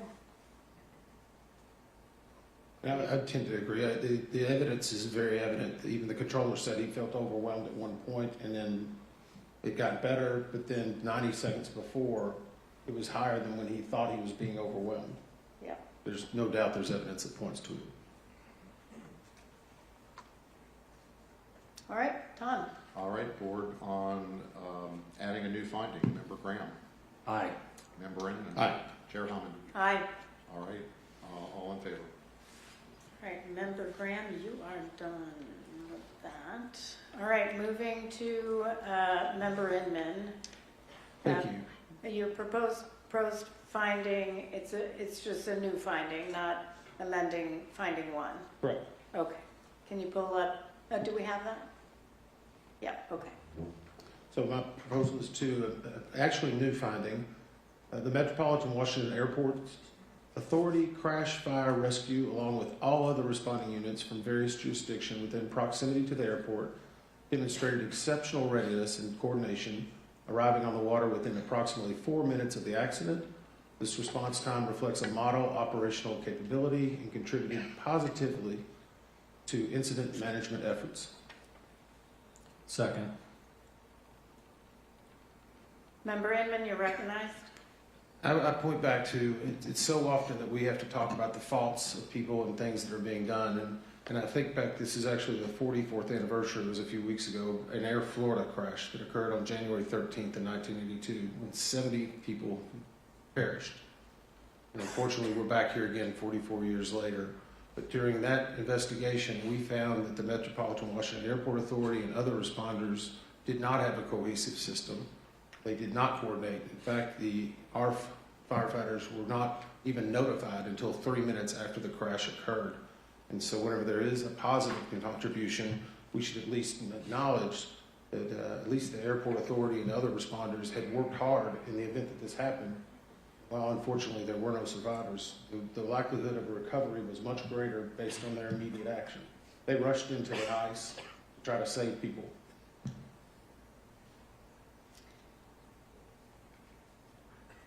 Was there a second? Okay, Member Graham, do you have a comment? I totally agree with Member Inman, and I'm supportive of this. I am supportive of the intent, but I am not supportive of the amendment. There were a number of response agencies. When the NTSB, and I will refer to WMATA in the L'Enfant Plaza smoke accident, East Palestine, DuPont, we we are aware very early that there are major issues, which is why we form an emergency response group to look at the emergency response and take lessons learned. That's our mandate, lessons learned, and turn those into lives saved. So we did delve deeply on emergency response in many accident investigations, including those I referenced. Highways, a recent one we investigated looked at emergency response because they had some questions early on, but it turned out that it was timely inadequate. And so what we put in reports over and over again is emergency response was timely and adequate. I will say for this one, not only did we have Metropolitan Washington Airports Authority, which did a wonderful job, but it was the DC fire chief who was the incident commander because they have jurisdiction over the river to the Virginia shoreline, and certainly they brought in, and the DC fire chief brought in the National Capital Region Incident Magnet Team to manage and coordinate unified command. And while there was a 4 minutes from the crash phone that rang from the tower to a boat on the water, which is admirable, I have concerns about issuing a finding when we did not. We have zero evidence of looking at that in our docket. We are an evidence-based organization. When I look at survival factors, which would have looked at the emergency response, and I looked at the survival factors report. It goes into a great deal of information, including cabin interior wreckage, loose portable wreckage transported by divers, small boat recovery, fuselage and wreckage obtained during crane and barge recovery. We looked at seats, restraints, other survival equipment. We looked at emergency equipment and placards on board the aircraft. We looked at helicopter configuration and seating. We looked at the helmets to see is there any lessons that we could have learned there. We did not, however, we did document an overview of the report, and we gave an emergency response summary and noted applicable regulations to how to conduct emergency response, but we did not evaluate the emergency response. And so the only analysis that was actually conducted by that group was really focused on survivability and whether it was survivable, which it was not. There is no analysis. And so when we adopt a finding, we need to have evidence to support that finding. There wasn't an analysis. There wasn't a fact-finding portion of the investigation with respect particular to incident command, unified command, or emergency response. In this case, it's not drafted in a way that meets the high standards of our organization, crash/fire/rescue, and then we go into demonstrated exceptional readiness and coordination. We don't know that. We did not evaluate that, and while their work is heroic, truly heroic, again, we are evidence and fact-based, and we do not have that evidence in our docket. And so when we say things like this response time reflects a model operational capability, we have not evaluated whether it's a model. We have no factual evidence to look at any other model across the United States and compare it to. So I do not support the amendment. Staff?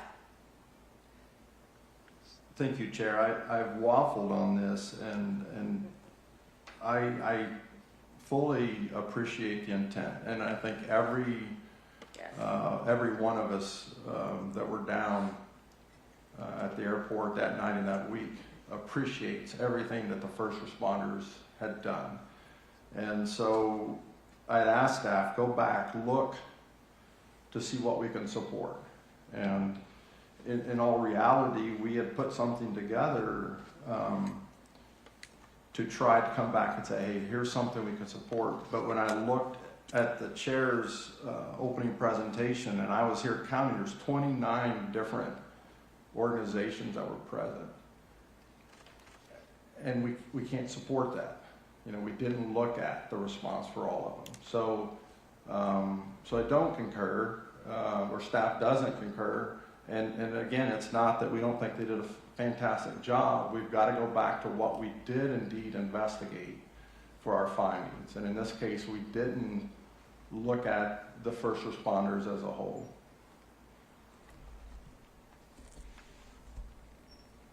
It was I think it was handed to me. Did staff have an alternative version?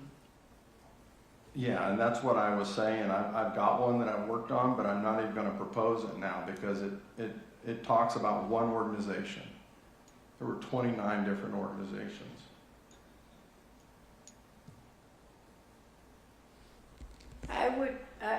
I respectfully, I do agree with you. Perhaps we could, if Member Inman is willing to withdraw that and consider the staff finding, withdraw his amendment and consider the staff finding, perhaps we could just say, and other response organizations in there. That's the reason I asked if the staff had an alternative. So, I think we got a slide, if that would be helpful. how about a slide? Yep. And again, oh, sorry. I don't think that's.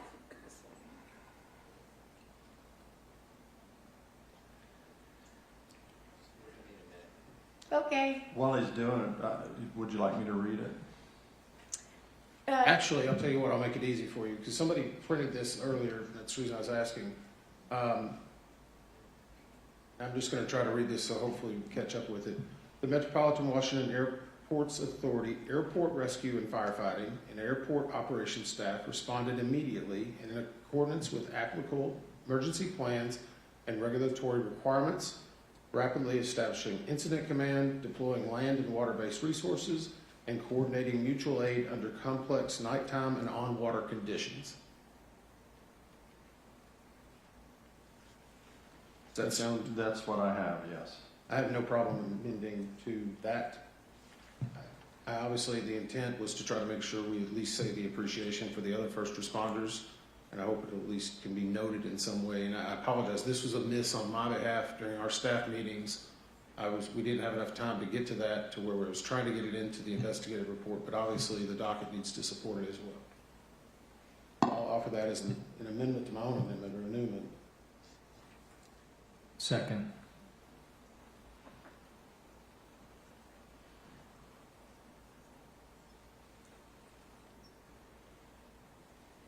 Can you give me 2 seconds? So what, you gonna put it up? Yeah.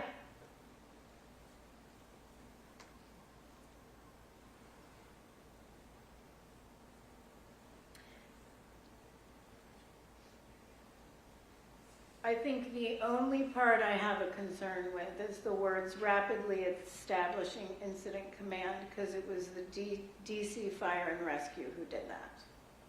So would you consider striking that and leaving the rest? Because DC Fire didn't do the other things. So if we add them. I would tend to disagree, and the reason I say I tend to disagree is that MWA had an incident command trailer on runway 33 that night. They established their own incident command. That may not be the unified incident command.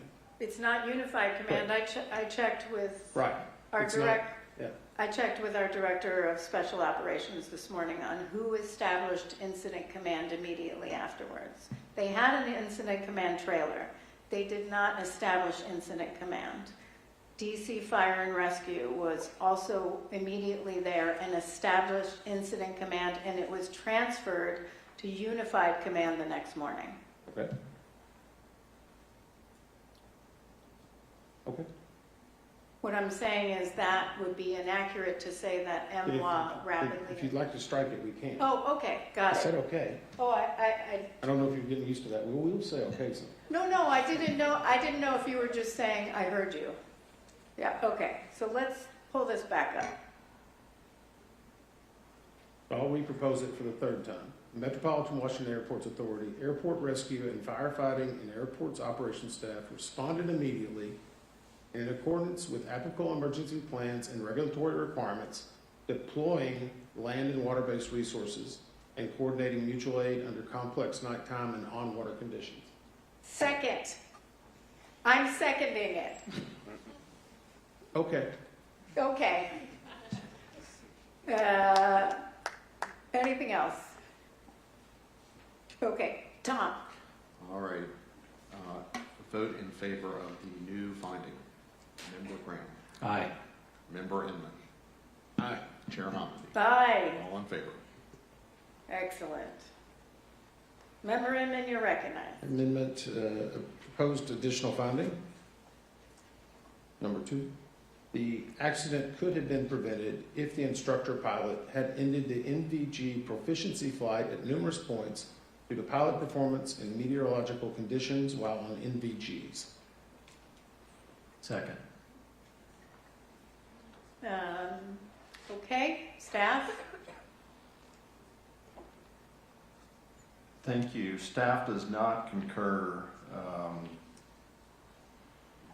We could have said this about a number of things. I mean, we could have said if the helicopter would have never taken off, the accident would not have happened. In addition, the instructor pilot did not consider the pilot's performances poor enough to discontinue the flight. And in reality, a check ride is a training opportunity, and even if it's unsuccessful, that's not a reason to discontinue the flight.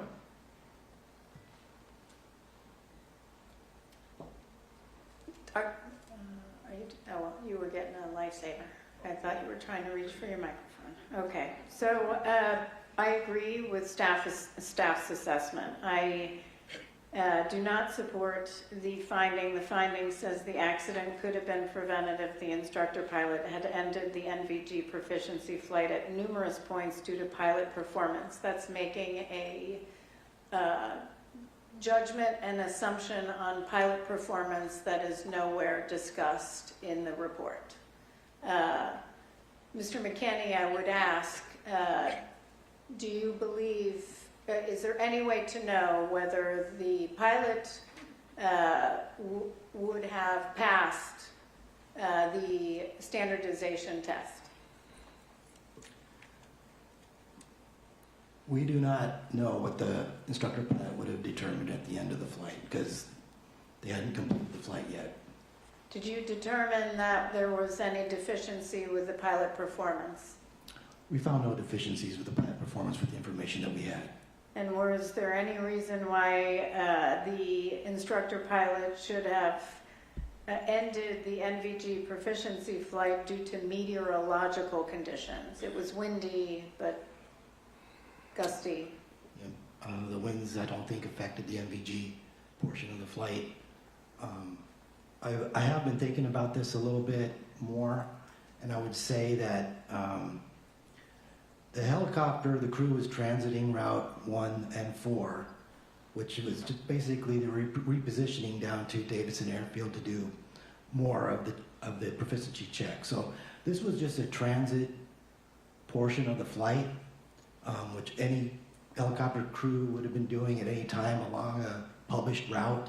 And even if they had decided to return early, they probably would have transited that route anyway. So it still would have put the helicopter in jeopardy of the intersection of Route 4 and the approach path to runway 33.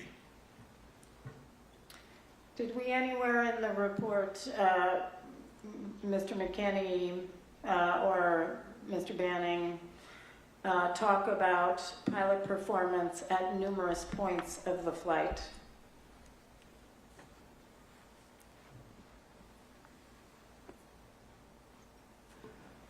I don't recall that we have anything on that. We did not. So this would be a finding with no backup information in the report.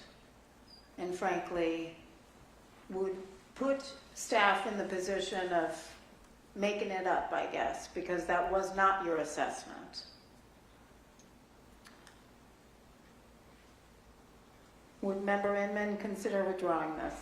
I actually will, but on a different argument, I guess, because the CVR itself reveals, we talked about this earlier, a missed turn, failed landing, 27 different instances of wind buffeting and things like that. But actually hearing your latest reasoning, had they even called it off, they still would have had to transition back to Fort Belvoir. That to me sounds more rational. And I can understand that a little bit more. Even if you said no, you still got to get home. You got to land the aircraft, and you can't take a different route than what was already there. So with that, I'm willing to withdraw on that premise. Okay. Are there any other amendments to the findings? All right. Moving on to the probable cause. Mr. Chair. What? Oh, wait. We actually have to approve the findings as amended. I will move for that. I will second. Any further discussion? All right, this is on findings as amended. Mr. McMurray. That's it, Chair. Member Graham? Aye. Member Inman? Aye. Chair Homendy? Aye. All in favor? Mr. Curtis. Mr. Curtis. Chair, staff proposes the following. I am reminded that staff would like a brief break. So sorry. So we will do 15 minutes, 5:40, okay, or you want 5:45? 5:45, 20 minutes.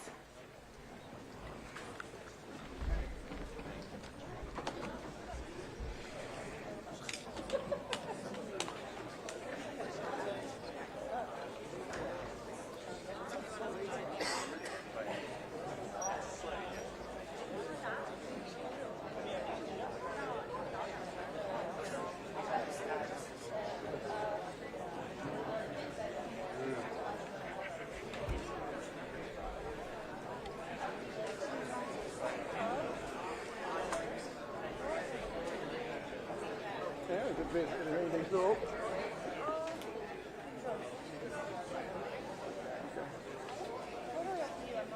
None of mine. I mean, this one is like. It'll be done. They should be done in the next 45 minutes. 7:30. Yeah. They're right there going. But you don't come back till 6 o'clock. Yeah. Well, it should be 6:30. How long they got? Well, no, they got to do a gag around. Oh, the gag. Last time I was here, they canceled the gag. Yeah. What? They canceled it? No. Last time I did one of these gags, they canceled the gag. I don't know about tonight. Tonight, the gag was not. But she already.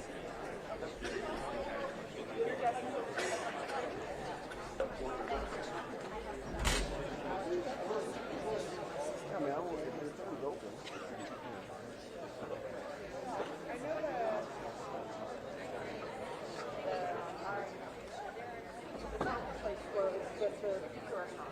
Okay.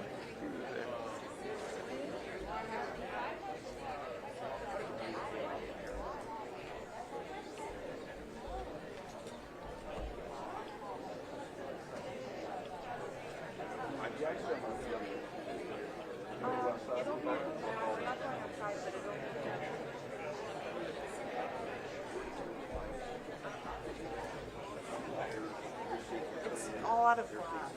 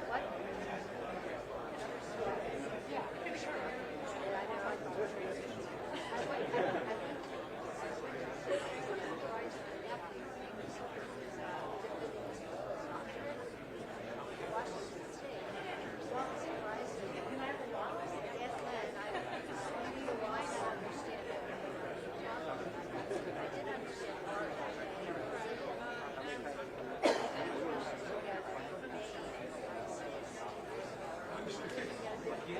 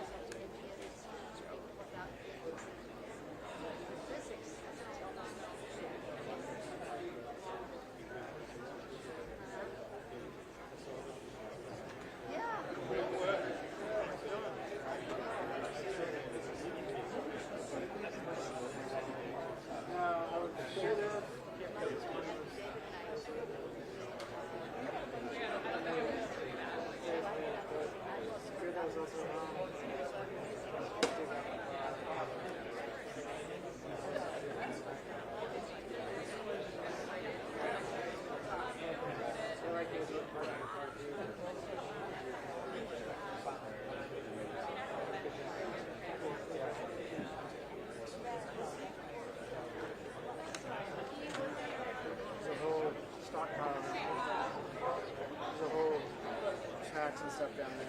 Snacks? Snacks. Did you say the magic word? Snacks? They're unhealthy, so I don't know how you're gonna like it. Half of America doesn't have a reason. You're not.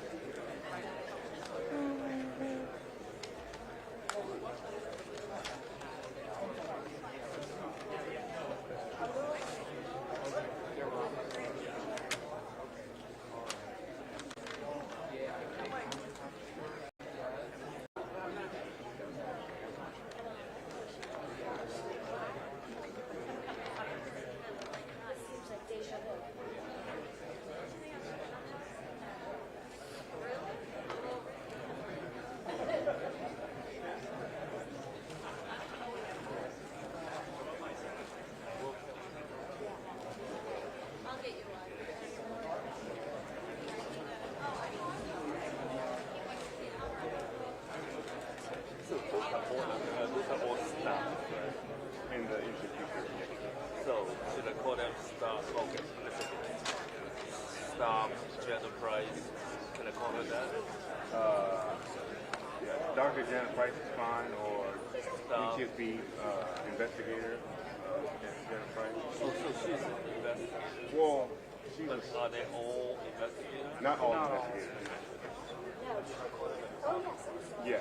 They're all staff, not all.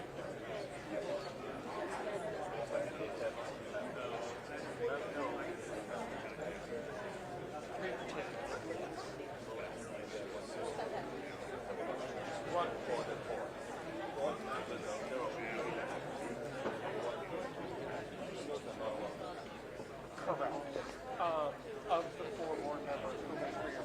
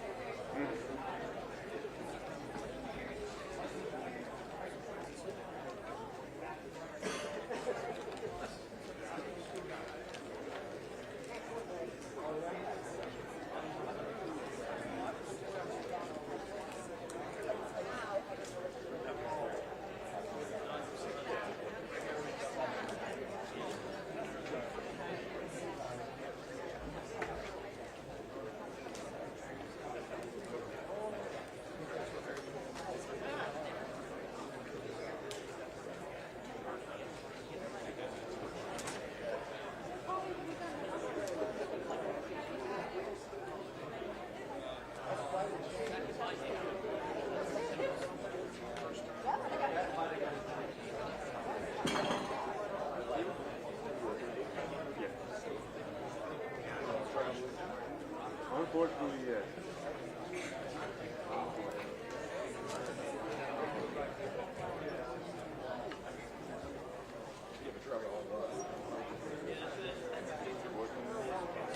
We just hired a guy.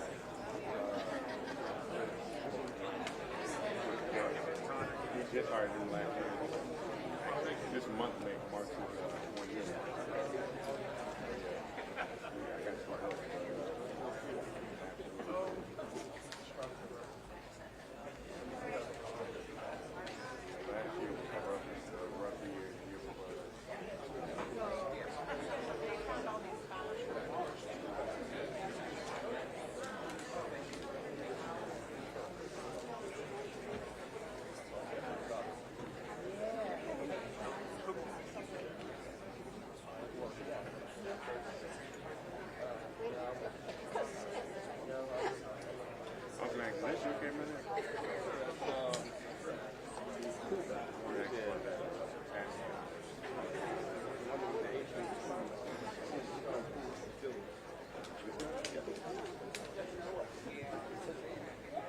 This your cannon here? Yep. How does the pass game? yeah, but not the What's that? Oh, the hot shoe? Yeah. You know the Reagan has this hot shoe. That has that chapter as well. But then the position was so I have to use it. Okay. Interesting.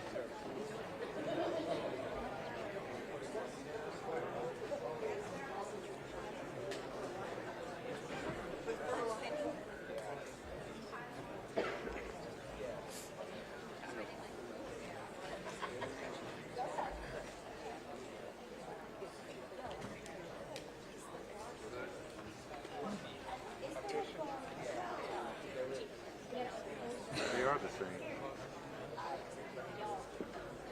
Are you saying like the hot shoe? Is it specific to that cannon? So, test cam has an adapter. Yeah, we have this right here. We have the same one. Yeah, Doesn't work. So I have to go back to the cable.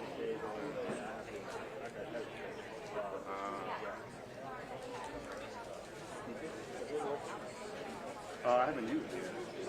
I haven't had a need to use it.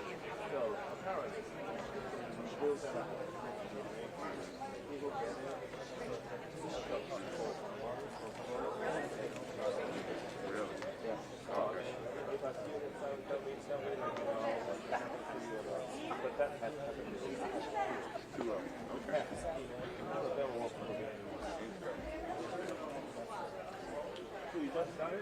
No, I've had it for about a year now. We don't really do, when we do B-roll, we don't usually do audio. And this is a production where we use these cameras, so I don't really need to use it. But I have it as a just in case. I mean, if it works, that will be awesome. Because I don't have to pay attention to the power. Yeah. Yeah. Definitely matters,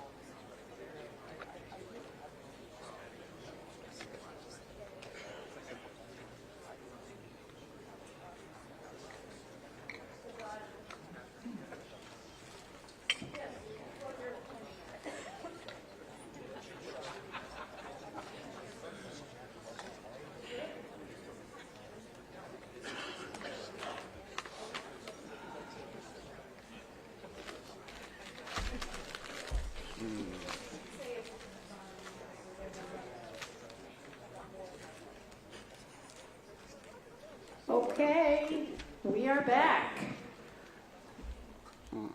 Mr. Curtis, can you read the proposed probable cause? Certainly, Chair. Staff proposes the following probable cause. The NTSB determines that the probable cause of this accident was the placement of a helicopter route in close proximity to a runway approach path with no procedural mitigations to separate helicopter and fixed-wing traffic. The FAA's inadequate evaluation and review of data that indicated the risk of a midair collision in that area, and their failure to act on recommendations to mitigate that risk. Also causal was the air traffic system's over-reliance on visual separation in order to promote efficient traffic flow without consideration for the limitations of the see and avoid concept. And the Army's lack of a fully implemented safety management system, which should have identified and addressed hazards associated with altitude exceedances on the Washington, D.C. helicopter routes. These systemic failures allowed for a midair collision after the helicopter crew was unable to apply visual separation due to their misidentification of the location of the airplane. Contributing factors include the limitations of the traffic awareness and collision alerting systems on both aircraft, which precluded effective alerting of the impending collision to the flight crews, the high workload of the controllers due to the combination of the local and helicopter control positions, and the absence of effective data sharing and analysis among the FAA, aircraft operators, and other relevant organizations. Chair. Thank you. Well, we all had some changes. So I'm going to recognize Member Graham. Thank you, Chair, and I appreciate staff and the individual members of working individually with me on this. I move to amend the probable cause to read, and I'm not even going to read, well, I guess you got a red line in there. That's pretty good. I'm just going to read the whole thing because I can't read through those red lines right now. The NTSB, my motion is to amend the probable cause to read. The NTSB determines that the probable cause of this accident was the FAA's placement of a helicopter route in close proximity to a runway approach path, their failure to regularly review and evaluate helicopter routes and available data, and their failure to act on recommendations to mitigate the risk of a midair collision near Ronald Reagan Washington National Airport, as well as the air traffic system's over-reliance on visual separation in order to promote efficient traffic flow without consideration for the limitations of the see and avoid concept. Also causal was the lack of effective pilot-applied visual separation by the helicopter crew, which resulted in a midair collision. Additional causal factors were the tower team's loss of situational awareness and degraded performance due to a high workload of the combined helicopter and local control positions and the absence of a risk assessment process to identify and mitigate real-time operational risk factors, which resulted in misprioritization of duties, inadequate traffic advisories, and the lack of safety alerts to both flight crews. Also causal was the Army's failure to ensure pilots were aware of the effects of air tolerances on barometric altimeters in their helicopters, which resulted in the crew flying above the maximum published helicopter route altitude. Contributing factors include the limitations of the traffic awareness and collision alerting systems on both aircraft, which precluded effective alerting of the impending collision to the flight crews, an unsustainable airport arrival rate, increasing traffic volume with a changing fleet mix, and airline scheduling practices at DCA, which regularly strained the DCA ATCT workforce and degraded safety over time. the Army's lack of a fully implemented safety management system, which should have identified and addressed hazards associated with altitude exceedances on the Washington, D.C. helicopter routes. The FAA's failure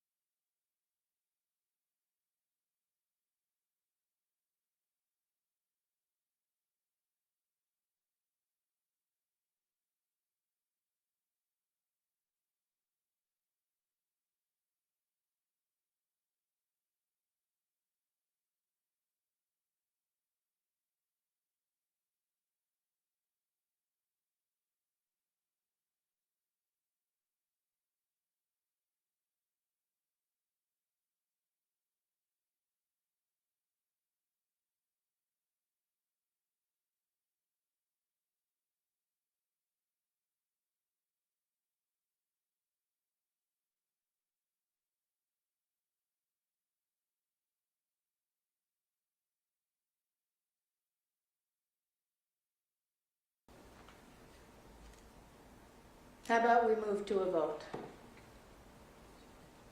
If we need to hand out copies, we could just photocopy, right?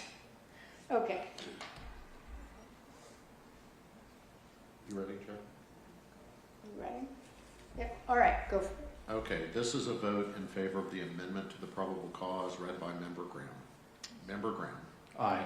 Member Inman. Aye. Chair Hollandy. Aye. All right, Chair, majority's in favor. Great. And I don't believe we have to do anything else on the probable cause because it was an entire replacement. Excellent. We may now move to the recommendations. Mr. Curtis, you can read the recommendations.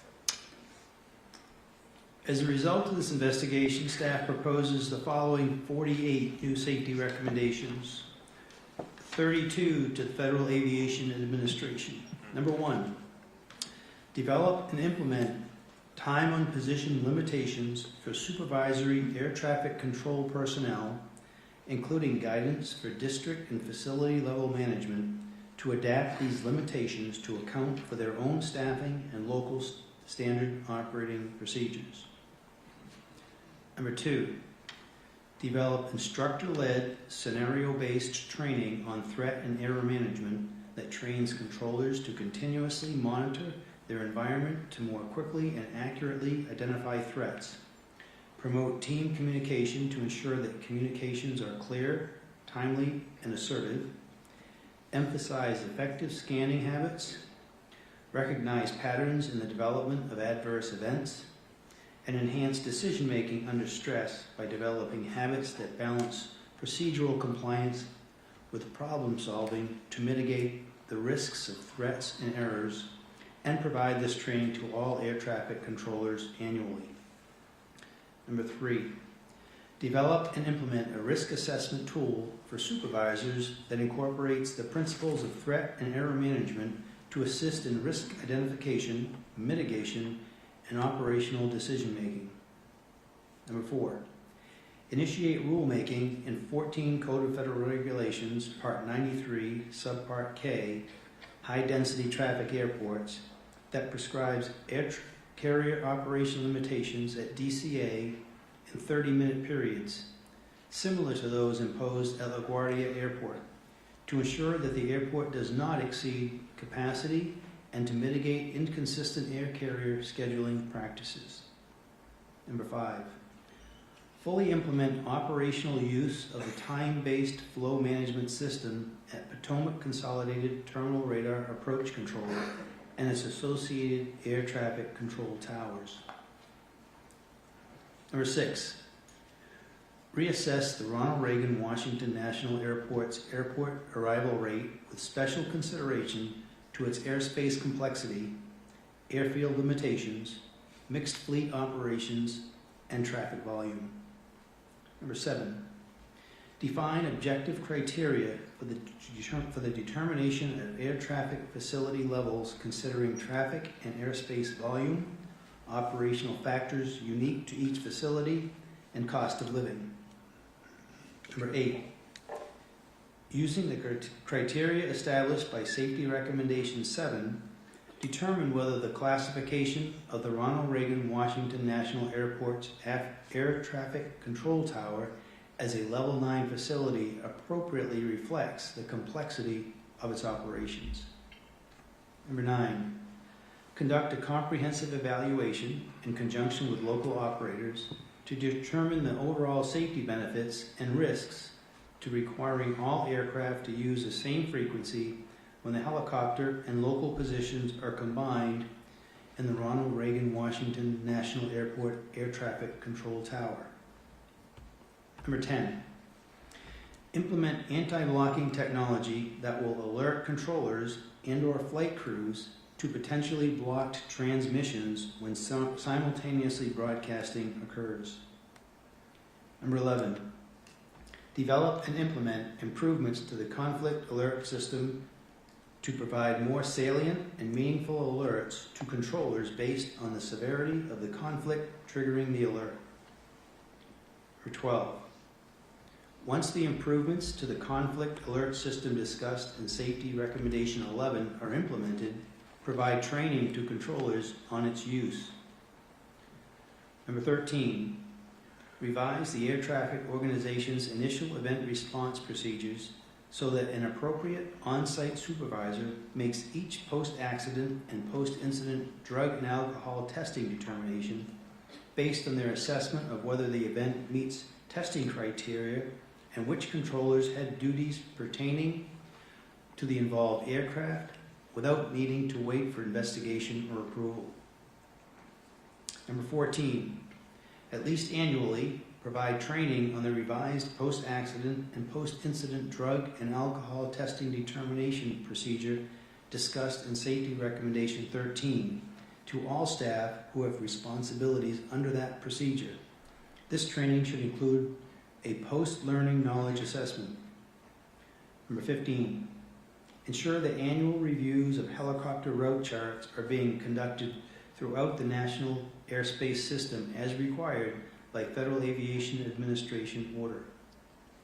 Number 16, conduct a safety risk management process to evaluate whether modifications to the remaining helicopter route structure in the vicinity of Ronald Reagan Washington National Airport are necessary to safely deconflict helicopter and fixed-wing traffic and provide the results to the National Transportation Safety Board. Number 17, Amend your helicopter route design criteria and approval process to ensure that current and future route designs or design changes provide vertical separation from airport approach and departure paths. Number 18.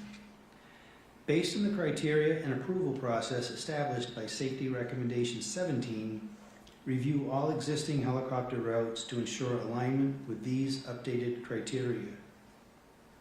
Number 19.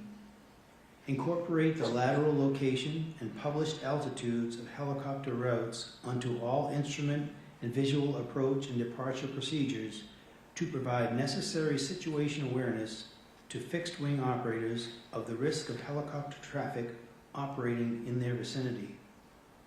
Number 20. Modify airborne collision avoidance system traffic advisory oral alerts to include clock position, relative altitude, range, and vertical tendency. Number 21. Require existing and new traffic alerting and collision avoidance system, TCAS 1, TCAS 2, and airborne collision avoidance system X installations to integrate directional traffic symbols. Number 22. Require all aircraft operating in airspace where automatic dependent surveillance broadcast, ADSB, out is required to also be equipped with ADSB in with a cockpit display of traffic information that is configured to provide alerting audible to the pilot and/or flight crew. Number 23. Require the use of the appropriate variant of airborne collision avoidance system X on new production aircraft that are subject to traffic alert and collision avoidance system equipage regulations.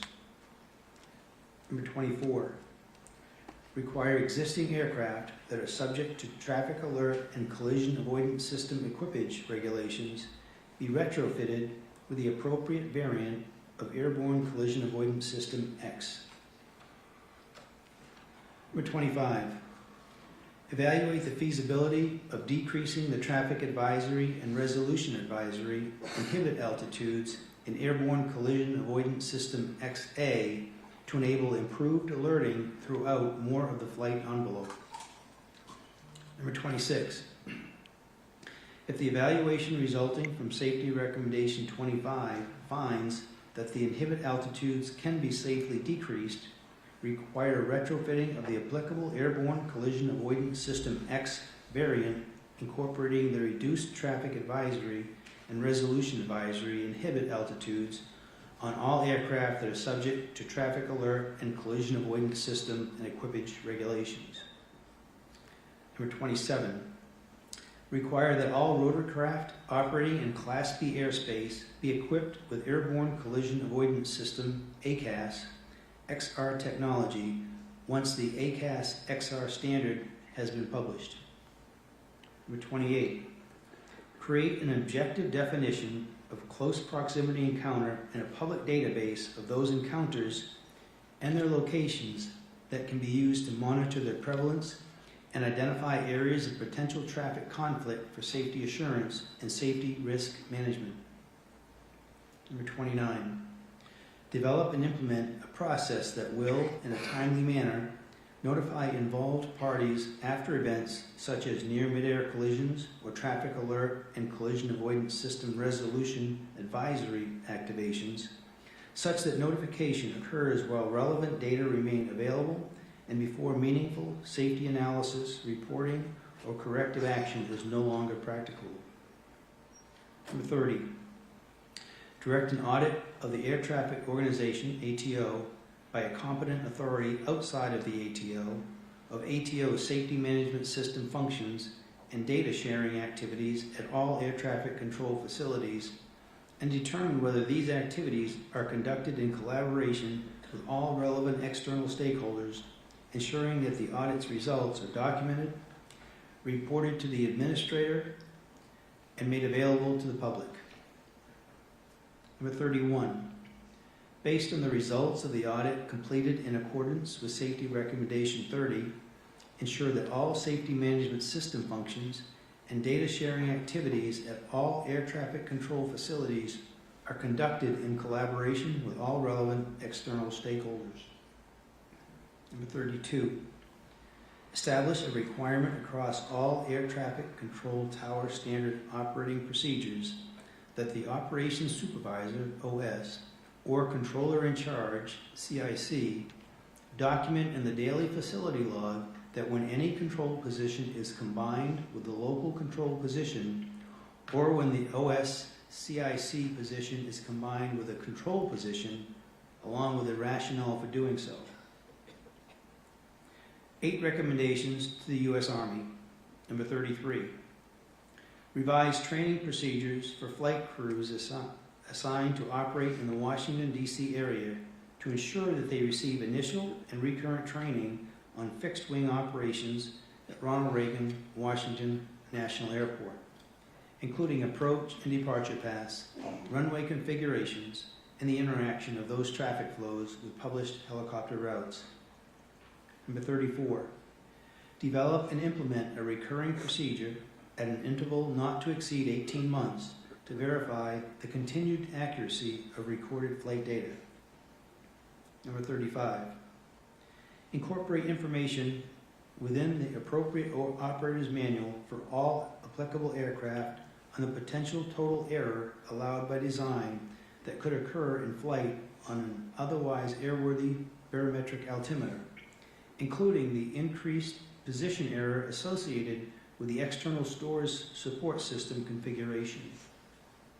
Number 36, develop and implement a transponder inspection procedure on all aircraft with transponders capable of transmitting Mode S, an automatic dependent surveillance broadcast ADS-B, and operated in the National Airspace System, NAS, at least annually and upon each aircraft's entry into service in the NAS that ensures 1, the transponder ADS-B settings are correct, 2, the transponder is transmitting ADS-B, and 3, the transponder is transmitting the correctly assigned address. Number 37, establish a flight data monitoring program for rotary wing aircraft the U.S. Army operates in the National Airspace System. Number 38, survey U.S. Army helicopter pilots to identify barriers to the utilization of flight safety reporting systems, develop a plan to address the identified barriers, and implement that plan across Army aviation units. Number 39, revise the method for allocating resources to ensure the development of a robust safety management system that will, at a minimum, identify and monitor the potential for mid-air collisions between Army aircraft and civil air traffic operating in the National Airspace System. Number 40, develop and maintain a flight safety management capability that is independently resourced and functionally separate from its occupational and environmental health management system, and ensure that this capability is both culturally and functionally integrated with units conducting sustained flight operations in the National Airspace System. 5 recommendations to the Department of War Policy Board on Federal Aviation. Number 41, conduct a study to evaluate the quality of radio transmissions and reception for those aircraft operated within the National Airspace System to identify factors that degrade communications, equipment performance, and adversely affect the safety of civilian and military flight operations. Or 42, implement appropriate enhancements based on the findings of the study recommended in Safety Recommendation 41 to remediate identified deficiencies in air-ground radio communications performance. Number 43, require the Department of War to verify on all aircraft with transponders capable of transmitting Mode S, an automatic dependent surveillance broadcast ADS-B, and operated in the National Airspace System, NAS, at least annually and upon each aircraft's entry into service in the NAS that 1, the transponder ADS-B settings are correct, 2, the transponder is transmitting ADS-B, and 3, the transponder is transmitting the correctly assigned address. Number 44, require armed services to amend their operational procedures to allow flight crews to enable automatic dependent surveillance broadcast out while in flight.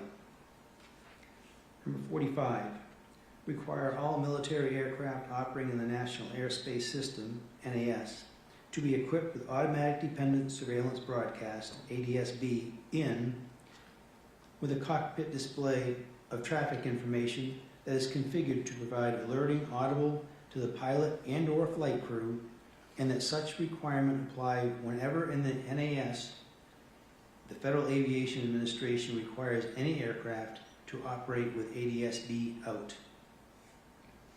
2 recommendations to the Department of Transportation. Number 46, require the Federal Aviation Administration to demonstrate at least annually that each air traffic control facility it operates has the routine capability to accomplish required post-accident and post-incident drug and alcohol testing within the U.S. Department of Transportation's specified timeframes of 2 hours for alcohol and 4 hours for drugs, and implement a process to ensure that any facility without such capability will demonstrate timely remediation. Number 47, work with the Federal Aviation Administration, FAA, administrator to convene an independent panel to conduct a comprehensive review of the safety culture within the FAA's Air Traffic Organization, ATO, and use the findings to enhance the ATO's existing safety management system and integrate it into all levels of the organization. And 1 recommendation to the RTCA, Program Management Committee. Number 48, finalize and publish the minimum operational performance standards for Airborne Collision Avoidance System XR for rotorcraft. Additionally, this report contains the following 2 safety recommendations previously issued by the National Transportation Safety Board in March of 2025 in its report titled Deconflict Airplane and Helicopter Traffic in the Vicinity of Ronald Reagan Washington National Airport to the Federal Aviation Administration. Urgent Recommendation A-25-1. Prohibit operations on Helicopter Route 4 between Haines Point and the Wilson Bridge when runways 15 and 33 are being used for departures and arrivals, respectively, at Ronald Reagan Washington National Airport, DCA. And Urgent Recommendation A-25-2. Designate an alternative helicopter route that can be used to facilitate travel between Haines Point and the Wilson Bridge when that segment of Route 4 is closed. Chair? Thank you, Mr. Curtis. Okay, we have some amendments, and we'll do the same thing in order of number of the amendment as is in the draft report. I have 1 amendment. I think mine comes up first for recommendation 30. So, my recommendation 30. Yeah, I'm first. Yeah. All right. So right now, recommendation 30 states that the FAA should direct an audit of ATO by a competent authority outside the ATO of the ATO's safety management system. This would be an amendment. I offer an amendment to change that to a recommendation to the U.S. Department of Transportation Office of Inspector General. Is there a second? Yes. Thank you. First staff position. Well, I'm just a little curious as to why. Yes, I will tell you why. Okay. All right, so the reason I was okay with it being an independent audit directed to the FAA to allow an entity outside of the ATO but within the FAA to look at the ATO and their safety management system until we all learned a few hours ago that Mr. Fuller left the ATO and is now the head of the SMS office at FAA. I'm think that creates a conflict. And so, Staff concurs. I don't even have to finish. Okay, there you go. Perfect. Any other comment? Vote. Vote. All right, Board, this is in favor of amendment to recommendation 30. Member Graham. Aye. Member Inman. Yes. Chairman Hamdi. Aye. All in favor, Chair. Great. Next is, I'm finding it. I'm going to turn to Member Graham. Thank you, Chair. I have 3 new recommendations to the FAA, so I'll go one at a time. If you could call up Amendment 14, please.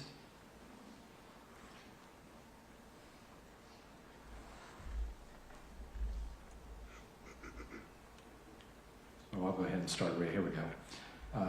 I move to for a new recommendation to the FAA. Revise FAA Order Job Order 7110.65, Section 2-1-6, Safety Alert, to require controllers assert positive control by issuing an alert with appropriate traffic advisory information and offering pilots an alternate course of action followed by the word immediately, in quotes, if they observe an aircraft is in unsafe proximity to another aircraft. That's my motion. Is there a second? Second. Member Graham, you're recognized. This is the first, I said, as a series of amendments I'll be offering on visual separation. This report and our investigation revealed that air traffic controllers at DCA were incredibly over-reliant on pilot-applied visual separation. The numerous limitations and risks of see and avoid are well documented in this report and prior NTSB investigations. If there was ever a time to address this issue, especially from an air traffic control perspective, it would be the result of this investigation. I can go on if you want. No. Does staff? So, Member Graham, I can appreciate it, and I know staff very much would like to support this, and I think where we're concerned a little bit is that if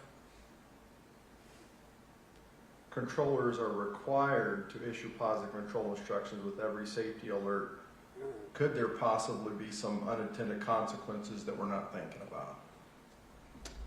I don't think so, but I'd like to get, if you don't mind, I'd like to get your staff member from the ATC control group back there, get their opinion on this. That would be fine. Mr. Sober. So yes, we did talk about this with at some depth yesterday, and our initial feel was the same. We liked the idea. However, when we started to consider the ramifications of potentially requiring a positive control instruction, that becomes problematic from the standpoint that there are times a safety alert could be issued without the aid of a radar display, for instance. And I can't, a controller might not be able to look out there and actually, if they're giving this visually just because they see 2 aircraft coming in close proximity to one another, an instruction that they can be certain would not be conflicting with something else, like they don't know their headings or they don't know exactly the altitude. So it could actually cause maybe some unintended consequence there.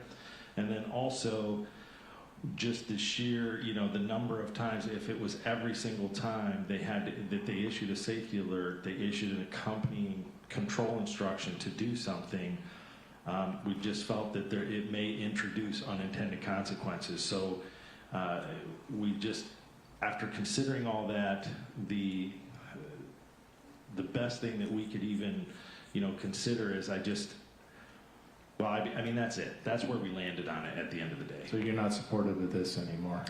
You helped me write it, you know that. It's tough. I'm supportive. Well, that's why I started that off with that. I actually was supportive of the concept of it, but after playing it out like that, it made it that it may be somewhat unrealistic in some respects. In this case, we certainly think it would have been great. So I think that, an alternative that I would hope to see is that, maybe we get an enhanced emphasis and training on safety alerts in the FAA to understand what that means to offer an alternate control instruction if feasible, and that type of thing to press the issues from that standpoint. But we didn't develop anything like that here. I wish you would have let me know a little earlier. But if that's the case, you're not supportive of it. I was doing this in support of your chair's report, group chair report. I understand. And so I would like to withdraw that recommendation. Okay. Which would also have me withdraw my next recommendation, but I would go to the last one then. Okay. Moving to the last one.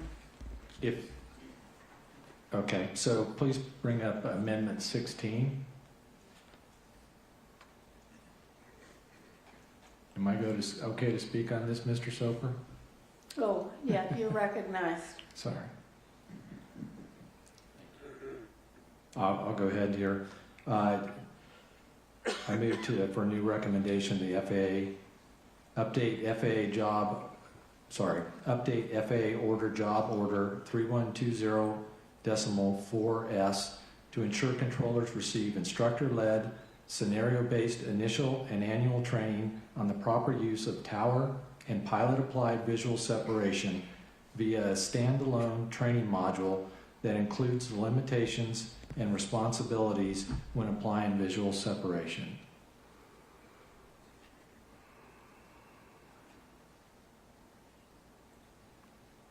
Second. Yep. Sorry, I was just reading real quick. All right. Staff. So staff concurs, and I understand we have some language we'd like to add to it if you would consider. And I think there's a slide prepared.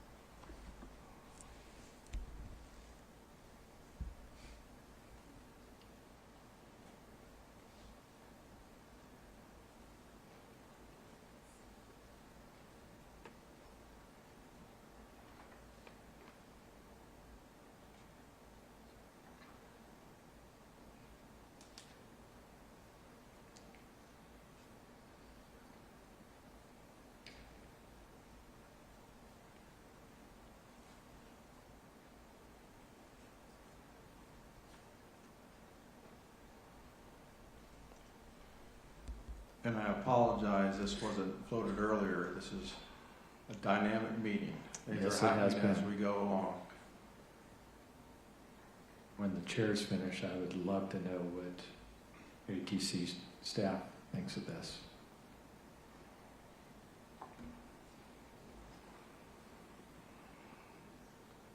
Yeah, I would too.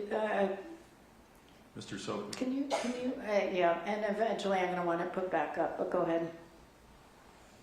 So this one was a result of, obviously we're all supportive of it, and sitting back here and going over these, actually, Mr. Hoyt brought to my attention that the rec as it was written may not land well with the FAA. They may just come back and say, we have this training module already, here it is, we've complied. And because it didn't ask for something new, didn't maybe outline some other things. I believe we kind of wrote that to include everything that was in yours. I don't think I missed anything out of that other than the manual. And the only reason the manual title wasn't included is because if they do this and they include it, if they develop the module and include it as a refresher, as part of the annual simulator refresher training, it automatically will go into the 3420.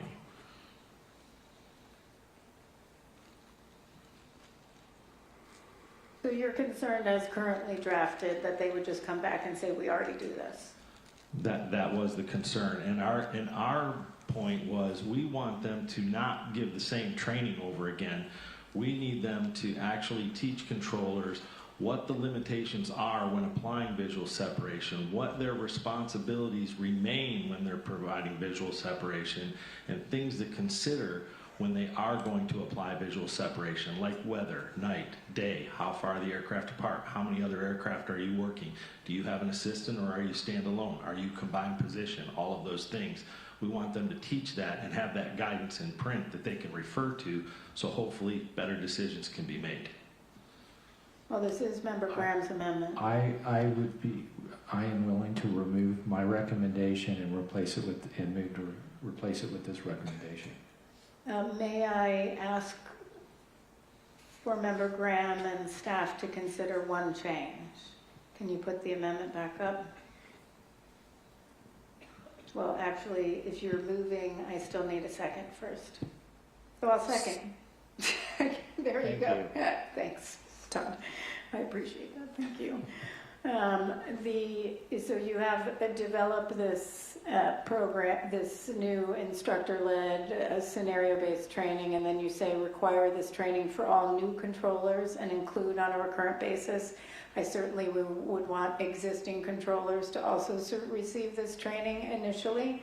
So if we could just strike new, I'd be okay with it. So all controllers. Air traffic control would agree with that. Oh, even though it says and include on a recurrent basis thereafter an annual. Okay, I guess I assume that meant all controllers, but if we need to spell it out more, I'm okay with that, because this is for you. I was doing these for you guys because I heard you guys from the very beginning that they got issues over there and we need to get it right and we need to do some training. I agree, and I think that rec captured all of yours. I really do, and I understand what the chairwoman is saying also, which is we need to give it to all controllers now because they haven't been getting the right thing, and now continue that throughout. We would agree with that. I would second that amendment to the amendment. Excellent. So we know you want to read it one more time. Everything that's on the screen minus new. All set. Are we clear? Yes, you want to put it up there and I'll read it, please? Thank you. Everything but... Okay. So my amendment, and I move to, for a new recommendation to read, develop a new and comprehensive instructor-led, scenario-based training on the proper use of visual separation, both tower and pilot applied.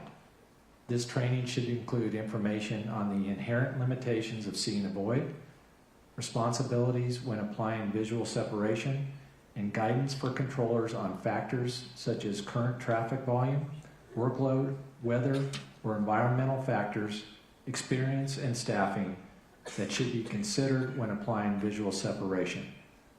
Require this training for all controllers and include on a recurrent basis thereafter an annual simulator refresher training. I'll second.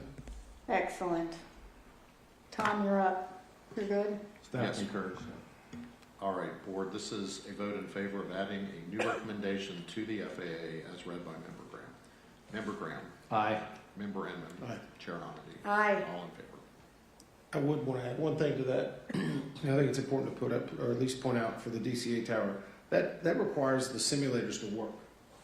And that group and organization have been waiting for months and months and months just to have that. So I hope it doesn't go without cause with that recommendation. Just fix the damn machines. Sorry. Okay, excellent. Totally agree. Member Inman, you're recognized. Actually, I'm going to skip past a few of mine. I think they've been overtaken by a few other amendments, and I'm going to go directly, if you will, to Amendment 7. It's the proposed new recommendation to the FAA. Evaluate other air traffic control towers to confirm if miles and trail are being adhered to per TRACON and tower agreements. Second. All right. Staff. Staff does not concur. We have no indication that miles and trail issues are at other airports. The staff does not believe this recommendation is supported based on the findings of this investigation. Member Inman. I would agree that we didn't evaluate the rest of the U.S., but we found a systemic issue that these controllers were constantly asking for miles and trail They needed that to do their job safely. And so we saw an issue that was not being adhered to, at least with their agreement in DCA. We don't know where else exists in the country. And I agree that we didn't evaluate that. That's the reason why we recommend that the FAA does. What I don't want to see is, again, 5 years from now, the data's there, we already knew it, and we just didn't want to suggest that the FAA go back and review it. I know in the helicopter aspect, they went ahead and took the recommendations. They've been surveying other helicopter routes, and that was acceptable to us. But in this case, we do know miles in trail and the spacing was some form of proximate cause to this accident. Is it happening elsewhere in the country? I would add, though, that the helicopter routes, we found out the FAA had done it across the NAT, so those were focused on DCA only. There's 5 of those? What the routes? No, 5 locations in the country that have helicopter routes. I think it's 8. Is it 8? But regardless, that's something different. Yeah. I was just using that as an example. I think it would be an easy thing for the FAA to do, and I think and I don't know this for certain, but I would suspect that if there's other towers that are suffering the same way and not able to get their safety recommendations, they would appreciate having another voice in response to this recommendation. May I? Thank you. And may I ask some questions? The agreement between DC Tower, is there a formal agreement between DC Tower and Potomac Tracon on miles and trail? What? No, there is not.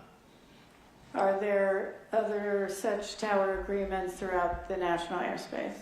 There are others that most that we see have an agreement with the miles and trail. But not all. Imprint. Correct, not all. So, in Member Inman, I think this is probably workable. I'm going to say my concern with this is actually that if, let's say, DC Tower had an agreement with Potomac Tracon, but the agreement was terrible because they kept asking for less, an increase in spacing, then the Tracon and Tower agreement would actually not ensure safety. So my concern is actually the words being adhered to per Tracon and Tower agreements. That may not ensure safety. I think your intent is to ensure safety and to ensure you're getting adequate spacing. My concern is you might have deficient and safety deficiencies in the applicable Tracon and Tower agreements. I'm happy to take a modification of that. And the idea is the FAA's got 30,000 people. They can't go back and check and take the opinions and give us a report of what they did. I think a lot of people deserve to know that.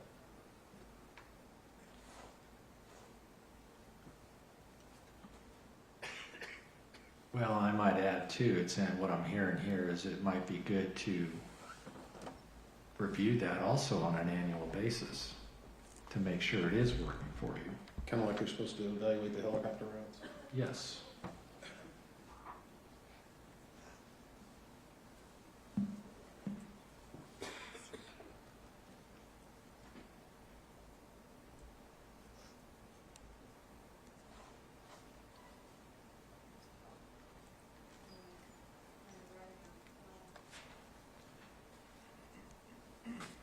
We're going to take 5 minutes.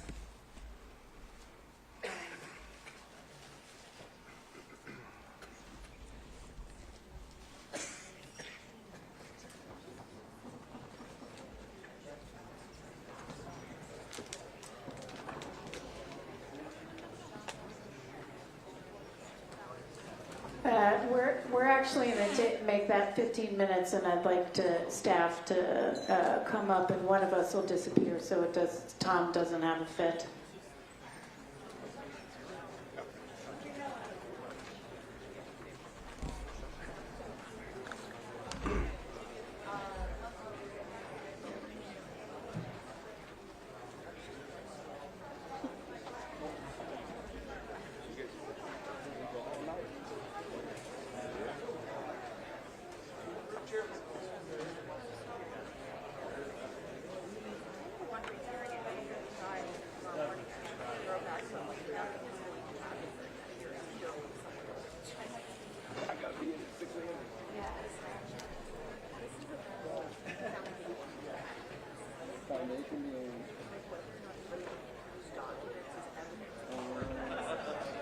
On your way?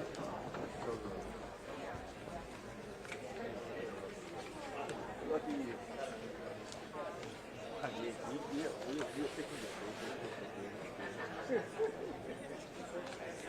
You're only going to use before man anyway. Always good seeing you.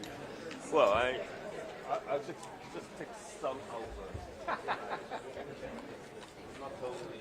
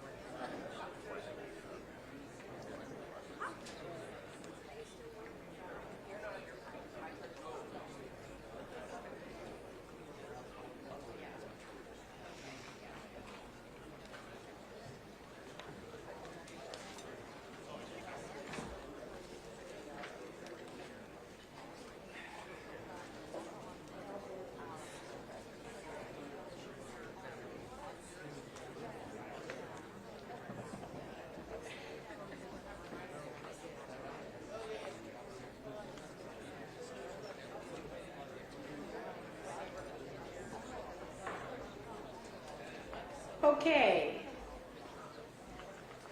Getting close. We are. All right, Member Inman, you're recognized. I'm going to actually, after consulting with staff and others, I'm going to revise my original recommendation, and this will be to the FAA, specifically to require each Class B or Class C ATCT facility to evaluate its existing MIT procedures or agreements to ensure that the spacing provided is appropriate for operational safety and make the results publicly available. I second. Staff concurs. I think again, we have a responsibility beyond just this air traffic control tower to make sure the NAS is safe as possible, and I hope this would help achieve it. All right, Mr. McMurray, you're up. All right, this is for a new finding to the FAA. Member Graham. Aye. Member Inman. Aye. Chair Homendy. It's a new recommendation. I'm sorry, new recommendation. to Aye. the FAA. All in favor? All righty, so now we get to the recommendations as amended. Move to adopt. Is there a second? Second. All right, Mr. McMurray. All right, Board, this is a vote in favor of adopting the recommendations as amended. Member Graham. Aye. Member Inman. Aye. Chair Homendy. Aye. All in favor? All right, now we get to consider the full report. Are there any amendments to the report? Nope. All right, there are some revisions, right? Yeah, there are some revisions that will need to be made by staff to correspond to the new findings and recommendations that were adopted, or adjustments to some. And we recognize that in Board Order 4D, it states that the board may direct revisions be made to the text and prepared or finalized by staff, and that if a board member requests that revisions be circulated for review after the board meeting, those will be circulated for review on through the voting process, giving board members 3 business days on those post-meeting revisions. And so all the board members request that. So any revisions made would go on PMA, our voting process, so that we can just review those and move that forward. But that means, is there a motion? Well, let me make sure I got it right. Is there a motion to adopt the final report pending revisions? So moved. Second. All right. Council. All right, on adopting the report pending final revisions. As amended. I'm sorry? The report as amended. As amended, pending final revisions. Board, if in favor, say aye. Member Graham? Aye. Member Inman? Aye. Chair Homendy. Aye. All in favor? All right. Does any member wish to reserve the right to file a concurring or dissenting statement? Member Graham? Sorry. Member Inman? Yes. Me too. All 3 of us. All right. I'd like to thank Member Graham and Member Inman for their preparation in advance of today's meeting, and for our work together during the meeting. As I stated at the start of this meeting, this was one of the most complex investigations in NTSB's history. And as we know all too well, it was also one of the most significant commercial aviation accidents in years. We all would like to once again extend our deepest sympathies to all the families, those who are with us today, those who are watching online and weren't able to join us. We are so truly, truly sorry for your loss. We wish this is not how we met. I imagine today was very difficult. This was only the beginning. The first step in the process is getting this report out, getting the safety recommendations out, and then we will work together, if you are willing and able, to get our recommendations implemented, to see that no other family goes through this again.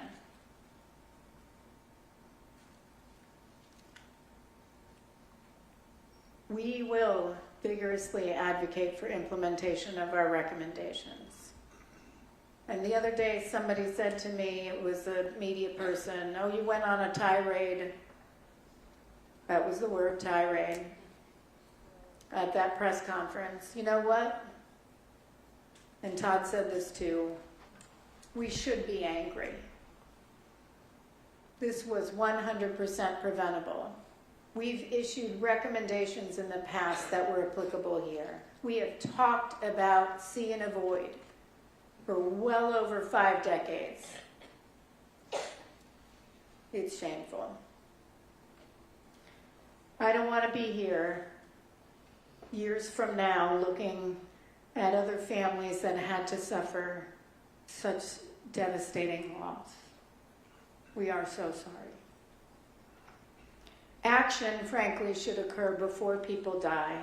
The fact is, over the last 2 decades alone, I said we've investigated 163 aviation accidents and 47 incidents resulting from a mid-air collision. That's over the last 2 decades.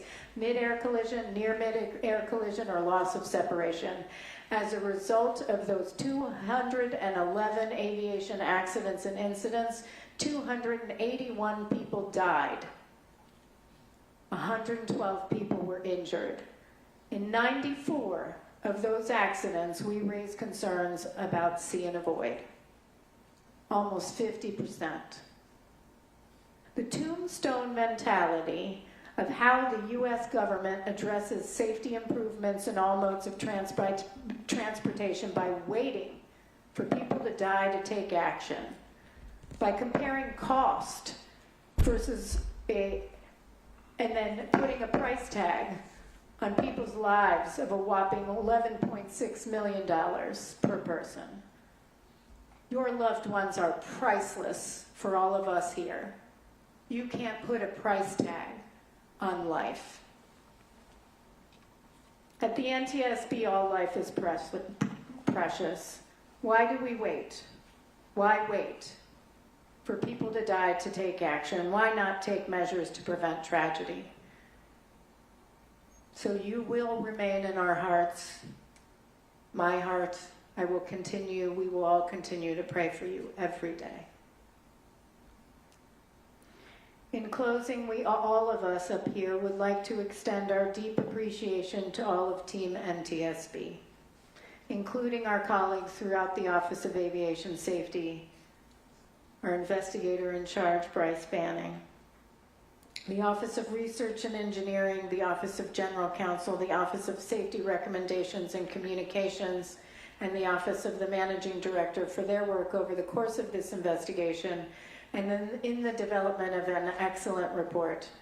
I also want to express our appreciation to the Office of the Chief Financial Officer, the Office of the Chief Information Officer, and the Investigative Support Services Division for their vital support of this meeting.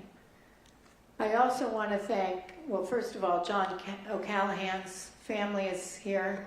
Are they still here? I don't know, they might not be. He did an excellent job on the visibility study on performance. That was excellent, but I want to recognize 2 people. Man, they did a lot of work. Allison Diaz and John Curran. John, I know your parents are watching. Sure are. You did, the 2 of you, excellent, excellent job. Thank you. Thank you all. Before we adjourn, I would like to raise a point of personal privilege to thank my special assistant, Lauren Dudley. This is her last board meeting with us at the NTSB. I've known Lauren for a really long time. I worked with her on Capitol Hill. I know, and just so you all know, she's not going far. She's sure to be back in our orbit in her next role as Democratic Staff Director for the Subcommittee on Aviation under the House Transportation and Infrastructure Committee, where earlier in her career she worked on a variety of aviation issues, including safety and oversight of both the FAA and the NTSB. Before that, Lauren was Investigations and Oversight Counsel for the T&I Committee, where she supported the committee's Boeing 737 MAX investigation. Lauren, of course, worked for many years for Eleanor Holmes Norton, which is how I met her. Lauren joined my team in December 2024 directly from the FAA, and while it is not in my statement, I'm going to say it was the most memorable of all swearing-ins. We were on the verge of a shutdown. We did not actually have a shutdown, but I was worried we were going to miss the opportunity to hire her real fast. So she was on vacation at Disney, and over Zoom, I swore her in outside. What roller coaster was that? Sorry, it was Universal. The what?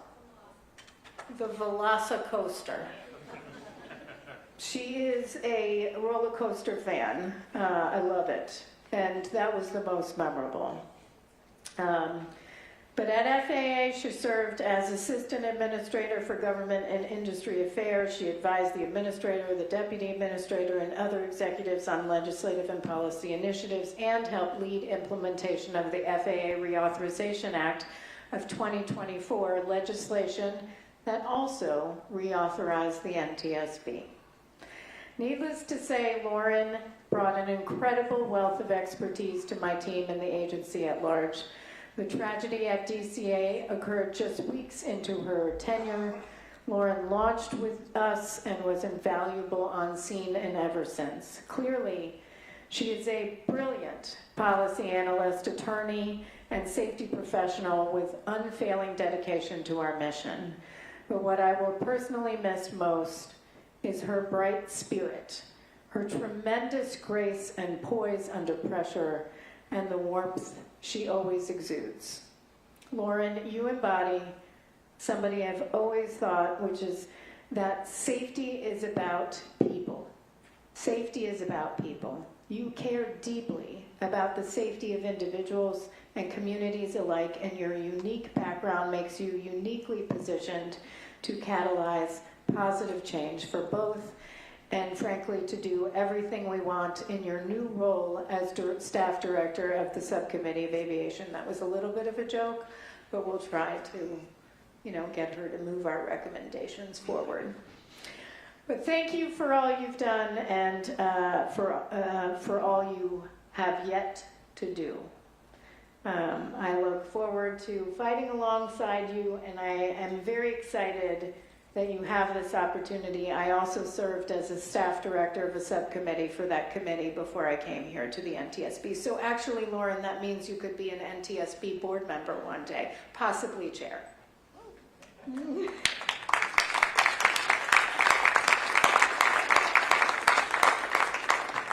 else want to? No? Sure. Okay. All right. We stand adjourned.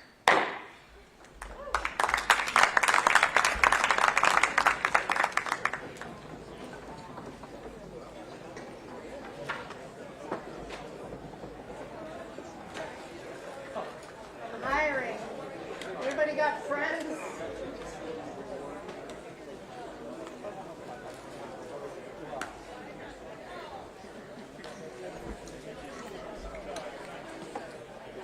Hey Charles, we have to refeed 6 to 6:10 because of some sort of technical issue. Could you do that now? What is 6610? 6 to 6:10. 6 to 610? Yeah. Let's see if I can figure that one out.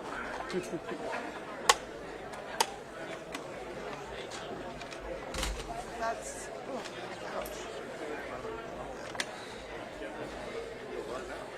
Will be to the FAA specific. We are back. Take Mr.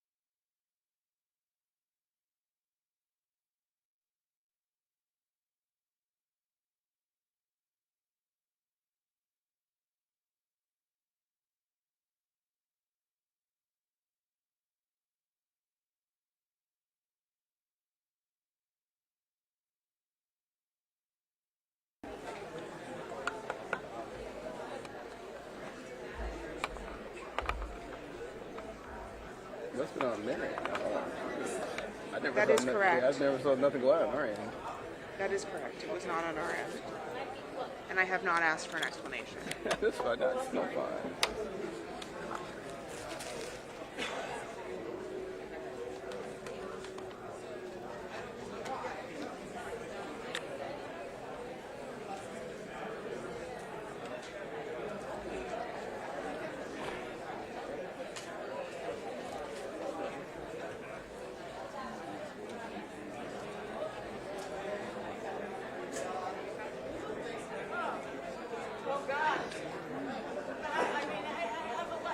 Sometimes 717. Roll now. I'm sorry? Roll now. You said 717 roll. Yes. All right. We are rolling. It's 17. We are back. Mr. Curtis, can you read the proposed probable cause? Certainly, Chair. I'm assuming my phone is correct. No, you're right. No, I'm looking at the. You're right.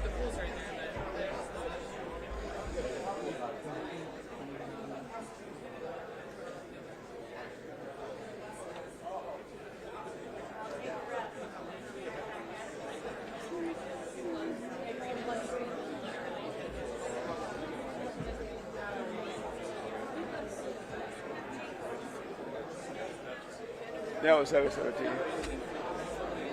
We were We are back. Mr. Curtis, can you read the proposed probable cause? Certainly, Chair. Staff proposes the following probable cause. The NTSB determines that the probable cause of this accident was the placement of a helicopter route in close proximity to a runway approach path with no procedural mitigations to separate helicopter and fixed-wing traffic. The FAA's inadequate evaluation and review of data that indicated the risk of a midair collision in that area, and their failure to act on recommendations to mitigate that risk. Also causal was the air traffic system's over-reliance on visual separation in order to promote efficient traffic flow without consideration for the limitations of the see and avoid concept. And the Army's lack of a fully implemented safety management system which should have identified and addressed hazards associated with altitude exceedances on the Washington, D.C. helicopter routes. These systemic failures allowed for a midair collision after the helicopter crew was unable to apply visual separation due to the misidentification of the location of the airplane. Contributing factors include the limitations of the traffic awareness and collision alerting systems on both aircraft, which precluded effective alerting of the impending collision to the flight crews, the high workload of the controllers due to the combination of the local and helicopter control positions, and the absence of effective data sharing and analysis among the FAA, aircraft operators, and other relevant organizations. Chair. Thank you. Well, we all had some changes. So I'm going to recognize Member Graham. Thank you, Chair, and I appreciate staff and the individual members of working individually with me on this. I move to amend the probable cause to read, and I'm not even going to write, well, I guess you got a red line in there. That's pretty good. I'm just going to read the whole thing because I can't read through those red lines right now. The NTSB, my motion is to amend the probable cause to read. The NTSB determines that the probable cause of this accident was the FAA's placement of a helicopter route in close proximity to a runway approach path, their failure to regularly review and evaluate helicopter routes and available data, and their failure to act on recommendations to mitigate the risk of a midair collision near Ronald Reagan Washington National Airport, as well as the air traffic system's over-reliance on visual separation in order to promote efficient traffic flow without consideration for the limitations of the see and avoid concept. Also causal was the lack of effective pilot-applied visual separation by the helicopter crew, which resulted in a mid-air collision. Additional causal factors were the tower team's loss of situational awareness and degraded performance due to a high workload of the combined helicopter and local control positions and the absence of a risk assessment process to identify and mitigate real-time operational risk factors, which resulted in misprioritization of duties, inadequate traffic advisories, and the lack of safety alerts to both flight crews. Also causal was the Army's failure to ensure pilots were aware of the effects of air tolerances on barometric altimeters in their helicopters, which resulted in the crew flying above the maximum published helicopter route altitude.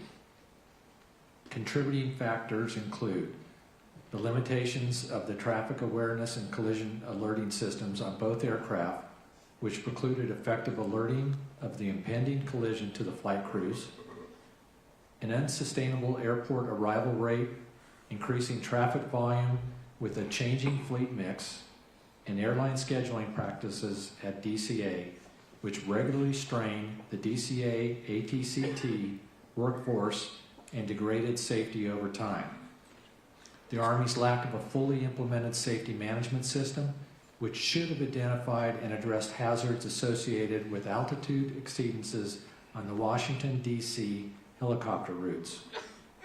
The FAA's failure across multiple organizations to implement previous NTSB recommendations, including ADS-BN, and to follow and fully integrate its established safety management system, which should have led to several organizational and operational changes based on previously identified risks that were known to management, and the absence of effective data sharing and analysis among the FAA, aircraft operators, and other relevant organizations.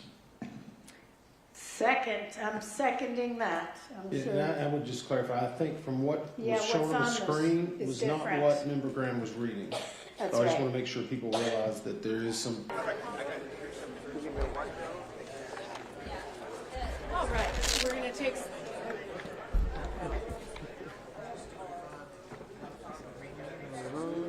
This time you told me to move over, so I'm just trying to get to the right spot. Okay. You're good. Alright. Good? Everybody ready? Everybody ready? All right. Well, we've concluded our board meeting on, frankly, the most significant and one of the most complex investigations we have conducted in certainly 17 years since Colgan, but it is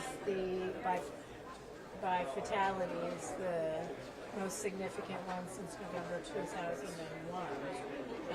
If you think about it, our agency is relatively new staff over the past several years. Only a few remember Colgan, but certainly it's a I think, you know, for the families, it's important to hear our findings, to hear the probable cause and the recommendations, and see the work that was put into it. So I'll take a few questions. Yes? Chair, Ben Dennis from DC News Now. Obviously, there's so much work, as you had mentioned, going into the development of evidence, testimony, witness statements, etc. I did want to ask because initially, the immediate aftermath of the crash itself, officials came out and said that they believed that there were no survivors. Did you encounter any evidence that maybe somebody did survive after the initial midair collision, and then once they hit the water, before first responders got there? There was no evidence of any survivors. This was our team had determined, our survival factors team had determined it wasn't a survivable crash. One follow-up that I have, we had heard about there was one supervisor in the air traffic control tower, 4 controllers. There was one who was handling helicopter traffic and local traffic, an assistant. What were the other 2 people doing? I know there's clearance delivery and flight plan. There are other controllers who are doing other duties. Addendum follow-up, and I'll be done here. Yeah, big that's- picture. That's fine. But the person who was noted as writing things about helicopters down, what exactly was that person writing down? She just stated in the assistant local controller in interviews just stated that the statement was she was writing information about the helicopters down. Could have been, tail number, could have been call sign. We don't know. We did not get any more information other than that. Yes. I'm Potomac with Politico. You noted during the hearing that agencies and organizations don't always follow through on NTSB recommendations. How hopeful are you that this time around that the Army, the FAA, and other parties acknowledging the recommendations will follow through on that? How hopeful am I on these recommendations being implemented? Very hopeful. Yes, we have recommendations issued in the past that have not been implemented. I think we have a Secretary of Transportation, a administrator of FAA who is very committed to safety. I've had several extraordinary conversations with Secretary Driscoll. Certainly we have the White House's support and many members of Congress on both sides of the aisle, and I think there's a real desire to address our recommendations. We're going to push. Some of those are recommendations that don't require legislation at all. Some will require regulation, some will require Congress to push because they've been lagged for years. But we are, I'm pretty optimistic that we'll get some work done. Also, I use the bully pulpit and call out when inaction is not done and inaction is not taken, and I'm going to be pretty aggressive on the fact that these recommendations have to be implemented because we don't change safety until they are implemented. Yes, ma'am. Victoria Sanchez with ABC 7 News. You were there the day after the crash, so was I, so was a lot of us. We are now almost a year to that date. When you spoke to the families after the meeting today, what were they telling you and what were you telling them? Well, I was there that night.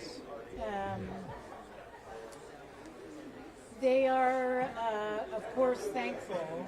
They, and I don't want to get too much into it, but they are very thankful for the work of our team in completing the investigation and being so thorough and being very transparent. And they have an event, a service tomorrow, and so they were making sure that I was going to be there, and of course I would not miss it. Others, of course, shared one shared her father on video. Her father died, saying I was doing a good job. He died before the conclusion of this investigation. Yeah. What does that mean to you, seeing that video that he made for you before the end of this? It's very meaningful, but at the same time, I wish it didn't have to happen. And then Dave. Actually, I'm sorry, we had one, David. A lot of these recommendations are sort of like basic blocking and tackling, right? Doing safety reviews, right? Making sure that there's this outside audit, looking at all the existing helicopter routes. There's a lot of just sort of basic work. What level of confidence do you have the FAA is going to sort of systematically go through the recommendations and check them off and get them done? Well, what level of confidence do I have that the FAA will do them all? They better do them all. I am adamant that these were recommendations. We have 19,000 pages of evidence in our public docket. And these recommendations were carefully considered and drafted. And unless we get them implemented, we don't see any safety change. So I'm going to be on the FAA, whether it's the administrator or deputy administrator, Secretary of Transportation, Secretary of the Army, to make sure they get implemented. Because, like I said, I don't want to be here years from now and say, oops, I wish we got this implemented. No way. All of them need to be implemented. David, two more. And just on the arrival, one of the recommendations is on the arrival rate to ensure that it's the current arrival rate is safe. Do you also think they should reconsider the slots determination? I mean, are there too many flights at DCA? On slots, the only recommendation that we had on slots was how they deal with LaGuardia, which is where they have spacing.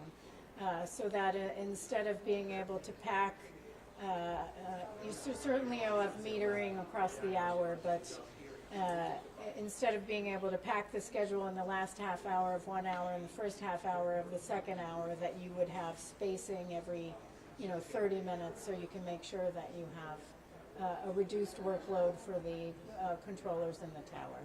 But we didn't do anything else on slots. And just for reference, the ones that were added in December 2024 actually didn't go into effect until March of 2025, so it didn't have an impact on this. Karen in the back. Yeah, I know that you said, Karen DeMarge, New York Times, I know that you said that you don't need legislation to do a lot of these things. But at a couple of points today, there was also a discussion of things look good on paper, but they weren't actually done in practice. Standards were reduced periodically.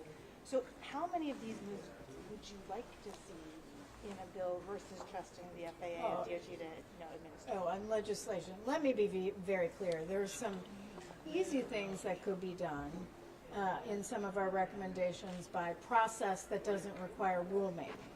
It should be done. Like looking at miles and trail at air traffic control towers and evaluations. But let me be clear. It is Congress who is an excellent partner on safety, and most of the time gets our strongest, most long-lasting recommendations done through legislation. So if you ask me, as somebody who worked on the Hill, I will take every single one of those recommendations in a bill. I would like to see all of it, especially the ones that we've been issuing for years. We're talking about ADSB in, see and avoid, visual separation, ADSB out. There's actually no requirement for the Army to also have ADSB in. I would like to see all of that. So if you ask me, I'd like to see the entire recommendations be adopted in legislation tomorrow. Thank you. One more? I was going to do these two right here. Go ahead. Rachel Lerner from the Washington Post. You said, you have great faith in, with the administrator, but then at the same time you're saying there's this fear of retaliation and resistance from the FAA. So where in the chain of command is that coming from? Yeah, I don't think it's at the administrator's level, but he's going to have to really get to he's got a lot of work to do. A lot of reforms need to be made at FAA. You can't do it all at once. It's going to take time, but I hope that we can partner together to ensure real change and real reform and a just culture, a positive safety culture at FAA, but also that they take a true data-driven approach to safety. Yes. Thank you. I showed ABC. We heard in the findings about all the evidence was there, everything the FAA had that they could have caught it earlier. Why do you think the FAA is so dysfunctional? What's the issue? On the FAA and I have no idea. Why are they so, the question is why is the FAA so dysfunctional? I don't know. I mean, they have lots of data that's coming in. Data is key to make safety change and to address the potential, the risk of a collision before it occurs. That's why you have that data. That's why you have that safety reporting. But they weren't looking at it. So, the administrator and the deputy administrator and the secretary's office, they need to take a real hard look and figure out how to reform and make it function appropriately. Will, I know that you were waiting, so I will at least give you that one. I'm not going to look at Eric. He's giving me, go ahead. Yeah, really quickly. So you kind of mentioned this in the hearing. FAA announced the biggest reorganization in its history. So they say, I know some of the realignment has been based on conversations about SMS, and Mr. Fuller is now taking over this sort of new created SMS Safety Oversight Office. Curious if you have any additional thoughts on that. Any talking about reforms? Any additional thoughts? Well, on the new structure, I did get that. On the new structure, I got that today, and I got a press release that was released. I would have to really look at how it's organized. I got to generally see it, but I really would like to understand it first before commenting. Sure. All right. Thank you. Thank you. Thanks for putting up with a really long day. Okay. So what did she text me? And again, didn't address the camera. Didn't never look at the camera. They can just put it in the package and special later. Like record a toss. Maybe just see you. Good Yeah, I was like, that's way better. There's no way. I'd be up all night. You'd be up all night. Yeah, there's no way. So she said that they're just going to record a toss. Yeah. I don't. Or she's going to have a conversation about that. Yeah, I think they know that. That's the least they can do. They're going to try to defeat again. Yeah, I just remember that. I mean, it's not right. Right. Okay. Yeah. I mean, let me know when is it? I'll be down.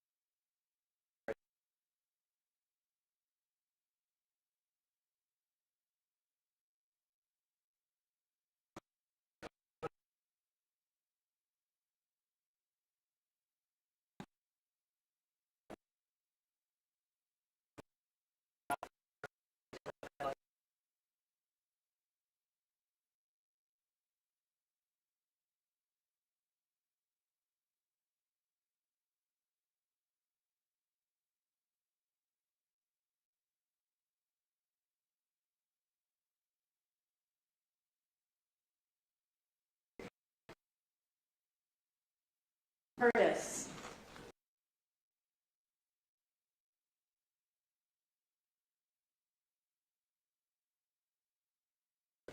Staff proposes the following probable cause. The NTSB determines that the probable cause of this accident was the placement of a helicopter in close proximity to a runway approach path with no procedural mitigations to separate helicopter and fixed-wing traffic. The FAA's inadequate evaluation and review of data that indicated the risk of a midair collision in that area, and their failure to act on recommendations to mitigate that risk. Also causal was the air traffic system's over-reliance on visual separation in order to promote efficient traffic flow without consideration for the limitations of the see and avoid concept, and the Army's lack of a fully implemented safety management system which should have identified and addressed hazards associated with altitude exceedances on the Washington, D.C. helicopter routes. These systemic failures allowed for a midair collision after the helicopter crew was unable to apply visual separation due to their misidentification of the location of the airplane. Contributing factors include the limitations of the traffic awareness and collision alerting systems on both aircraft, which precluded effective alerting of the impending collision to the flight crews, the high workload of the controllers due to the combination of the local and helicopter control positions, and the absence of effective data sharing and analysis among the FAA, aircraft operators, and other relevant organizations. Chair. Thank you. Well, we all had some changes. So I'm going to recognize Member Graham. Thank you, Chair, and I appreciate staff and the individual members of working individually with me on this. I move to amend the probable cause to read, and I'm not even going to read. No, I guess you got a red line in there. That's pretty good. I'm just going to read the whole thing because I can't read through those red lines right now. The NTSB, my motion is to amend the probable cause to read.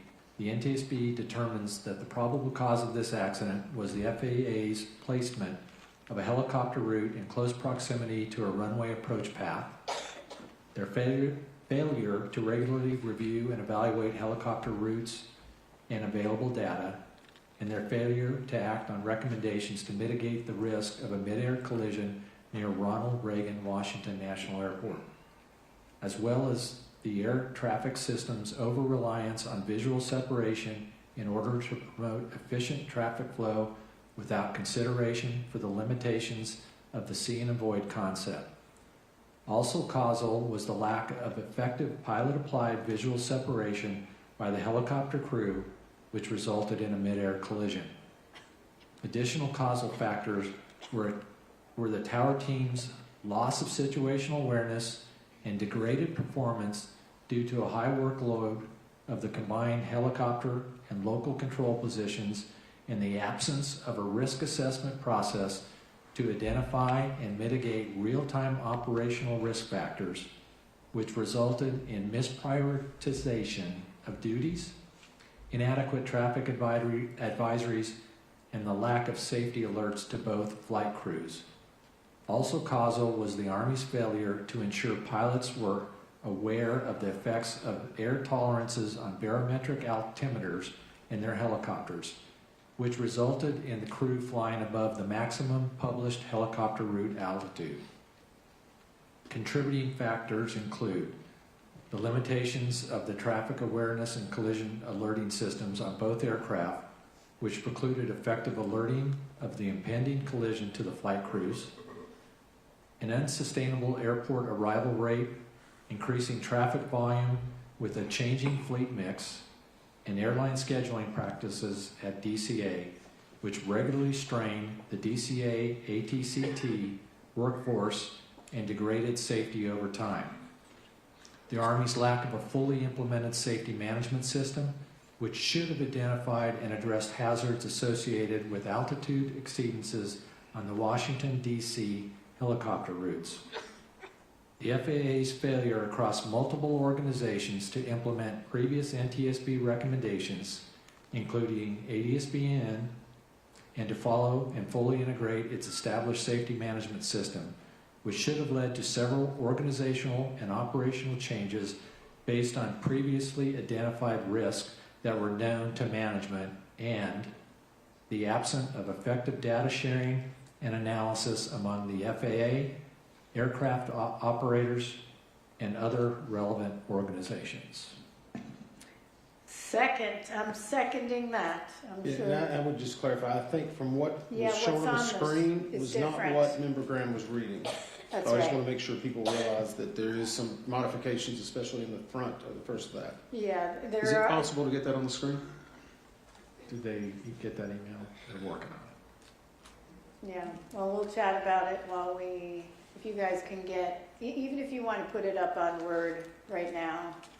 It doesn't have to be pretty. It doesn't have to be pretty. It was different. That would be fine. And I appreciate everybody working with me on this, and I appreciate the patience of everybody here on this. I think it's important that we get this right. Absolutely. And appreciate working with each member up here and the staff. I know we've been roundabout on this for more than one day. And I would offer, if this is adopted, I can withdraw my changes to the probable cause that I had. I think staff working with Member Graham said, can we put them all into one package? So as long as we don't have an issue, I won't have anything else, in addition. So could we find out if staff agrees with this? Can we get it okay? If you say no. Staff concurs. Staff's still employed. I appreciate that. I appreciate that. I did address a number of my concerns. Number one, this helicopter route shouldn't have been there in the first place. This was terrible design of the airspace, and from my perspective, I also felt that it was critical, like Member Inman, to talk about the error tolerances on barometric altimeters and the lack of pilot knowledge of knowing that they thought they were at 200 feet, and they were actually at 300 or above at some points, which is unacceptable. And, I do appreciate, thank you for the addition of the failure of multiple organizations to implement previous NTSB recommendations, because we have issued a number of recommendations for years, including to address see and avoid and ADSB in. So thank you for also including that. I think this is a really good probable cause, and you're right, we needed to get it right.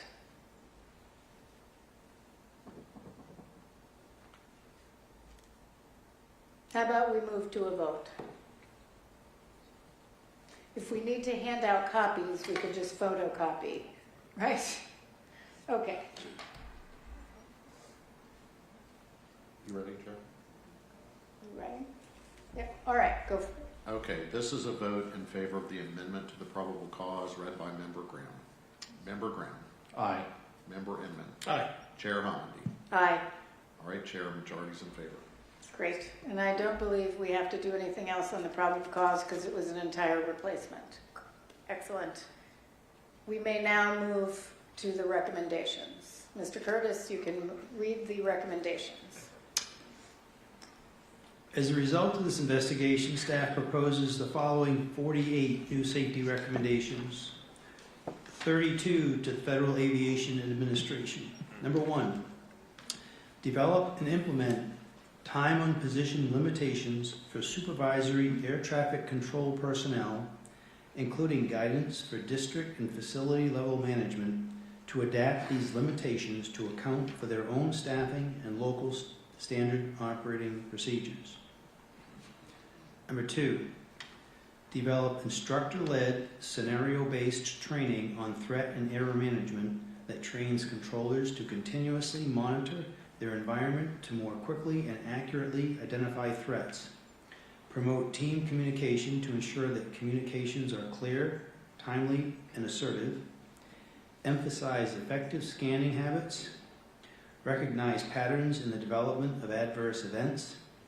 And enhance decision-making under stress by developing habits that balance procedural compliance with problem solving to mitigate the risks of threats and errors, and provide this training to all air traffic controllers annually.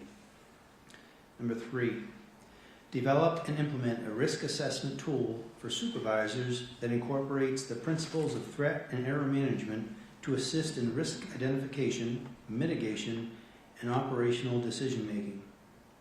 Number 4, initiate rulemaking in 14 Code of Federal Regulations, Part 93, Subpart K, high-density traffic airports, that prescribes air carrier operation limitations at DCA in 30-minute periods, similar to those imposed at LaGuardia Airport, to ensure that the airport does not exceed capacity and to mitigate inconsistent air carrier scheduling practices. Number 5, fully implement operational use of the time-based flow management system at Potomac Consolidated Terminal Radar Approach Controller and its associated air traffic control towers. Number 6, reassess the Ronald Reagan Washington National Airport's airport arrival rate with special consideration to its airspace complexity, airfield limitations, mixed fleet operations, and traffic volume. Number 7, define objective criteria for the determination of air traffic facility levels considering traffic and airspace volume, operational factors unique to each facility, and cost of living. Number 8, using the criteria established by Safety Recommendation 7, determine whether the classification of the Ronald Reagan Washington National Airport's Air Traffic Control Tower as a Level 9 facility appropriately reflects the complexity of its operations. Number 9, conduct a comprehensive evaluation in conjunction with local operators to determine the overall safety benefits and risks to requiring all aircraft to use the same frequency when the helicopter and local positions are combined in the Ronald Reagan Washington National Airport Air Traffic Control Tower. Number 10, implement anti-blocking technology that will alert controllers and/or flight crews to potentially blocked transmissions when simultaneously broadcasting occurs. Number 11, develop and implement improvements to the conflict alert system to provide more salient and meaningful alerts to controllers based on the severity of the conflict triggering the alert.